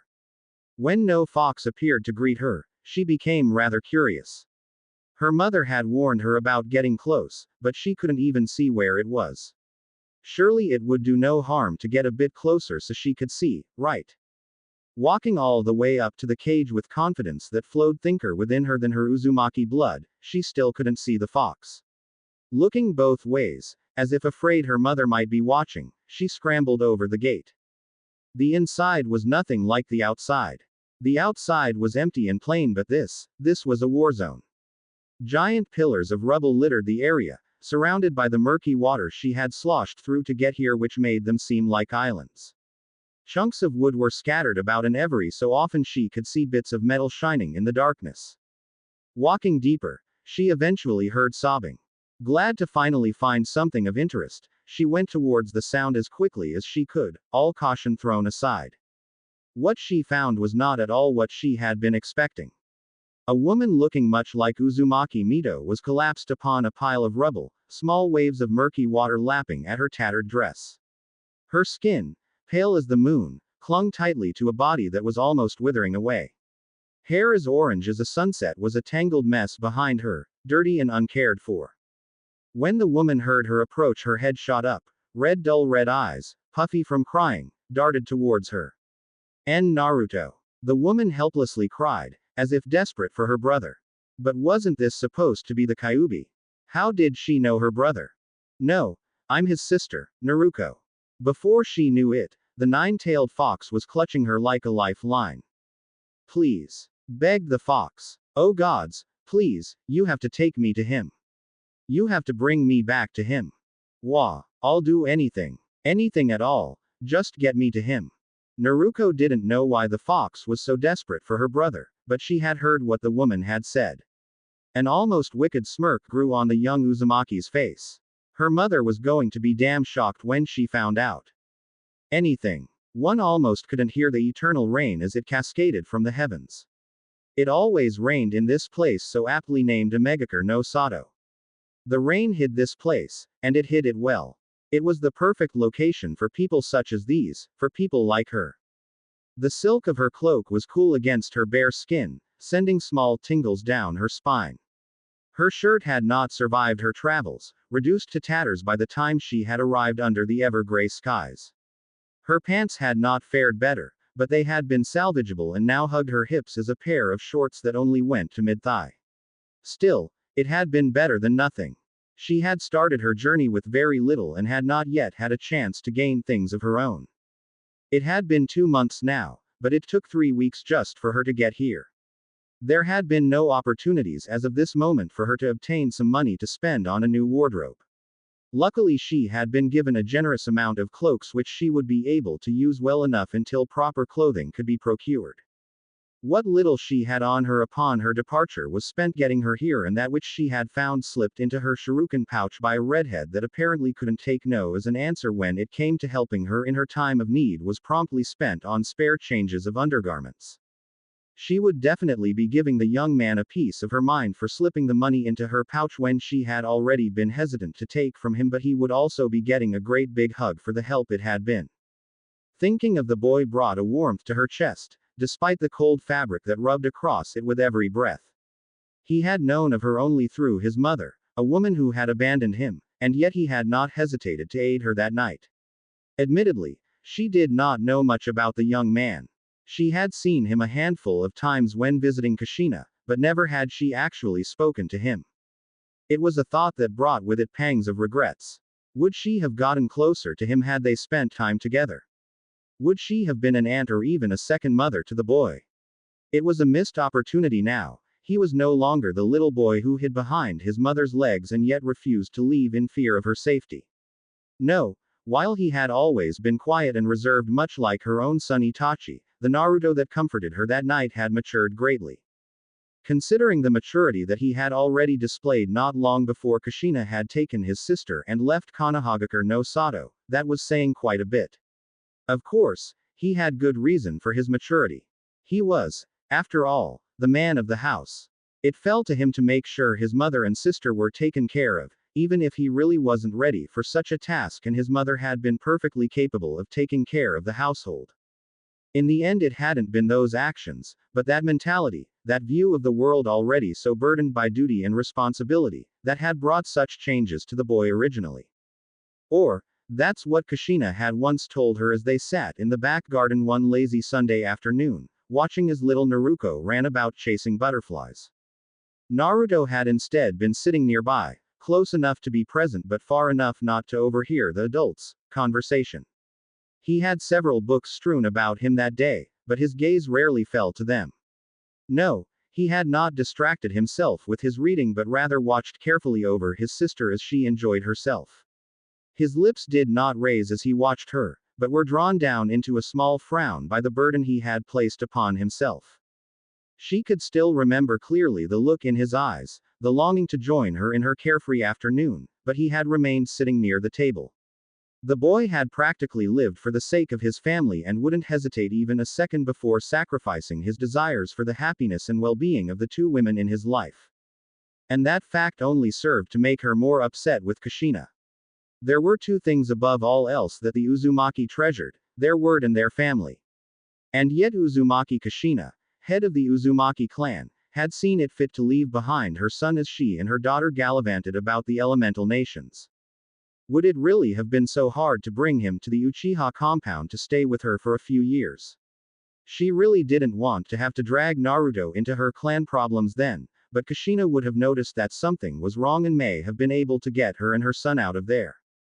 Okay, so perhaps some of her anger stemmed from bitterness, but she knew how hard it would have been for her to leave her sons behind. Even when Itachi had gone on standard patrol missions within the village, she was worried until he returned. How could Kushina have possibly justified her actions? She knew the woman had to have a reason, though. She was not so ignorant as to immediately assume the worst of the woman. Kushina may have been rather impulsive and she may have had a tendency to overreact, but even Kushina wouldn't have left her son behind without a reason to do so. For whatever reason, Kushina had left him, but perhaps that had actually been for the best. Had she not, he would not have been there to shelter and comfort her on the horrid night. Who knows if she would have managed to make it out of Konoha alive? Even if she had managed to flee successfully, what reason would she have to live? Tension within her clan had strained her relationship with the Uzumaki head to the point where it was often hard for her to think of the two as friends anymore. Perhaps that's why Naruto hadn't been left with her, which turned out to be a very fortunate thing indeed. Itachi may have betrayed the clan and Sasuke may have been lost and most likely killed during the clan's eradication, but Naruto was still there. She might not have been the boy's biological mother, and she had no intentions of attempting to replace the woman, but by the gods she would do what she could for the last person she had. And to think, she only actually spent a night with him, a single night of sobbing and sleeping. She didn't even know him, but that was still more than she could say about anyone else at this point. She really had no one else left. But at least she wasn't alone. Well, not completely. Sure, he couldn't be here with her and she couldn't do anything to help him at the moment, but the warmth in her chest reminded her that he was still there and would always be there if she ever needed him. The feeling was pleasant and comforting, reassuring her that despite all that had happened, not all was lost.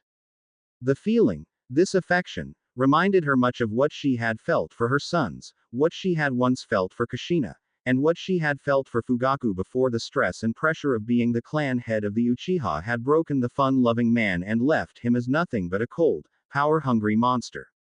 She blamed the clan's recent problems, mostly their extermination, on the man her husband had become, but she blamed the creation of that man upon the clan itself. It truly was a vicious cycle that had brought about their own destruction. And now there were only two left. But what were the chances that with only 2 Uchiha remaining that both would end up being in the same country? The same village. The same building. What about across the King room? Peering over the shoulder of Zetsu, who she stood behind, she could see her eldest son standing across from her, staring at Pain in disinterest. The pleasant warmth in her chest turned into an inferno of white-hot rage every time she laid eyes on him. He had betrayed the clan but, more importantly, he had taken everything from her. The only thing about him that was even slightly redeemable was the fact that by taking away everything that she had and everything that she once was, he had ended up driving her to Naruto. This man, no, this dog across from her was not her son, Naruto was. And for him she would remain here, watching, so that he might stay safe. She didn't know exactly what they wanted yet, her backer had not fully elaborated, but when it involved so many S-rank shinobi it was worth keeping an eye on. Pain said something and Zetsu stepped aside, letting those of the circle see her, but she did not worry about being recognized. Uchiha Makoto had died as far as the world was concerned and no one here could see her face, hidden as it was behind a mask. As the newest member of Akatsuki, under the guidance of Zetsu, is there anything you would like to say? Questioned the leader of AIM, his purple eyes peering at her calmly. Pain was the only one in this room, sans Zetsu, that had any idea as to who she was. He may not have known her real name, but he did know who it had been who sent her here with the half-plant. Tilting her head to the side for a moment in thought, she nodded in the affirmative. Hips shaking as she bounced on the balls of her feet like an excited child, the words she spoke rolled of her tongue and sprang forth from her mouth like a song, clearly hid despite the orange porcelain that concealed her features. Toby is a good girl. Keigo and Ren have returned from their mission, they report it as a success. Hidden behind stacks of paper, Naruto nodded at his desk. Thank you. Tell them to get some rest, they've been running missions back to back for 2 weeks now. Of course, Naruto-sama. Is there anything you need before I leave? He rifled through piles of papers for a few moments before withdrawing a folder that quickly found itself in her hands.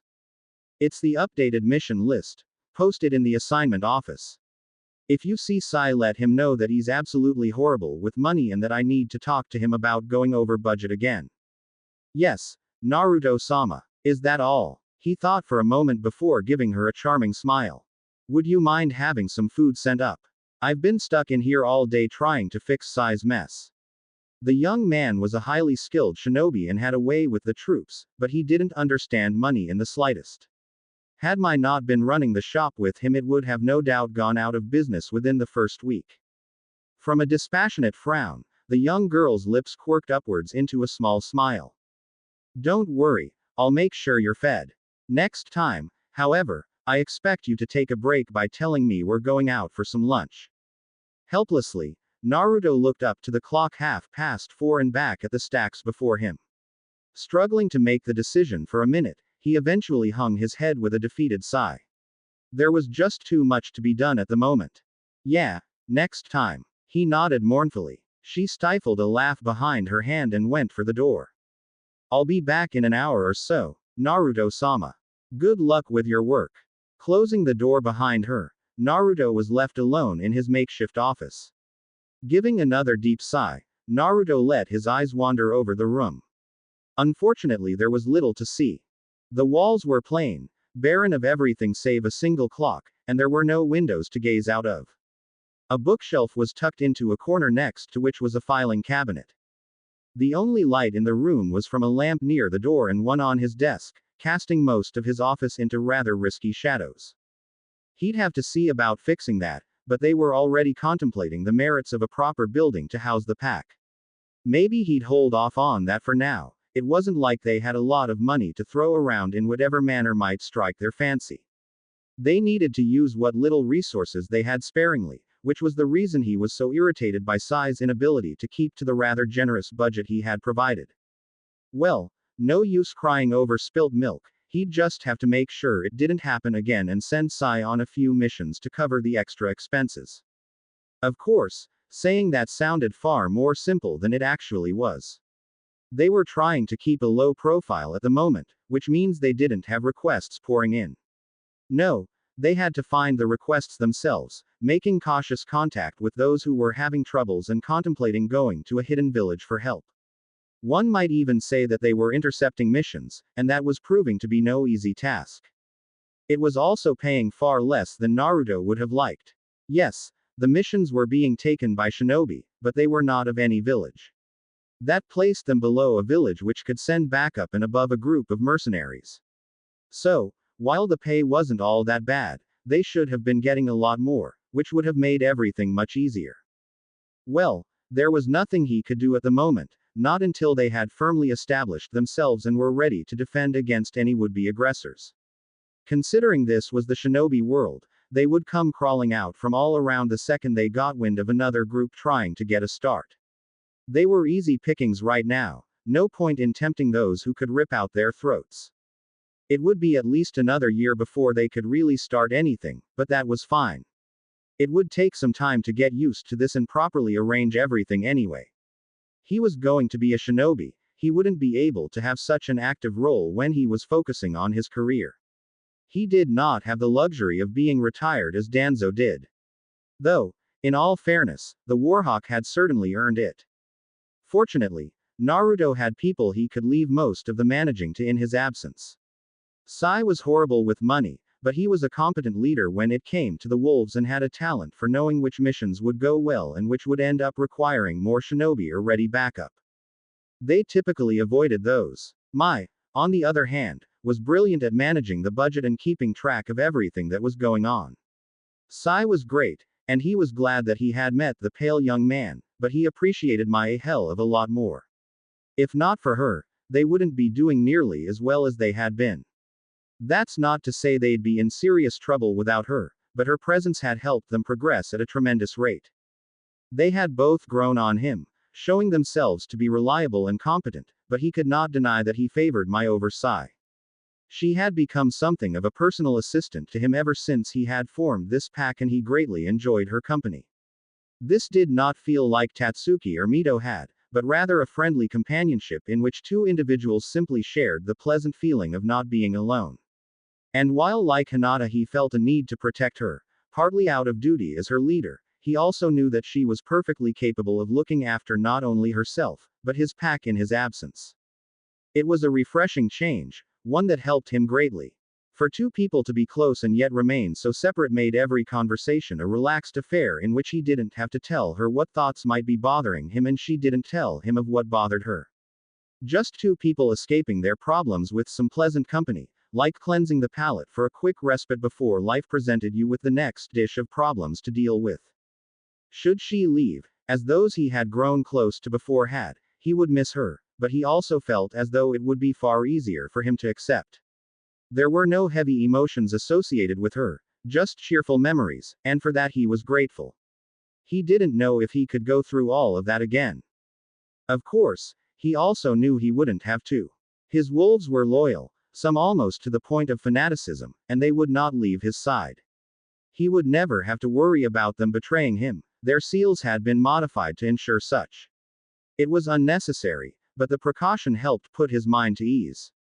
No, his wolves were the only people he could rely on, a strong foundation that would give him stable footing in this chaotic whirlwind of life. And just as they took care of him, he would look after them. It was almost like having a family again. The drink was poured quickly and downed even more swiftly. Placing the empty glass down, Hiruzen contemplated another drink. He'd had 4 this afternoon and was well aware that a drink or 2 more would mean he couldn't do any more work and he really didn't want to deal with the last of today's paperwork when he'd no doubt have a mountain of new papers waiting for him in the morning. At the same time, after 2 drinks he really shouldn't have been doing anything concerning the running of Konohagakure no Sato.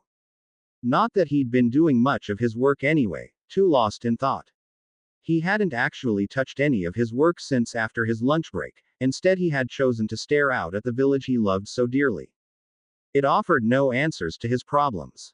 Problems which primarily concerned the only redhead currently in the village.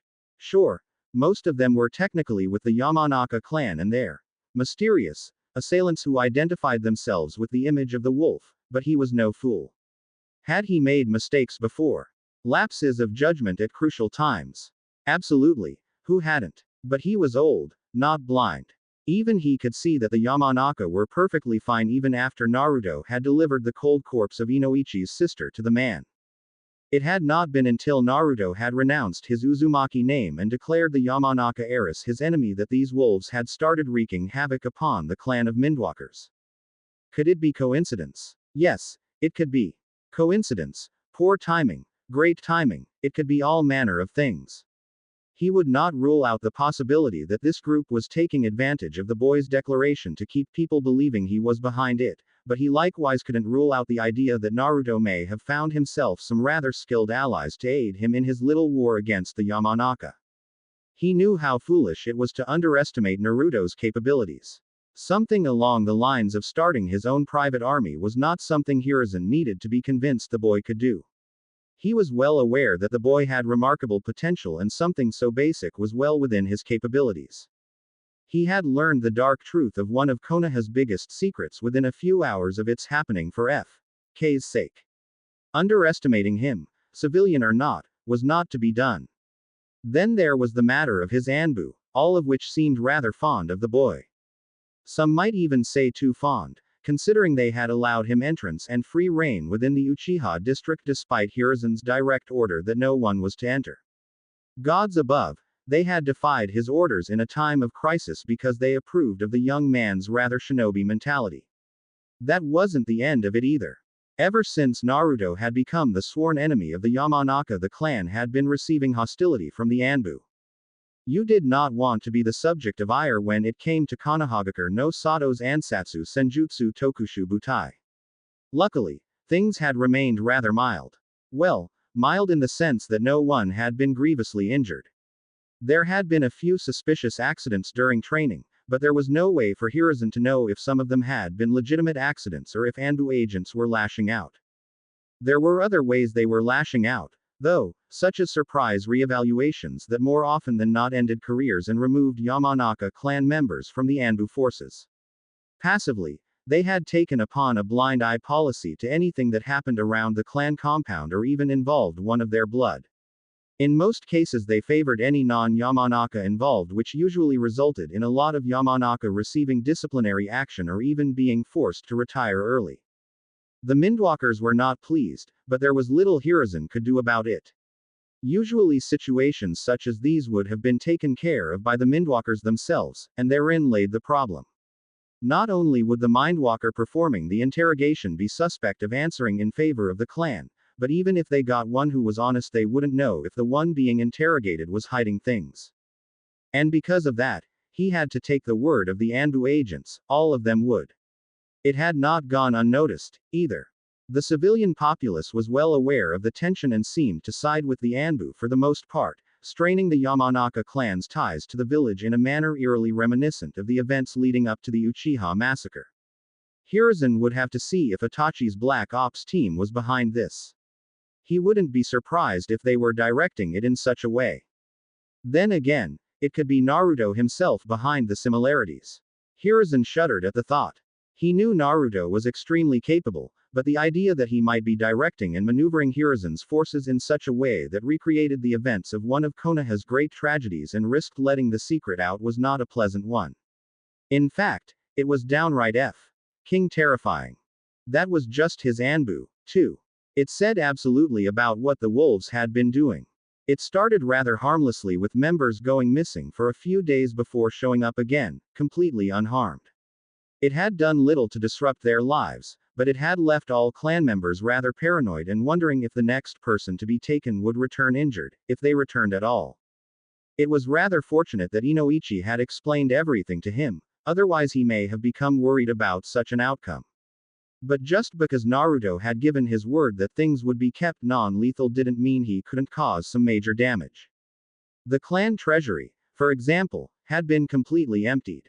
No one was sure how the wolves had managed it, but they not only managed to take everything without being seen, but rotting boar carcasses had been dumped into the cleared vault, and painted in red was a snarling wolf on the outside of the treasury door.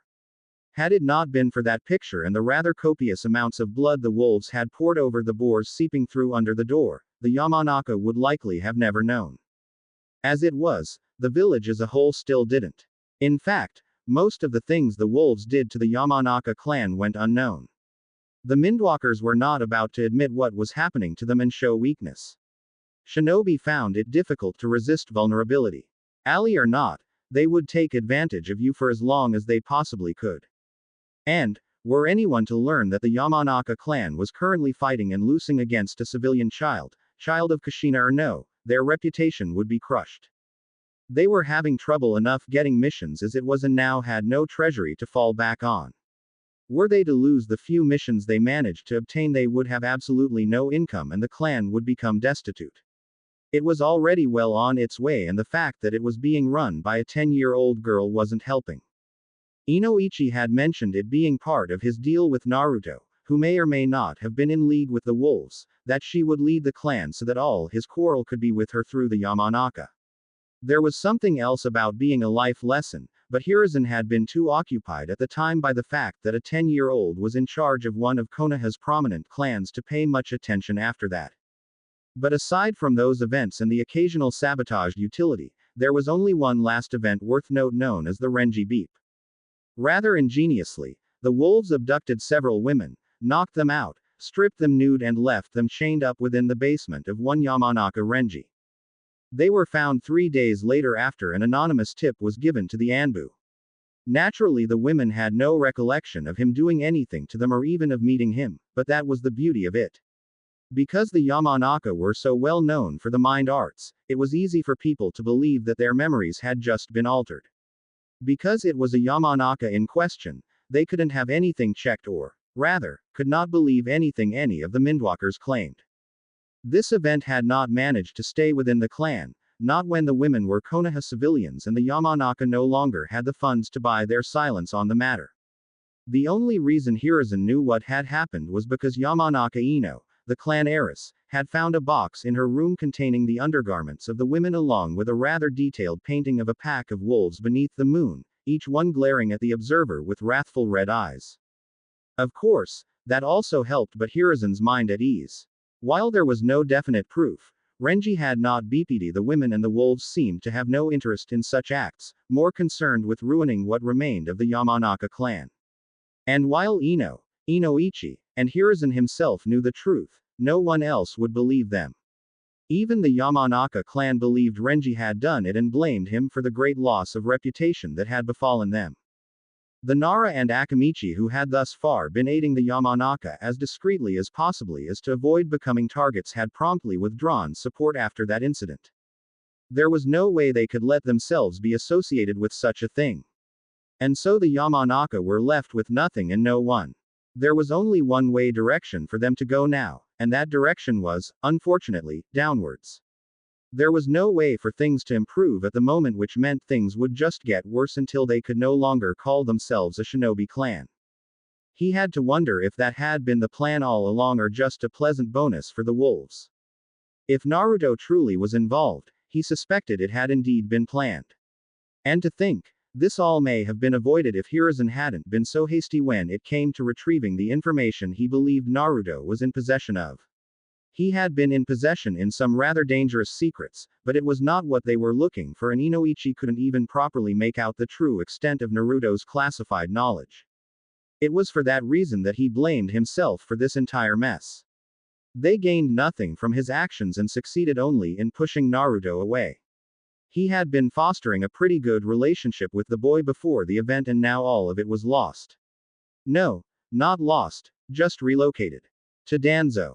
The Sandaime Hokage still couldn't believe he had managed to drive the boy to Danzo of all people. There were various outcomes that played through his mind resulting from this development, most of them bad, but there were some possibilities that would be good for the boy. He'd have to simply sit back and let Naruto make his own decisions. Any attempt at interfering in the boy's life at this point could produce absolutely horrid results. And it was because of that, and partly out of guilt, that he had not attempted to end the war between the young man and the Yamanaka clan. It was mostly his fault that things came to this, that Naruto was pushed into this situation. Who was he to try to step in when Naruto was handling it so well? The Yamanaka would be a rather substantial loss, and one very soon after the loss of the Uchiha, but it, like the Uchiha massacre, was necessary. He would surrender the clan like a sacrificial lamb in hopes that the wolf might eat it and move on, its hunger sated. He just prayed that Naruto moved on to someone else's pastures and didn't turn his hungry gaze to the flocks of Konoha. Most of them wouldn't stand a chance. Danzo was waiting in the usual spot. Slipping into the seat across from him, Naruto was glad for this break from his work. It had been a year now and things were coming together nicely. It wouldn't be too long now before he could truly allow his pack into the world with confidence. Unfortunately, the last of the work was a lot more strenuous than the work he had done getting everything set up. It was to be expected, though. He was organizing everything so that it would not require his attention often. The plan was to let Mai manage everything as Sai led the pack itself. The two were used to working with each other and had become used to working with him. They'd do well leading the pack while he was occupied with starting his shinobi career. It's been a while, Naruto. Been busy. I have. He answered with a nod. Is retirement still treating you well? You should know that I'm not really that retired. Naruto pretended to be confused, despite knowing the old man across from him was an expert at reading people. Oh, do you mean because you serve as an advisor on the Honorable Council? Yes, I suppose that would be a lot of work and take away from the feeling of retirement. That's not what I was referring to. Isn't it? Whatever could it be that you speak of? I know you've been in contact with them. Their sudden change in movement told me something had happened. It was no hard to figure out it had to do with you. I don't know how you managed to convince them, but I do find myself rather impressed. I'm afraid I cannot take credit for something I don't know of. Do not think you can fool me, Naruto. You know very well what it is I speak of. After all, you have spent the past year turning them from a loose collection of soldiers into a professional organization. You may have used already prepared shinobi, but it's still remarkable that someone as young as you managed such a feat. Not everyone has what it takes. Still a bit lost here. Who? Danzu's lips turned down into a deep frown. With the slightest of movements, two figures dashed from behind the trees towards the former Uzumaki. Unlike the wolves he had expected to meet his men in defense of their leader, two black chains intercepted them. Naruto wasted no time in executing them, and within seconds his chains had wrapped around the men's necks and snapped them with violent jerks. Danzu's frown increased in size. He had thought that the wolves would have defended their leader instantly. Perhaps they knew how capable their lord was and deemed it unnecessary to guard him. It was a rather bold move, but it also ensured that they would not be caught and that anyone who met with him would immediately feel like they had the upper hand. The false security they felt would likely become the undoing of many men in the future. It was not wise to underestimate Naruto. Much to Danzu's pleasant surprise, he felt a blade to his neck. Seeing as Naruto was still seated before him and, to the best of his knowledge, did not know any solid clone techniques, Danzo let his gaze move to the side. The snarling face of a wolf was next to his own, the person behind it paying very little attention to his captive, as they gazed towards their leader. Moving his eyes back to Naruto, he lifted a single brow. So you still don't know what I'm talking about? Absolutely not. That's just a pet. Surely you know a wolf when you see one. Danzo gave a snort. Yes, of course. Now, call of your mutt before I teach it the hierarchy. The wolf-faced shinobi growled in response but released his captive at Naruto's nod. Take care of the bodies and return to the den. I can take it from here. The wolf gave a nod and left with the bodies to obey. You know, I had left them as civilians for a reason. I'm well aware, but I also know you did that because you didn't have any use for them. I, on the other hand, did. Either way, their training gets put to good use, no. Are you trying to say terrorizing the Yamanaka is a good use of the soldiers I poured valuable time and resources into? I'm not, but I won't deny that it's one of my uses for them. Quite. I've attempted to influence things outside of Konoha recently only to run into members of your pack that seemed quite lost. I'm not sure how they managed to become so separated. Damn, and here I was hoping to keep that a secret for a bit longer. It isn't often that plans work perfectly, Naruto. You should know that. Naruto snorted in amusement. The perfect plan was to never be known, I was just trying to get a firm grounding within a few minor countries before it was discovered that I intend to play on a global scale. A wise choice, but one that really doesn't matter now. Indeed, I'll just have to make do. I'm sure I can abandon a project or two to finish some of the others as soon as possible. I'll take the hit, but at least I'll be better prepared for any others that might come afterwards.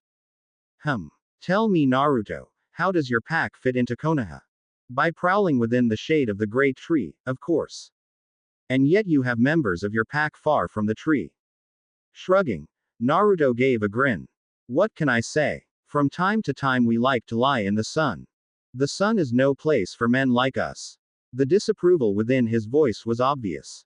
He had expected a better response from the boy. There are times when one must seek out prey. We find the sunlight to be most bountiful. And with that bounty, what will you do? A hardened seriousness came into Naruto's gaze as he stared into the older man's single eye. I will feed my pack. You will never be able to devour it all. Venom spilled forth from his tongue, dripping to the floor like acid as he spat in defiance. Watch us. The looks she received as she walked down the streets of Konoha's seedier district caused her to withdraw into her fluffy jacket. Men, drunk despite the early hour, jeered at her while the many soiled doves who could always be found sent her disapproving looks and scoffing sneers. Looking down to the paper clutched tightly in her delicate hands, she once more reviewed the address. Normally she wouldn't be anywhere near this part of the village, but Naruto had instructed her to come here and she didn't like the thought of disappointing him. She really liked Naruto, not in the sense of a crush, but more as her friend or maybe even brother. He had helped her when her family had branded her as a branch member and continued to look after her afterwards. He was the first person she could think of as a friend and she had to wonder if he was what Neji would have been if he didn't hate her. Shaking her head at the thought, she glanced around to find her destination. Double-checking with the paper in her hand, she headed towards the small, one-story building that looked rather out of place. With buildings 3 times its size flanking it and the walls painted a dark red, it was hard not to take notice of it. There were no markings on the outside and no windows to peer into, but the addresses of the buildings it sat between let her know this was the right place. Moving towards the black double doors, she was aware of the leer of drunken men turning into an almost shocked horror as she drew near it. Sneers and scowls sent to her by women of pleasure vanished as they tried to retreat out of sight. The 2 doors opened and she made note of the wolf-masked shinobi standing before each one. Though their faces were hidden, she got the feeling that the snarling wolves were glaring at everybody in the street, almost if daring them to try something. A young woman, perhaps 15 years of age, came through the door next. Her skin was pale, exceedingly so, and long dark hair fell straight down her back in a long rectangle. Bangs on either side of a dispassionately frowning face went past her easts to rest near her navel. While there were Manu who would be of the opinion that Hinata was more attractive, or would become more attractive than the girl when she reached the same age, the young girl couldn't help but be intimidated by the young woman. That was put to rest when she bowed low in greeting. Welcome, Hinata-sama. Our lord has been waiting. Hinata was, admittedly, a little confused. She was aware that Naruto had allies within the village, but never had he mentioned a lord of any sort. Was this how he had gotten the support he had? By befriending a lord? Please, if you would follow me. Hinata only hesitated for a second before following after the woman. If Naruto thought she should be here, then she would trust him. As she fell into step behind the woman, she could hear the doors shutting behind her and the 2 men take their positions ready for the next person who would attempt entrance. Swallowing down her fear, she continued behind the young woman and was surprised when walking through a second door brought them to a room that contained only a large staircase. There were torches in each corner of the room and under those the face of a wolf. It took her a moment to realize that there were people below the masks, their bodies hidden in the blackness the dim torches could not penetrate. Something warm and soft entwined with her fingers and the woman sent her a small smile. Can't have you getting lost now, can we?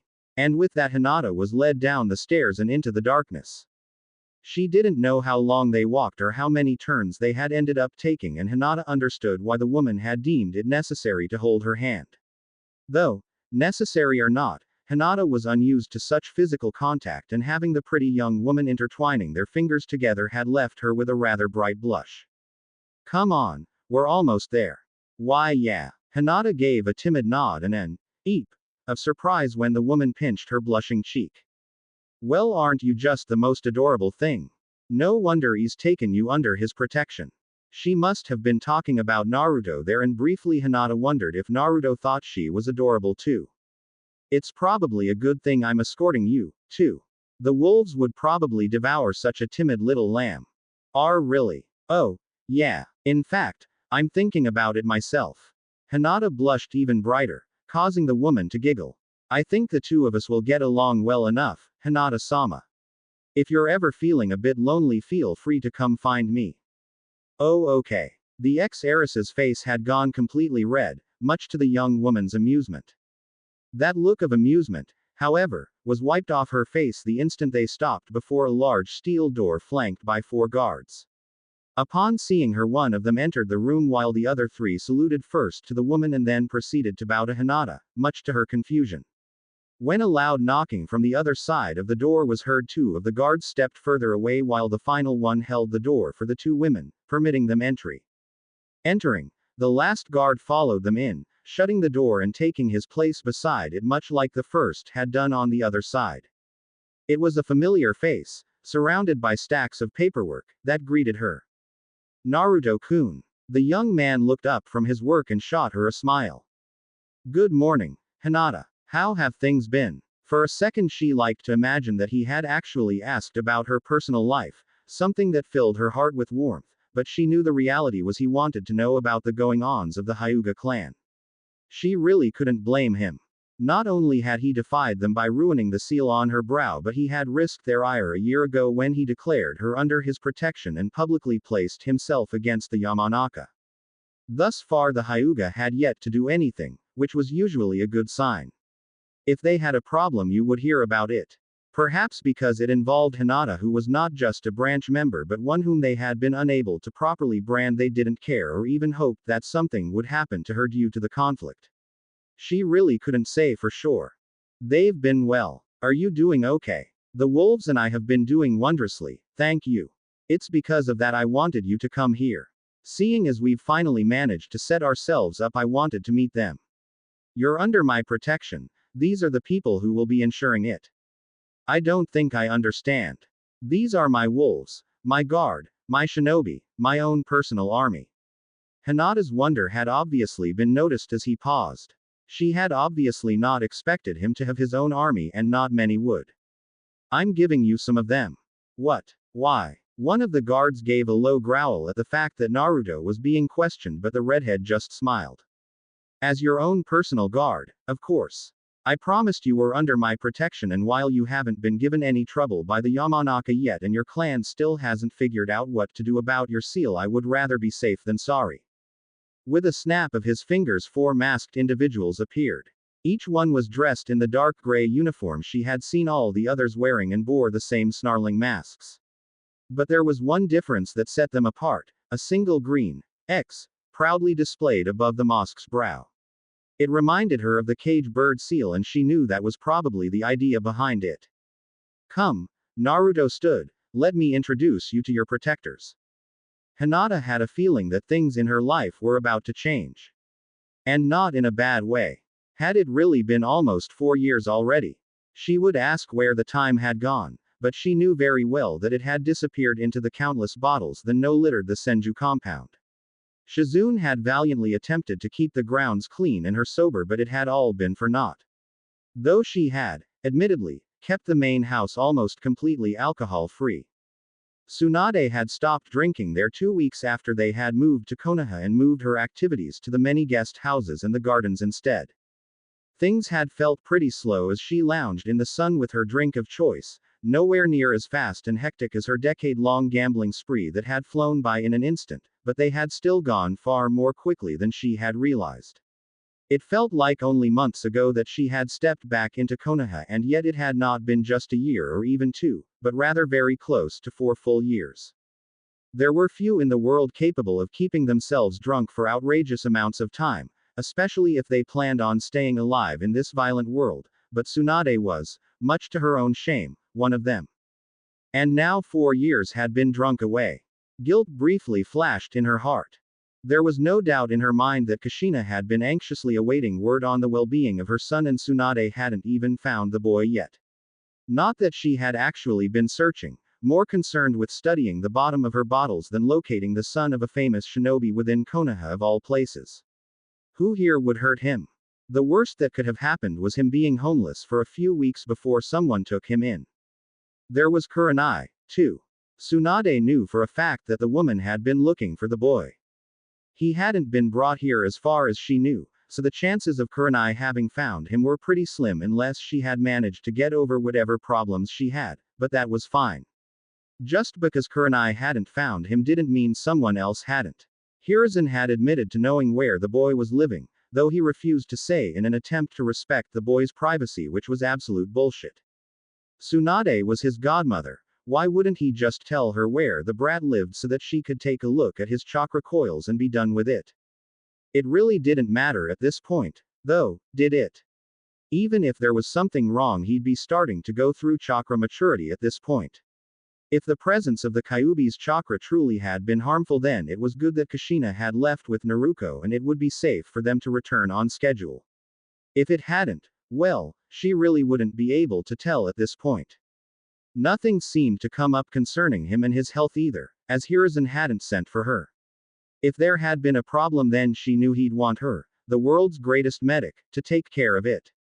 So, for all she really knew, he was perfectly okay. Now the only problem was finding some way to explain the fact that she had sent not one single letter to the worrying mother. It must have gotten lost. Could only work so many times, and she really couldn't use it to explain 4 years without updates on Naruto's health. If she told the woman that Naruto's network was fine and exposure to the Kyuubi's chakra would cause no damage, then Kushina would be furious that she had not been notified earlier so that she could return. On the other hand, she had no real way to tell her that she had been right and had made the correct decision in separating herself from him, and yet she had not told her that. It would have no doubt helped Kushina a lot to know that she had done the right thing, and yet she had heard no word either way. There really was no winning for Tsunade at this point. No matter what she said, the fact remained that she had kept the worried mother in the dark for all these years. Hell hath no fury like a woman scorned. But she wasn't just a woman. No, Kushina was a mother, an Uzumaki mother, and one that she, Tsunade, had kept from her child. Maybe it was time for her to return to gambling her way across the elemental nations. It could buy her a few months at the very least, long enough to drop Shizune somewhere she'd be safe and find herself a nice little town to be buried in. Kushina would be out for blood. Then again, would the woman leave her son again so soon after returning?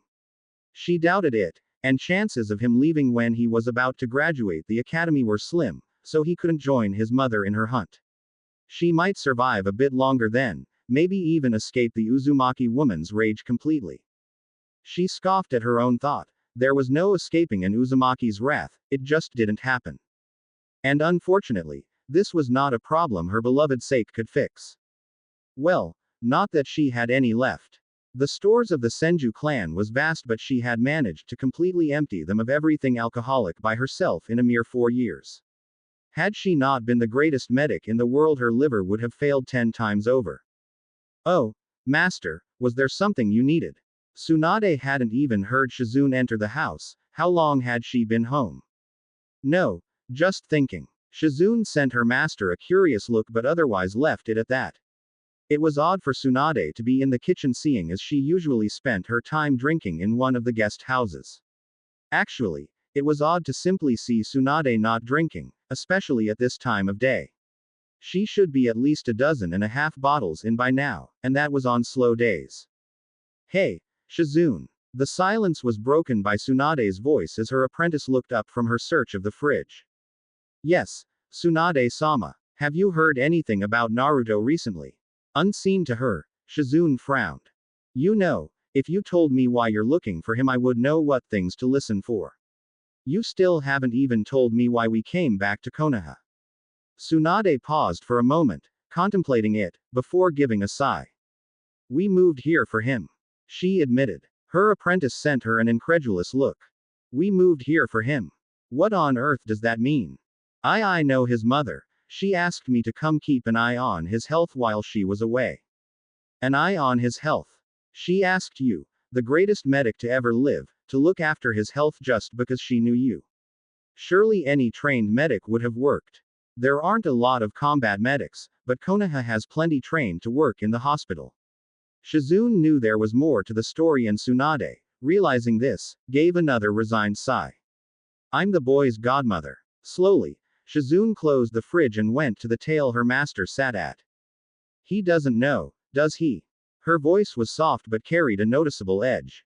Not unless Kushina told him. And you decided not to go looking for him.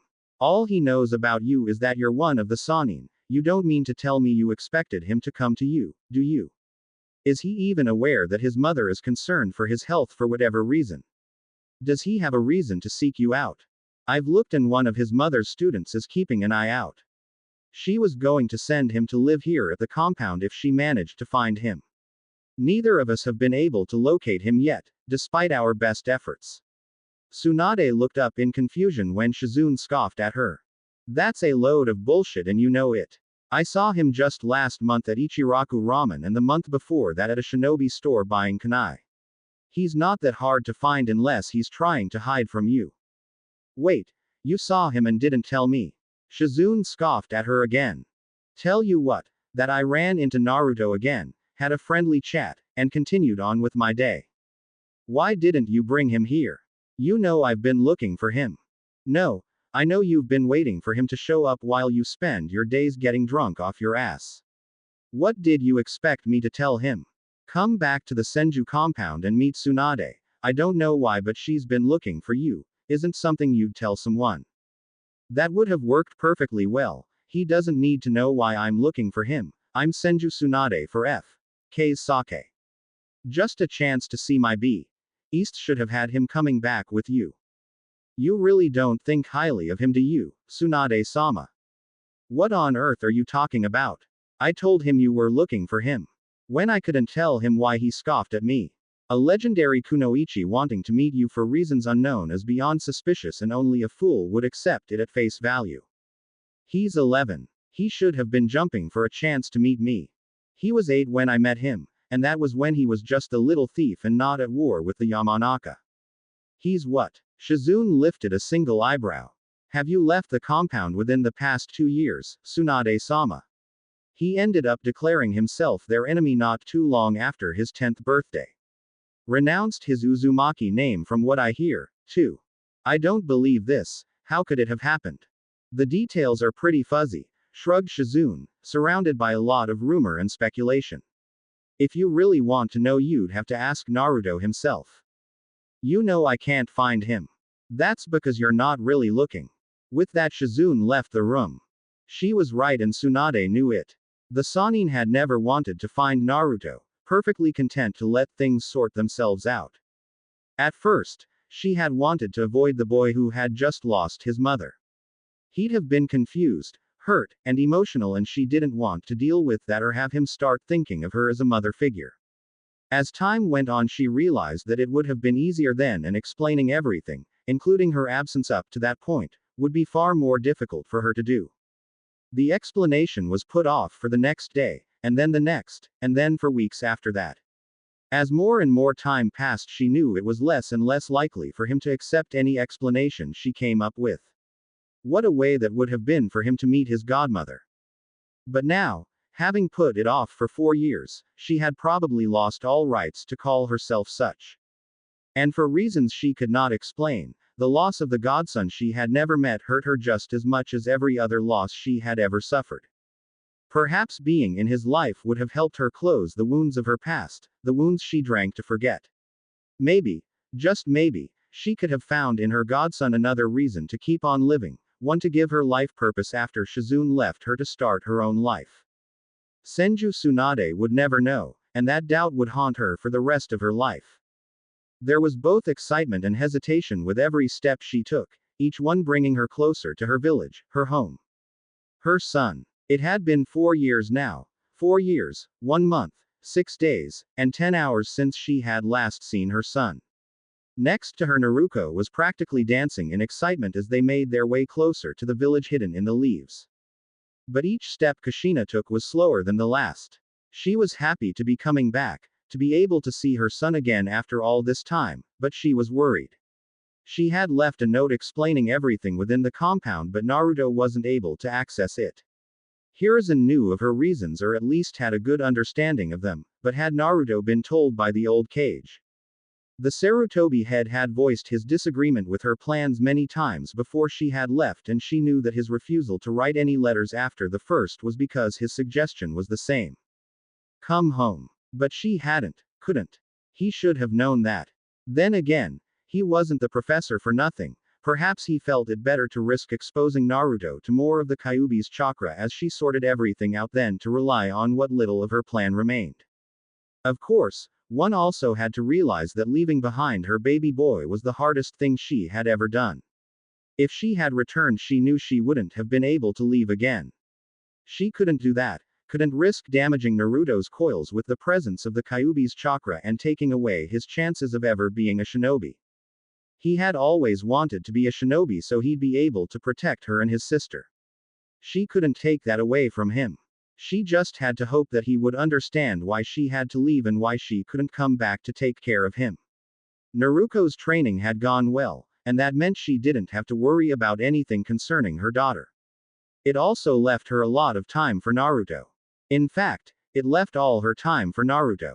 She would make sure that Naruto had all the training he wanted and then some. Every second she had available would be devoted into making Naruto the shinobi he wanted to be and making up for all the time she had spent away from him. The first thing she was going to do when she saw him was sweep him into a big hug and cover his face with kisses. She'd make sure he knew exactly how much she loved her baby boy and that she was never going to be leaving him like that again. Come on, Ka-chan, faster. I want to see Ni-kun.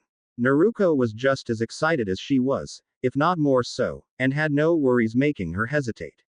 She hadn't been the one to leave Naruto, Kushina was. Naruto was simply taken with her. It had been difficult at first for the girl to be separated from her brother. The two were often close by, Naruto keeping an eye on her to make sure she was safe, and to be so far away from him and know it was going to be years until she next saw him was hard on her. It had taken a little encouragement and a few mentions about how proud her brother would be, but once Naruto started training, her skills grew by leaps and bounds. Most curiously, however, it had been her ability to call upon the chakra of the Kyuubi no Kitsune and keep it under control that had gone by the fastest. It was almost as if the Kyuubi wasn't just letting her take the chakra, but was actively helping her control it, which was a ridiculous thought. Then again, Kushina knew little about the seal her husband had used all those years ago, few did. The Shiki Fuin was not something used often, and as a result not much information was available. Perhaps it was the seal that allowed her daughter such control over the volatile energy that made up the strongest Biju. Whatever the reason, Kushina was just glad to know her daughter was able to call upon such power should anything ever happen to her. Few could go against Jinchuriki, even fewer against one who could call upon large quantities of a Biju's chakra and retain their mind. It was not a power intended to be wielded by humans, and the results were devastating. Smiling, Kushina looked down at her daughter. Faster, you say? I don't think you can handle faster. Naruto pouted. I can too. I bet I could get there faster than you. That sounds like a challenge, stated Kushina as she raised a single brow. Hey, you're on. A race it is, then. On the count of 3. 1, 2, thr. Before she could even finish counting, her daughter had started running as quickly as she could towards the village they called home. Home, where her family would be whole once more. Her heart leapt in joy at the thought. They were the Uzumaki, and there was nothing more important to them than family. Chasing after her daughter, Kushina let her thoughts drift to thoughts of her son's smiling face and sparkling purple eyes. She couldn't wait to hold him again. Unease grew with every step, but she pushed forward regardless. She could hear whispers grow by the second, eyes on either side of the street locking onto her figure and tracking her movement as she made her way to the home she had not set foot in for 4 long years. It was a curious thing, this attention, and it immediately raised red flags within her mind. She had visited every major country and a handful of the minor ones without creating a tenth of the stir as her return to Konoha had. Hidden villages, Both those who knew who she was and those who did not paid her little mind as she went about her business. Or, at the very least, they had not been so public about any mind paid. Was it because so many people here knew of her? Did they, perhaps, not expect her to return? Just the thought of not coming back for her son sickened her. Surely they hadn't assumed that she had meant to leave him here and live out the rest of her years outside the great walls of Konoha. Unfortunately, she couldn't say she'd be surprised if they had. There were few who had known of her plans to leave at all and only two that had any idea as to why. It was, admittedly, far too easy to come to such an unsavory conclusion. Such thoughts did little to ease her troubled heart.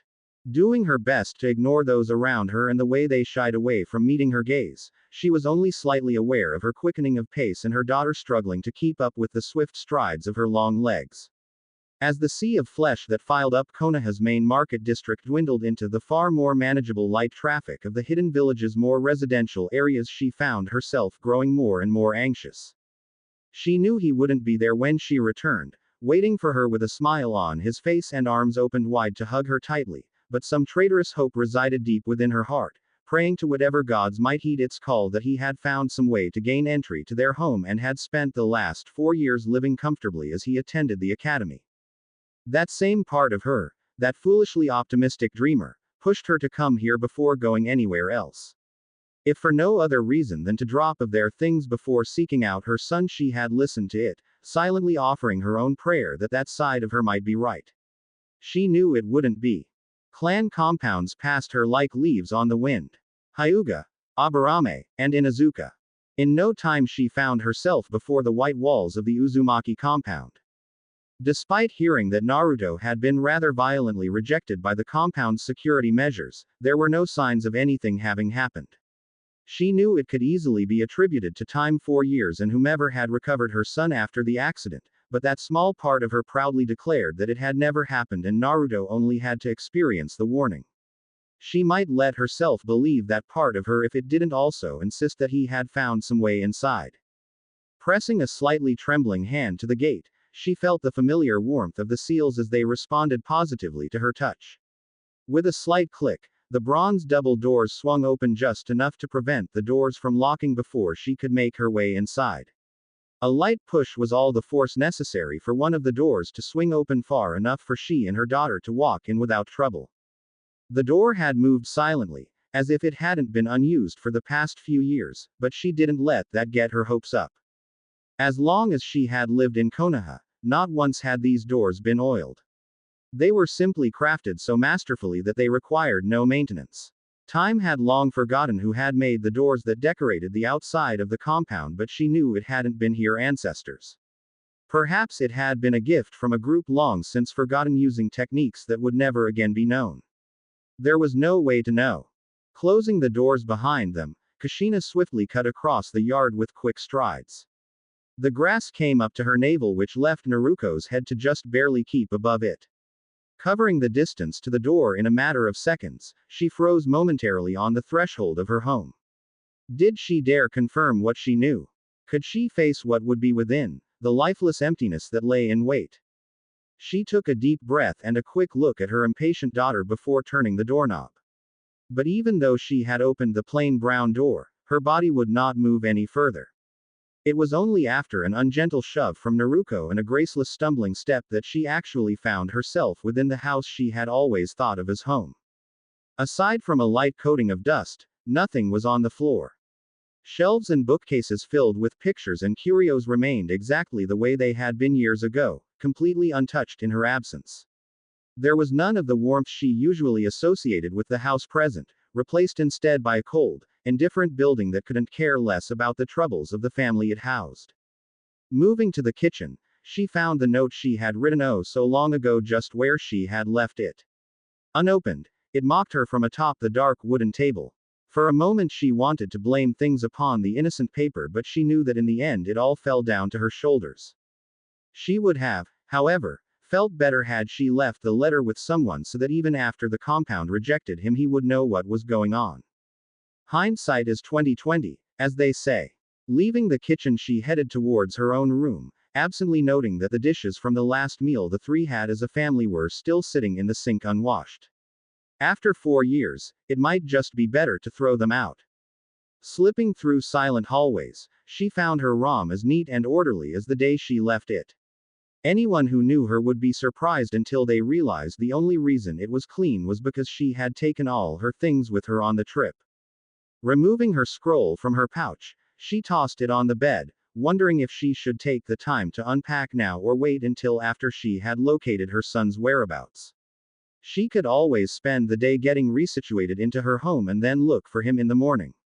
It would be easy, she knew, to put it off, and she would also be able to visit the academy in search for him. They had about a week left, so the chances of him being there were high. But she couldn't do that, not after leaving him as she had. She needed to find him, to make sure he was okay and explain everything that her letter had not had the chance to. But there was still that desire to hesitate, to push it off until later.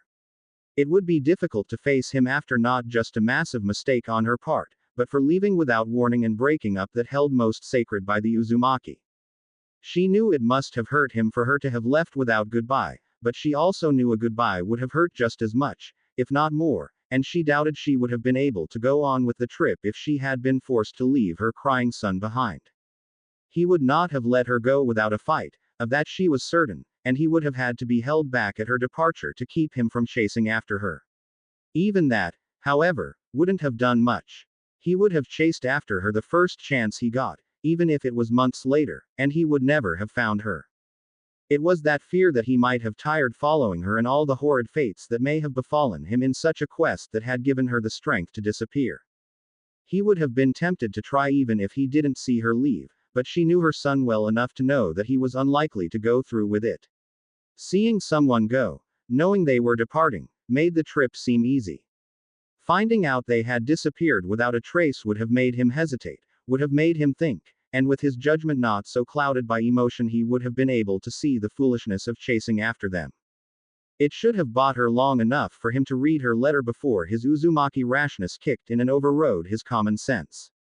The letter, in turn, should have sent him to Kurenai, which would have ensured he not run off and that he knew there were people to help him while his mother was gone. Her plan had worked, but only in half the sense it should have. He had indeed stayed within Konoha, from what she knew, but he had not read her letter or gone to Kurenai. Or, rather, she had heard nothing from her former student about Naruto staying with her. Though, that was to say very little, as there had been almost no communication between the two women over the past 4 years.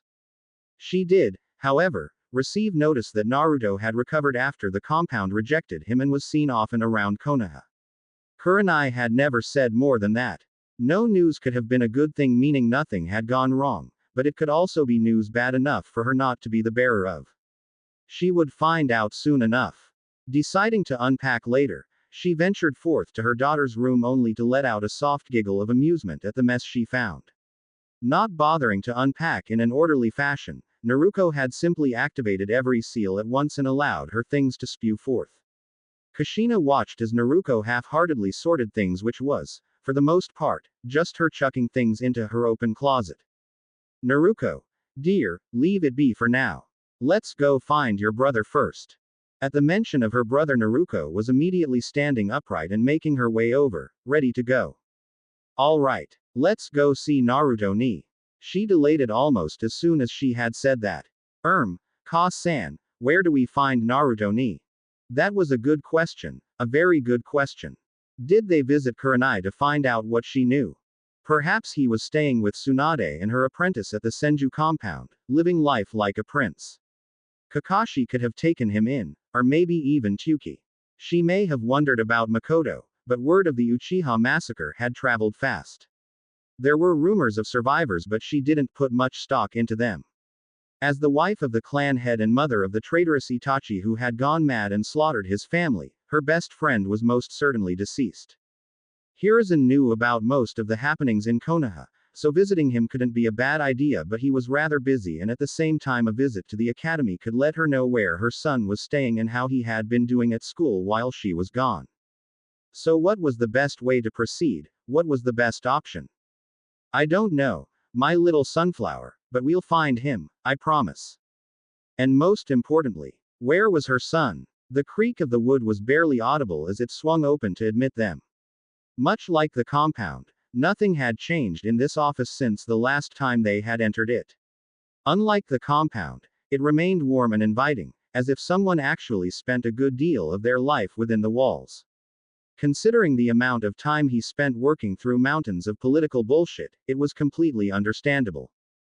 Hiruzen. His head, having not bothered to look away from his never-ending workload, snapped quickly upwards to confirm the identity of the speaker.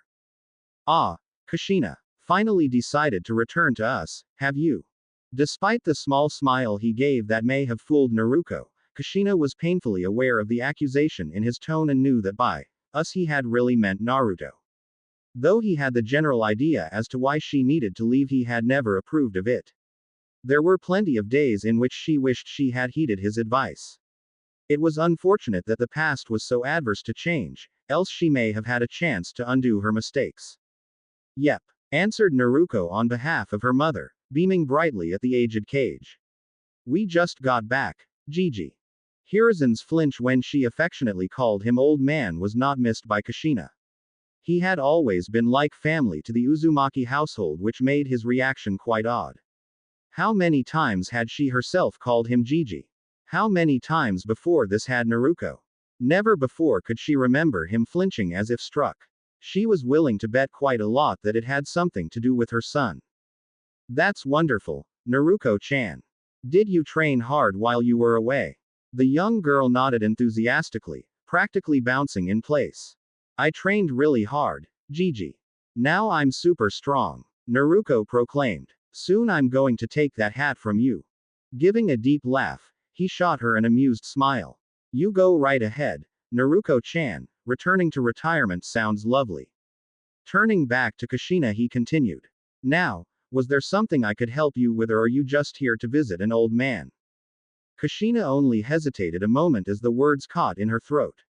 Even in her head they sounded bad, but to actually say them, to hear those words leave her lips. Still, she had to know, and there were few answers that came without asking. We were hoping to learn the whereabouts of my son. She cringed as her voice reached her ears.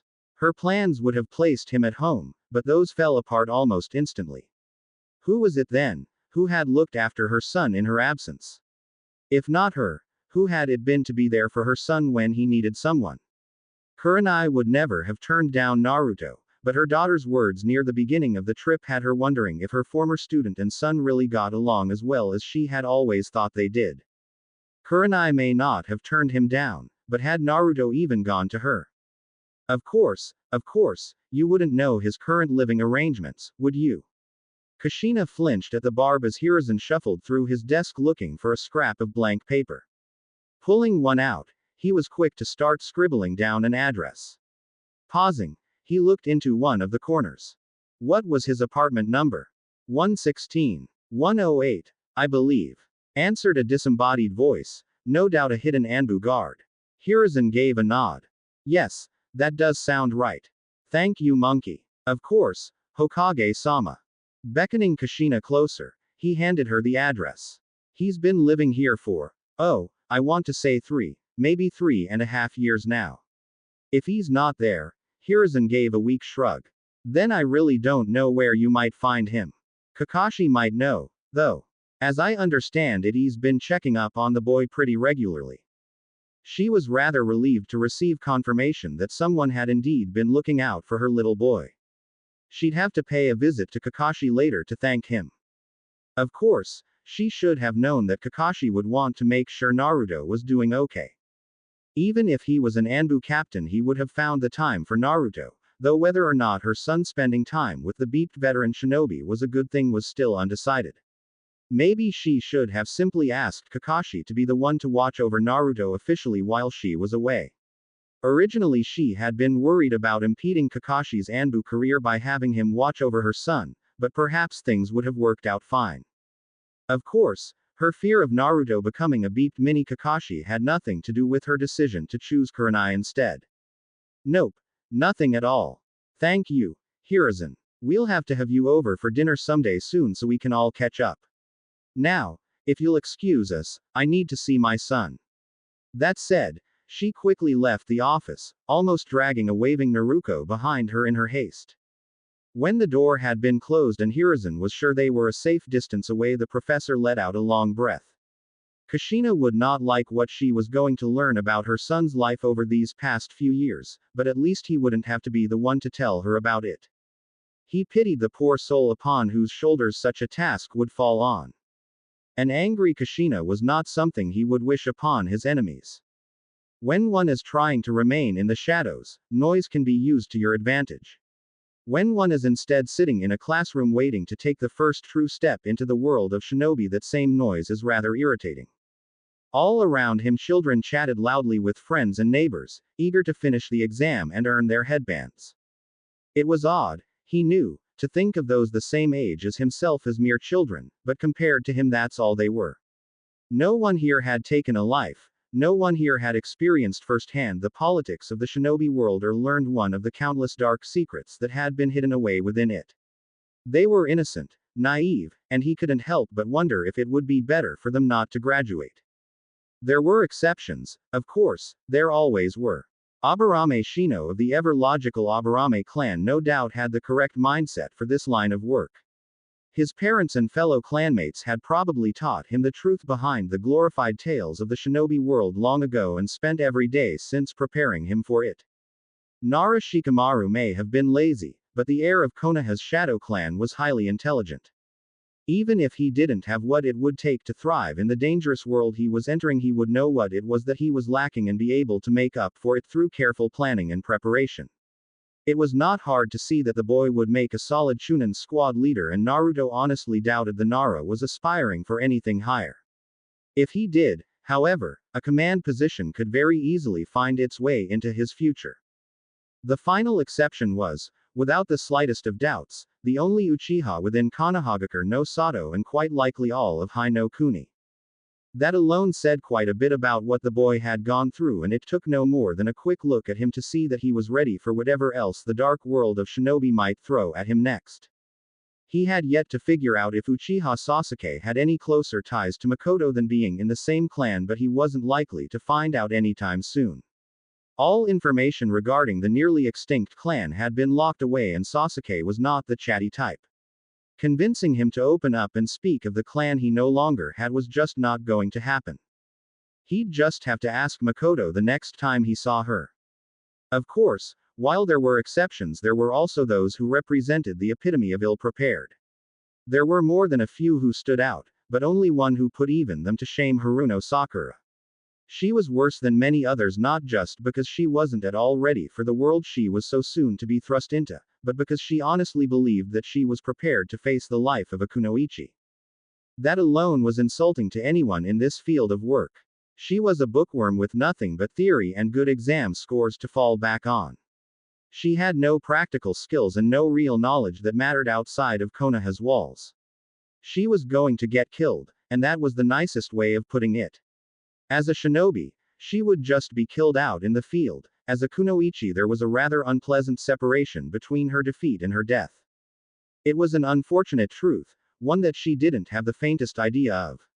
He could only offer his condolences for anyone she was teamed up with. Chances of her dragging them down with her were high. Of course, should she end up on a team with him, he'd be sure to straighten her out. He couldn't be working with such a liability now, could he? The thought of liabilities made him focus his attention on someone who he would have grouped in with Sakura without a second thought. Now, however, he didn't quite know what to think about Yamanaka Ino. One look at her could just about sum up the current state of the Yamanaka clan. Her hair, once long and well kept, was now thrown into a messy bun that did the simple job of keeping it out of a face that showed far more weariness than it did any sign of makeup. Her clothes, still purple, were crumpled as if she had pulled her outfit out from under a pile of clothes in the middle of the night with her eyes closed. Her purple skirt had been replaced with thick purple pants, and he had a sneaking suspicion that with the financial state of the Yamanaka, she only owned 2 or 3 pairs of them. From what he had heard, she was doing a rather admirable job in holding together the crumbling clan of Mindwalkers, considering she was only 12 and her father did little to aid her. It was still falling apart. Yes, but not quite as quickly as it otherwise would have. From her disheveled appearance and the weariness that clung to her like the perfumes she had stopped wearing so long ago, it was easy to see that she was giving it her all. Unfortunately, that wasn't nearly enough. Still, she now knew far more than her old rival Sakura did about the shinobi world and had most likely realized how weak and useless she had previously been. It was unfortunate that a child would be forced to grow up as young as she was, but this would be good for her as a kunoichi. Of course, he had all but washed his hands of the Yamanaka clan. As it was, the populace of Konoha was making their lives difficult enough, and the loss of reputation suffered meant their financial status wasn't faring much better. Tension would disappear in time as the Yamanaka slowly built back up their reputation and proved themselves to be the capable shinobi clan they had once been known as. It was much like a phoenix, Naruto thought, and he was the flame. They had been burnt away, purified by fire, and now all that was left was for them to rise again from the ashes more magnificent than before. Had he not been dealing with Inoichi personally, he may have doubted their ability to do so, but that man would pull them through. As he continued to let his mind wander, still looking towards Ino, the most peculiar thought struck him. She looks pretty cute exhausted. The others were easily enough ignored. Their laughing and chatting didn't concern her, and the occasional comment about her appearance had long since failed to affect her. But there was one thing she couldn't ignore. Cold purple eyes pierced straight through her from across the room, sending fearful shivers down her spine. Turning her head slightly, she could see him out of the corner of her eye, watching almost lazily. It was nothing like the predator she thought of him as, and yet his unfocused gaze may as well have been a murderous glare as far as she was concerned. The others might not see it when they looked at him, but she did. She knew the power at his command, she had tasted the bitter fruit born of standing against him. This room was filled with children, and amongst them sat a great wolf, calmly running his eyes over them as if they were nothing but a flock of sheep he was raising to one day devour. To him, they were probably just as threatening as sheep might be, maybe even less so. Things had not been easy for the Yamanaka, the wolves having done well in their mission to destroy their reputation and strip away everything that they were. Had it not been against her clan, she may have admired the way they worked. As it was, her family was suffering for it, or, more accurately, suffering because of her. She had brought down the wrath of the wolf without realizing that what she saw had yet to even begin shedding the clothing of a sheep. And never in her wildest dreams had she thought the wolf might have a pack. She should have, honestly, but when he had renounced his name and declared himself an enemy to her clan, she quite incorrectly assumed it was only him. In the beginning, the rest of her clan had made the same mistake. It wasn't long until they realized just how large that mistake really was. The wolves had torn them apart without killing a single one of their members. One might have assumed that Naruto did not have what it took to just start killing them, despite having ended the life of Yamanaka Tatsuki, but they soon came to the conclusion that he was simply not merciful enough to end it for them. No, his enemies were not killed swiftly, but rather slowly ground to dust. The Yamanaka would never forget that. And yet, strangely enough, he seemed to have stopped. Some may have said that the wolves had stopped, but she knew the wolves were his. How could those predators belong to anyone other than the beast she sat with in this very room? His eyes were all the proof she needed, for every time she looked into them she saw the image of a snarling wolf. Those purple pools said far more than his Foss's masks ever could. But while he may have stopped, the populace of Konoha was still making things difficult. Not only could they get away with most things concerning the Yamanaka because the Anbu sided with them, but many had stopped trusting the Mindwalkers after the Renji Beep scandal. There were few jobs for the Yamanaka to take, few places that didn't try to hike up prices to take advantage of their misfortune, and no one willing to offer any help.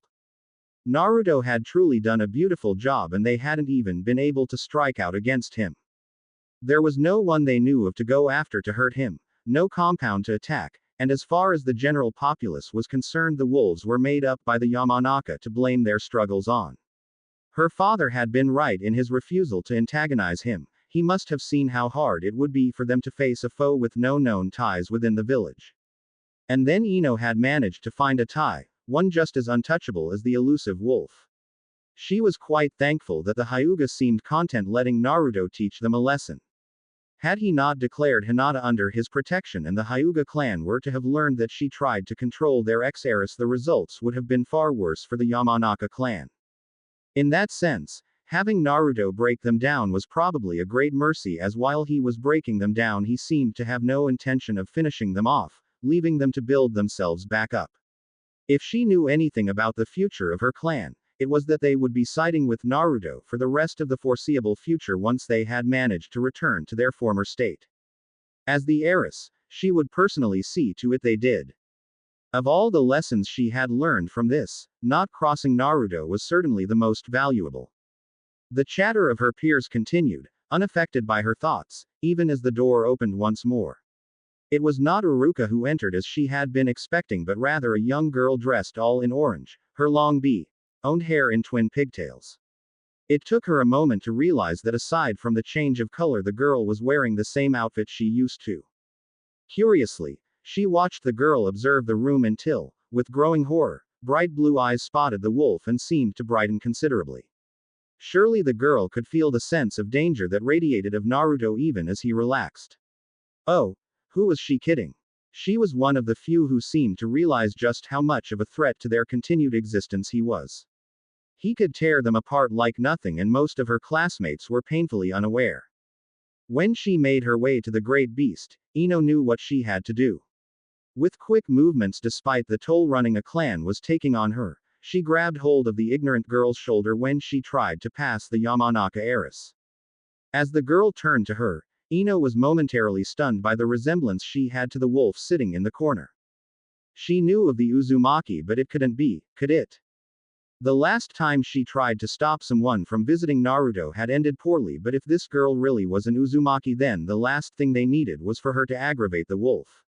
All the clans knew that Uzumaki Kushina and her daughter left the village 4 years ago, leaving behind Naruto. Ino knew that were she in his shoes, then she wouldn't be too open to the idea of them just coming up to her like nothing had happened. Considering what happened to her clan, she was probably saving this girl's life. The way the girl practically growled, "What?" at her attempts, however, did not sound too grateful. She walked down the unfamiliar hallways, absolutely giddy to be able to traverse the same path her brother had for the past 4 years. He'd be here, of that she was certain. After all, how could he miss what could very well be the single most important day of his career, the first one? A week had come and gone since their return with no sign of her brother. The apartment was his, or so the neighbors claimed, but he wasn't home and hadn't been home on the next few days they visited. There was a young girl at one point, a few years older than herself, that exited his apartment, but by the time they realized that she had been the only one within it, she had vanished amongst the crowds of Konoha. Kakashi had been little help when they asked, saying that if they couldn't find him at his apartment, then he could be just about anywhere in Konoha. Apparently the beeped Junin usually just ran into him while going about his business and didn't know where her brother might spend his time when not at home. He had, however, suggested the academy or the practice fields around it. She had a feeling he was lying about only running into her brother by chance, but they still gave his suggestion a shot. She had no luck in the fields and her mother had no luck speaking with his teacher. From what she understood from the Uzumaki matriarch's mutterings, it had something to do with not being able to disclose personal information about students. Naruto thought that odd, considering it was his mother asking. They had sought out Kurenai, her mother's former student, but the woman, much like Kakashi, only knew of his apartment. She had mentioned something about Naruto being rather private and independent, meaning she wasn't needed much, before claiming she had urgent errands to run and slipping away. It was suspicious, but Naruto had always made the Junin uneasy, so Naruto accepted that she could be telling the truth but didn't like talking about it. Strange, yes, but not really out of character for the woman she knew. When they weren't led into the Senju compound to speak with Tsunade, her mother had started to believe they were keeping her son from her. But speaking to Kato Shizune, Tsunade's apprentice, revealed that he wasn't there and that Tsunade had probably locked herself in the compound after drinking too much again. Apparently it happened pretty regularly. Her mother might have been distressed enough to buy it, but Naruto had a feeling something else was going on and no one wanted to be the one to have to tell them. It was not a pleasant feeling when it was about her brother's well-being. But that would all be put to rest today. There was no way Naruto wouldn't be here today and she needed to take the test anyway. She'd find her brother, give him a great big hug, tell him all about the trip and then bring him home. She couldn't wait to see the look on his face when he saw her. He was going to be so happy. Reaching the classroom in which all the hopeful graduates were, she didn't hesitate to open the door and immediately begin her search for her brother. With the chaos in the room, she brought little attention to herself.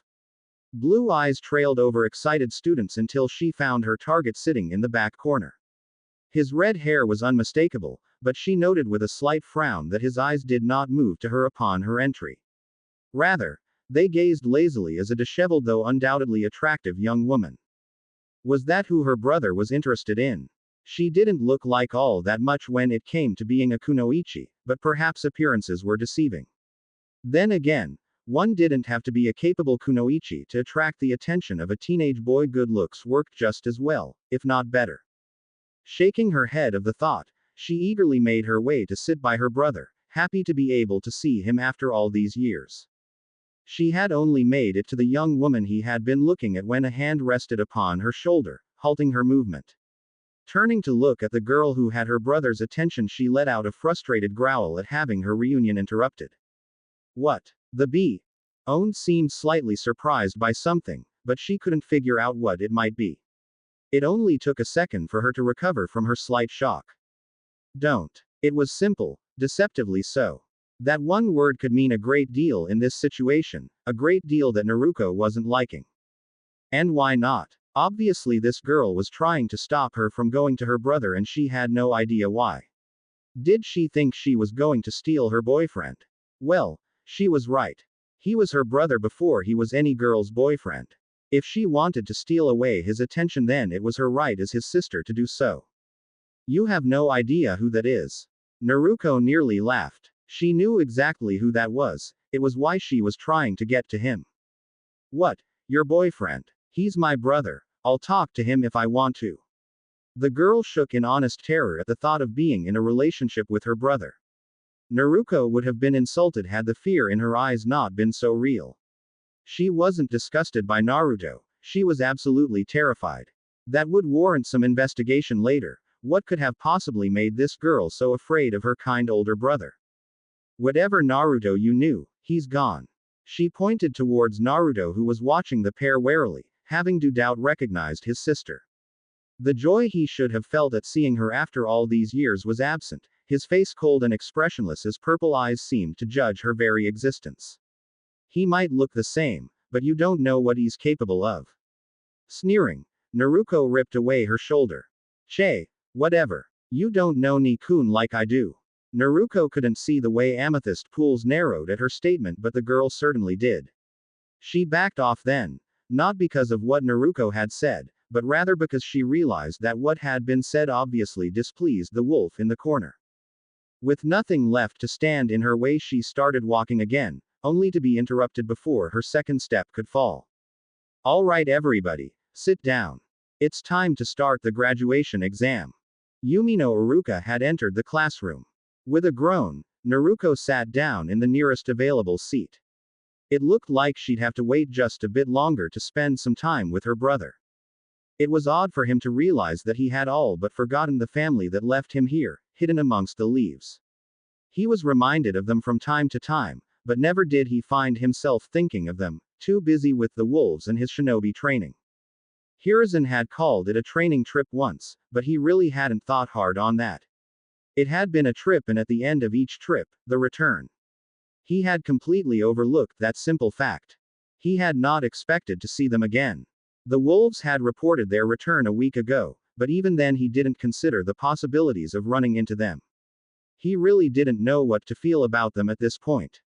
His sons had left him, but in that darkness he had found himself purpose and identity. Did he really want to flood his world with their light when he had found comfort amongst the shadows? More importantly, could he bring himself to let them return to his life? They had left him without so much as a goodbye and stayed away for 4 years without a single letter.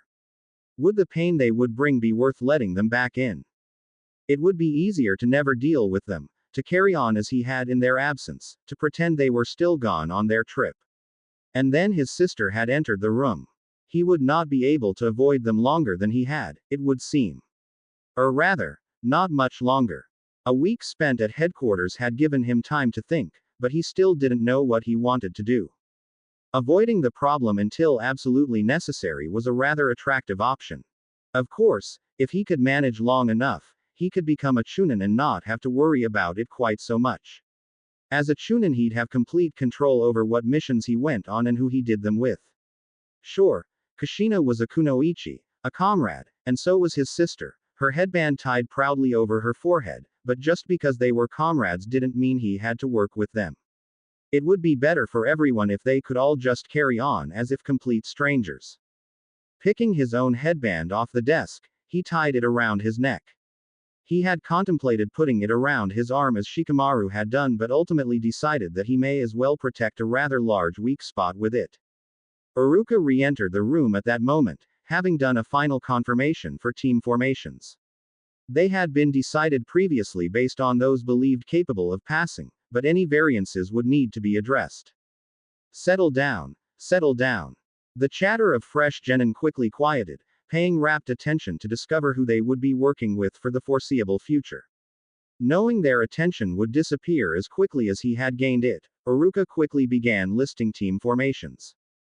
Quote, dot. And then we have Team 7 under Hitaki Kakashi, which will be formed by Uchiha Sasuke, Haruno Sakura, and Uzumaki Naruto. Team 8 will be Hyuga Hinata, Aburame Shino, and Inazuka Kiba under the guidance of Yuichi Kurenai. Team 9 is still going strong, so Team 10 is made up of Nara Shikamaru, Akamichi Choji, and Yamanaka Ino and will be led by Sarutobi Asuma. Iruka flipped through his papers one last time before addressing the teams. All teams are to report to the designated training field of their number in 1 hour to meet with their Junin instructors. Don't be late.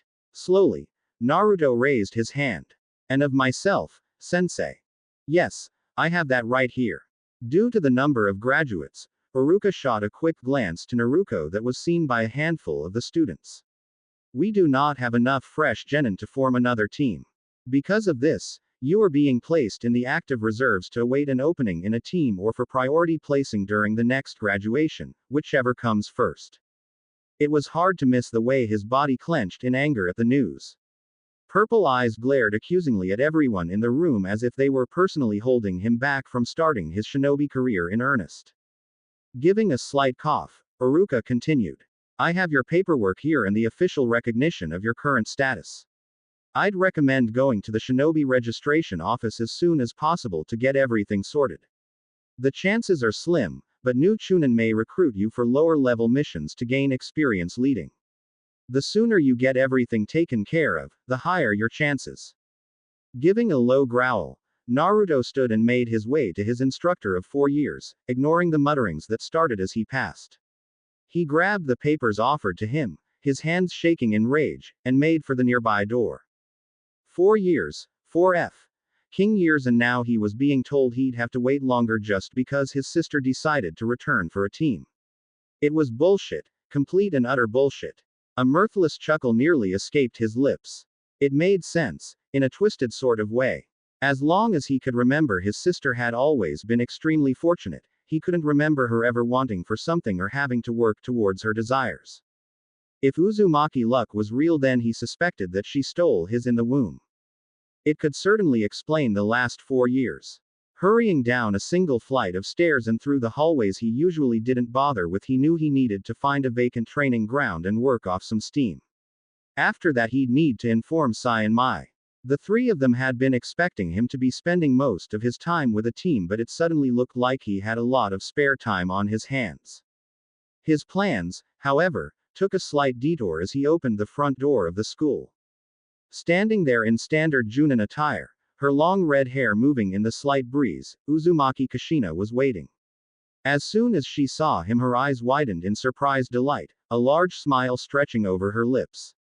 Still angered about not getting a team, he said the first thing that came to mind, his voice as ice and his tongue as swift and deadly as a serpent. You're about 4 years late, aren't you? Her pained flinch was oddly satisfying. To be continued. I hope you enjoyed this story.